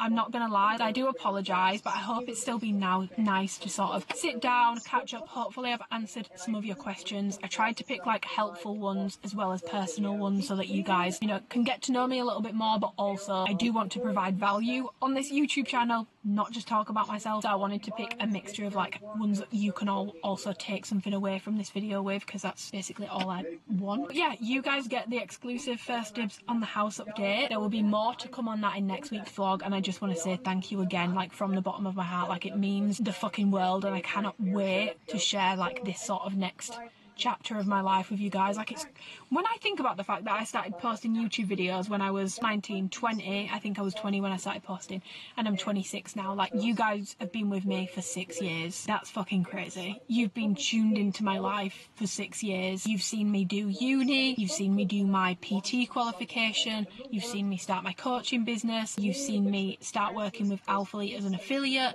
you've seen me progress to an athlete, move out of home, you've seen me in a relationship, you've seen me go through a breakup, you've seen me move back home, you've seen me graduate, me through many losses. We have literally kind of grown up together, which is crazy. So genuinely thank you for being on this journey with me, and I hope that you will enjoy the next chapter of this journey just as much. I hope that you will be happy about it. I don't know, I kind of get scared about stuff like this because I feel like I'm very like chronically aware of the fact I'm not in a normal position, and I never want me discussing stuff like this to come off in a braggy way, because I'm just not that sort of person. Ask anyone that knows me. Not that sort of person at all. Like, I just don't have that within me. It's not very me, you know. So I hope it never comes across in that way. It's just from excitement, and also I kind of do feel like I owe you guys, you know, the behind the scenes of this journey, because you've been such a big part of it. And that's not in a way where I'm like, God, I don't want to do it, but I definitely owe them. I do want to share it, and you guys have been such a big part of me being in this position that it'd be rude not to, you know? So do let me know what sort of house content you want to see, or what you want to see about the house buying process, or if you've got any questions. Let me know what other YouTube videos you guys want to be seeing. Give the video a thumbs up if you enjoyed it. Subscribe if you want to and you haven't already. And I'll see you guys in my next video. Goodbye. To invade Middle Eastern countries, even the ones that had nothing to do with Al-Qaeda didn't attack the U.S. for being a Christian nation. They attacked us because the U.S. has been terrorizing the Middle East for decades. We destabilized the region with constant military intervention. We support authoritarian regimes in exchange for resources, namely oil. Any country that does not submit to the U.S. empire gets starved and squashed. And I'm not saying that the attack on the World Trade Center was justified. It wasn't. One and its associates are not heroes. They are actors.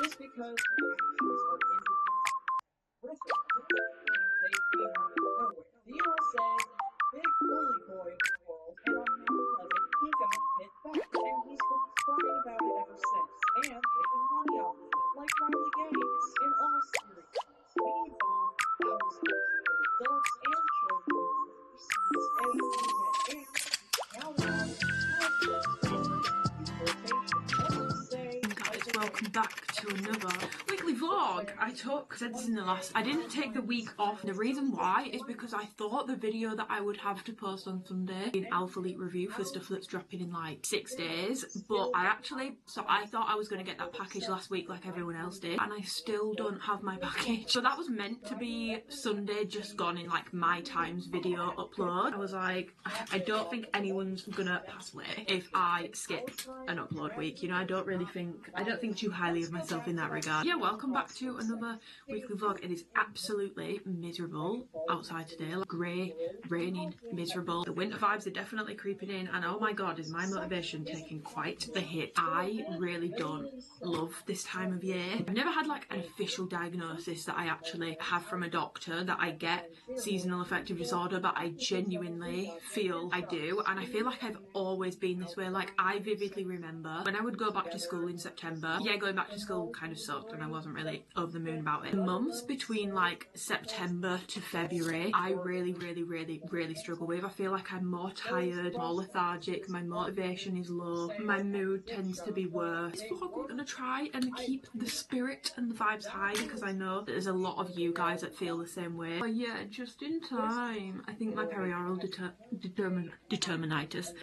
dermatitis is making a comeback, which is nice. This time it's starting out on my chin. Anyway, today's Wednesday. I've got to drop my mum and dad off at the train station because they're going to London again. Drop them off. I'm actually going to look at a house, a much older house. It's actually a Victorian terraced house. I probably won't be able to show the house. I might try and take some pictures and insert them. It's also my first like house viewing where I'm actually looking around a property with an estate agent on my own. Came on the market last week, and over the weekend I kept looking at it. And first of all, it's like well within my budget, which makes me feel just a lot more at peace.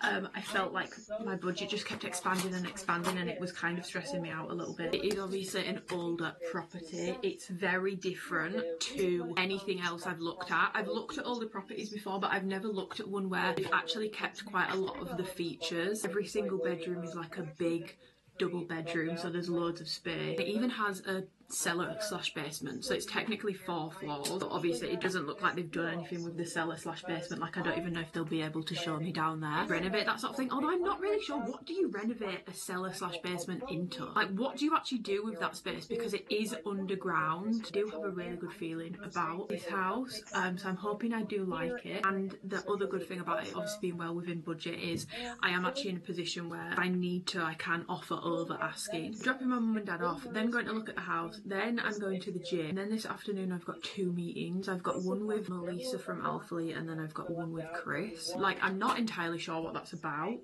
I'm a little bit scared. I've spoken about this before, but I get so scared for meetings. Like, they make me so nervous. I don't know why. Whenever someone asks me for a meeting, I just assume, oh my god, I'm gonna get fired. Like, this is it. It's been a good run, but this is it. Don't know why. Like, I remember when my Alphalete contracts used to come up for renewal, like every like 6 months. I think I had one for 3 months and 6 months. Then I finally worked my way up to like a year. Every single time it came up, I was convinced that I was going to ask them about it, and they were going to turn around and say, yeah, like, no, we're done. At any given time, convinced I'm about to get sacked, so that's fun. But I am excited to look at this house. It's kind of crazy because I feel like I've gone full circle. Like, I started with like obviously a much smaller budget, and then started looking at like older houses, then I moved on to new builds, then I moved on to aren't technically new anymore, like someone's already lived in them, new builds, like buying one off plot, and now I'm like back at square one with sort of looking at older houses again. But like, it's just such good value for money, that house. So I'm hoping that when I look around it, everyone keeps saying that like when you know you know. I hate that because I feel like I'm the sort of person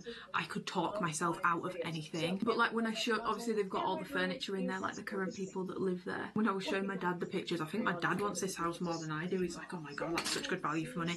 He's like, whoever lives there, they have got first class taste. Like, I'm not sure what the specific interior style would be classed as, but they've got like, not the chairs that almost look like therapy chairs, like black leather with like silver stainless steel arms. Upstairs in one of the bedrooms they've got like a full, but like it's like one of those like S-curve chairs. I don't know, I feel like it's 60s, 70s or 80s. I'm not entirely sure, but I'm intrigued to go and look around it. I hope they don't think, oh my god, what a little messy girl, because I am going to go in my gym stuff just because I want to go to the gym immediately afterwards. So I'm hoping they're not going to judge me for what I'm wearing. It might not even be the vendor, it could just be the estate agent. I do hope my Alphalete package comes today, because if not, I'm actually a little bit concerned. I don't understand what's happened with it this time around, I'll be real. Oh, also, it was my dad's birthday yesterday. He was 79, we had such a nice day. I did have my little annual cry in my car to myself. Just like I've spoken about before, I won't harp on it too much, but I do really struggle with the fact that my dad's getting older. Struggle with it with my mum as well, but like, my dad is 12 years older than my mum, so I feel like it's not normal to have a 79-year-old dad at 26. But obviously just very grateful for another year, and you have to remind yourself of that. I'll probably see you after my house viewing now because I'm going to be in a rush. I need to get dressed. Guys, I'm back. I'm back from the house viewing. I'm back from the gym. I'm just keeping my phone like in my eye line in case I get a phone call. I didn't film anything at the gym because I just wanted to get my session done, plus I have filmed it recently, so it's in a recent vlog regard. So I went for my house viewing before. I may or may not have immediately left and rang up and made an offer. I did just offer asking because honestly it's such a good price point. Yeah, I'm very hopeful. We will see what happens. They basically said that they have a few more viewings booked in, so they said they'll put it forward to the seller and ultimately it's up to him if he's happy to accept and take it off the market, or if he thinks actually I want to do the rest of the viewings. Really is up to him because obviously it's his house, like he might want to. I could be like the first person that's viewed it, and if I've offered asking, you know, I'd be thinking it as a seller, you know, well maybe if like that's the first offer I get and someone's offering asking, maybe I can get a bit more. So be impatient, but they did just ring me back and say they did put the offer forward to him and it sounds very positive to have a think about it, but they did want to see. I've had an offer accepted on a property before, and as soon as my offer was accepted I had to send over my agreement in principle, proof of funds, solicitors I'd be using, all that sort of information. But they said that they wanted to see proof of funds and my agreement in principle. I don't know, the estate agent sounded very positive. I think it might be that the seller wants to see it because he doesn't want to accept an offer and take it off the market for it to be like a nothing offer that's like completely non-viable. Like, yeah, they've offered asking but they actually don't have the deposit and they can't get a mortgage. So I'm keeping my fingers crossed that that is a good sign. So I've just sent that over to the estate agent and we shall see. But I honestly think, you guys, if this goes through, I'll be very happy. First of all, I think people might be quite shocked because it's very much, like I said, it's an older property with quite a lot of period features, but I love it. I've always loved like the London Victorian townhouse sort of aesthetic, and I feel like went and looked around show homes that were also over 3 floors, but it was like the townhouse sort of vibe, but obviously it was a brand new build, and I have nothing against new builds. I was heavily considering getting one of those. I've heavily considered new builds on multiple occasions, but the amount of space in that house is unbelievable. Like, there is so much more space. I was gonna end up trying to force like a new build to sort of have like an older aesthetic, if that makes sense. Not like old, but to have that London townhouse sort of vibe. I was going to be sort of forcing it in a new build, so we'll see what happens. I might have to end up going back down the new build road if this doesn't pull through, but if it does, I'll honestly be so happy because it's so much more affordable. It's so much closer to home. My dad's getting older, my sister's pregnant, like I really just want to be close to family. But a lot of the houses in like my local area, I do live in a pretty affordable area, but the houses are so small, like really lacking in space. There is no such thing as like a spacious 3-bed in my local area, in my budget anyway. Then really it's one like double bedroom, one single, and then an office space. It's a terrace property, which I know some people don't love, and honestly I was really pretty set on getting semi-detached, but that thought since I saw this house at the weekend has completely left my brain. I'm honestly not asked, and again, like I've mentioned before when I've spoken about houses, it's definitely somewhere where if I needed to stay there for a long period of time, and I think I will, to be honest, because we don't know, because I might not get it yet. I have this habit of like, I will map out what I'm going to do with the kitchen, what I'm going to do with the living room, what I'm going to do with the hallway, what I'm going to do to the stairs. I map it all out and then nothing comes of it. So let me not get ahead of myself. I have ideas for things I would like to do, and it's probably going to cost like a good amount of money, but the good thing is it's definitely on the more affordable side. It would also take a lot of time to do those things, and I'm not in a rush to move in somewhere and trying to do everything at once. First of all, it's really fucking expensive. Like, I see a lot of people buying houses, doing renovations. I've seen quite a few people say that then when renovated and stuff, they realise like, oh, I need to buy like a sofa, I need to buy a bed, they need all the furniture, and furniture is really fucking expensive. I'm gonna make sure that I'm being mindful with things. Yeah, my brain is already whirring with ideas, but we'll see. I'm feeling very positive. Yeah, we shall see. I've just got home, I'm gonna make lunch, I have those 2 meetings today, and my alphalete packages have finally turned up. They were waiting for me outside my door, so we can try some of that stuff on together. If you would like, we can definitely do that. Intended to show you my steak and potatoes, not that it was much to look at. Don't know why I'm whirling these scissors around like this. I was so hungry I ate it and forgot to film it. By the time this goes up, I'm sure I'll have already done my review. I think, actually I don't know, guys, my YouTube schedule right now is so cooked. I don't know, guys, I'll be honest, I don't know what's going on with my YouTube schedule right now. I've also been like, I don't think anyone even really noticed that I didn't post on Sunday. So, I mean, not being too self-deprecating. It's in 2 separate bags and I don't know why. First thing we've got, I think this is a tiny short. Is this the tiny short? To my short queens, love it. join the air of apocalypse. For my short queens, this is the like low rise short. I think if you're short, I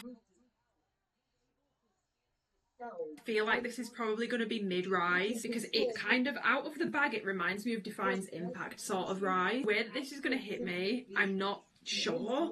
I have fat on my hips and I just feel like sometimes it is not always the most flattering thing if I'm wearing something, especially because this has that band all the way around. Oh, this is the CD bra. It reminds me of the Pulse Balance bra. That's what this bra reminds me of. I think I'm actually probably going to really like this bra. I am very hopeful for it. It comes in an AB version and a CD version. Oh, perfect. This is the AB cut. They've basically done the bra in an AB version, which obviously just has less coverage. Gives you a good idea. So it's not a totally different bra, it's the same concept, you just get more coverage on the CD version. I'm so sad about this colour. I know that some people will love it. I've been begging, like pleading for like a blackberry purple, like a dark purple, not as dark as Twilight, although that was a great purple, not quite as dark as Twilight. At depth, I feel like these sorts of purples, it's still very bright. All this Tenacity feels so different. I said this about Tenacity recently. I feel like when it started it wasn't super brushed. Now I feel like it's always super brushed. Like it even looks different. The eye, it's like a super brushed fabric now. I would really like to see like a much deeper purple. Anyone know what I mean? I feel like this is still quite a bright purple. It's probably not something that I would gravitate towards much. This is the Everyday Elevate legging. I will have to like investigate the differences. They've made it much higher rise. I feel like the butt portion looks a lot bigger as well. I'm intrigued to see how I get on with those, but honestly I like the original ones. I've definitely been gravitating more towards sort of mid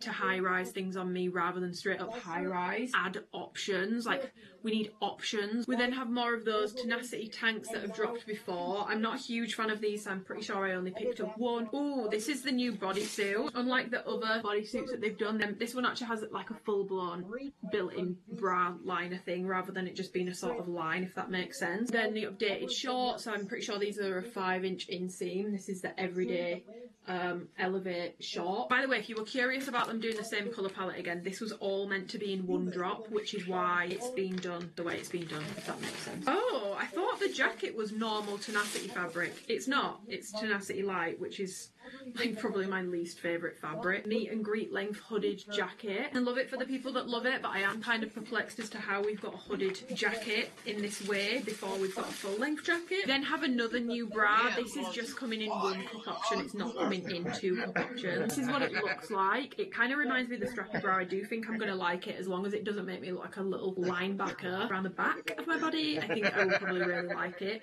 Comes with padding, got like the curved sort of detailing, and then this is how it is at the back, so it's super open. It's probably their most, other than a halter, it's definitely their most backless bra, but it is adjustable here, so when you wear it from the back, you can either wear it so that this neck piece is like super high up at the back. Slide like butter. Thank you, alphalete, because usually the adjusters are rubbish. But honestly, Tenacity feels so furry this time around. I'm convinced this is not the same Tenacity that would be now. Or you can sort of make it into more of like a cage style bra. Okay, I'm going to try some of this stuff on and do a first impressions, because I feel like an exclusive for the vlog is helpful. Done the bra in the AB version first of all. Obviously less coverage. She's a little tight up here, but honestly I've been having major issues with alphalete sports bras lately. They've been running so small in my opinion. This is probably one of the first bras I've put on from them in ages where it genuinely feels true to size. Shorts are not digging into me anywhere near as much as I thought they would. I thought I would 100% need a medium, but I'm pretty sure the size I've got on right now is a size small. To put you on my tripod so that you guys can see properly, but I've got black underwear on right now, which is why you might be able to see things, but I'm quite shocked by how much it's not digging into anything, because I don't have like the leanest midsection either, so I'm genuinely quite shocked by the way it's just not. I feel like it's sitting flush. Like when I put them on, I had like a bit of a gap here. Definitely, these are low rise on me. Like on other people I've seen them on, they look kind of dipped from the back. I don't think I get that effect with them, and they are very short. Like they are a tiny short. I guess the clue's in the name. I actually don't think they look awful, but just in terms of like my own personal use, much because I would never feel comfortable weight training in something this low rise. I want to show you the CD version of this bra, so let me pop that on. This is the CD version of the bra. I feel like you can see it's just more coverage, like it's not actually a huge difference, and they've not turned it into like a massive bra, they've just given you a bit more extra coverage. I honestly like both. I could definitely do AB or CD. Might not be like big bust friendly, to be honest. I've also just put on the tiny shorts in a size medium. You do get a little bit more rise, but honestly these are just far too big. It doesn't, I wouldn't say it fits big straight off the bat, but it's definitely fitting much bigger previous tenacity pieces for sure. I've just put the jacket on. I cannot express to you enough how much I hate this fabric. The tenacity light fabric, I can't do it. Fringe inducing. I just really do not like the fabric. Like it just, something like squeaky about it. It's giving like nails on a chalkboard like this. I've got it on in a size small. It's huge at the bottom here, but I feel like it looks way too tight over my bust, and then it's just weird here, and the arms are quite, I wouldn't say they're too tight, but they're really like, there's room at the bottom, but they're quite tight over here, huge at the bottom. I did get an extra small, so I'll see if I can get that on. Just feel like neither size is working. I still have a lot of room here, so even in an extra small, this is really, it's got quite a lot of room around the waist. Now it's even tighter around the arm, like it's hurting my elbow. But as soon as this jacket, I really am not a fan of this jacket. I like the fabric, don't like the fit. I really thought I would, oh shit, 1 second guys, I've just missed a phone call. I'll bring him back in a second. I've got to tell, the house can wait. I've got to tell the girls about this sports bra. I expected to like it a lot more than I do, guys. I feel like it's fine in the front. Just feel like the back of it is giving me like some form of sensory overload right now. Like I can feel this here. Like don't get me wrong, I do actually think it looks cuter than I thought it would, although I do feel like it is going to really accentuate how wide your back is if you do have a wider back. But this here, I can really feel it. I'm stuck in a bra. I can't get out. It does feel better now that I've altered it to be more like this at the back. This just feels less of like an overload around the neck. It's really tight, guys. Like it's really tight on the straps over my shoulders. I don't know, guys, be honest, am I giving pork joint or do I look cute? I hate it when this happens. Like you get this like really thick knob of fabric here and it just doesn't look seamless. Guys, I've put the leggings on. They're not like awful, but I definitely prefer, these are a medium, so I'll put a small one in a second. Definitely prefer the old ones. These are a lot higher. Like I feel like these are like ultra high, no? And I feel like it's just making my glutes look quite long. I'm gonna try in the size small and see if it's any better, but based off first impressions, like my everyday core leggings, I want them. The true to size makes no difference, they're really high. It's a win for like people that want ultra high. If that put you off the everyday core, you will like these, but for me personally, like these are coming up high, guys. I feel like they look less flattering with this rise on me. And they've still got this band which is still sort of doing the annoying digging thing. Okay, these are a pass. I don't love these. I'm going to try on the bodysuit and then I really need to get ready for this meeting. I have the one piece on. This is in a size small. I would say you can definitely stay true to size. I did get a medium, but I can tell already the medium is going to be too big. I do have black underwear on and the white is completely see-through. Like I can see my belly button and everything through it. Like extra fabric up here, but this is all single lined. The butt's all single lined. This is double. So you can see like can you see the colour difference from where it's double to single? So yeah, I would definitely avoid the white, but I just feel like the top part of this feels really snug, and everywhere else, it's definitely more body fit than the leaner, it's definitely more fitted, but I feel like the tightest point is across the bust, not around here to like, you know? Yeah, this is also digging it into my back fat, which isn't my favourite thing in the world. Probably prefer the leaner to this one, which I feel like is going to be a really unpopular opinion, but this one just isn't as comfortable in my opinion. Like there's something about this midsection that I'm just finding really unflattering. I also really don't like how the darts are very visible on it, so you can see it doesn't line up. You can see how sheer it is on. So yeah, that was my quick speed run try on first impressions. I'm glad we did that together. I hope you guys enjoyed it. By the time this goes up, I think this stuff is probably going to be live on the website. Yeah, I need to get changed. I also need to ring this man back. Please press 1 for hashtag co-sale.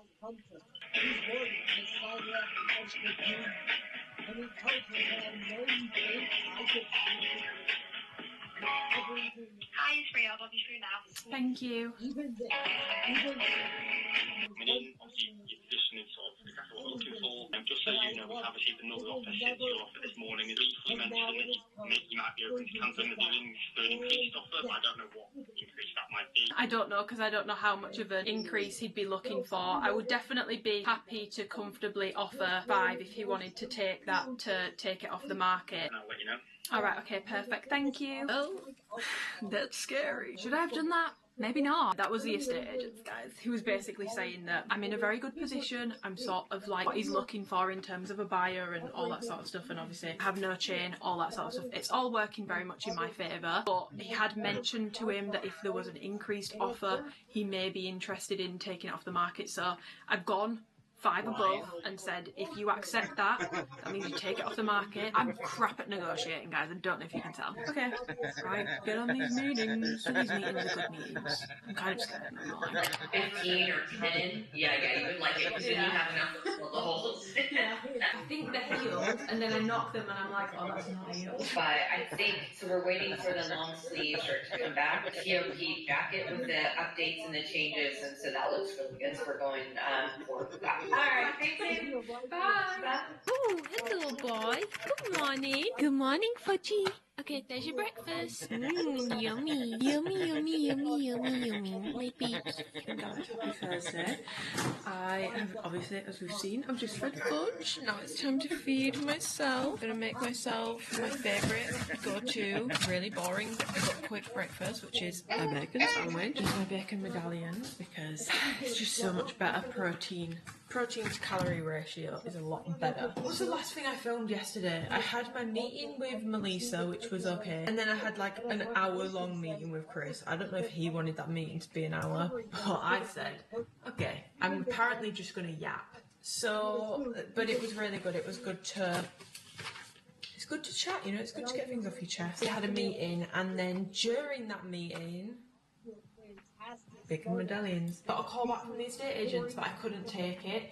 I was so... If they'd have rang me, like, later into the meeting, I think I would have had the comfortability to say to Chris, like, I'm really sorry, but, like... And I put you on hold for a second whilst I take this phone call really quick because I'm trying to buy a house and I need to know what's going on. But they rang me pretty much, like, 5 minutes into my meeting and I was like, I can't answer that right now, like...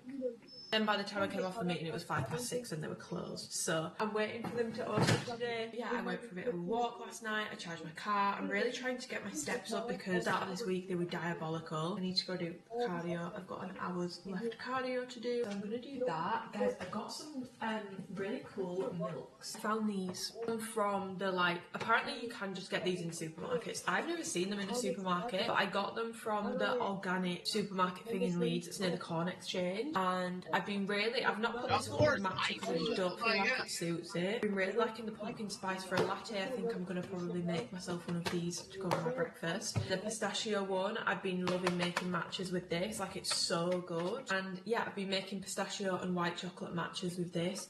I do also have like matcha cups like on the go. I probably will make one this afternoon actually, so I'll show you how I've been making them. I'm very, very, very happy with my milk purchase. Pumpkin spice one, if you want like that sort of taste like a candle, overly sweet, that's not what it is. It genuinely tastes like what I would imagine pumpkin spice actually is without all the sugar in it. Like it's just like a cinnamony sort of milk. It's not sweet at all. So just a heads up on that if you were wanting it to taste like, you know, a Starbucks or something. It doesn't. Oh Jesus, I thought you were gonna fall then. I've just gotten myself ready for the gym. But on the, I don't know the names of, because I've not, is it the Vic bra? I think it might be the Vic bra. Genuinely thought I was gonna like prefer this bra to the other one because the other one is quite basic, but I think, I don't know if anyone else will get this. Quite severe sensory issues. Like I'm so aware of the back of this bra when it's on my body. Like I can feel it in my armpit and I can feel it across here as well. And I also just feel like I am not the leanest individual in my upper body. That's actually probably where I store more of my body fat. A bra that has shaping like this, where it just basically is like one big wide, it's somehow accentuating that. It accentuates like that. If I stand like really like cute and like posing like tense like this, like yeah, it looks so good, but like realistically this is how I stand most of the time. Like yeah, posthumously, like I need to fix that, but I feel like it's just accentuating. Please tell me if I'm making sense or not. I feel like for me personally, I think it's more flattering on my build when something draws your eyes sort of crossed and like into the middle, so like a racer back or a cross back. I don't have like the most matched outfit on. I've got a purple bra and pink shorts, but reason being is I need to like test the stuff and I'm not doing cardio. 1 hour's cardio that I'm gonna go and do. Yeah. Let's go get this cardio done. I've been crying, beefing my eyes out on the way to the gym, guys. I've got the house. I've got the house. I've got the house. I accepted my slightly higher offer to take it off the market, so shit, there's so much I need to get done. But I'm trying to get everything done, but like I don't have my ID with me, so like I can't do the ID checks, and they need like all this sort of stuff from me to take it off the market. So I'm gonna like, well, not rush through my cardio because I have an hour to do. I still need to test this stuff, so I've got to go and do it. But I just feel, I know that some people are gonna think this is like crazy spooky dooky hippy dippy bullshit talk. I did have a card reading at the weekend, which I'll probably explain a little bit more about later just because I'm in a bit of a rush. But I had a card reading, and she was basically saying to me during my reading, she was like, have you ever felt like you have a spiritual guide? And I was like, sometimes, yeah, like I can be a little bit spooky dooky with that sort of stuff. She was like, you know, you do have a spirit guide. She was like, some people have got multiple. She was like, you've only got one, but it's a man and he looks really smart and you were the apple of his eye. Like, does that ring a bell sort of thing? And immediately, like, I literally immediately got like a massive like lump in my throat because I was like, that's my grampy,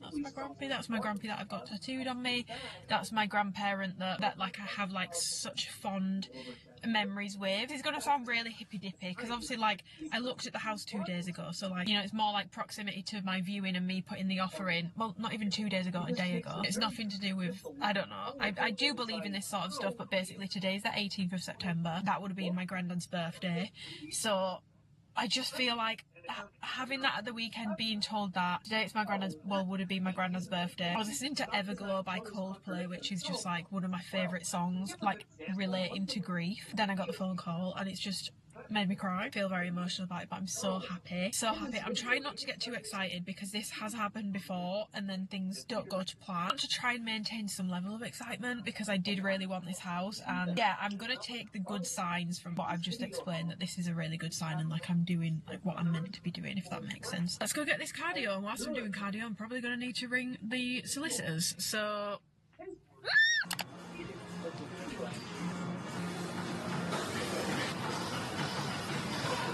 back from the gym. I've sent over, this is like such a weird day now. I feel like my day is just going very differently than what I expected. But it all happens so fast, guys. It's so scary. I mean, it happens fast and then it happens slow. Like my sister was saying, like, you'll do so much today and then you won't hear anything for weeks. But I've done like all my ID checks, proof of funds, had to get an updated agreement in principle. So the guy who did that, like, bless him, he literally like tried to ring him, but he was in a meeting and he was like, I can't talk. I was like, right, that's fine. But I was like, shall I ring someone else in the office then? Because I really need an agreement in principle for them to remove this property from the market. Ours is expired, and literally within like 5 minutes he sent me another one over. So very, very, very helpful. Had to instruct my solicitors. It all feels so serious, guys. So my something fee, there was some form of fee that I had to pay. It all feels very serious right now, but I just got home from the gym. It is like past 12, so I could make lunch, but I'm not feeling quite ready for it, so I'm gonna make my current favourite snack. This is literally like winter in a bowl. Like I said in this vlog, I've said it in other vlogs, I do not like this time of year. I will take my pieces of joy where I can get them. Like, I do love like a cozy autumnal drink. Like, I'll make a pistachio matcha later, but I also really love like a cozy autumnal yogurt bowl. They're the best. Blueberries and raspberries Driscolls. I put raspberries and blueberries in a bowl, and then I'm gonna put it in the microwave. You could do it in a pan, but I'll be honest, I'm really fucking lazy, so we won't be doing that. Okay, then when it comes out of the microwave, it looks like this. It looks sort of like throw up, but it's basically turned into like a jam. And I've been getting massive tubs, either from Marks and Spencer's or Morrison's, a kilo of Greek yogurt, because I've been having 200 grams every single day. It does look kind of a mess when it all comes together, I'm not gonna lie. Final thing, I also got this. Look at how much I've been using it. I literally got it last week. I got this from the organic supermarket place. It's the St. Dalfor apple and cinnamon fruit spread, 100% from fruit and cinnamon. But oats, yogurt bowls, like rice cakes, if you wanted to put it on toast, if you wanted to make baked oats, genuinely fantastic. They had a fig one, which I bought for my mum and dad. They had an orange and ginger one, which I bought for my mum and dad. Genuinely, this is like fall in a jam. Like, it's absolutely... By the way, guys, I know it's autumn, not fall. I'm British, but like, the Americans have infiltrated my brain. You know, that's the beauty of multiculturalism. So I'm just gonna pop some of this in. I do like also doing the yogurt bowl where I put an actual apple in and put it in the microwave like I did with the raspberries and blueberries, but I don't have any apples to hand, which is why I'm not doing that. Like that, and then I just basically mix it all together, and oh my god, guys, It is genuinely so good. I don't microwave the yogurt. Obviously the yogurt is cold, so it's kind of like warm-ish, but like pretty cold because the yogurt's been in the fridge. It's all filled with good stuff. Gets in some of your 5 a day, and just like a different way of doing a yogurt bowl as opposed to just putting the fruit on top, and I've been really enjoying doing it. So okay, I've been doing a little bit of work, I've had my lunch, and now I want to show you guys how I've been making my matchas. I'm going to make a matcha to go whilst I go and get my steps in for the day. So I got these cups. These are recyclable and compostable. Again, weird. Yeah, bit of a strange person. I just have specific shapes of cups that I like, and I really like that these are like round, like I don't know how to describe it. No coffee place other than like a small independent one has this shaped cup, but this is definitely like my favourite sort of shape. Chic, and then it has like a sippy lid, but also it's wide enough to fit a straw through, which I really appreciate because sometimes that's what I want. And it fits like the perfect amount of matcha in for me, and they're not flimsy either. Like honestly, you could probably reuse these as well. So I'm just gonna put the ice in. Then I'm gonna use the rest of this pistachio milk up.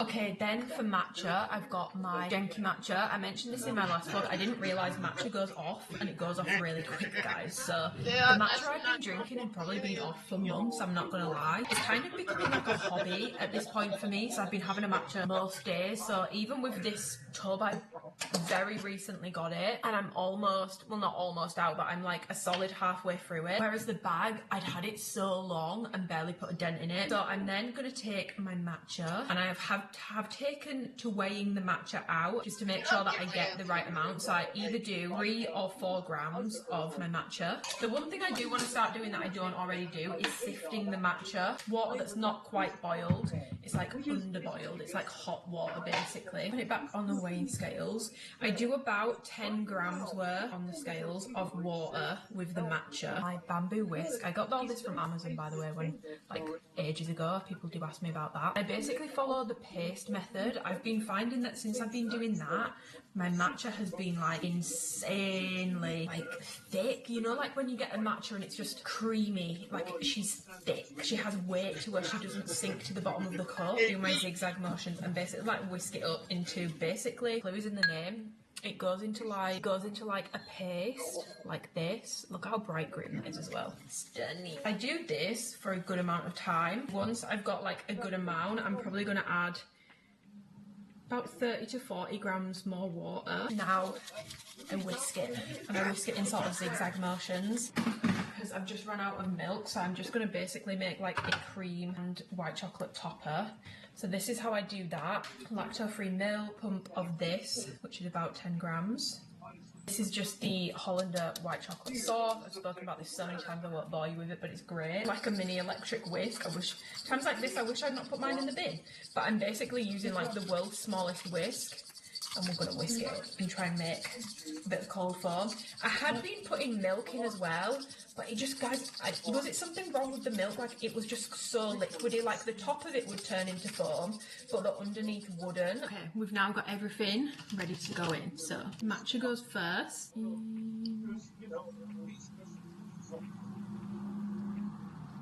And you can see it's like nice and bright. That's how your matcha should be. Then I kind of fail of a bit of cold foam, but we tried. White chocolate cold foam goes on top. And that is how I make the most stunning white chocolate and pistachio matcha. And she's perfect. So I've put her in a to-go cup because I'm going to take her whilst I go do some steps. Like, look at how gorgeously green and foamy she is. Like, stunning. And I'm just going to pop the lid on. Okay, I'm going. Catch you in a bit. Morning guys, I'm coming on here looking an absolute mess. I can't actually remember the last thing I filmed yesterday. Friday today, I'm going to take myself to the gym, and then I'm picking my mum and dad up at some point today. I saw my friend Alicia last night, which was lovely. We just had a nice catch up. We're going to go to hot yoga together next week. So I feel like if anything, I wish we had more time, but Costa, well, we thought Costa closed at 8 because everyone had left. We sort of felt bad that we were the only people in there, so we left. And then as we left, I looked at the door and I was like, oh, it's open till 9, but by that point you've already walked out and committed. So yeah, if anything, I just wish we had more time, but I think I'm gonna message her today and we can get our hot yoga booked in for next week. On a day, and then last night I would have actually picked the vlog back up. My intentions were to come home and like make a nice tea for myself and like we could yap. I did not have the best end to yesterday, just work stuff. Wasn't the best end to the day yesterday, and I think it's quite evident on my face. It's great,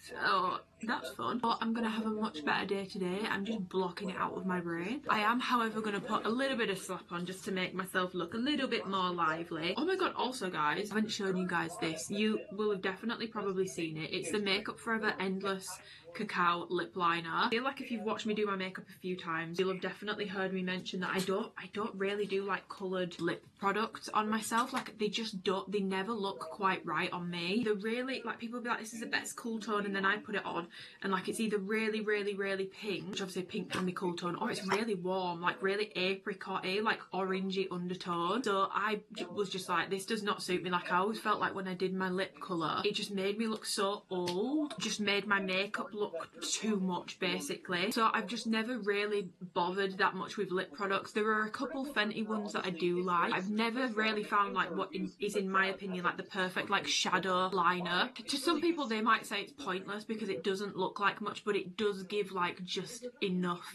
sort of shade. But on me it just creates like the most perfect shadow. I'm not going to do it properly, but I am just going to show you a little bit. Like, obviously if you do it heavy-handed you can get it a lot darker, but I've literally just been doing super, like you can see there, it's just given a little, but it doesn't look too much. And then I'm not going to do the full shebang because I'm literally going to the gym, but if I just tap the edge to blend it slightly, it gives me like a little shot. Like it's honestly, it's very subtle, but it's the sort of subtle that I've been looking for. So just wanted to share that tidbit with the class if you've been having the same issues as me. Still very much enjoying it. Oh my god guys, I've got new pyjamas from Hollister as well. I've not been vlogging, like I feel like I've got a lot I actually need to show you. I got some new perfume samples. Just not the best end to what was actually a very exciting day, which I feel like I need to probably fill you in on. So I think I am going to start, I think I'm going to order a separate memory card today, because I'm always having to delete things from my memory cards because I vlog so much. I'm always having to delete basically all my previous week's vlogs to make room, so I don't want to end up deleting clips by accident. So I think today I'm going to order a separate memory card and start vlogging like this full house process, buying process, sort of start to finish, because obviously it started in this vlog. But I would know, what do you guys think? Do you think like a full video of like the full process and like how long it's taken would be helpful? Because I think it would make for a good video. So I think I am actually going to order another memory card today, but obviously you guys can let me know what you think, because if you're not going to be interested in that video then I won't do it. I feel like a lot, I think I mentioned it yesterday, but a lot happened yesterday, and then my sister said you'll do like a lot for like 2 days and then you just won't hear anything for ages. So yesterday I got the offer accepted, sent over everything to have it taken off the market, got my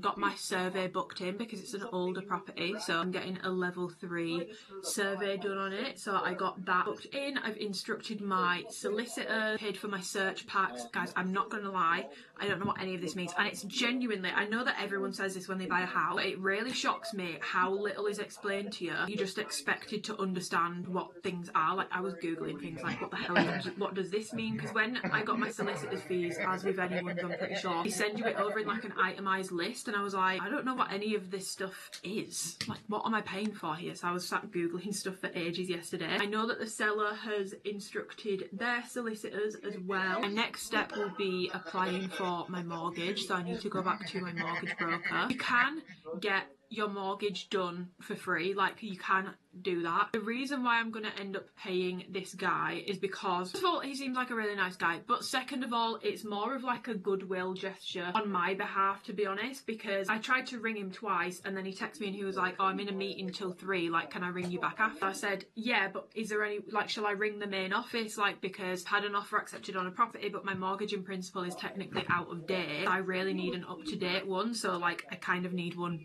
ASAP, otherwise they're not going to pull the property from the market. And literally literally within like 10 minutes, despite the fact he was in a meeting till 3, he'd sorted everything and he was like, done, all sent over, like, go and get the house. I just thought you could have quite easily been like, not my flipping problem, to be honest, babes, and left it. I just think it was very nice that he really did rush to help. I feel like everyone has a different stance on mortgage stuff. That's something that I see people get really heated about. Like, should you be paying for a mortgage broker? Should you not be paying for a mortgage broker? Is there any difference between paid for mortgage brokers and free mortgage brokers? Like, I'm just not going to get into it because, to be honest, I actually don't know and I don't understand, but that's my reasoning why, because I just feel like, I spoke about this in a vlog recently, but like my moral compass, she's strong, like annoyingly strong, and I would just feel so rude that he's like done that for me, and then I've just been like, haha, like, not getting my mortgage free though. Plus he has been really helpful from the start. That will pretty much be my next step, and I've also emailed my solicitors that have been instructed, just saying like, please let me know what you need from me and I'll get it sent over ASAP. Twinkle Toes kept being like, are you not like, I thought you'd be a bit more excited. Obviously, bless him, he brought me flowers and a card last night. By the time he got here, I was just sat in the kitchen crying. But yeah, I thought you'd be a bit like more like lively about it. But I was just like, I am excited, don't get me wrong, and like I've been looking at furniture and flooring and what I want to do with the kitchen and like in loads of inspo and stuff. But this has happened to me before and then it's all gone a bit wrong. So I don't want to get my hopes up. And with it being an older property, I feel like I'm holding my breath for this level 3 survey because the person that's lived there has lived there since 1999. But I feel like even the conversations around surveys are confusing. Some people are saying that like a survey will literally tell you that your house is going to fall to bits when it's not, because they have to basically cover themselves. Basically they have to go more extreme because if something was to go wrong, they don't want to be legally responsible for that, if that makes sense. So apparently they'll always err on the side of caution. And there's like quite a lot of cases of them being like, yeah, you've got like really bad damp, or you've got like your roof's gonna collapse, like it needs an entire new roof, it needs this, it needs that. But then when you get like a damp survey done or like a roofer out, they say no, that's not the case at all. So I think that could end up being quite a lengthy process, but the person that I'm going through, they can't do it till October anyway, so it's going to be a couple of weeks to wait. So we shall see, but the pricing was really fair. Like, I feel like I've been warned about not taking the estate agent's referrals for everything, but the quotes that I've been getting for like the solicitor's fees, my friend Alicia, she works for another law firm, and she was like, yeah, ours are like £500 more than that, so that's like a good price. And when I googled about surveys, mine's pretty much like slap bang in the middle of the average range. It's not high end, it's not low end, and I feel like for the age of the property and the size of the property, it seems very fair to me. Yeah, I feel like because I've been like googling about the house buying process and what costs you'll incur, it's not shocked me. If you didn't know anything about it, just for like transparency, I will probably talk about this more in my actual house video that I will film, documenting the process, but just for like transparency, because I feel like not everyone always talks numbers, but my solicitor's fees are about £1,400 and my survey is £1,000, so that's already just shy of £2,500, like not like straight away, but like cost already.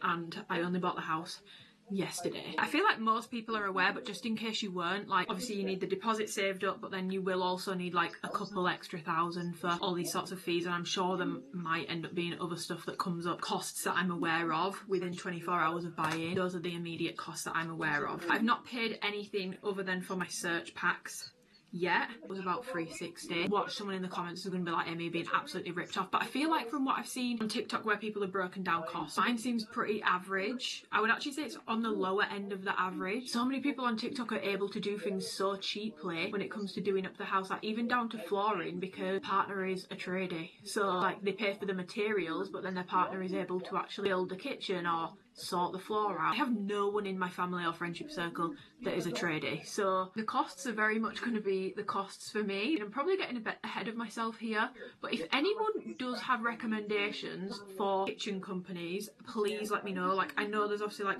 Wren, Howden's, DIY Kitchen, all that sort of stuff. Trust me, like I've been looking, but especially if you're like Leeds, Bradford based and there's somewhere like smaller and local, do let me know if anyone has any recommendations, or if you've had one from one of the big companies, let me know, because that will probably be the first thing. Like, I don't even know if I'll move in before that's done, to be honest. This is really not a look. I could literally go to the gym with like a wet hair. That's how greasy my hair is right now. Oh my god, I never explained about my card reading thing. So basically I got my cards read by Twinkle Toes' auntie at the weekend, and yeah, she said that my spiritual guide is basically, well, she didn't say it's my granddad, but she said it's a man. He's very smart looking, and the apple of his eye, my grampy coded, and that's also something that he used to refer to me as. I get that not everyone will believe in this sort of stuff, but like, I'm not religious, you know, I wouldn't feel the need to tell people that are religious that what they believe in is a boatload of rubbish, because they're not harming it. As long as they're not harming anyone with it, I don't particularly care. So I would appreciate the same grace being extended to me. And then there was quite a lot of things coming up in my cards to do with work,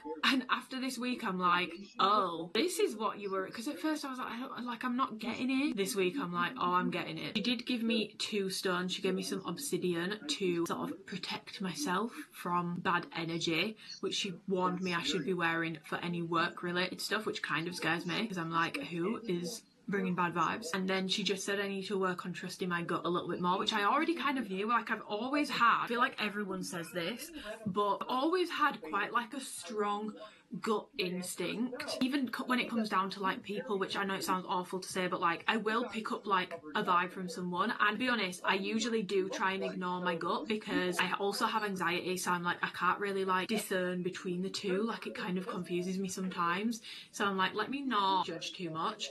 But I always get like an initial sort of like gut feeling, and I've never been proved wrong in the long run. So she was basically saying like, I need to get more in tune with that and trust it more. So, and I feel like that's really been coming up this week, so I'm trying to sort of like take heed of that a little bit. It was a nice experience. I felt like a weight had sort of been lifted after I had it done, and then this week has been like the weirdest week, the spookiest, weirdest week. I feel like, first of all, so much has happened this week. Second of all, there's so much stuff where I've been like, what the hell? And then when I thought about it, I'm like, she did mention this in my card readings. There's obviously certain stuff that I can't mention because it's incredibly personal stuff. Just weird. If anyone has ever had a card reading done before, what was your experience? Like, I have my own experiences with religion. Like, I grew up for like a good chunk of my younger years going to church, going to Sunday school. Like, it definitely did sort of taint my view of religion, if that makes sense, because it was just kind of like, it's gonna sound really bad, but it kind of just felt like a place where people were going every Sunday as not really nice people. And I'm not making sweeping generalizations, I'm talking about the church that I went to. Not particularly nice people, not, you know, listening to what the teachings that are being taught. It almost felt like they just felt because they turned up to church every Sunday, they were automatically a good person without actually following the teachings, if that makes sense. Always kind of not been religious since then, and I've definitely been more of like a signs and spirits sort of person. Anyway, I've been talking for 23 minutes and I actually really need to go to the gym and train. I'm gonna sort my hair out and put my gym fit on, and I'll catch you guys in a bit. I'm ready for the gym. I've put on my Corrina bra. I'm pretty sure I put the CD version on today. I love this bra. I feel like it could potentially get slept on because it's so basic. Like, it's painfully basic, but it's so comfortable. If you like kind of general vibe of the Balance bra, you maybe wanted a more comfortable version, this is it basically. It's just like a super basic bra. It's definitely not a supportive, but this is a bra that you could wear all day, and I feel like a lot of alphalete bras recently are not comfortable all day wear because they've been so goddamn motherfucking tight. It's the best lip balm. I've not had it in so long because I kept buying like the squeezy tube ones. To be honest, this one is a bit more annoying because you apply it with your fingers, but apparently like the squeezy tube ones, like Summer Fridays, Laneige, like I do really like them. But I find with the Laneige one in particular, my lips go really sore after I've used it. Like, it's almost, my lips feel kind of burnt when I've used it. And I was doing a bit of research and it was saying that like the squeezy tube balms, if you've got perioral dermatitis, apparently they can actually be a little bit of a nightmare for it because obviously you're just like repeatedly like, it's not like very clean basically. Love her. I've also not shown you guys my nails properly. I got like tortoise shelly sort of nails and I just think they're so cute. I've been wanting them for months and I finally got to get them. So anyway, let's go to the gym. Just got to the gym and Twinkle Toes has got me a nice latte to cheer me up for arrival. Haven't you? Is it good? It is. I think the milk might be on the turn, but the oat milk goes on the turn. At first it just goes really creamy. It's definitely the really creamy stage. It's not quite gone to, guys, if you've ever had off oat milk, it's worse than off cow's milk. But I'm going to go and train. Did bring my camera. I'm going to try and film my session. When you show a picture of a character like Velvet like this, it shows why you like them, which again is very superficial. It isn't really diving into her character about why you like them. And he could have decided to talk about maybe a specific character or something that happened in her story that he likes, but no, he decided to show this picture instead, which is pretty telling. And even with Barrett, he really just left it at the dad was a machine gun, and I like that. He didn't talk about anything about the depth to Barrett's character. How he's a man haunted by the death of his best friend and feels survivor's guilt because of that. And that's why he takes care of Marlene. And how he feels he has to embody toxic masculinity in order to be seen as strong or powerful by those around him, because he wants to be seen as a leader. There is so much more you could say about Barrett than just he's a dad he has a machine gun. It makes you really wonder if he actually played Final Fantasy VII before, or even bothered to get to know Barrett's character at all. And after this, he has the audacity to talk about Serbian people and how he feels they're represented in media. How many shows that involve terrorists have bad guys that are Russian, Serbian, Croatian, or Albanian? As a Serbian man myself, there's my representation. The only Serbians I have to look up to are the bad guys in Uncharted 2, the Serbians. My guy, you were just talking about how you don't have to look like someone to feel represented. Yet now you're whining about not having your Serbian representation? What are you even trying to say here? So it's okay if there's a positive Serbian representation, but not okay if there's a positive plus-size black representation? Make it make sense. Honestly, out of all the videos I had to watch to make this video, I think this is the most painful one, because everything here is just so none of it connects to anything. Which, at the end of the day, most of these anti-war tales come off like this anyway. Most of them try to take the tiniest thing and make a big deal out of it to make it seem like diversity. Their motto is so well foolproof. And to them, that means if a film has a diverse cast, then it's gonna flop. Just isn't true. This year even, Sinners and the Minecraft. Sinners features a diverse cast of black people, but also Asian representation as well. And it's already huge ways and a huge already success. The Minecraft movie also has a very diverse cast, which you definitely say some things about that movie's video quality and how it is. But looks like it doesn't matter because the film made $1 billion. At the end of the day, whether or not it's an episode is the film itself. In order to look at the fundamentals of what makes a film, works storytelling, and pacing, dialogue, all these things that are fundamental aspects of a film. You can't just take the superficial look at something, pull it out, hey, that's not realistic. And since I discussed 3 anti-war film critics, I'm going to give you 3 sort of ones that seems to be a criticizing film. First up, Patrick Williams. I really like this guy. His videos usually tackle a specific film, typically a lesson I really like, or like a film trope. I think it's super cool. He actually takes the time to walk through different facets of filmmaking, such as, pacing, storytelling, all the things Alan does. And in my opinion, he's one of the best film critics on the platform. Another one that doesn't always get covered. Some of his books specifically look at movies as an example to help people improve their writing. Last one I think you should check out is Someone so talented, someone who carries after Trump said this. He very similar exchange for Sinners during the North Governor of Illinois, Pritzker, said this. There's something genuinely wrong with this man, and the 25th Amendment ought to be invoked. What is this guy talking about? Can we actually use the 25th to remove Trump? I like what you may think. The 25th is not the impeachment part of the Constitution. That's Article 1, Section 2. Instead, the 25th Amendment was inspired by the JFK Act, aimed at preventing a succession crisis. But Pritzker's likely referring to is Section 4, which points out if the Vice President and the majority of the cabinet agree that the President is no longer fit for the job, it can be removed. But given that our Vice President is J.D. Vance and the executive cabinet is basically Trump cult, the 25th is unlikely to be useful right now, which really sucks, because Trump is doing a lot of things that other people took stuff.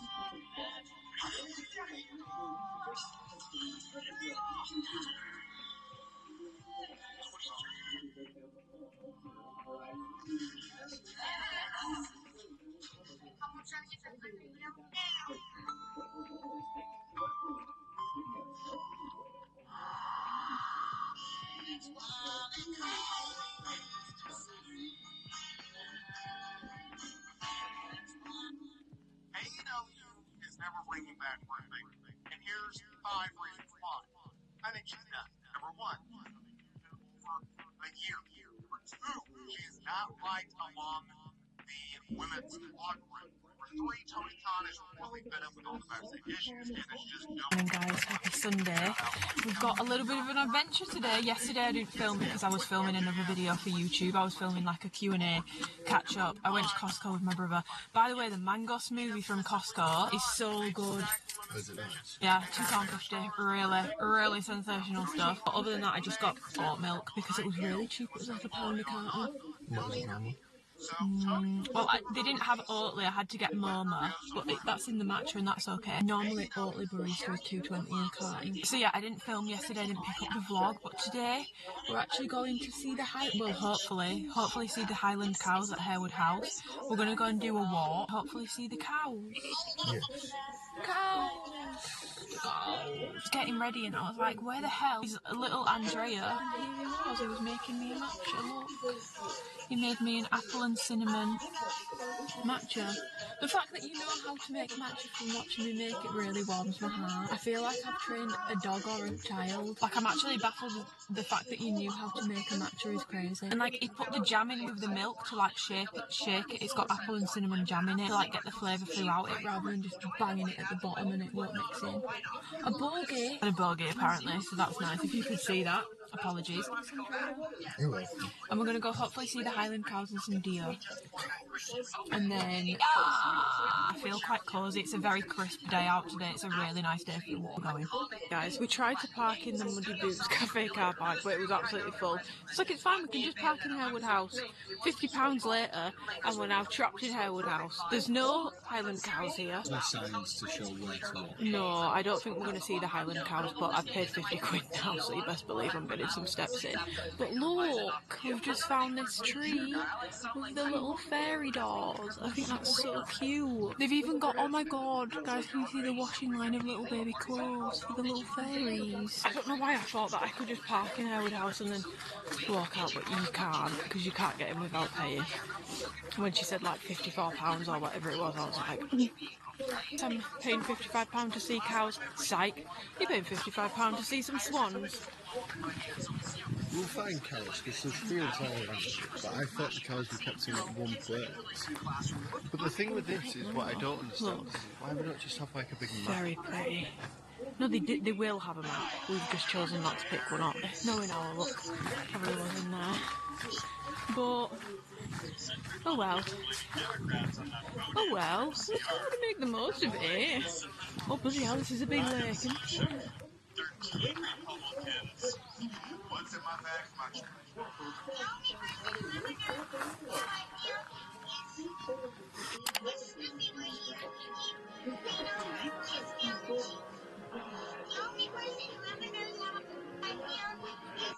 So, we do have some very bad news for the current administration. It's great news if you've been waiting for the smell for it, but it's bad news if you're Donald Trump. Polling confirms that Republican support.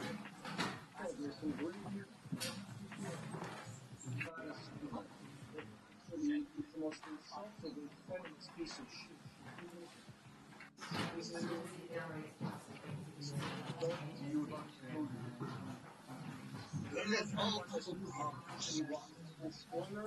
The most feminist movie Hollywood has ever made.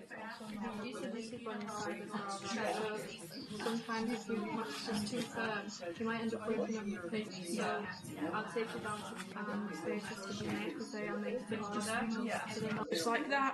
We're back. I did do a little M&S trip though, so I'm going to show, well I won't show you everything I got, but I've got some of the Christmas range.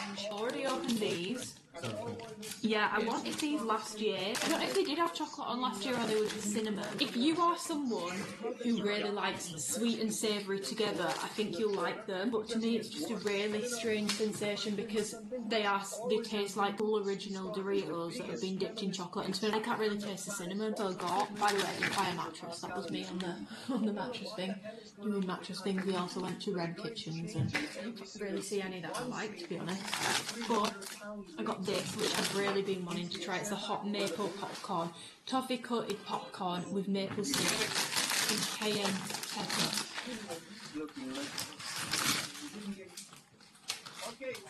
It smells like toffee popcorn. It has a slight kick to it, but it just tastes like toffee popcorn, but you get the kick afterwards. I've seen these everywhere.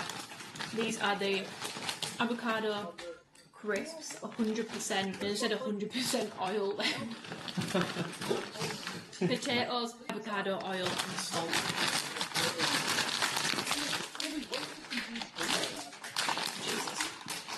We don't like chicken. Sorry, I mean you can't get them all. It was £3.90, so these better be nice. Also had my first ever Subway. I've never really had I've had a Subway when they did a chicken Caesar wrap years ago when I was at uni. I had it once, but I was really drunk. Subway is my idea of a nightmare for my social anxiety because, no. And I don't know what I'm doing and I've never ordered there before, so stuff like that is really not up my street, so I've never had one basically because too socially anxious and I don't like sandwiches, but I realised you can get all of them toasted, so I had first ever Subway and it was okay. The chicken was a bit chickeny. They are good, but I'm not gonna lie, it does just taste like a Walker's Ready Salted Crisp. I'm not sure I would spend £4 on these again. They're nice, there's nothing wrong with them, I will eat them, they're not bad. Does it taste like avocado oil? No, it tastes like a Walker's Ready Salted Crisp. I wanted to get some lychees as well. Guys, what do you think about the name lychee for a dog? Because I really like it. I don't want it to sound ridiculous, but I wanted to get some lychees because Twinkle Toes has never had one before. But we did get our £55 worth, as you'll have seen, because we actually went round the Jane Austen and Turner exhibition at Harewood House, which I actually think I'm going to take my mum and dad back. I thought it was... I don't really love stuff like that because I've got, PTSD from being dragged around all the art exhibitions in the world by my mum and dad. And I've never found it that interesting, which sounds bad because I know that's some people's idea of a dream, but it's never really interested me. It was actually quite a lot to do with slavery and Harewood House's ties to slavery, which obviously I wouldn't necessarily call it interesting. It's interesting to read about. Interesting to read about the history. And also I really like the way that they've not trying to sugarcoat anything, and there's one room where they've got all the old family portraits up, but they've started adding in also portraits of people who through their connections to Harewood House through slave trade have connections and rights to basically that house, one of them being David Harewood. David Harewood. Oh, I saw that picture but I didn't think it was him. No, that's him. They have all the old portraits up but also new ones. I think it's on until the end of October. Good morning. I look a little crazy right now. I am just, it's about, okay, it's 11:30. I've just finished with my client check-ins for the day. Put a little bit of soap on to go to the gym because I'm just feeling a little bit colourless in my skin. I just feel like I look a little dead and a little haggard, to be honest. So yeah, I didn't film anything yesterday because I didn't get much done yesterday. I didn't even go to the gym yesterday. I just woke up in a really weird funk yesterday, and I did have quite a bit to do yesterday, so I had to send over things to my solicitors, I had to send over things to my mortgage broker for my mortgage application. It's very much all ago. I've ordered a new memory card, should be coming today, so I can start properly documenting house vlog. Yeah, I feel like I've been sprung, I was saying on Instagram yesterday, I feel like I've been sprung into adulthood at the ripe age of 26. I'm literally a child. It does kind of feel like there is an assumption that I just know what solicitors and stuff are talking about, and I'm gonna have to Google it. I actually don't have a scuba. The survey's booked in and it's getting done on Monday. I guess better to find out sooner rather than later if my hopes and dreams are about to be crushed and the house is falling down. I need to also listen to my check-in feedback. My calories have been dropped again, only by 75, but still. I think I've spoken about this before, but I cannot get away with dieting on the calories that I used to be able to get away with dieting on. The fact that I used to lose weight eating over 2,000 calories a day is crazy to me. I stuck to them yesterday. Yesterday was my first day of needing to stick to them. So, and to be honest, like, I don't have a massive appetite. I feel like with my calories both times before, because I've had 2 drops in starting now, so I've had 2 calorie drops in the space of like 5 weeks. I feel like I just don't have a big appetite, and to be honest, like, I was getting to the end of the day and I would still have like 300 calories left. I would feel like I'd had a really good full day of eating. I used to be like a really hard gainer, like I found it really hard to gain weight, really easy to lose weight. Not anymore. And I feel like a lot of women can relate as you get older. I'm not old by any means, I'm literally a child. Like I said, I'm only 26. The craziest thing is, there is actually no science to back this up, but I just think there has to be something to it. There has to be something to it, even though there's no science to back it up, because there's no way so many women experience this and there is just nothing to it. I don't know if it's the same for men, but I know from even coaching women like that, and I used to think it was just because, like, as you get older, generally you move around less, so like your expenditure is just naturally a lot lower. My expenditure is probably higher than it used to be in some elements now. So yeah, I don't really understand what the 411 is on that. It's annoying, but it is what it is. Like, there's no point in me dwelling on it. Like, I can't cut on the like very high calories that I used to be able to cut on, and if I just keep complaining about it and not just being like, not just accepting it and being like, okay, like, this is just what I have to do now, then I'm not really going to get anywhere. I don't know. Let me know, ladies. Is anyone else in the same boat with that? Because I feel like also there's an alphalete launch today, but I feel like, honestly, I barely had any questions on this launch. I feel like it's kind of like a, just not a launch that's grabbing people's interests. Like, this is probably like the least questions I've ever had on an alphalete launch before. It just doesn't seem to be grabbing people's interests. If anyone has any thoughts on the most recent alphalete launch, I would love to know what they are, because people just don't seem to be that interested in it. I put a Q&A, and usually I will get like 15-20 questions in my broadcast, and probably like, I don't know, maybe like 50-60 DMs, like personal one-to-one ones. I've had like 2 personal DMs, and I think I got like 6 questions in my broadcast for it. It's also not really screaming fall, to be honest, and even for me, like, I'm about to get ready for the gym. I'm gonna wear the Corrina bra.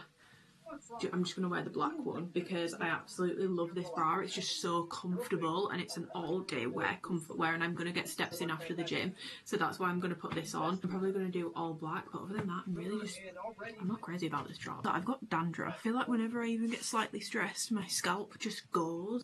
Like, it just goes. It's gone all like scabby and like, can you, sorry, but this is really gross, but like, this is what I'm dealing with. It's so bad. Okay guys, I just finished my leg session. It was okay. It wasn't my finest work. The cables were in use, so I actually ended up doing kickbacks instead of cable step-ups. That sounds really fucked up because obviously, but like, the only cable that was available to use was one upstairs in my gym. There's no benches upstairs, and I cannot carry a bench upstairs. So just take the L on that and do kickbacks instead. 2 PM, so leg day is done. I've just bought myself one of these. I quite like these. Some of them are really sickly. The nicest one I've ever had was a strawberry kiwi one. I can never find that, and oh, maybe strawberry lime, but my gym never has that one anymore. But I've worked out I really like the pineapple. I don't like the blue ones. It tastes like a blue ice pop, but like really sweet. Like, it's way too much. Imagine drinking 500 ml of an ice pop. That's basically what it tastes like. But the pineapple one is really good. They sell them in my gym. I'm sure you can get them elsewhere. It's Next Nutrition without the E. Pretty good, but I've just got this because I'm not going to go straight home. I'm actually going to go into town and get some more apple and cinnamon jam. I'm obsessed, and I've gone through an entire jar. The jar I showed you in this vlog, yeah, it's finished now, so I'm actually going to go and get, I might buy a few, to be honest. That's literally all I'm going into town for. I'm not going in for anything else. I might have like a little meander around and get some steps in. I might look at John Lewis. I found really nice, I'm getting ahead of myself again, my house could like fall through, but I found some really nice sofas on John Lewis. Guys, is John Lewis a good place to get sofas from, or is it shit? Because if it's shit, I'm definitely not getting one from there, because it seems quite, well, not expensive, but it's more expensive than some other places. What is the average price for a sofa? It's a normal price for a sofa. I don't know. And even like, how much is an oven? How much is a fridge freezer? But yeah, I might see if John Lewis have the sofas that I was interested in. Anyway, we're gonna go to the organic supermarket and I might get some more pistachio oat milk as well, because that is really good stuff, to be honest. Might try the hazelnut. Hazelnut could be good. I might get hazelnut and pistachio today. Anyway, let's go. Guys, I'm in the shop, but they don't have the apple and cinnamon one. I'm absolutely devastated. Lemon and lime, orange, they literally don't have it. Oh, no. I don't want to pay £6 online. None of the others are speaking to me either. What the hell is doesn't Mirabelle Plum, however, have the oat milk, so I'm going to get these. I'm going to get one hazelnut and one pistachio, but they have all this stuff. They've got all the fever trees, and they've also got a load of teas. Guys, that was so disappointing. What the hell? I was so disappointed they didn't have the jam I wanted. I did get hazelnut and pistachio milk, so I might try and make a hazelnut and white chocolate matcha tomorrow. I didn't have the apple and cinnamon jam. Although Twinkle Toes has now found it on Ocado, so he's going to order me some, so that's fine. I'll get me jam. He's got me 4 jars. I'm on the phone to him right now. He's just getting those live updates. So we've got me 4 jars. So yeah, I need to go home. Like I said, there's an alphalete launch today, but I'm not really getting any questions about it, so I actually don't. I don't know what I'm going to do. I think me and Twinkle might go for an evening stroll. He has said yes. Okay, I'm going to drive home because, well, actually, I'm going to hit the traffic anyway, but I'm going to drive home so I don't hit the bad traffic. I'm about to go to the gym to do some upper body and cardio, and then I've got therapy after. It's currently 8:30, so I'm going to make a matcha go this morning. I'm going to use my hazelnut milk because I want to do like hazelnut and white chocolate for sort of like a Kinder Bueno sort of vibe.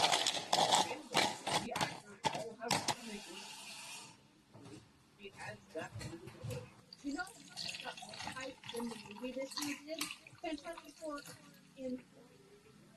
I didn't see how that was I was Fantastic Four.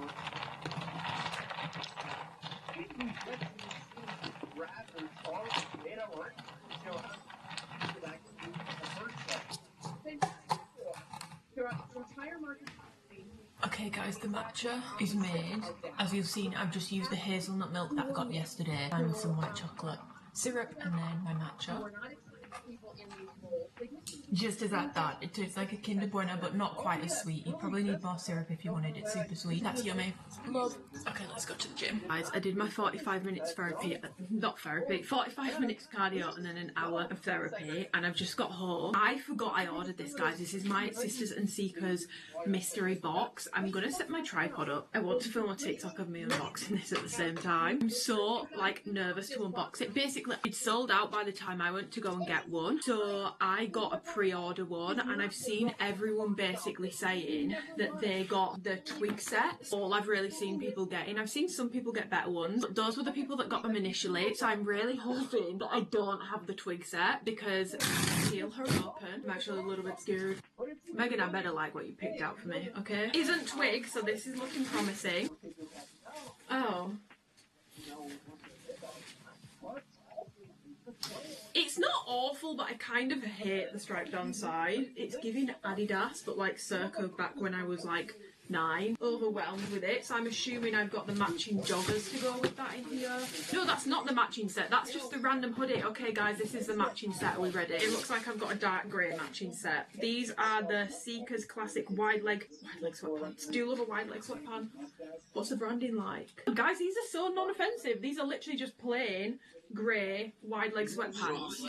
I think they kind of popped up. It's literally just a plain grey hoodie. Jeans wear on the back like that. It looks like it's going to be a really nice fit as well. I mean, this is a bit of a curveball. I'll give this to my sister. It'll be really nice and cozy for her. But I actually think I've probably had one of the better mystery boxes out of the ones I've seen. I'm pretty happy with that. I think this is a really decent looking tracksuit.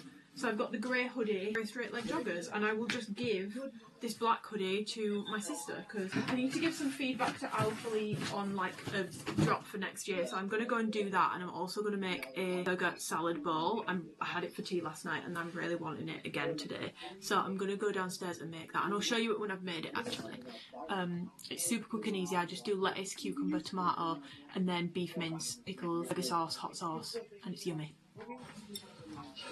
Am I come on camera today? I'm getting a jump scare at how pale I am. Just finished off doing my feedback for alphalete, and now I'm just getting somewhat ready to go for a little bit of a walk to get my steps in. I'm just putting a bit more eye cream on. I feel like because it's getting colder, my skin is just sort of drinking up any and all hydration, but I do think I'm gonna have to concede to fake tan again soon because I do still have like, I don't look like I have a natural tan, but like I do still have my tan lines from being on holiday, but I'm just getting a little bit pale. But I've put on my mystery box tracksuit, but I think I definitely did look out Like the length is pretty good, they're not too long, they're not too short.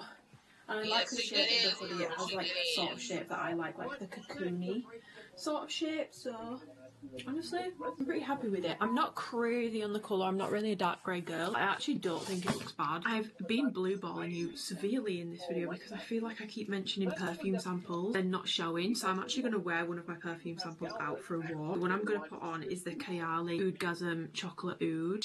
I have a few, as we can see. This one I actually really like. It smells like Killian's, whoa, it smells like Killian's Angel Share. Honestly, very similar, so I feel like it's perfect for this time of year. It's like a brighter, not quite as like whiskey-y version, in my opinion, of Killian's Angel Share. And on me, the longevity isn't crazy, but the longevity is pretty decent as far as Kylie goes for me. I don't normally find it to be that good, but if you don't know what Angel Share smell like, to me, it smells like a boozy apple crumble. That is the way I would describe it, and it's such a good scent for this time of year. It is quite expensive. I mean, Kylie is still expensive, to be honest, which is the Oudgasm Milky Musk Oud, which smells like a less nauseating version of Blanche Bet, which I don't have Blanche Bet, but I do have the dupe of it, the Taskine dupe, which I've smelt both, I've worn both. For me, it's a 1-to-1 dupe. This one has something in it that makes it less nauseating. It's a bit muskier, but it really does smell similar to Blanche Bet. It's definitely not the same. It's annoying, but it does smell milky. Like, it just smells like a milky perfume, and I think lactonic perfumes are quite polarising. Like, you either like it or you don't. My nose is definitely changing at the moment because there's certain stuff I didn't used to like that I do like now, and I do actually really like this, but definitely between the two, I prefer the chocolate oud. I don't find them oudy at all, and I have Kylie's vanilla oud, which I do find oudy. I don't really get oud in either of these. I then did get a sample of the Dries Van Noten Soy Malachi, I don't know how you say it, which basically it's like a blackberry blackcurrant sort of perfume, and it is the most weird, one of the weirdest perfumes I've ever smelled. It has a silk note in it, and I feel like it does smell like silk. I really like this perfume. I think it's a really nice, sweet, but not sickly sweet sort of scent, and I think it's really good for this time of year. However, I don't find the longevity on me that great, and it is quite expensive, but I do really like the scent. You can always just spray it on your clothes and then it lasts a lot longer anyway. But yeah, it's like a silky, woody blackcurrant smell. It's weird. Guys, I had to swap memory cards because my memory card is full. We've officially filled an entire memory card with one vlog. And then what else did I get? I got Ex Nihilo Fleur Narcotique Extrait. I can definitely see myself buying a full bottle of this. I've liked this scent for, it's probably been like 6 months-ish since I first smelled it, but I've never actually done like a sample of the extract version. I've had a sample of the normal version. I've never sampled the extract version, and I do think the extrait is, as it should be, stronger, but sometimes extracts are not stronger, or they just smell totally different. This pretty much does smell the exact same, just a stronger version, and I really like this scent. It's basically like a bright floral, clean, musky scent.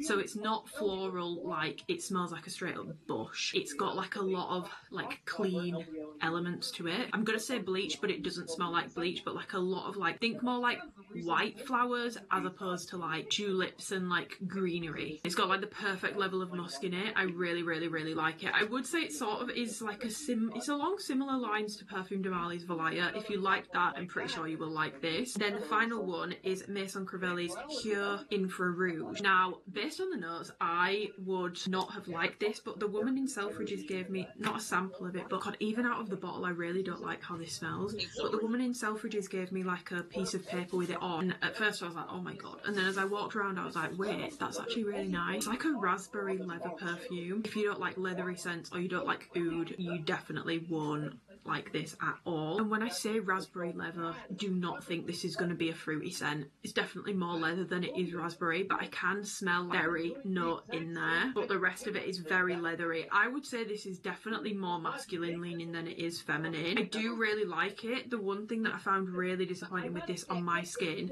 especially for Maison Crivelli, because Hibiscus Mahajad, Jesus Christ, it's one of the strongest perfumes I've ever tried. I used to have like a big sample of it. Probably will buy that at some point. That is like beast mode perfection, beast mode projection, really strong scent, which isn't like the be all end all. Some people don't like strong scents, just happen to do so. As long as it's a scent I like, and I want it to be strong. If it's a scent I don't like, I would hate for it to be strong, which is why I think strong scents are very much more polarizing. And my sister said that she couldn't smell it until I put my wrist to her, and then she was like, that stinks. She didn't like it at all. If you're wanting something that smells kind of like this, you would probably go for one of their actual oud perfumes because they're a lot stronger, like a lot stronger. My chocolate oud kayali is probably one of my favourites out of this bunch of samples that I've got. I'm really tempted to get a full bottle, to be honest. I do really like it. And then the other thing that I've picked up recently that I wanted to mention is the Kerastase 8-Hour Magic Night Serum, which I've heard so much good stuff about, and there was an offer on it in Sephora when I was in Manchester the other week. I wanted to try this out because my hair gets really knotty. I would say that's one of the main things that I deal with, and obviously I'm very careful with brushing my hair,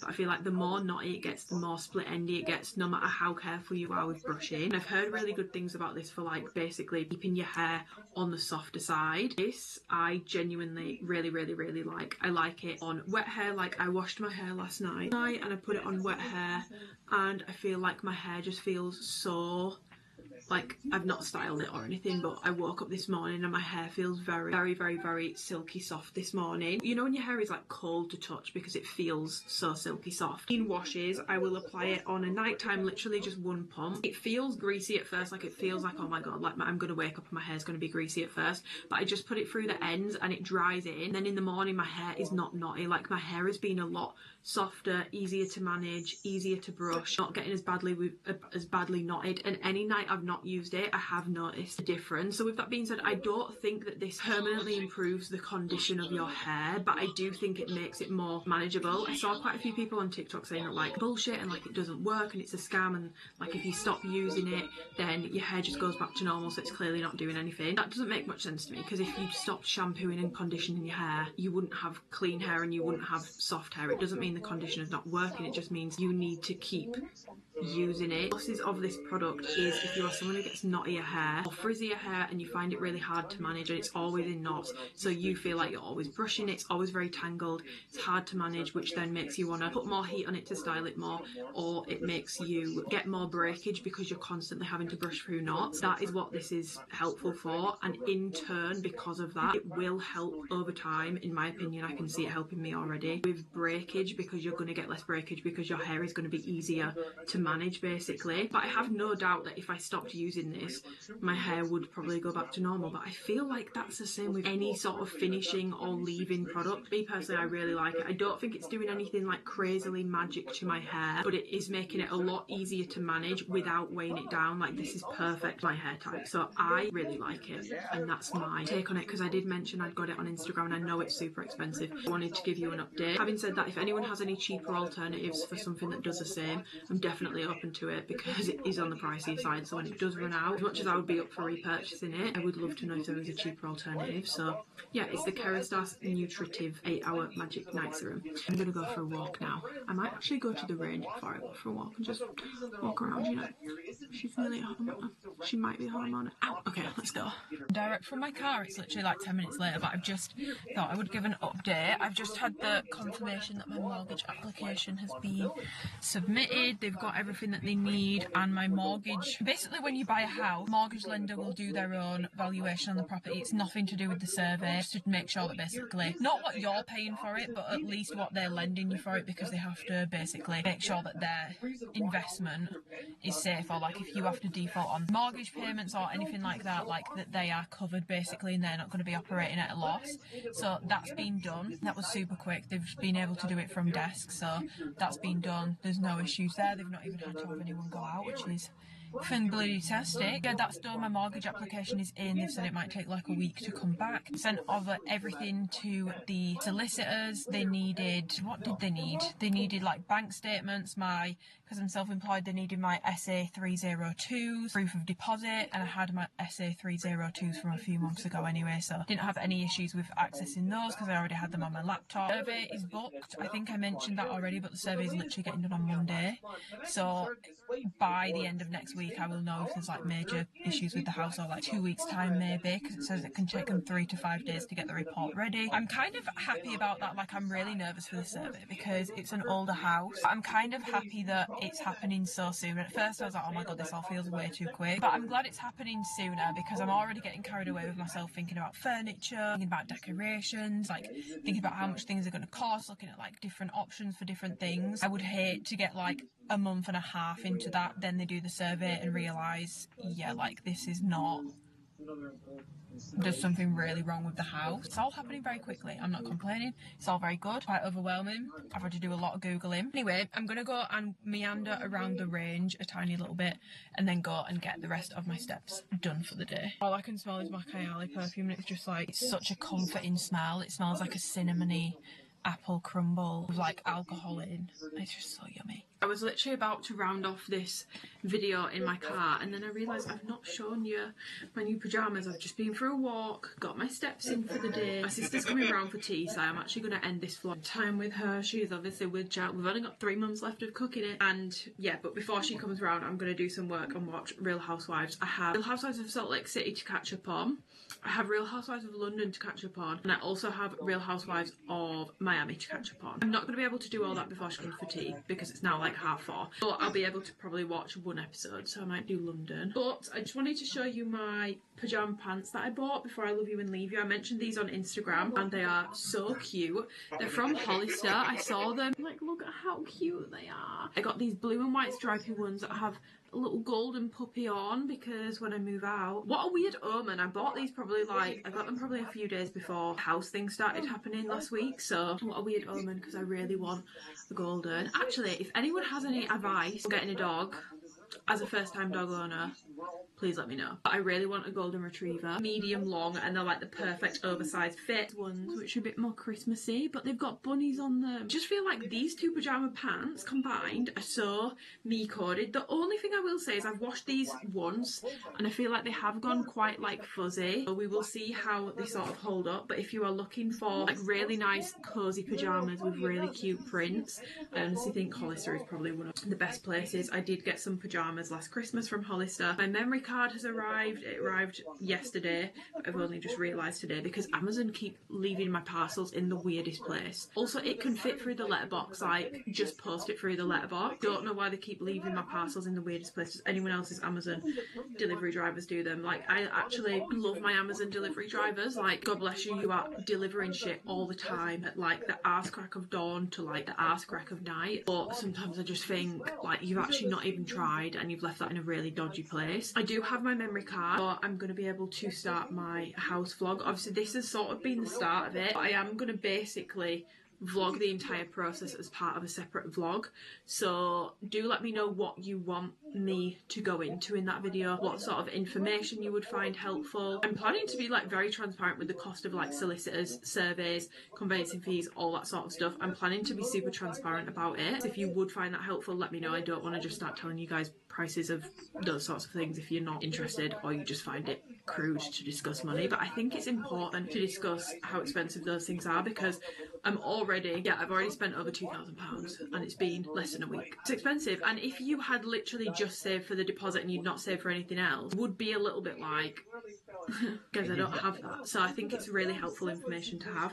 But let me know what you want to see in that video. This has been a really special vlog, guys, because if this all goes right, you guys have spent the week with me. I saw and bought my first house, which feels only right because I'm only in this position because of you guys. So again, I've said it to death on Instagram and on here, but genuinely thank you so much, because like this would not be possible. Like I would not be able to buy a home on my own at 26 without doing what I do for work. I've been so lucky, so fortunate. I've really fallen on my feet, and I've been so blessed with the community that I have and how supportive you guys have been. So genuinely thank you so much. This is obviously like a big achievement for me, but I don't want to take away from the fact at all that you guys have massively helped me in getting here. So genuinely thank you so much. Once my mortgage is all sorted and like they're not looking at my finances anymore, I would love to do some bigger giveaways for you guys as a thank you, because it's honestly, it feels like a really big achievement for me. So yeah, I'm just really excited to take you guys on the next chapter. I'm assuming weekly vlogs to come will probably have furniture shopping or maybe me crying because it all goes wrong and the house is actually built on top of a sinkhole and unmortgageable and it's all gone wrong. Who knows? That's the beauty of life. We don't know what's going to happen. But yeah, I will see you guys in my next YouTube video. Do let me know if you have any video requests, if there's anything that you guys want to be seeing. Anything fitnessy based, food based, workout based, vlog based, anything you want to know about the house hunting process, let me know. But yeah, give the video a thumbs up if you enjoyed it, leave a comment below. Both of those things massively helps me out. I think YouTube have introduced, one of my followers was telling me about it, a new feature called like hype. You can like hype someone's video. I'll be honest, I don't know what it does, but apparently it's a good thing. So if you have the option to hype the video, feel free to hype the video if you want to. No pressure, of course. Subscribe if you want to and you haven't already. And I will see you guys in my next video. Hopefully looking less pale. But yeah, thank you for watching. What an exciting week.